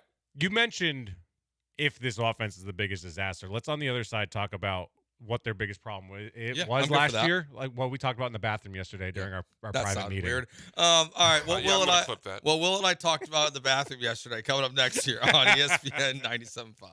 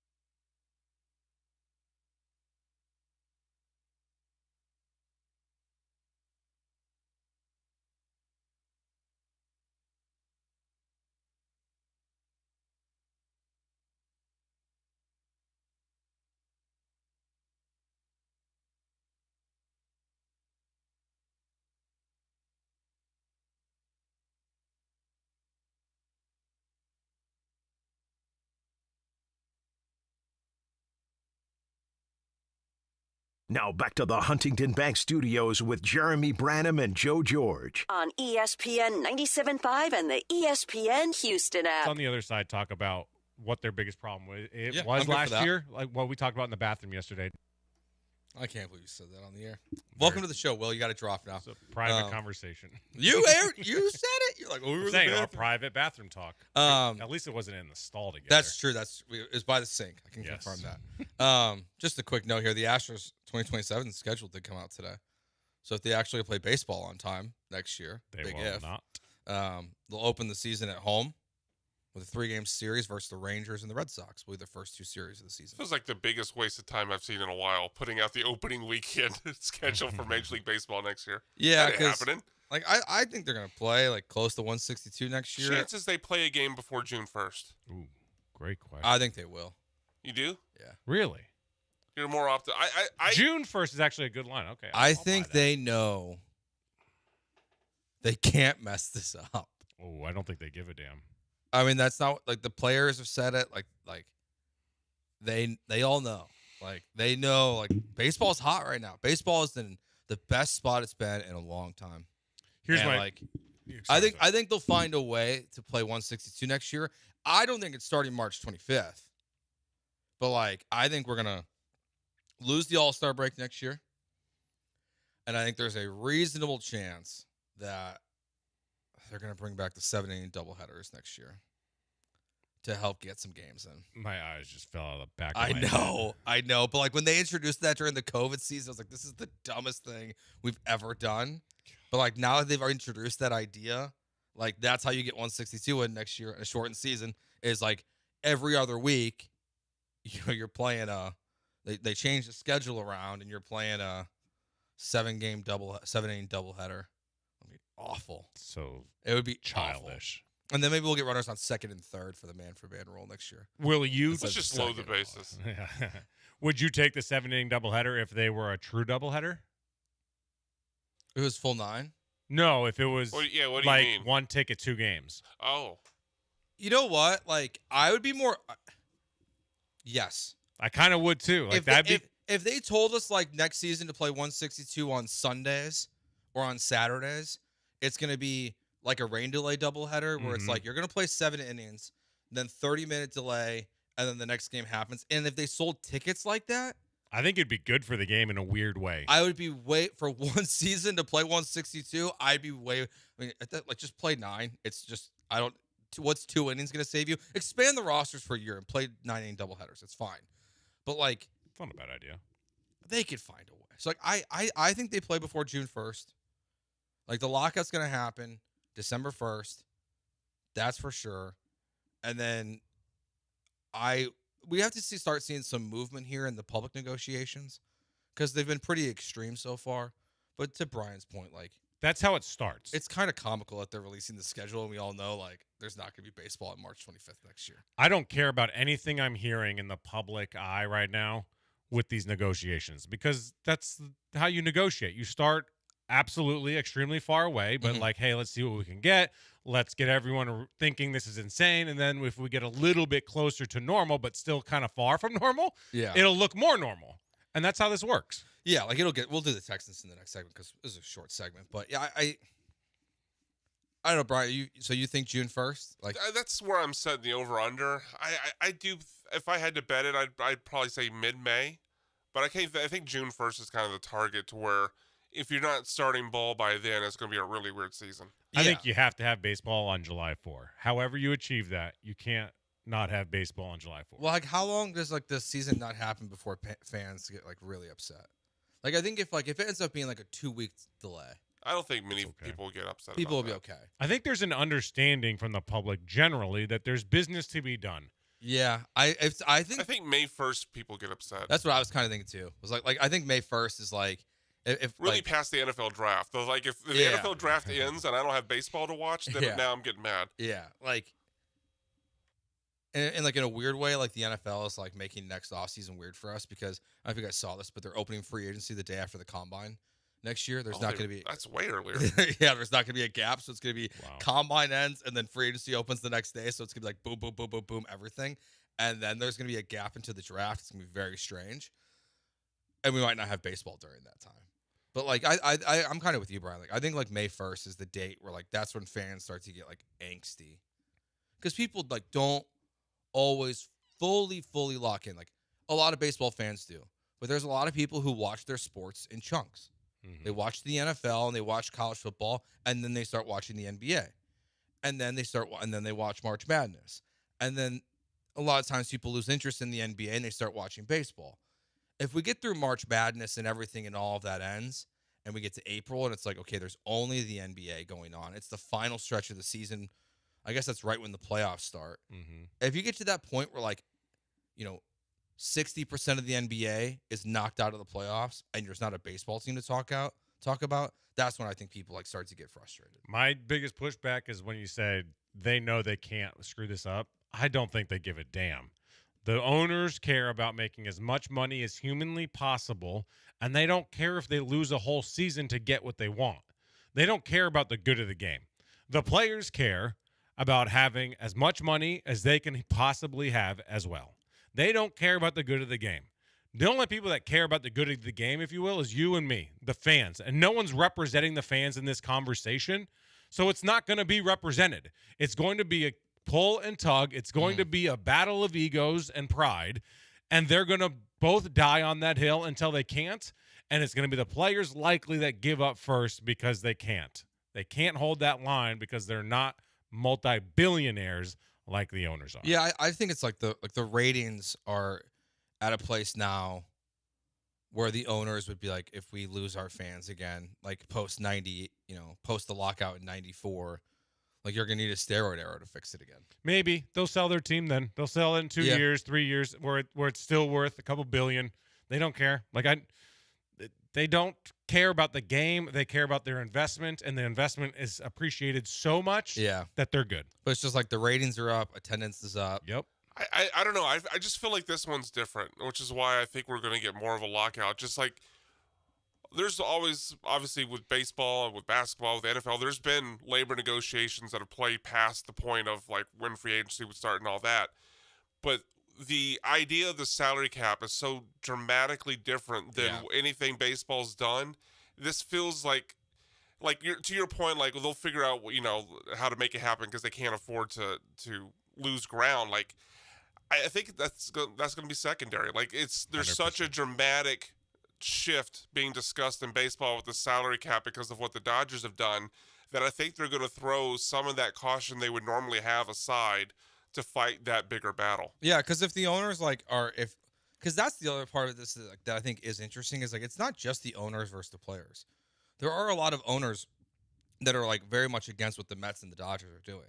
Like some of these for sure. Like it's not just a X versus Y battle here. Like it is people on the ownership side fighting against other ownership groups. When typically, like to Brian's point, in labor negotiations, it's owners versus players. Like it's very cut and dry of what's best for the sport is what they think and what they think.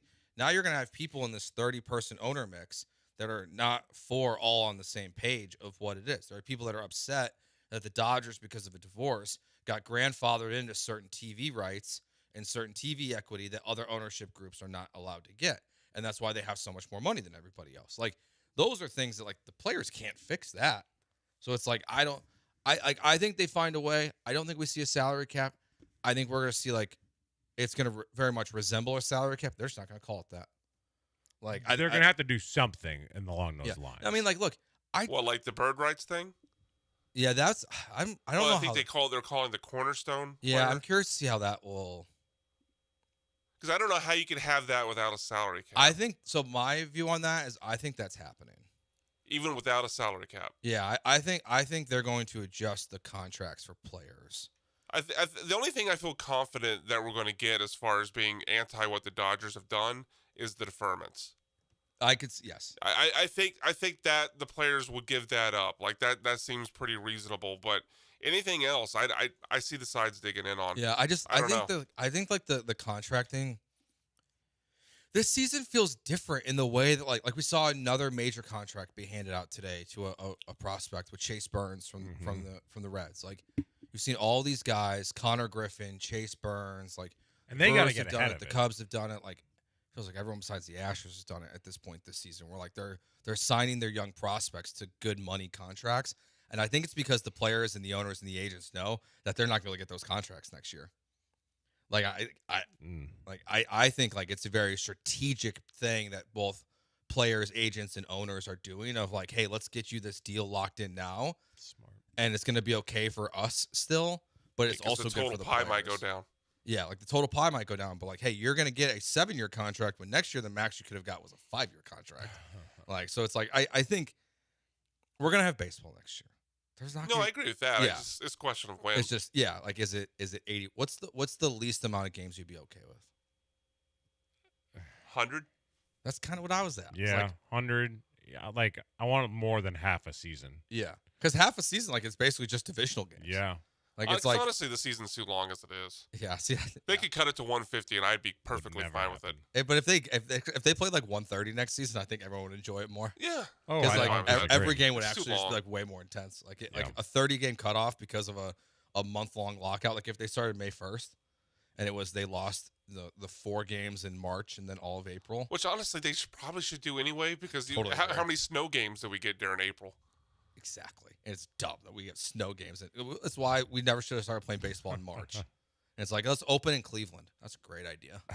Great idea to open a season in Cleveland. All right, we'll go back to the Texans here. What's most wrong with the Texans offense? We'll do that next right here on ESPN 97.5. When the world's biggest tournament is hosted on our turf, you've got to do it big.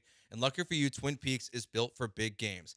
At the Lodge, it's 29 degrees or nothing. Stay refreshed for the full 90 minutes as Twin Peaks girls keep the rounds coming, from ice-cold 29-degree drafts of Michelob Ultra to the iconic handcrafted spicy margaritas made with Casamigos. There's something that'll score with every fan all tournament long. Pair all of that with a menu that's entirely made from scratch. You've got everything you need to stay fueled for every match. We're talking hand-tossed wings, your choice of 12 sauces and dry rub, sear-to-order burgers, and shareables that beat the brakes off of bar food. Get to the Lodge where every seat puts you in the front row and every second is packed with scenic views. Twin Peaks is truly unmatched for every match. Twin Peaks, eats, drinks, scenic views.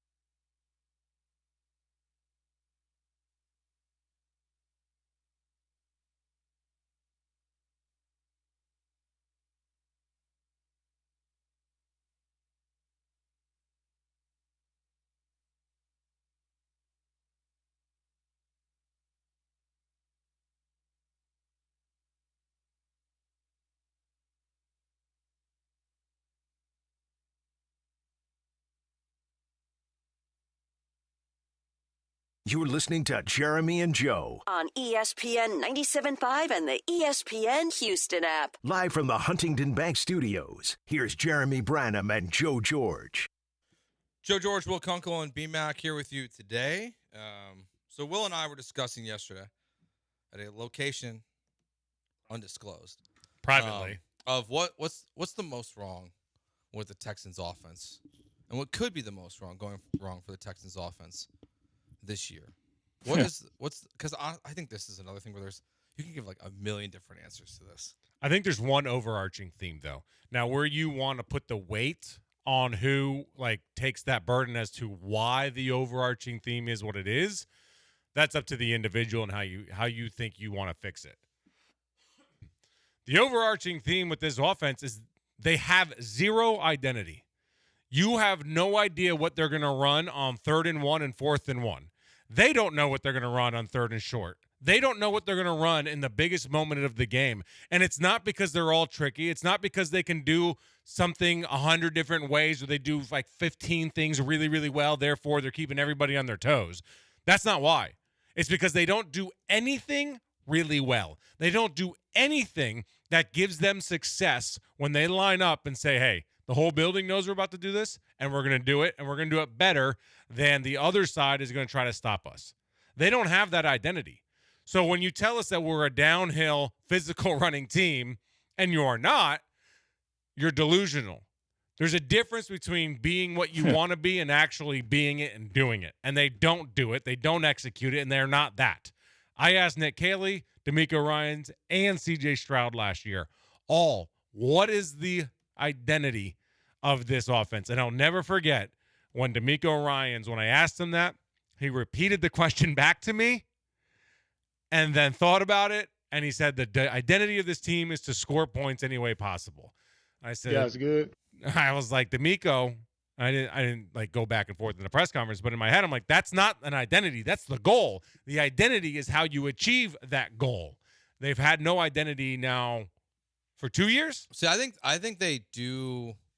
They have an idea of what they want to do, but it's not their identity. Well, I think they have an intention of what their identity is going to be this year. But that's fine. They had the same one last year, but they didn't have it. But I think they have one. They just don't do it well.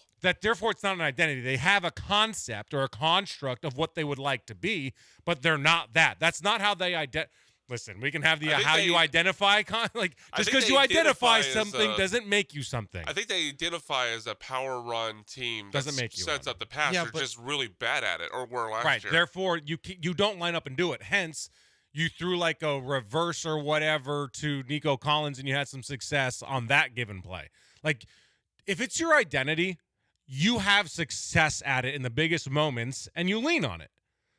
Like, that's how you have an identity. Again, just because you identify as something doesn't mean you are something. But I think they're going okay. So I agree. Like last year, they wanted to be a run-heavy team. Mm-hmm. They were not built last year to do that. Yep. I do think that they've taken the necessary steps to do that this year. Couldn't agree more. That's why I don't think that's as much of a question, at least on paper. How they execute it is a different conversation. And we won't know that until they start playing games. But you didn't have a running back that could do what you needed last year. You didn't have an offensive line that could do what you needed to do to be a run-heavy team last year. They went out and they got in Wyatt Teller, Braden Smith, Keatlin Rutledge, guys that can run block. It seems well. We'll see about Rutledge, but Teller and Braden Smith, they grade out as good run blockers. They brought in David Montgomery, trading for him. I do think they know what they want to be. It's just, are the players they brought in, I think specifically on the offensive line, good enough to execute that? And can't forget the tight ends either. Last year, if you want to be run heavy, well, Dalton Schultz is not going to be the run blocking tight end you need. And this season they brought in 2 or 3 different run blocking tight ends through the Foster draft. Moreau, Klein. Yeah. You have, the other 2 guys on the roster who we'll see if they make it. I don't think Stover does personally. There's definitely an odd man out. Yeah. Between him and Brevin Jordan, probably. So I think I agree with Lash that. They had an identity problem last year. Because they couldn't execute what they wanted to. They just couldn't do it. And no, they had to rely on fumbles that people pretended were intentional to score in the red zone. You know, it's like when you go into a season and you get the shock of all shocks that your running back's not going to be available to you for an entire year. So you got to pivot. And I think they didn't they didn't do a great job pivoting. Like, I also don't think they expected to not have Joe Mixon back at all. Is like kind of my gut feeling on the situation. Is they expected him to return at some point in the calendar year. Obviously did not happen. But I think now with like Woody Marks and David Montgomery and then what they brought in the offensive line, their intent is to run the ball as often as possible. Will they do it well? We'll see. I agree with you. Like, they've taken the steps to become more of what they want to identify as, but until they do it, they're not. Yeah, and that's why I say their biggest problem last year was no identity. Therefore, like right now, they still don't have an identity. I agree with you. They've taken steps in order to get there. And I said last year that offensive line was a product of like not being aggressive enough in the NFL draft, but also I think realizing they were still a year away from being more towards where they wanted to be with the offensive line. We knew it was going to take right. Like, it was going to take a little bit, especially with the lack of urgency. We can have that conversation for another day, but they have taken the right steps in the right direction in order to at least identify more as they want to have that identity. Yeah, we'll find out. For me, I think the biggest flaw with this offense is I just think your quarterback and your intent of what your identity is and what they want an offense to look like are not the same.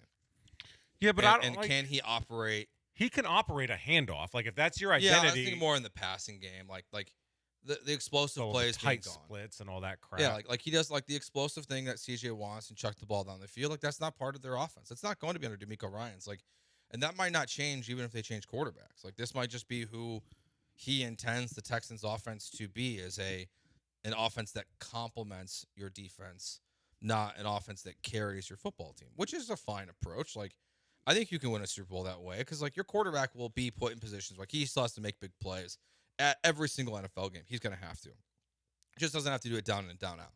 So can he execute the little things? Like, to me, like, ultimately, like, for this upcoming season, because I think they are going to be able to run the ball well. If they can't, I think it's going to be because CJ can't throw it. And teams are going to be stacking boxes. Well, what comes first, right? It's like it's a chicken or egg. Do you not pass because you can't run? Every team's different now in the NFL. It used to be you just run to set up the pass, and the Texans. Well, the Texans certainly don't. The Texans might need to pass to set up the run this year. But the problem is they don't, because they don't spread you out enough. So you don't get, when you have the tight splits like that, you don't force the defense to put smaller linebackers on the field and more corners on the field because you're playing tight. So you can cover a smaller portion of the field with slower guys. If you were going 4 wide, you'd have to put all your corners and you have to go dime, and then you could set up your run with the pass in that way. They don't do that. So you're not actually even trying to set up your run with the pass because of the personnel that you're forcing the defense to put out there is more geared to like they can stop the run, and you're not even good at running in general. They need to be able to set up the pass with the run. If they can do that, then maybe you can have that. I mean, it is tailored. If they put CJ under center, which they have to do more of, by the way, if they can put CJ under center more, it's tailored to some good play action plays, and that's where you can get your explosiveness if you run the ball well. If you don't, then forget about it. Brian, what do you think the biggest question mark flaw with the Texans' offense is this year? It's going back to something I've mentioned before, and look, a lot of this could be answered by the emergence of either young guys or the return of Tank Dell, but it's just what we talked about last year with the easy options, the quick options for C.J. Stroud, and part of that might be on the design of Kaylee's offense or C.J. Stroud just not reading it, but we don't see him often hit the running backs for the quick gain. Dalton Schultz has been a safety valve, but there's not a lot of the like the Julian Edelmans of the world, right? The Wes Walkers, those guys that could get quick open over the middle of the field 5 yards away. White guys. Give the quarterback an answer when things are breaking down, and that just doesn't seem to be there for C.J. Stroud. So, I mean, hopefully Jalen Knoll turns into that guy and is no longer outsnapped by fullbacks and Braxton Berrios like he was last year. Maybe Tank Dell emerges as that, although, you know, obviously he was more of an outside receiver early on in his career. But I have question marks, especially since, as we talked about with the running game, the running back they did add, David Montgomery, is not a pass catcher. So, like, I don't know if they added that guy to the team. They're going to have to rely on guys already on the roster to develop into that. Yeah, I think, like, I like Higgins. But he's not a quick option guy. No, but like who like anybody be a quick option guy? I mean, if you can draw up a play, you're not really doing a whole lot. I mean, they're fast enough. He's got good enough feet to create. No, some but I think space quickly. like you want like that to be Knoll or Tank, like in a perfect. See what world. you're saying? Just because there's, I mean, yeah, I mean, like there's quick more and like, short areas. Like Nico was your short yard for a while. Yeah, it's just he can't be the only option. For I it. agree with that. Like Higgins, I feel like it's more like the kind of like the bigger body, like kind of big play guy in a lot of ways. Like even just like I don't know, who could run a successful screen on this team? Like Who can would be like block a question. successful screen? Xavier Hutchinson. Text line says depth. I agree with that in certain parts of the offense, not overall, but like to Brian's point about like that pass catcher out of the backfield, the wide receiver room, as we're talking about now, of like which guys like are really going to step up, like Knoll, Tank, like who is that guy? Like, do they do enough in the wide receiver room? The offensive line, you never can have enough depth. I mean, really, that's the only question on defense is depth.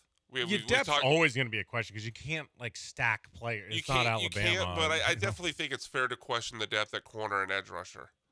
Sure, I guess, but like again, no one's got too deep. Yeah, I mean, you obviously hope they never need it, and it's a moot point. But you just hope that you have the depth where you end up needing it, and you don't ever know where you're going to need it. Yeah, that's the unfortunate part because they got a good backup quarterback. That a lot of people think should be the starting quarterback. 3-0 last year. Still. Let's see. Text line says the biggest question mark is the quarterback position. Fair. Like totally fair. Like I said, like there's a million options you could choose from this. Like you just say it's CJ Stroud. He is the biggest question, and he is the biggest flaw on this team. 9198 says the Texans' offense's biggest flaw is going to CJ's second season. They didn't make any improvements to the O-line because they thought they had a better quarterback, and we saw what CJ actually was in that season. And that's, I guess, his third season as well is probably what they mean. But yeah, I think it's just like it's a giant question mark this year, the offense. Like it could be. It's not good when every criticism is fair. Yes, but it very well could be very competent this year, and that's all you kind of really need because the defense is so good, is for it to be competent. Well, that's the bar's not high. Yeah, it's pretty low for this team. You know what I've said for the last 2 years of what this offense needs to do? Suck less. I'm not asking you to put up 35. I'm not asking you to put up 30. Just suck less. Take care of the ball, control the clock, control the field. And if you get in the red zone, don't be the worst. Don't be worse than the Raiders again. Don't be the worst red zone offensive team in the NFL. That's all I'm asking. Like, we're not asking a whole lot. I'm not even telling you to be 15th in the league. Just, punch one in every now and then and do it on the play that you call, like with some intentionality and identity. Yeah, not some good keys to the game there, Will. Yeah, not as Brian said, letting the ball go through the quarterback's leg and then it was scoring. intentional. I think the funniest thing of like maybe of everything that's happened in Houston sports since this show began in September is that people thought that was intentional. Like that might be like really? People thought that? Oh yeah, for sure. Oh yeah, they thought it was like a design play. There was a play that people were referencing from Tyler Shuck, actually. That's hilarious. When he was in college. I think it was like which stop? It was his first stop. It wasn't the Louisville stop. It was whatever was before that, I think, where he leaned up against the center. The ball went between his legs, and it was an intentional snap that way. People thought that's not what that was. No, it's definitely not. Yeah, because CJ didn't lean up. No, it was just he didn't make room for it. Yeah, it's part of why I think they drafted. That play might be the reason why they drafted a guy who can play center. It's just this can't happen again. Drafted a guy who never played center to play center? Yeah, I think that's going to be okay. I hope so. It happens more often than we realize. Guys play center. A lot of times. Guards. Has he never played center or he didn't last Not year? at a competitive. He did. He was the emergency center, so he did a little bit in practice, and he practiced there at the Senior Bowl. That's pretty much the extent of it. And that goes to what we were talking about earlier with Cole Popovich, his importance this season. That might be his most important project. Of everything. That might be what his job hinges on. 1,000%. Not Ariante, not anything else. Ariante's serviceable the way it sits right now. We don't even know what we're getting from Rutledge. Yeah, and I'm going under the assumption Let's get after it, dude. Let's put some dudes in the dirt, man. I love that guy. That he's going to be the starting center this year. So am I. If he can't, red flag. If he can't beat out Jake Andrews, big trouble. Are you okay if Rutledge beats him out like eventually, like because he's just got some more things to learn versus physical capabilities? Yeah, you know what I'm saying. Like there's ways to kind of get there. Well, the Texans bye week is like, cause I think a lot of times like we see kind of like early. No, I think it's like smack dab. Isn't like week 7? It's week 8. Yeah, week 8. Okay. Like if smack dab. If you come out into week 9. Oh, and that's when the transition happens. I'm okay He has with to be the starting center by the time they get back from the bye. Yeah. Otherwise, I'm concerned. Or like you're either in a really good position because he's not, or a really bad position if he's not. And I don't know which one it is. Yeah, like Jake Andrews either got better, or Rutledge is an Yeah, but I think like that's where, like that. Yeah, that's the line. Like if he's not out there November 8th against the Chargers in LA. If you're That's whatever, tough. who's ever out there, I think it's better to say it this way, because I don't care who the answer is, and I don't think anybody does. But if your answer at center isn't good, you're screwed. Center's season's all but a wrap because it does go from there, and like we're all in trouble. Yeah, no, like whoever it is, I don't care. Yeah, you need someone to like be competent and help CJ call the protections. I guess because it's like. It's not fully on CJ's plate, but it's also not fully on the center's plate, it seems like, with this team. It's also, like, it's just not clear. Like, I know last year they said it was on CJ. I don't know. Watching the games, I didn't feel like CJ was doing anything. I didn't either. Like, I see other quarterbacks do it, and I'm like, it's very clear that they're changing protections. When I watched the Texans, I wasn't like, oh, yeah, he's changing everything. Just There's a feel, field general. It just didn't feel like it. Like before plays of like. Well, it didn't look like it. Yeah, he's telling everyone to do this, and this. Just that like, no, it they never would go happened. up to the line and they just play. Like, and you know what I'd like to see? Maybe go on 2. Just go on 2 a couple times. Maybe a hard count here and maybe there. Jake Andrews couldn't handle that. It is wild that so many of the conversations, and this is what happens when you truly follow a football team the way we do. That's why some of the national pundits, when they talk about the Texans in particular, they have no idea what the hell they're talking about, is because our conversations are so in-depth and knowledgeable that we're criticizing their inability to get in the huddle, out of the huddle, to the line, using a snap count properly, as well as who the center is. Like, it's so fundamental and foundational, their issues, that it's terrifying. Mm-hmm. That it may not be like it. These conversations might be just fun and cute. Like, bro, wrong people in the building. Like, that's very possible because these conversations are insane to have at the NFL level, let alone for a team that's trying to win a Super Bowl. Yeah. Like, genuinely. But can they run the ball? Can they even forget that? Can they snap the ball? Can they snap the ball? Can they go, hike versus hike or hike? Like, can we get the John Gruden, Can we get any of that? Well, maybe John Gruden will be the next offensive coordinator for the Texans. Can they even get to the offensive line? You don't like that suggestion, Brian? No. Why not, The though? game has Why passed not? him by. Passed him by. It's passed him by. Yeah, but hey, man, trends are cyclical. It might be coming back. I don't know if his trends are coming back. I don't know that they're not either. Spider 2-eye banana every play. Hell yeah. Just so I can hear CJ try to call that. All right. NFL.com put out their tiers of fantasy football rankings for wide receivers. Where does Nico Collins come on this list? Is it the right spot? Is it too high? Is it too low? We'll get to that next right here on ESPN 97.5. First one, talk to you about my friends at D&M Leasing. Right now, you can get into a brand new lease vehicle in the next 24 to 72 hours. If you qualify, you can get payments for as low as $400 a month, and they'll bring that car right to your house, to your office, wherever you're at. They'll take your trade-in. You just give them that call at 713-290-1000 or visit them at dmautoleasing.com. When you do, you'll speak to a veteran sales agent who's been there for, on average, of more than 10 years. Their manager's been there on average more than 20 years, so you're not dealing with a rookie. You're going to deal with someone that's put tons and tons of people into lease vehicles. So they'll be able to answer all your questions if you've never leased a vehicle before and just give you great customer service from start to finish. Again, if you qualify, payments for as low as $400 a month. Don't get stuck with negative equity, and don't be stuck in a car payment that's going to take you 8 years to pay off. Call D&M right now at 713-290-1000 or visit dmautoleasing.com.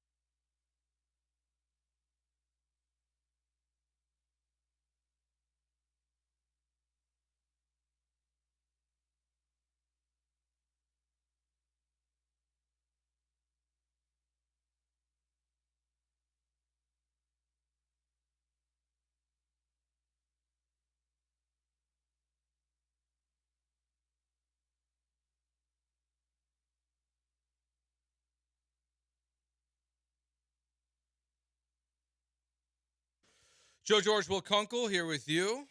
Back at East River 9, all of us tomorrow. To be Lance and Dell, I guess, from 7 to 10. Then Dell from 10 to 12. Big Sarge and Brian will be doing 12 to 3. And then Will and I will be doing 3 to 6. Jeremy should be back on Monday. You know what we should do? What's that? Mic me up like when they do somebody in the MLB All-Star game while I play 9. Live on the show. No. Please? Our technology. Give me a bucket of beers. If our technology worked that way, I love your idea. Look, in a perfect world, I would love to do road shows where we could like carry around the Comrex and play golf while we did it. That'd be so sick. Yes. I'll do it. You go to Two Creeks Crossing Resort, hang out like in the river, and just like floating up, like a little floating down the river with doing the show at the same time. Electronic equipment. If there was a way to do it, we would do it. If there was a way, like to put like the headset mics on and have that connected back to somewhere on ground, not water, then yes. But unfortunately, we don't have that technology to do that. You can play 9 before if you want. You're a little sweaty after. So hot. Well, if it doesn't, pour, because it feels like it rains every day in Houston, Texas right now. But right now, it also cools it the off, rest so I of the kind week. of like it. Are we good the rest of the week? No, rain, yeah. I mean, the west part of the state isn't, but I think we're good. Yeah, there's also, I saw like. The west is getting hammered. And like everywhere else in the United States is like smoky. Yeah. I saw that. Yeah, up north, they're getting a lot of smoke. Yeah, from like these fires in California and Canada. There's just smoke everywhere else. So at least we're avoiding that. But it'll be a beautiful day, East River 9. Come on and hang out. We'll be inside Birdie's Ice House. Great food, cold beer. What else do you need? Golf, pickleball. Like it's all there at East River 9. We'll be hanging out all day from 7 to 6. But NFL.com, they put out their tiers of fantasy rankings. Pull up the wide receiver one. Because, I don't know, don't need to look at quarterback. CJ's not going to be in the top 10. Don't really need to look at running back. So it's like, where's Nico Collins going to end up? Like, we're getting closer and closer to fantasy football season. We're about, I think, less than a month away now, or maybe 30 days away from the Texans' first preseason game. So, it's right around the corner. So this is their order. They put them in 2 tiers, or in a bunch of tiers. But here's their tier 1. It's Jamar Chase, Puka Nacua, JSN, our top 3, Amon-Ra St. Brown, A.J. Brown at 5, CeeDee Lamb at 6, Jefferson at 7, George Pickens at 8, Drake London at 9. And that is the end of their tier 1 wide receivers in fantasy football this season. Then you get to tier 2, and right at the top of this, so wide receiver 10 for fantasy purposes this year, at least according to NFL.com, here comes Nico Collins. Is there anyone on this list that of the first 9 guys I listed off that you like Nico Collins more for fantasy football this season? The problem with Nico isn't that he's not good. The problem is how the offense operates entirely around him. It's just not trustworthy. That's why it's fantasy versus real NFL. Right. It's always a different conversation. But kind of. Some guys, there is that crossover of I don't trust the quarterback or I don't trust the offensive system that he's in, whatever it might be. And I think Nico's in that category right now of could boom, but maybe bust. I don't he will not bust. I think he's good enough to where he's always going to be making plays. I think Justin Jefferson, but he's like Justin Jefferson. Yeah. But it's Kyler Murray and maybe J.J. McCarthy. Well, if it's Kyler, I think he's gonna be sick. But when it's J.J., I'm not so guy, sure. Huh? I'm not because they're the same height. Yeah. No one. Jerk. I don't know how they're going to use A.J. Brown. Did you hear what you didn't hear what Brian just said? Will just grazed right You past just totally ignored it. He said I like Kyler Murray because he's the same height as me. Is he wrong? I mean, I don't really like Kyler for that reason. I just like it. I like it. I like his wide receivers Fun to watch. in fantasy. Just for a fantasy purpose, I think Justin Jefferson. Kyler might be broken though. But I think he's gonna get Jefferson the ball. They're not. Yeah, maybe so. They're not. I don't think they're gonna be particularly good this year. I mean, to be fair, because obviously everyone felt the burns if he had Justin Jefferson, but his overall numbers weren't as catastrophic as people remember. He was still 80 plus catches for just under 1,000 yards, which is bad for Justin Jefferson standards, but it's not like he was. Well, that's the issue. Is you're going to overpay for him, and that's kind of the point of maybe not this year though.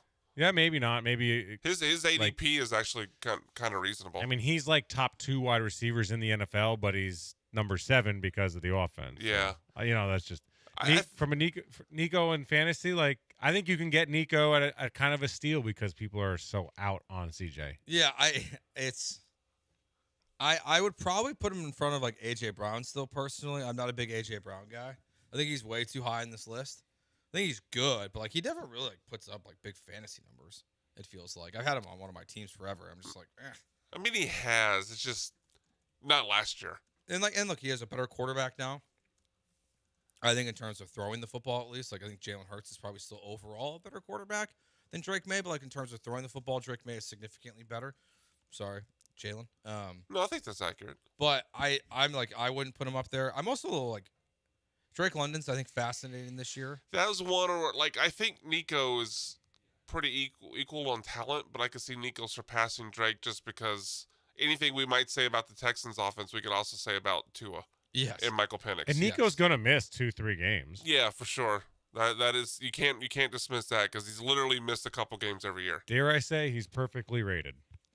I kind of think he is. Yeah. Yeah, like I think there's an argument to move him up on this list, and there's really no one but like the one. I could make an argument with Kosalave if Shuck works out. Yeah, I think there's two guys to me, like maybe three guys actually that if he's not in jail, Rashee Rice. Bro, yeah. I don't even think I don't like that guy. I don't mean as a I don't either, think but like when he's on the field, which unfortunately for the Chiefs has not been a lot for various reasons, some of which are injury. But like when he's on the field, he is super productive. Like I think Rice, Olave, he's McMillan, never had 1,000 yards. Yeah, because he's not on the field. That was my productive whole point. Can he be? But he's not. I mean, he's what is like his. I'm talking about a per game basis. Yeah. That's probably the way to do it. Like I think Garrett Wilson's gonna have a big year in fantasy this year, but that's because I think the Jets are gonna be terrible and they're gonna be throwing. You believe in Geno? No, I just think they're gonna be bad. So the ball's gonna be in the air a lot. Maybe. But the problem is, I don't think that they're gonna be able to get. Like we've played this game with the Jets before, and they had Aaron Rodgers, and they still couldn't get to him. Like Aaron Rodgers, he was pretty good with Rodgers at times. But then Rodgers got hurt. I had him that 1 year, and it was when Rodgers played 5 plays. I don't know. Yeah. Well, part of the problem, as soon as they got Devontae Adams, Rodgers only looked at Devontae Adams. Yeah, and like now you don't have that. So like I think it's like I look at this team and like this list of fantasy wide receivers and like I think it's a total wild card this year for fantasy. Like Jamar, Puka, JSN, Amon-Ra, they're going to perform. But like, which Cowboys wide receivers can be better this year? I think is a huge question mark. Like, CeeDee Lamb was better last year at the beginning of the season. Imagine but if then he caught the Pickens took off and was so clearly like the top wide receiver for fantasy purposes and really for the Cowboys overall last year. Justin Jefferson was a major disappointment at times. He went like 3 weeks without a catch basically because, Max Brosmer or whatever his name was the biggest disaster. You nailed it. Entering NFL. I keep on calling him Matt Brom. Oh, that was another quarterback in Louisville, right? Yeah, but I keep wanting to call him that, so like I just always get like I'm gonna get this wrong, but then I get it right. I feel like half the time. Wide receivers, like I think, is a lot more interesting this year of just like which guys are gonna boom and bust. Like it feels like some of these guys are gonna be very, very disappointed. Some of them like you're gonna be very, very happy with. It's just a giant guess of who it's gonna be. I think that happens a lot more now in the NFL outside of the very top tiers, simply because we do see so many injuries at the quarterback position. And ironically, we've protected the quarterbacks more than ever in the game. And there's more, it feels like at least, there's more injuries than ever. Because I am so anti-sliding, it shouldn't be a rule. Because the problem is the way the human body works is when you slide, your legs go down, but your head stays up. And so your head is the only thing that can get hit. Therefore, you are going to get hurt when you're trying to protect yourself. And you're also asking the defender to protect his prey, which is the dumbest thing in the world. So I don't know, like, is that boomer bust? Like, just don't get the wrong guy. Doesn't mean you've got a bad guy. Like Jackson Smith and Jigba may not be as good as last year. Very possible. Doesn't mean he's not good. Well, I mean, he was like he was targeted. He just has no competition for targets. Yeah, like it's hard. It's hard for me to see him drop off. Yeah, but it's crazy that like no defense could take him out of the game in spite of that, including the Texans. The Texans allowed him to beat him, and the Texans have the best defense in the NFL. Yeah. I think fantasy's like there's a lot of this feels like a more complicated. I feel like this year for fantasy football more than others. Like I was just looking through stuff. It's so hit or miss. Like, it feels like even like where Genti's going with the running backs, I'm just like I'm out. But like, why does everyone else seeing that I'm not seeing this year with him? We'll see how it goes. Where's he going early? He's still going first round. I think it's faith in Clint Kubiak. Yeah, it's all about if you're in a PPR or not. For sure, it matters a lot. But does anyone still play in standard? It's a great question. I honestly don't think anyone does. If anyone does, like I wouldn't be. I'd say no, thank you to that. Like it has to be. Like standard fantasy football is terrible. Bro, it's fantasy football. Like, give me as many ways to score points, and I'm in. Yeah, like I don't want to. Like, standard's boring. Like, I want to see I want scores in the 200s. Like, it's just more fun. Give me that 50-yard extra bonus. It's just more fun when you look at your app and it's like 200 to 190. Great. Now, if it happens against me, it's the dumbest rule ever. Yeah, well, that happens too. So Lance McCullers traded yesterday. Let's talk about a couple of the other guys on the roster with where you're at with them right now. So the game we're gonna play is going to be keep, trade for something, or trade for a bucket of baseballs. We're going to go through a couple guys. We're going to do that next year on ESPN 97.5.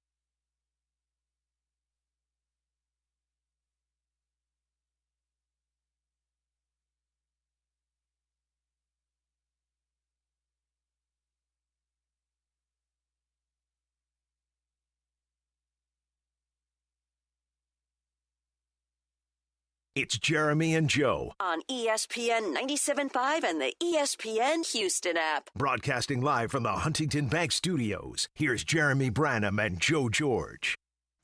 Joe George, Will Kunkel here with you. Just Jimmy you, Joe. Price, Astros Future is going to join us coming up at 5 o'clock. Talk about the Astros draft over the weekend, how they fared out, prospects, how hopeful. It was just a good draft. All those questions answered. We saw Lance McCullers get traded for a very low-level prospect in Jaden Fielder. So I do not know this man. The Astros are in this point where it's like, okay, they have a couple guys on the roster where, depending on how they play, they could still get moved. And some guys who, like, it may not matter how they play. So we're going to play a little game here. It's keep them, trade them for something, or trade him for a bucket of baseball. Sorry, Jaden Fielder, I kind of put you in the bucket of baseballs category. Which is basically cut. Is he the personification of a bucket of baseballs? Yes. Okay. So that's kind of what it's like a player or a prospect that could help you out in the near future or now, or a player like who's just, I don't know, he's just on your roster. So we'll start with this first one here. He's pitched better as of late. Then we're doing this as of this moment now. Yeah, this moment right now. Okay. Yeah. Brian Abreu has pitched better of late. The velocity's back. Spin's back a little bit. Like, overall, I think it's looked better. Joe Espada still has not been willing to, and rightfully so, not want to use him in a high-leverage situation. His contract's coming up at the end of the year. Which category does he fall under for you? Keep, trade for something, just get rid of him. Keep. And not only that, Same. he's absolutely essential to this team if you want to make the playoffs, because you need him to be good in high-leverage situations. He's a guy that's been there. He's done it before. You know he can do it. I know he struggled early on in the season, but that's part of this whole process of him getting right. And he had a pretty good June in giving up just 4 runs in 8 innings, compared to the rest of it. And by the way, one of those outings was 3 innings on the 2nd of June. So the rest of the time it was 7 2/3, 1 run given up. So not only am I keeping him, he has to be an integral part of your success down the stretch. For sure. He's a keep for me, too. I think the argument against it is just that, if you're not going to bring him back, which they're not going to, is like if he helps you acquire an outfielder, as you talk about trading from a surplus, I think I see the argument of doing that, but he stays in a keep for me. You said the same for you, Brian? Yeah, because just the construction of this bullpen with Hader and Okert and Brian King, like you have lefties, but you don't have that righty arm that could be a high leverage situation. Now obviously it's been hard to trust Brian Abreu this season, but no right-handed relief option you feel like could give you the type of leverage guy out of the bullpen from the right-handed side that Brian Abreu could give you. Yeah, I think it's very like. You're just not going to get a lot back, I don't think. No, you're not. A rental relief pitcher who's not having a great year, like I don't think that fetches a big return. You would never get back enough to warrant moving him. Not to help you this year. I think you might be, if he pitches well, you could, in theory, it could be part of a package to get you a center fielder. But you said right now. Not if he Yeah, we're doing this based on right now. But as of right now, like, no, you could not trade him for anything that's going to get you enough value in return of what he could be. Like, the potential is just too high for what it could be. Do you think the Astros intentionally put him back in the high leverage situations when you get back from the break with the intention of, one, either building up his value or building up his value for you or for someone else? I think you have to put him back into high leverage situations at some point. The only way you don't is if you go out and acquire a high leverage right-handed reliever out of the bullpen. They need one. You can't just keep rolling lefties out there 7, 8, 9. Like you need a righty at some point to get into the mix. Like you have to at some point give him another shot to prove his worth as a high leverage guy. It's why he's on the team. Like he has to be that guy because there's no other guy that's that guy. He has to be that guy. Christian Javier. He's in the bullpen. He'll go back to the bullpen.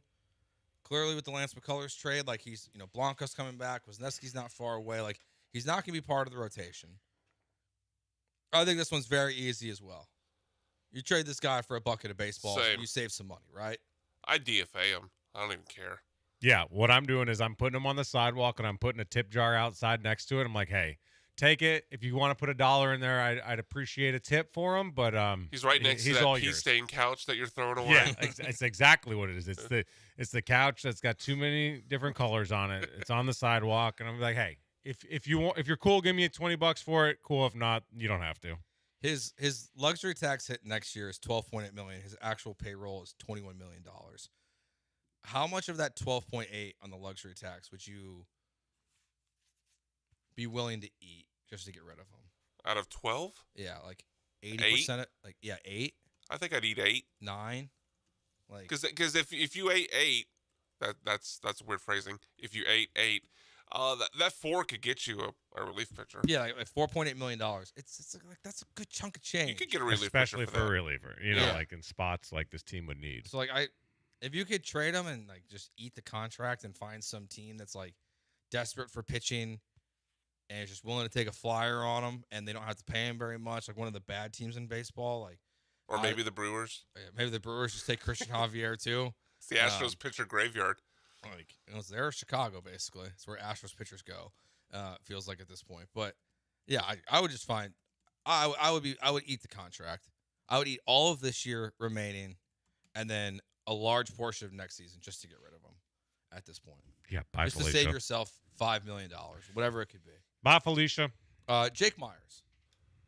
He's back in the minors. Clearly doesn't have any trade value because they tried to trade him in the offseason. But like he might be able to be part of a package still at this point to get you something in return. Again, he's not going to be a piece, but like he can be an added thing to a trade to try to bring you a bullpen arm or something like that. Like I think he doesn't really equal into like an outfield or level acquisition or a starter unless it's like a four guys going Yeah, I'm just out. trying to put myself in the shoes of the opposing GM in making the case of how Jake Myers helps my team. He is very good defensively. I guess late inning, like an 8th inning, 9th inning defense replacement. But what are you trading for 2 innings like every third game? That's why I think it's like he's not like a solo trade. Yeah, if he was going to be traded, but I guess and even then he has no arm. Yeah, agreed. Which still makes no sense because he used to be a pitcher. But I guess that one injury like literally destroyed his arm.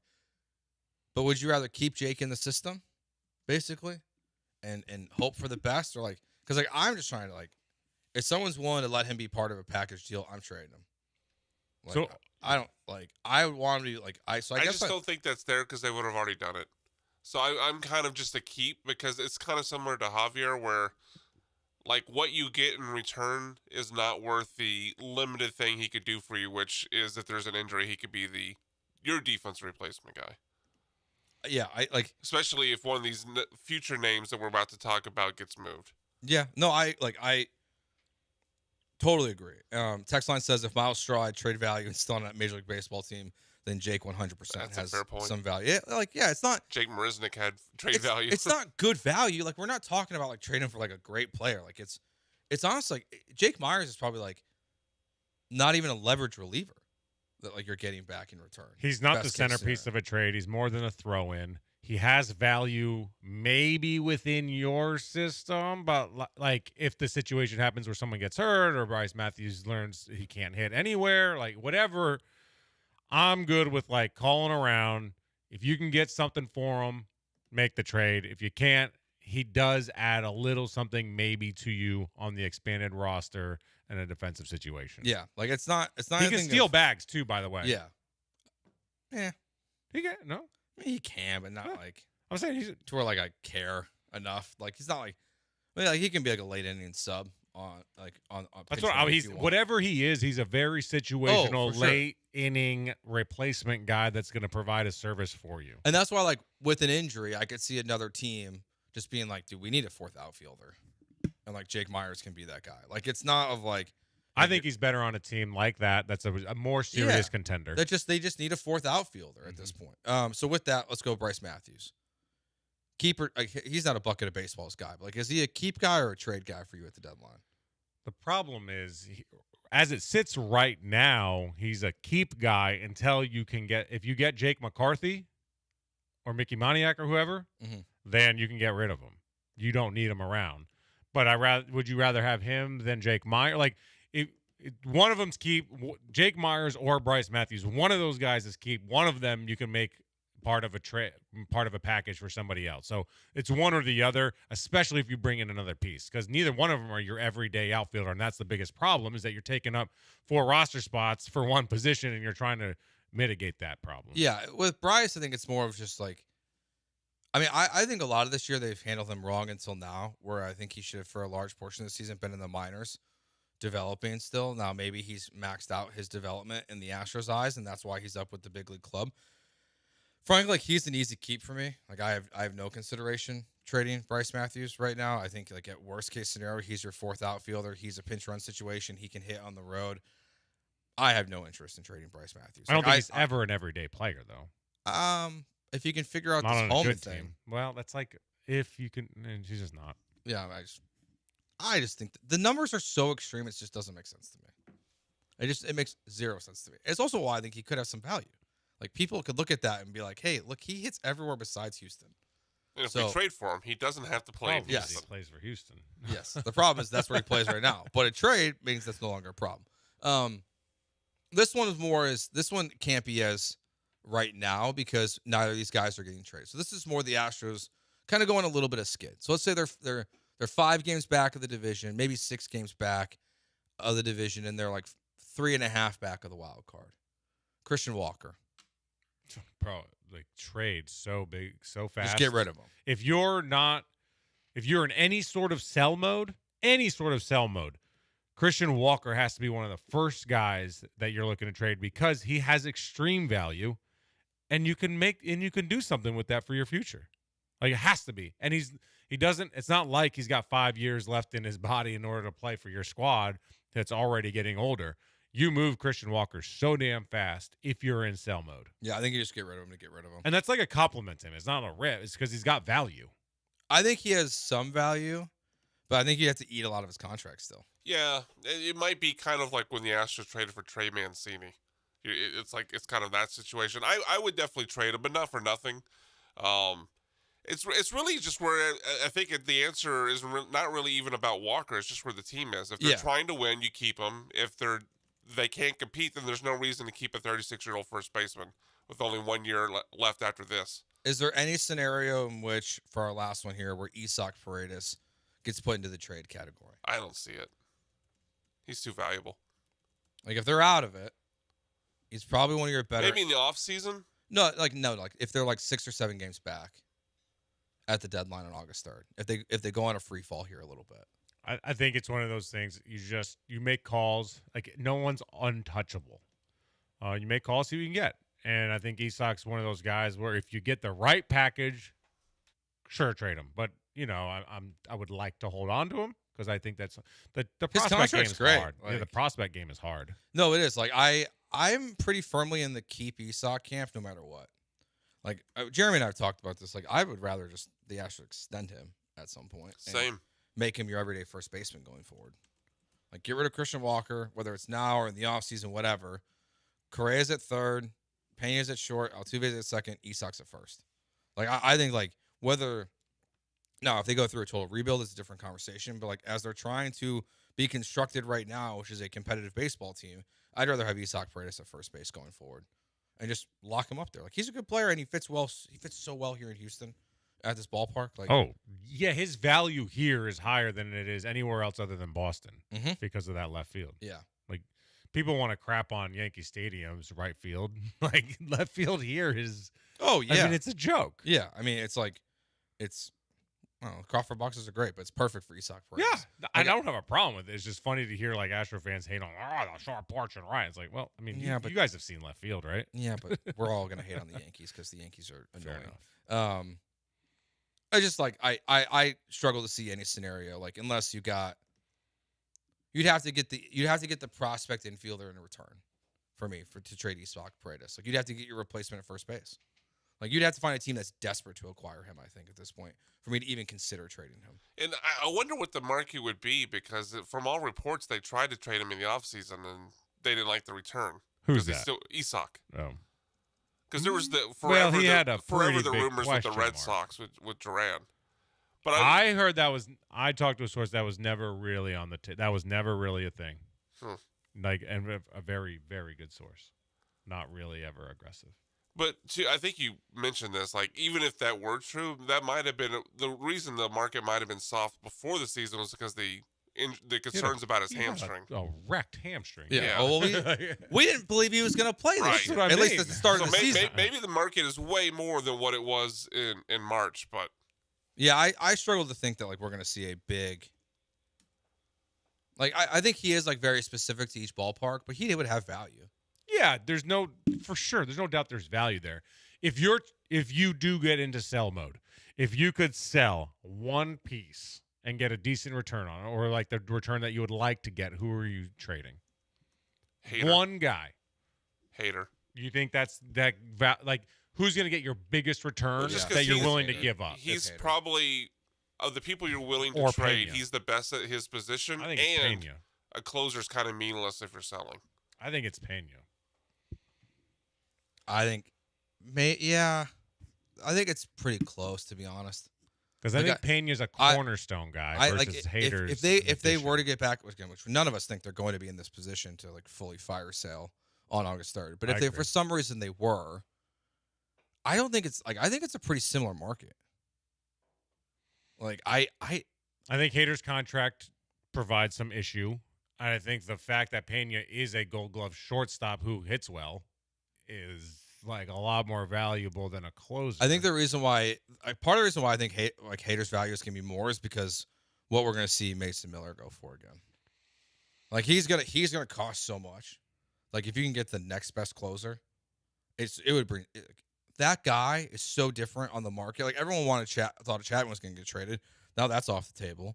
Like Hader would bring you so much, and Pena, he would, but I think also like value at their position. Hader is significantly more important to the closer position in baseball than Pena is at shortstop. The issue is you're probably not going to keep Pena regardless. You are going to keep Hader. I think they could. I think they would trade Hader if they could. Well, Hader has what, 2 seasons left after I'm saying you could keep Hader for the next 2 seasons, whereas you're not really like Pena is going to be doing whatever it is that he's going to do. What's Pena got left? He got 2 years left, I think right? he has 1. 1 year left? Okay. 1 year left after it's Hunter Brown. Yeah, I always get those 2 contracts flipped. Yeah, I mean, because Hader's like then longer, I think that's also why he would have more value. Oh, that's another way to look at it. There's a big price difference, obviously, there too. But if you had to fire sale and like get the biggest piece in return, like I don't know, just a closer's not valuable to me. Like for this team, you're saying. Yeah, if they're not good, which like I don't disagree. I also think like you can't like I don't think they're going to re-sign Pena. I don't think so either. That's why I say maybe that's the answer. And other teams are like, you could bend the New York Yankees over. They don't have a shortstop. Anthony Volpe sucks. Yeah. Jose Caballero's good, but he's not a cornerstone shortstop. Like they would do anything for Jeremy Pena, which hilariously Alex Rodriguez was asked who's going to win the World Series, and he listed off 9 things that would have to happen in order for the Yankees to win it, which means the Yankees aren't winning it. Like that's an insane analysis right there, Alex. Well, he's kind of bad at his job. We Bro, discovered that over the so other bad. day. All right, let's get to Bad Take Boulevard. Worst takes of the week and the ones we found recently. We've got a handful of them and a gem, like an all-time gem bad take from Colin Cowherd. We're going to get to that next right here on ESPN 97.5.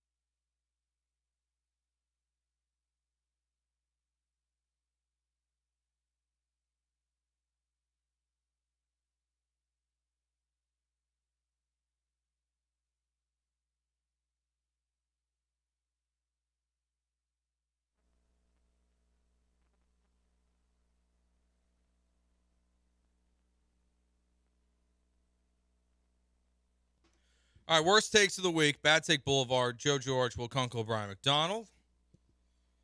An all-timer will debut a Bad Take today on the show. We'll start with Craig Hope.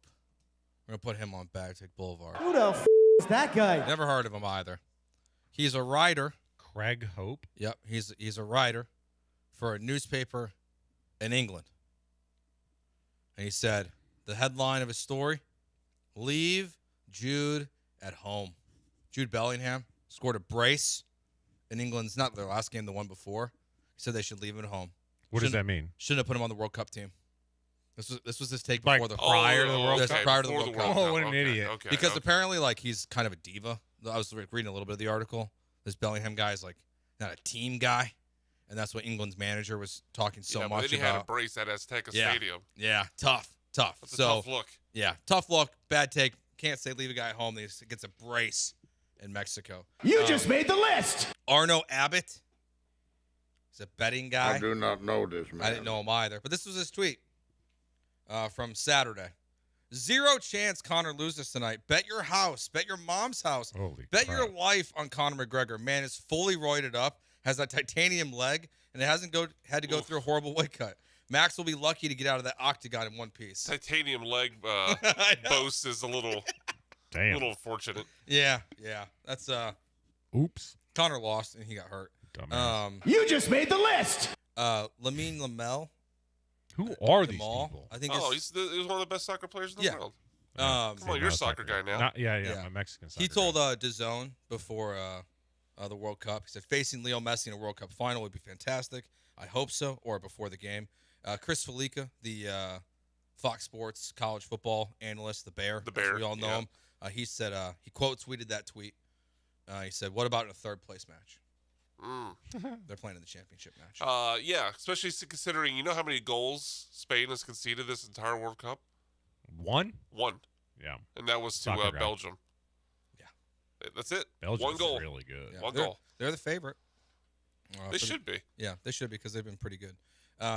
Jeff Passan was on the Pat McAfee show or on ESPN. He was asked about the new home run derby format before it happened. He said, I think it's going to stink. What was his reasoning? He just thought it was going to be terrible, the format, because of the outs. Oops. Yep. And then you just made the list. And then he tweeted himself. He quote tweeted the awful announcing story that wrote that, and he tweeted himself, Passan is a moron. That's awesome. So he at least acknowledged. Off the list. He acknowledged that he had a bad take. I do appreciate I need that clip in reverse where people own up to it so we could take them off the list. Yes. It is interesting that all you got to do when you make a mistake like that is own it. And then people not only don't care, they actually think it's cool. Versus the people that like double down and like try to finagle the way around. It's like, dude, shut up. You're an idiot. You got it wrong. No one actually cares. You're making yourself look like a loser. Yeah, it's one of those things where like it's just not that big of a deal to be wrong. But like some people not being able to eat the L is worse than the L. It's okay. It's okay. Like just to admit like you had a take and it was incorrect. Like there's nothing wrong with that. Yeah, I mean I've ended up on cold takes exposed. Have we all ended up on cold takes exposed? I have not. You have not? I don't know. What was yours, Brian? Well, I actually had two. Well, the worst one was Patrick Mahomes. I had some takes on him in college that did not age well. You can guess what those were. Yeah, that's I've not caught it yet from them. I don't think I took it as a badge of honor. Yeah, I don't think I tweeted enough or put enough takes on Twitter. I don't even know how I ended up on their radar, but oh well, there's rats. Yeah, definitely. That's mostly it. There's people who you work with or you used to work with who bookmark your tweets and then they tag old takes exposed. I've noticed that. Maybe someone at 6'10"? He's there now. Yeah, that's kind of what I was thinking. Yeah, that he will try to get people in this market exposed because he thinks it's a big deal, I guess. I don't know. I think it's weird. It's not a big deal, again, for your take to be wrong. But sometimes it's very bad to be wrong. Colin Cowherd, he had one of those moments on his show where it was very, very, very bad to be wrong because it was factually incorrect. Here he is. I mean, it's really weird that it's Philadelphia, but I think that's a credit to Daryl Morey, who reportedly, I mean, from what I read this morning, Morey was on the phone 3 weeks ago, a month ago. So Morey was just the most aggressive GM here. That he, Daryl likes transactions, and Daryl was hyper aggressive. No, Daryl Morey they ran him off after the season. Morey was Oh, run my off with bad, a new my guy. bad, my bad. Gansey. It was I think Gansey's the guy who made it. Yeah. Totally my. That's right. That's right. Can we start that clip over again? And I mean, it's really weird that it's Philadelphia, but I think that's a credit to Daryl Morey, who reportedly, I mean, from what I read this morning. From what I read. From what I read this morning. Dude. That's why he can't say my bad, because he was trying to say that he actually, like, that's full on you're making stuff up. Yeah, you're just lying. Like, that's not, like. I read this morning. That's not like, oh, I forgot Morey was fired in March and not, like. He had a reference point. Yes, exactly. Like, bro, nuh-uh. Nice try, though. Yeah, that's no good. Like, how, like, I read this morning, reportedly, that's all, he's not the GM. No. He's not the GM of the 76ers. Like. It hasn't been for more than 2 months? Yeah, it was right at the end of the season. Yeah. I think it was, like, right as they got knocked off. Like. If you didn't say from what I read this morning, you could just say, oh, that's right. My bad. Oops. And he kind but of you referenced what you read it from, therefore you knew what you were talking about. Not only that, but he kept going on with, Morey just loves transactions. Like, he was putting the thought process into it, too. McIntyre should have jumped in, like, a little quicker. So like you're doing, like, your partner there a little bit of a disservice to, like, let him keep going. You just got to be like, hey, he's not the GM anymore. I think that thing's a wrap after like, that. Just be like, hey, no, you mean this guy, because Daryl Morey's not the GM. And then Colin could have stopped in his tracks and then finished from there. But, yeah, Daryl Morey, not the GM of the 76ers. Bad take from Colin. You just made the list. We did this once with wide receivers of keep X, cut X.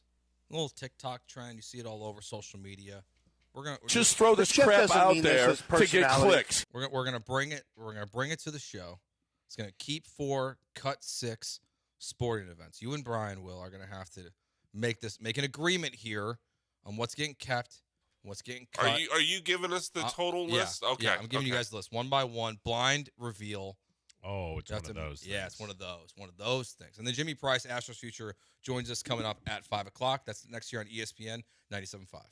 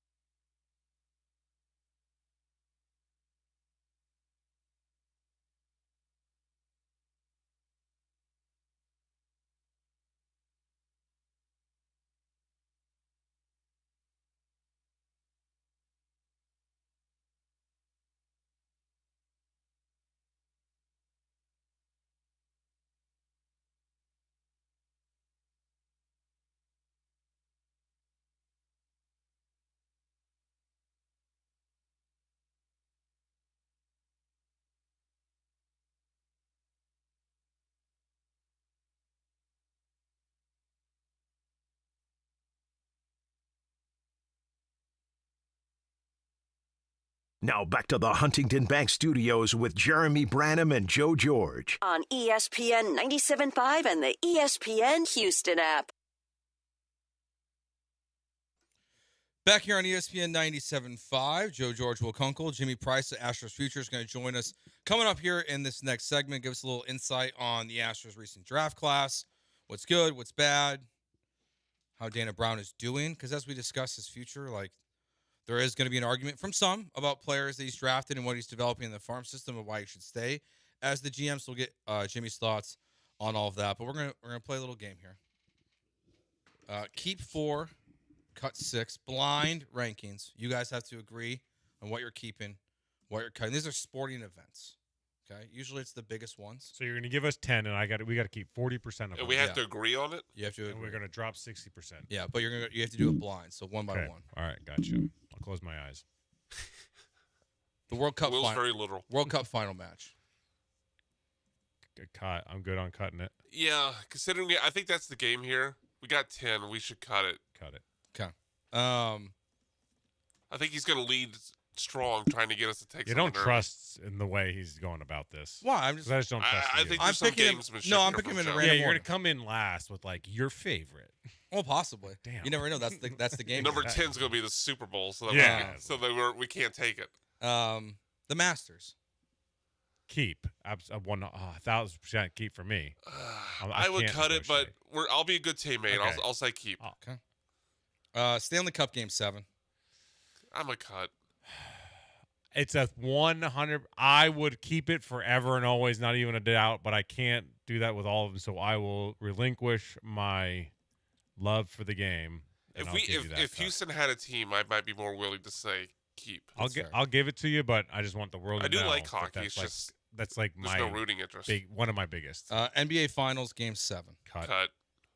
That was fast. I thought there'd be like a little debate there. Nah. Okay, so far you guys have kept the Masters. That's it, right? Yeah, you've cut the World Cup Final, Stanley Cup Game 7. Maybe Finals we should have Game kept 7. the World Cup Final. We'll see. I'll give you both 7. games here. Final 4, or all 3 games.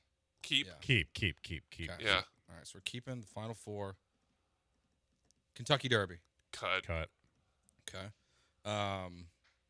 How many have we done? You have 4 left. Okay. We've kept 2. We've kept 2. The Masters and the I like where we are. Final 4. Okay. Let's make this a little more interesting. Yeah, you're gonna do some dumb Super Bowl. Yeah. Keep. Okay. I'll keep, but like I don't personally.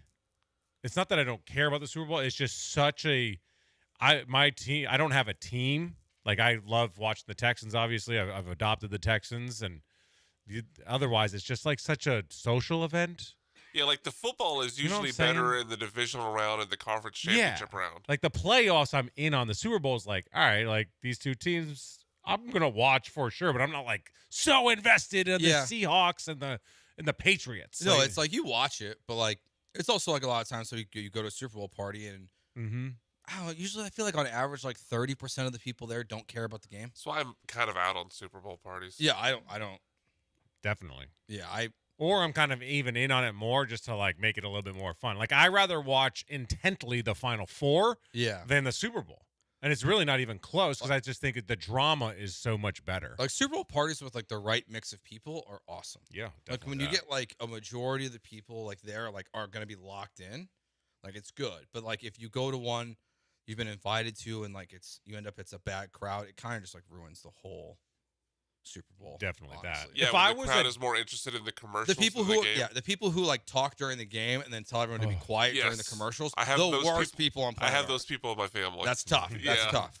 If I was a diehard Chiefs or Patriots fan, someone that's experienced like a lot of like loving awesome times during the Super Bowl, I'd be like, this is the best. Like the Super Bowl is my favorite. That's not me. I grew up a 49ers fan, and it's waned ever since I've covered the NFL in Sounds general. like you grew up with a lot of good times. I mean, good times in general, one Super Bowl. Okay, that's true. And then, it just once I covered the NFL, I don't have that like crazy passion as a fan anymore. I do for hockey, which is like a diehard New York Rangers fan. So, but anyway, I digress. World Series Game 7. We've kept 2 so far. And kept 3. Kept the Masters, the Final 4, and the Super Bowl. I would love to drop. I feel like we gotta cut it. Oh my God. Seriously? Because he's saving college football for us, and I want college football. Son of a gun, you're right. See, I would have dropped the Super Bowl. I would have cut the Super Bowl. I do want World Series Game 7. All right, so we have to make the decision right now. Do we want college football or World Series Game 7? I lean college football. How do you know it's on the list? It's blind. Because I saw your reaction. Your poker face gave it away. I want to take World Series Game 7. I don't think there's between hockey. You'd rather have that than the college football national championship? I do, only from this You standpoint. don't get the rest of the playoffs. What do you mean? You just get it's singular games. Just the national championship. Yeah. The Final Four. I can still watch all of the other rest of the playoffs. You're saying No, of college football. No, I thought you were saying the college championship. No, it's just the one game you're watching. The Final Four, I gave you all 3 games. It's the national championship game, not the playoffs. If you cut it. You right, cut it. but if I cut it, I can still watch the rest of the playoffs. This is the only game you're watching. No, I'm not. But if I cut it, I can't I feel like watch Joe's that trying to game. turn the screws on us. I am. Yeah. I'm changing it. He's changing it. Here's the thing. Hockey and baseball are the most dramatic Game 7s on earth because you can win it or lose it in the first inning or the first period. Like that goal or that run is so intense. That's not the way in football. It's certainly not the way in basketball. So, that's why those Game 7s are so intense. Because it's every single pitch. Every movement matters. That's why I want that Game 7. We already gave up hockey, but, I mean, I know. I gave Masters to you, though, so we're kind of even on the favors. I gave you the Super Bowl. All right. We'll go World Series. Okay, so you guys are keeping the Masters, NCAA Final Four, Super Bowl, World Series Game 7. You have cut the World Cup final match, Stanley Cup Game 7, NBA Finals Game 7, Kentucky Derby, the National Championship game in college football, and Wimbledon. Oh, I'm fine with the Wimbledon. I was going to try to get you to force Wimbledon to stay in there, but. Yeah, I would happily cut the Super Bowl only because so many times I just don't care about the teams, and the drama isn't necessarily always there. The drama is there in a Game 7. It's there no matter what. There are a lot of college football national championship games that have been very, very bad. Football's kind of that way. Football, for better or worse, in the big game isn't always climactic and dramatic. Baseball and hockey, it at least will be at a point. Yeah. Yeah, it's been a few years since we got a great college football national championship game. Although Miami made it a game late last year. Yeah, Miami was fine. And Notre Dame made it a game late against Ohio State. Yeah, but it's also still felt like fraudulent. Kind of like Miami. It's the score looked closer, but Yeah, but I would say both of the last two were like that. Yeah, I mean, Michigan, Washington wasn't that good. No. Here. No. What do you think of our list? I would have dumped the Masters to keep the college football national championship. I mean, that's reasonable. That's Yeah. that's definitely personal. I just love Sunday at the Masters. I love the 4 days. My wife loves it, so I get to do whatever I want during it because she gets it. I love it. You know what? I feel like since he's sitting in Jeremy's seat, it's appropriate that we took the Masters, though. Because I feel like Branham would have taken the Masters. He probably would have. You know what's another thing with the college football championship? He also would have been upset I didn't include the College World Series on here. So that's yeah, but that's such an easy cut. I know, but he would have made you keep it. Nah. The Super Bowl and college football play, it's so corporate that it's so bland and sterile from an event standpoint that you don't have that. I know you have the flyovers and that side of the pageantry, but the fandom and the craziness isn't there because it's neutral sites and it's corporate, so the fans aren't in the building. Whereas in college athletics, all the fans are in the building. Yeah, they still travel. Mm-hmm. Which is one thing that actually was an argument. We got to go break here. Of all the arguments that you made, and they were good arguments. We disagree about the college football playoffs expanding. I think that's the one we missed talking about. Was it's probably bad for the fan experience that wants to go to games. The more you increase it, if you go on a magical run, you might try to have to go to 5 college football games and pay to fly to all these different cities. Because if you're one of the last seeds, you're not going to host a playoff game. Right, you have to have more home games. Yeah. I hate neutral field games in college athletics, no matter the sport, no matter what, because that's the whole beauty that wraps its arms around college sports is the pageantry and it's the scenery. It's not going to Mercedes-Benz Stadium in Atlanta, and that's one of the best ones, and it's still not going to Georgia. It's still not as good as going to LSU at night. Not even close. Yeah. you want those home playoff games. You got to do more of that, and that's cool. Now the issue is if you put them and you get the money grab and you go to the neutral site, the fans can't pick all of them. And we saw that with Texas. Like Texas played the SEC championship in Atlanta, and then they played Arizona State. And most of the fans didn't go to the Arizona State game because they were just in Atlanta. No one's trying to go to Atlanta 2 weekends in a row. City sucks. And they wouldn't let Bevo be in the stadium. That's too terrible. Yeah. So anyway, probably protecting people. We saw what he did to the Bulldog. Yeah, they were afraid. Yeah, Bevo will mess up that dog up. Try to kill that dog. Animal abuse, animal on animal crime. All right, we'll take a break here when we get back. Jimmy Price, Astros future, joins us next right here on ESPN 97.5.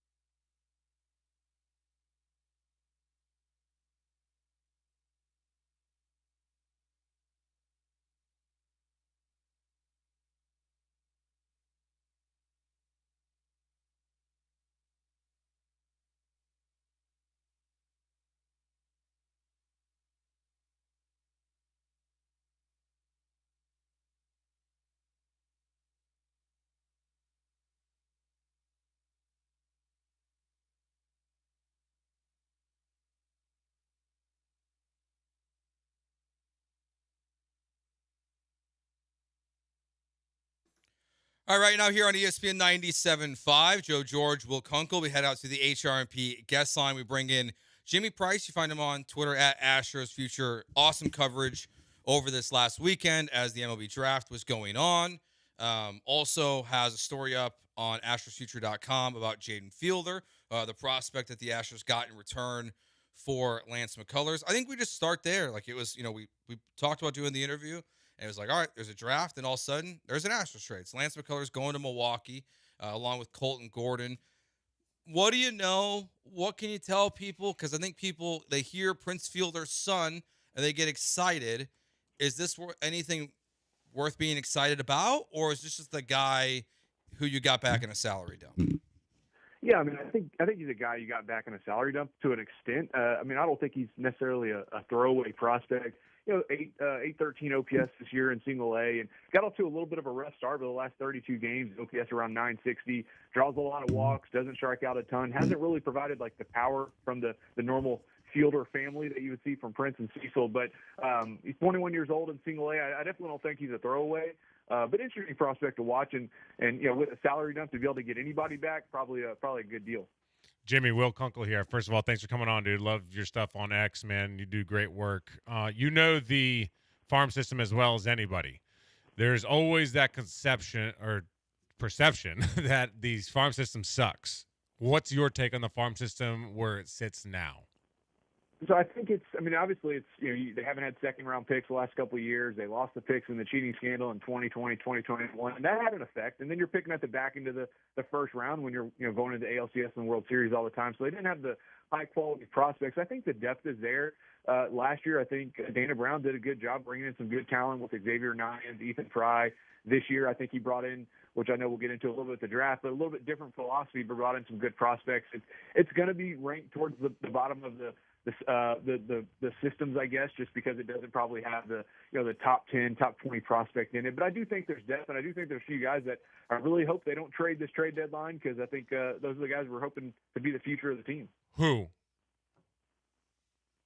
do you want them to hold on to? Really, to me, I don't think they need to be in the business to trade in Xavier Nyans or Kevin Alvarez at this point. You got to hold on to, in my opinion, in this situation, to the top guys. The Astros got to have the next wave that's coming up when some of these older guys are moving on, and you trade your top guys. I kind of feel like you're punting on the near future for what could be this year. And Dana Brown in recent years hasn't really done that. He's made moves, Kikuchi, and some of the moves last year where he's traded more from the depth of the system than the top prospects. So hopefully that's the same route they take this year as well.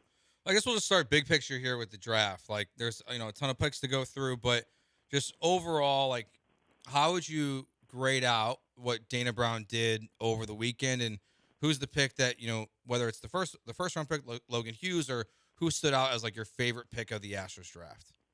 Yeah, I think it was a different philosophy than we've seen in the past. They kind of prioritized hitters that were maybe a little safer, better hit tools, more walks than strikeouts. And Logan Hughes, some of the guys, just extremely low strikeout rates.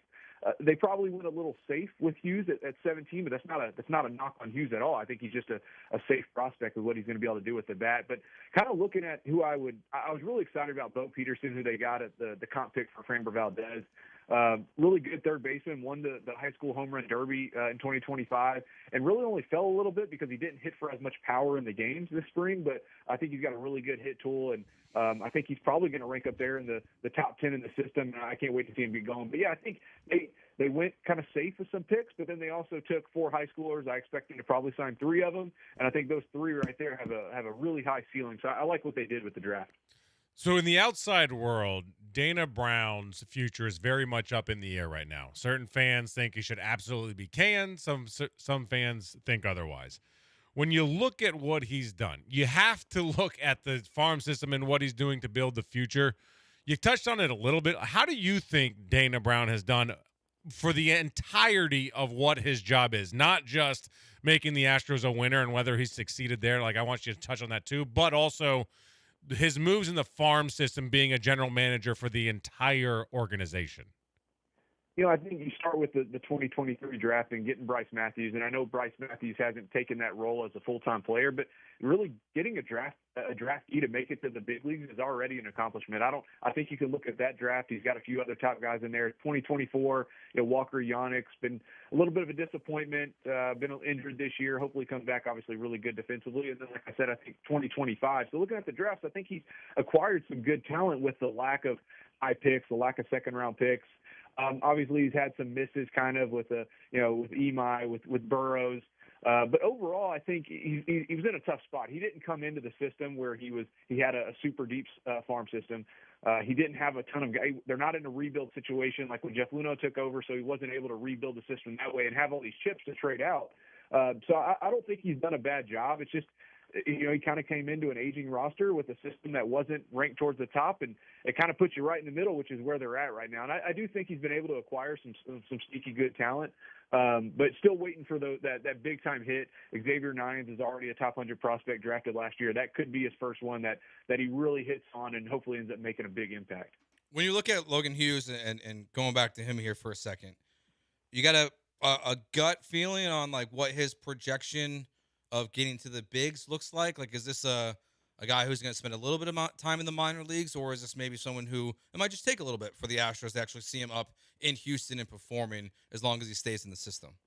Yeah, I think he can be a fast mover. I know they talk about him not providing a ton defensively. If he plays left field, then great. But I think I think it's going to play for sure. He makes contact. He doesn't strike out. He's got big time power, hard work. I think he's going to be a fast mover. I look back, and I know the Astros are in a different time when they drafted Alex Bregman, and he was the number 2 pick. But Alex Bregman was drafted in 15 and then debuted in the summer of 16. I don't know if it would be that fast for Hughes, but I definitely think he'll be a fast mover. And I got super high expectations for what he's able to do with the bat. This is a very kind of odd inside baseball, pun intended, question.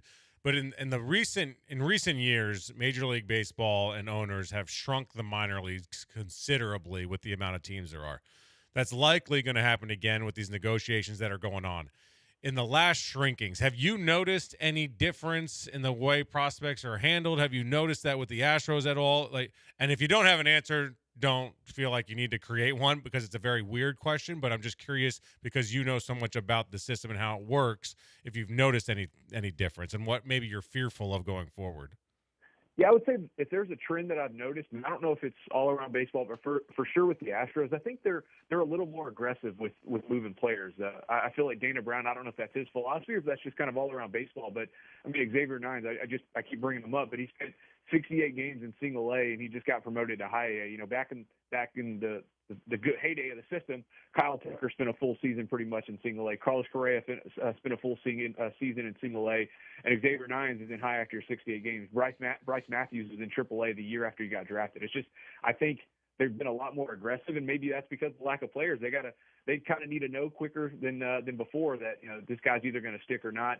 But yeah, the Astros have been aggressive, and I would say if there's a change that I've saw with the lessening of teams, that's probably it. Just teams being maybe a little bit more aggressive and trying to really figure out a guy quicker than not. Yeah, last question for you. I am, with the potential lockout and everything, like a lot of it's going to be negotiated through the media and stuff. And like, I know on this show, like we're not going to spend tons of time of what's said every time, but like, I am curious, like the proposal that the owners that Major League Baseball put out about, cutting out high school players from the draft, making college players eligible after their sophomore year, shortening the draft to 12 to 20. What is your concern about that? Or is there anything that there's any value to that of eliminating high school players from the draft if they got their way and this actually somehow got passed through? I think you can look at both sides, but I think a lot of the guys that come up and that are contributors early on in their career and they get these big deals or they become a free agent at 26, 27, that comes from the high school crop. It doesn't come from the guys that are drafted at 21 years old. And I think it's great to have high schoolers in the draft to give players an option on what route they want to take. Do they want to go to pro ball where it's more, development based, or do they want to go to college? I've talked with a bunch of Astros prospects where in college they're not worried about development. I mean, they're judged. The coaches are judged on wins and losses, so they're not trying to necessarily develop guys. So I think it would be a disservice to take high school prospects out of the draft, and even to bring the draft down. I mean, you're taking away jobs, in my opinion, and I'd love to see him still be there. And there's ways that they can probably negotiate it and get in between, but I don't think taking high school guys out of the draft and limiting the draft and limiting the minor league system is it shouldn't be the sticking point. It sounds like from the Players Association, they've said that they're not going to let the future of these young prospects go to waste when it comes to the negotiations. I think they got them in their hearts as well when they're going to the negotiating table. All right, he's Jimmy Price. Find him on Twitter at Astros Future. Great follow for all things Astros prospects, minor league system, draft as well, especially if you're kind of like me and like not a huge college baseball guy. Get a lot of great information there. Jimmy, thanks for joining us. Appreciate it, man, and we'll do it again soon. All right, fellas. Appreciate it. All right, we'll take a break here on ESPN 97.5. He's Will Kunkel. I am Joe George. We're going to go back to fantasy football here for a second. Got a fantasy football question, but not NFL related. We'll get to that next right here on ESPN 97.5.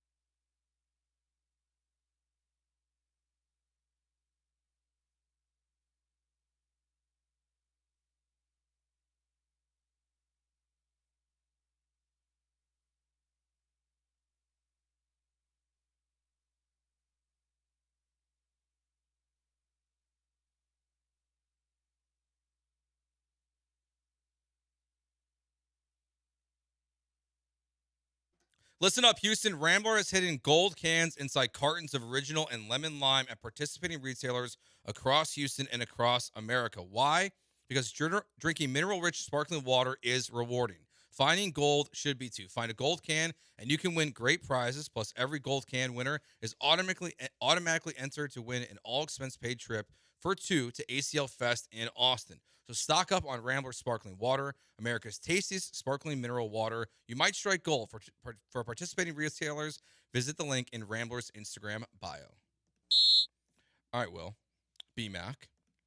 Yahoo Sports recently, over the last couple of days, announced they're bringing back fantasy football.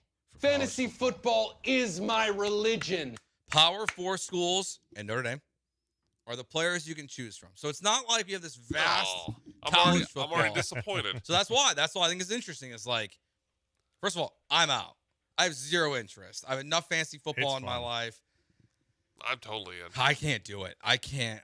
No, I wouldn't do like high stakes for money, but like if like the people in our, because Joe and I entered a dynasty league, like if we all just started one on the side just for fun, no money, I'd totally do that. Hell no, I'm not doing anything for no money. Like I'm not wasting my time for free. Like I've got to be something. You got to on do it. something for entertainment. I got plenty. Like we can do this for $50, $20, like whatever. Yeah, but see, then I'm and like, it gives you that Saturday watch. I could be talked into 20. You're definitely invested with the fantasy. You would Yeah, be. Trust me, when that ESPN like 8 game pops up of like all these teams you would never watch, and you're like, ooh, Kentucky, I would and do their it running just so back. I could draft I'm in. Notre Dame players right before Joe. Just to send him into tilt. I also I mean, my guess is I'm going to get talked into it. Let's do it. That's my guess. I'll do it. I just don't know. Well, Jeremy can't. I've done it we before, need and it's bodies. fun. It's fun. But see, You part just of do me, it under an alternative name. but part of me is just hoping that like Jeffrey Yeah, Jeffrey Brenham. there could be more than just the Power 4 teams. Like if you're going to do it, go all the way. Yeah, well, the problem is it's just like There's so many players. not only that, but you have some freaks that don't belong playing at some scrub ass school that's putting up 1 billion points. Like, That was always the fun of it, like finding the kid, like the random kid on a MAC team that like some running back that It's was just so imbalanced. 160 yards every game. Like it was just easy money. Yeah, it's like you find like That was the fun. You're Jordan Lynch. At Yeah. Northern Yeah. Illinois, Yeah. and like that Yeah, guy's that was going to the carry fun. your team. Yeah, I am a little disappointed that's only Power 4 plus Notre Dame. Yeah, I am. I'm currently out. I'll look at some mock drafts to see if I feel like I can be in. Just like I don't. Sounds know. like you're not really I'll out. be your Huckleberry. I'm out at the moment. This one is going to be. You're open for business, is what you are. You know what? It's like the Super Bowl party. I'll say that. It's Who's coming? I Who's want in? to if I get the right people, like Yep. people that watch college football, that like college football, I'm more inclined to do it. People who are just like, I just want to try it, and they don't know anyone besides Longhorns or Aggies. I don't want to do that. Like I want like the right environment, I think, to do this. I would say. So at the moment, I'm out. If I get invited to the right league for the right price, you might be able to sway me. I'm also not organizing it. That's that's my. I do not do commissioner. I don't want to either. So Brian, it's on you. Yeah, sounds like it's all on you, Brian. Unless enough listeners want to do it, then maybe we can do one for the show. Then that's a different conversation. Who's going to sponsor it? Step up, sponsors. Well, I was just curious if people were in and out on the idea of college football, fantasy football. 1970 says, how many fantasy leagues is too much? That's a good question. I don't think it's a number. I think it's whenever you letter? get to the point where going to set your lineup, going to look at, free agents before waiver wires hit on Wednesday, whenever that becomes a chore, you need to cut back. I think it's whenever So you I can't. think it's an individual to individual. I think it's whenever you can't feel the lineup, and no matter what you do, you're hurting yourself. That too. So like you have JSN, and he's on your best team, and then on your second, but in every other league you're facing him, and you're just getting crushed. And it doesn't matter what lineup you set, you're going to be positive and negatively affected. Like that, you're in too many leagues. That number for me is like 3 to 4, but I think it's individual. Like whenever it stops becoming fun, cut back. How many are you in? Okay, you got to look to the sky to figure it out. I'm in 3 dynasty leagues, and I'm in 2 redraft leagues. And you don't think that's too many? No. Wow. I like doing 2, maybe 3. Because it's split. It's split. Like it's Wow. split between Dynasty and Because in Dynasty in season, you're not really doing that No, much. you're kind of just like you're just kind of managing your roster. Are you comfortable sharing your pay-ins? They vary from 25 to I don't know. The one league I'm in, like I don't know it because it's like a 150 buy-in, but then like the highest team, the team that scores the most points each week gets another $25. Yeah, we do that. The lowest team has to add another 25 to the pot. So, I like that. I'm Yeah. going to introduce that. So like you can get like if you're the worst. Is that team, a Dynasty league or is that's a redraft league. Okay, good. I Okay. like that. Yeah, you can get smoked if your team sucks. So our league's a pretty decent buy-in, and I only do, I think it's 300 or 400, but I only do 1 or 2 leagues, so it's like I don't rack and stack them.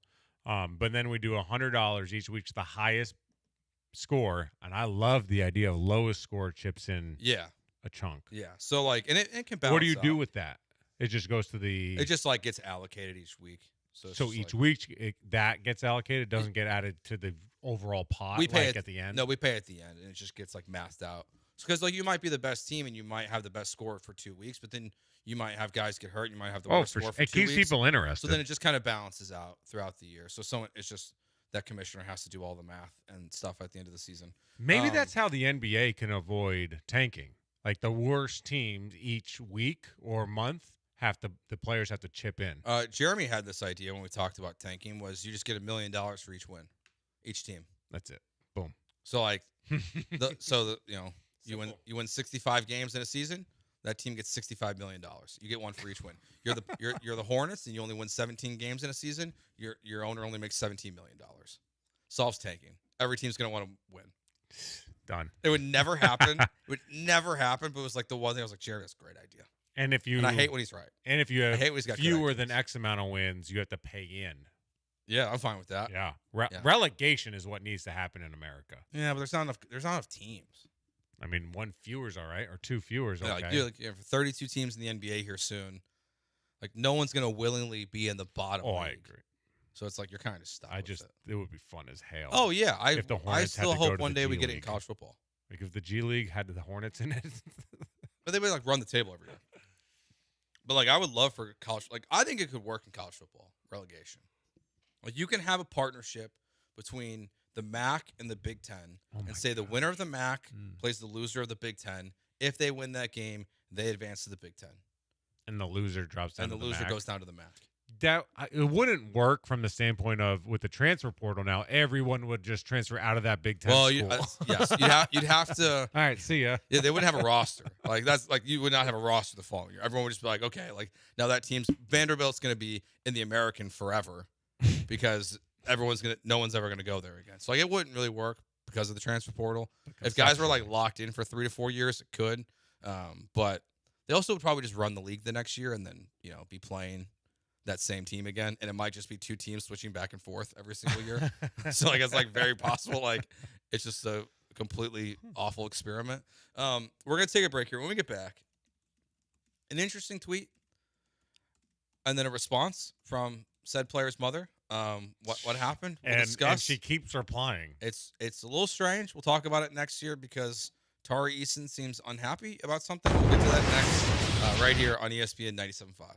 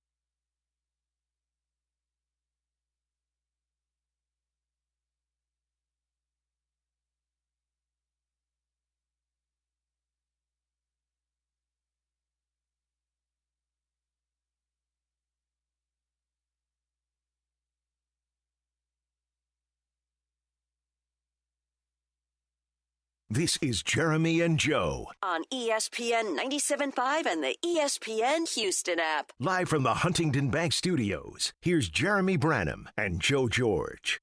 Joe George will Kunkel here with you. Jeremy will return on Monday. Again, join us tomorrow, East River 9. We'll be out there all day. John. How about the meatballs? I guess Lance will be out there with Dell in the morning.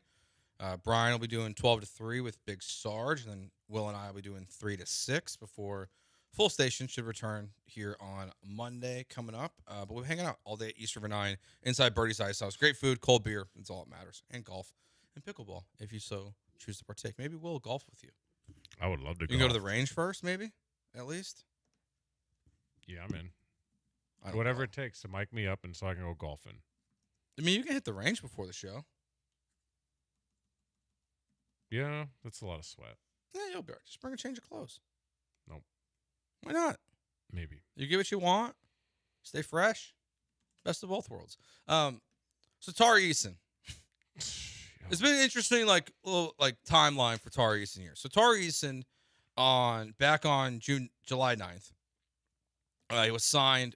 No, sorry, July 2nd. So was signed to a new contract by the Houston Rockets. But 30 minutes before he signed, he tweeted out, "I guess, bro," with the hands up emoji. So in the moment, you're just like, okay, this is weird. I guess Tari Eason's not coming back to Houston. And then 30 minutes later, we get breaking news. Tari Eason has a new contract, more guaranteed money than last season. I think it's a great contract in terms of the value of it. I'm surprised he's a Rocket. I thought he would find a bigger deal in free agency, but he's catching a lot of heat right now because yesterday he tweeted this. He said, "So many opinions on my game, y'all. I swear to God, you couldn't walk a mile in my shoes. Y'all couldn't even be great at the little things at your own respective jobs. Only no one cares what y'all do." So he's getting crushed by Rockets fans, Rockets media. I'm just what is going on here? You just got this new deal. I think the general consensus is with me that people like it. They like this deal for Tari Eason, and they like this deal for the Rockets. Yeah, it comes off the heels of him rejecting a bigger deal last year because he didn't have a great season. Yeah, there was moments where he was, in December, he was the best three-point shooter in the league, and then he didn't hit one for month and a half. So it's a little bit of a strange season from Tari. So it was on my radar. Didn't think much of it. I was I probably don't want to talk about this today. But then Tari's mom started tweeting at you, Will. It's a mother's and it's a family affair. She's just kind of around. Let's start here. Before we get back into Tari, what is your reaction when you see anything similar to this from athletes? Because I don't blame them for getting upset about this stuff. We're all human beings. We all get annoyed when people are constantly telling you how bad you are at your job or you don't deserve this or this or this. And people sometimes they tweet their frustrations. They also then blanket an entire fan base. It's a little different with Rockets, with this situation where it kind of comes off, and it's not, but it comes off as he's talking to everybody when we know that's not the truth. He's not talking to everybody, but it comes off that way, and you get a little ratioed. You go a little viral.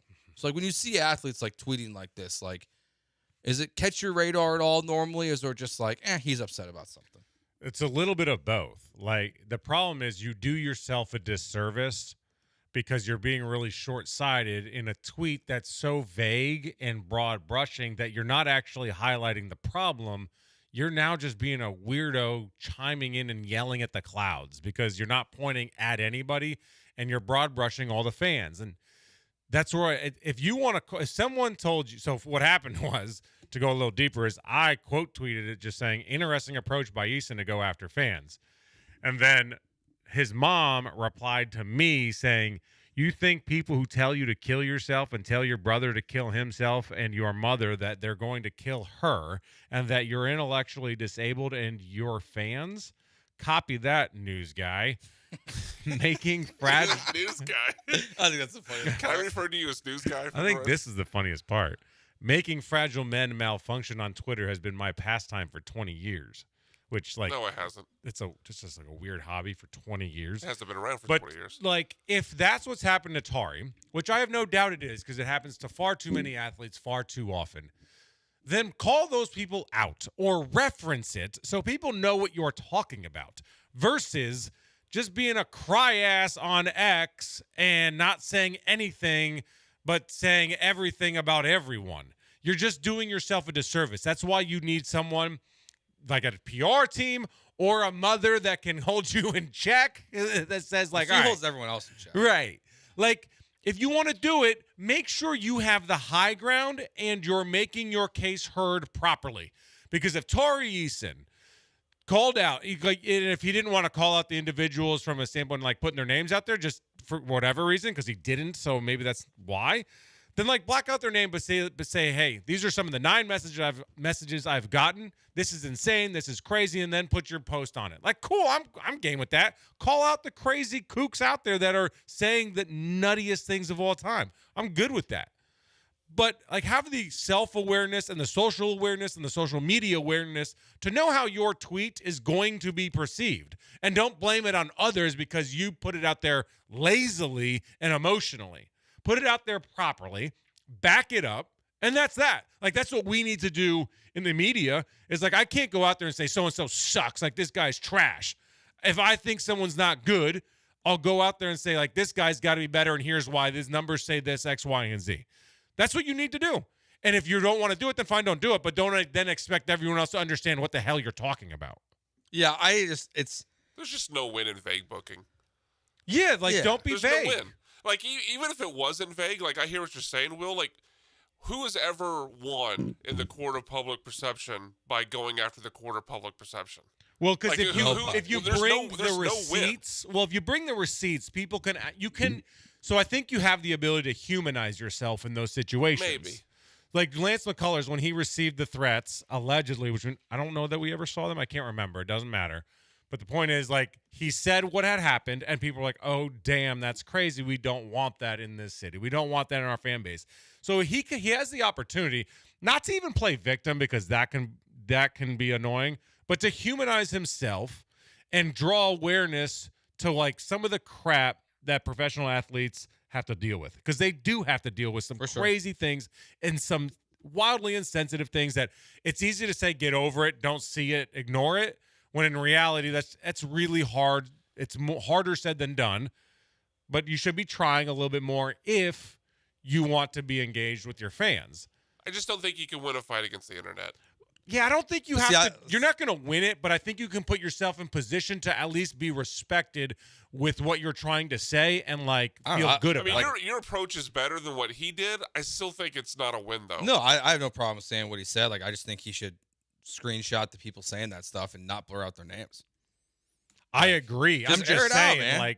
I agree. Like, I think those kind of people, like, who are allegedly from Tari's mom saying those things about Tari and his brother and his mother, like, those people deserve to be exposed. 100%. So like, just expose them. Like, I'm just saying he didn't expose them, so maybe he's not trying to go down that road. Therefore, if he's not, here's another route that you could do. You could screenshot it and blur the names. Like, if that's the route you want. Otherwise, like, just air it out and say your piece. Like, you have to bring evidence to the court of law. You have to bring evidence of what your opinion is on social media, especially when you have such a large platform. When you have that huge platform, you've got to back up what you're saying versus just spewing BS and emotions. Like, no one needs that. No one wants it.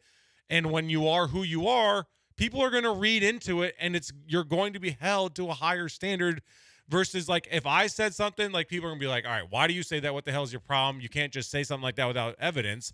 Versus some fan said it, they'd be like, well, who cares? Tari's mom's very funny, I will say. Are you going through her? I was just like she called Will Newsman. I like Newsman. And then also, like, someone was going in, like, responding to her tweet that responded to yours.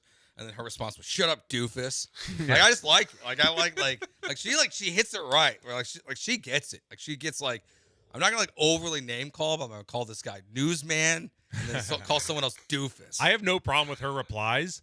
The problem is the initial tweet from Tari and then her initial reply, assuming we know what the hell they're talking about. That's the problem is you didn't put yourself in position to have success. Put yourself in position to have success with this message if that's what you want to do. If you don't want to do it, and you're essentially just trying to roll around in the mud with the rest of the trolls anyway. Yeah, it is what it is. It was like a very interesting, like, to see, like, gets paid, go after Rocket fans, no context. Now we have some context.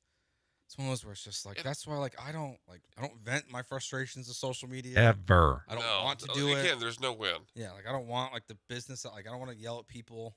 It's like if you vent your frustrations, like in our world, if we have a problem with something, whether it's with a team or with a player or with an event, you got to come with the solutions too, right? So you can't just be a guy that's got a problem with everything and you're just yelling about everything. Like that runs tired real quick. Like if you got a problem with the home run derby, cool. What's your solution? I don't got one. Or well, shut up. Like no one cares that you got a problem with everything. You don't like the Texans offense. Okay, what's the solution? Don't tell me it's Davis Mills.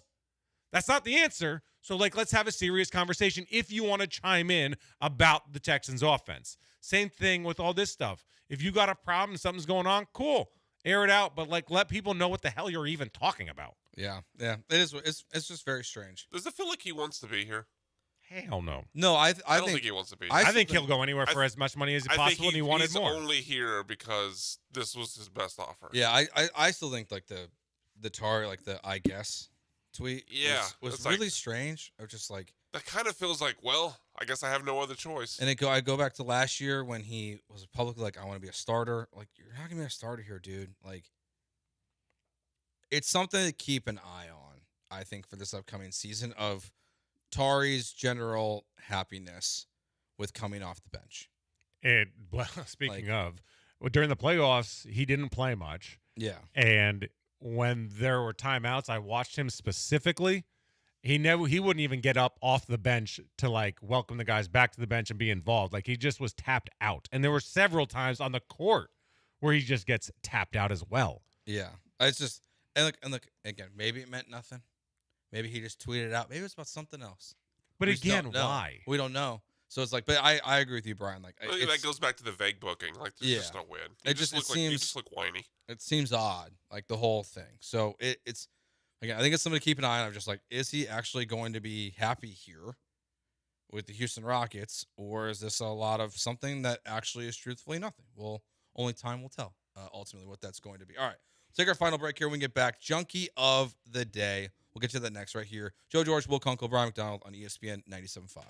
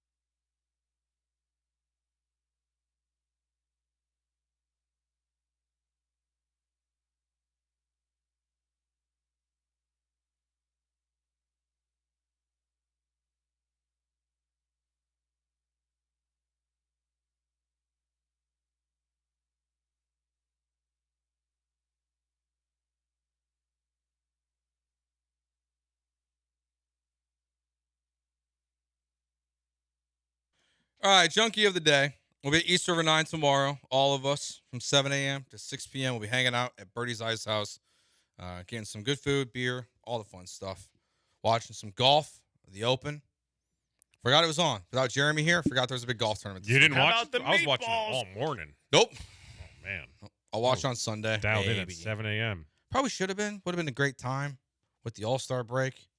Kind of just forgot, though. Yeah, we could have had a sweat of the day on it. Could have had a sweat of the day. Let's not. Wait, did we have a sweat of the day? No, I vetoed doing a summer league basketball, so we took a day off. And I gave Will a suggestion anyway, so what it would have been and it lost. So it doesn't count.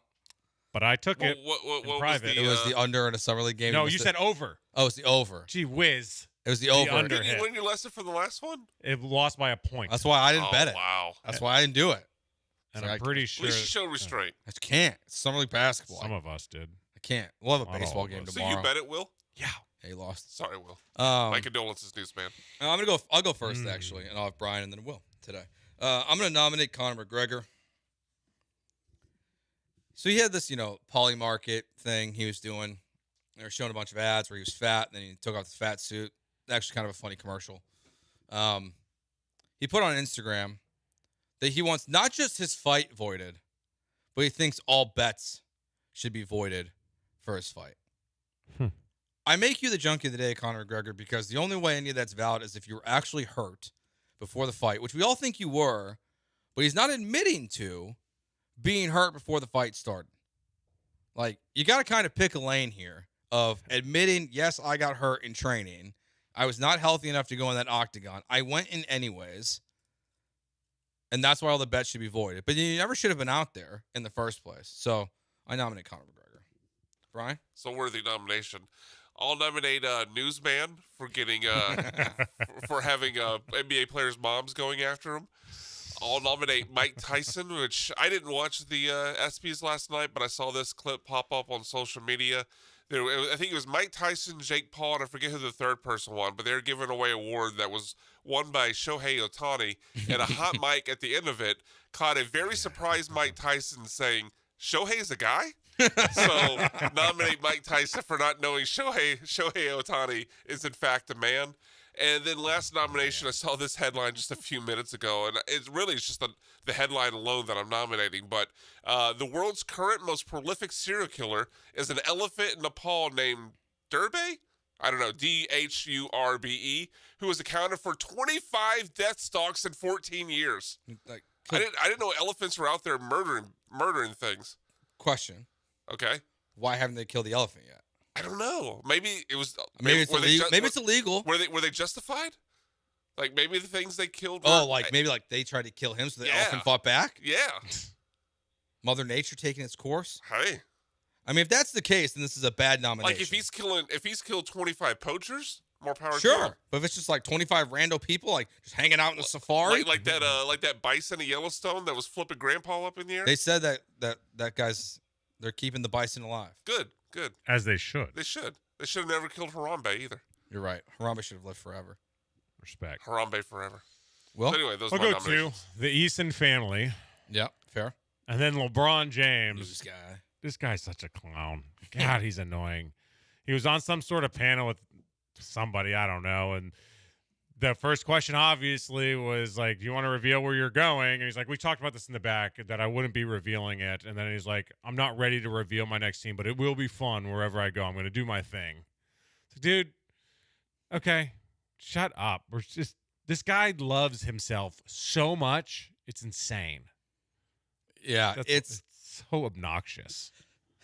I think it's Golden State, but whatever. I don't care to speculate. And when he says it, we'll all know. Great, bye. And we'll get a push notification. God, he's so irritating. 5916 says, so the Dexter Elephants, great pull. Yeah, very much so. The Bay Harbor Butcher. I was trying to see if tickets are available yet for Survivor Series because I was curious how much they were going to cost. I think it goes on sale early next month. Yeah. I just wanted to see if the prices were up yet. Yeah, I bet the get-in price is over $100. Oh, yeah. It's funny because I put out a story like when that thing came out, and all the comments on social media are from fans. They're like, "Oh, I wish I could go, but I can't afford it. I wish I could." I mean, Prices, everybody. Ever since that's sad. What's the name of the group? TKO. Yeah. Ever since TKO took over when Vince sold, the prices have just quadrupled, like quite literally quadrupled. It's a bummer. Yeah, it's a lot of money, but it is what it is. All right, who do we want to give the winner to today? I think Mike Tyson. I think Mike Tyson's the winner. He thought Shohei Ohtani was a woman. People are also very upset. A woman? Yeah. Oh, you mean a man? Like it was like that versus a person? No, he said. He thought it was a woman. Yeah. It also, I've been thinking that he thought he just hadn't heard of Shohei Ohtani. Oh, no. Obviously, he hadn't heard of it, thinking that it was a woman. Yeah. But I thought he was like, oh, that's a person, not a woman. No, he thought it was a woman. I was like, you got to keep that guy's mic off. No, we want those moments. No, I know. You kidding me? You never know what you're going to get. We owe each other to fight each other. People were very upset. Elevate our life.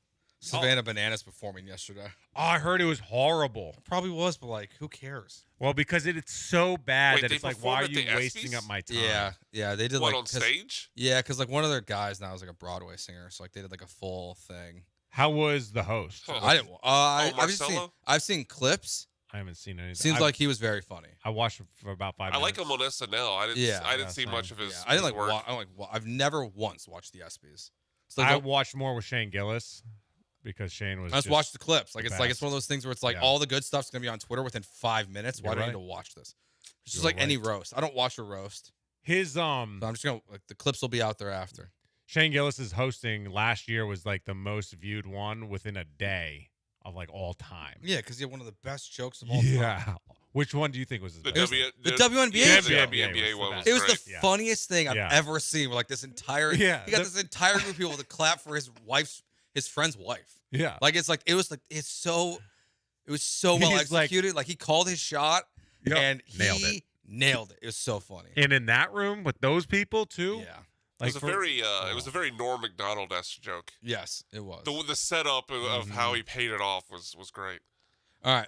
So Mike Tyson. Mike Tyson's the winner. He's the winner, Junkie of the Day. All right, that'll do it for us today. We'll be at East River 9 tomorrow. As always, thank you for watching and listening. Talk to you guys tomorrow. Peace.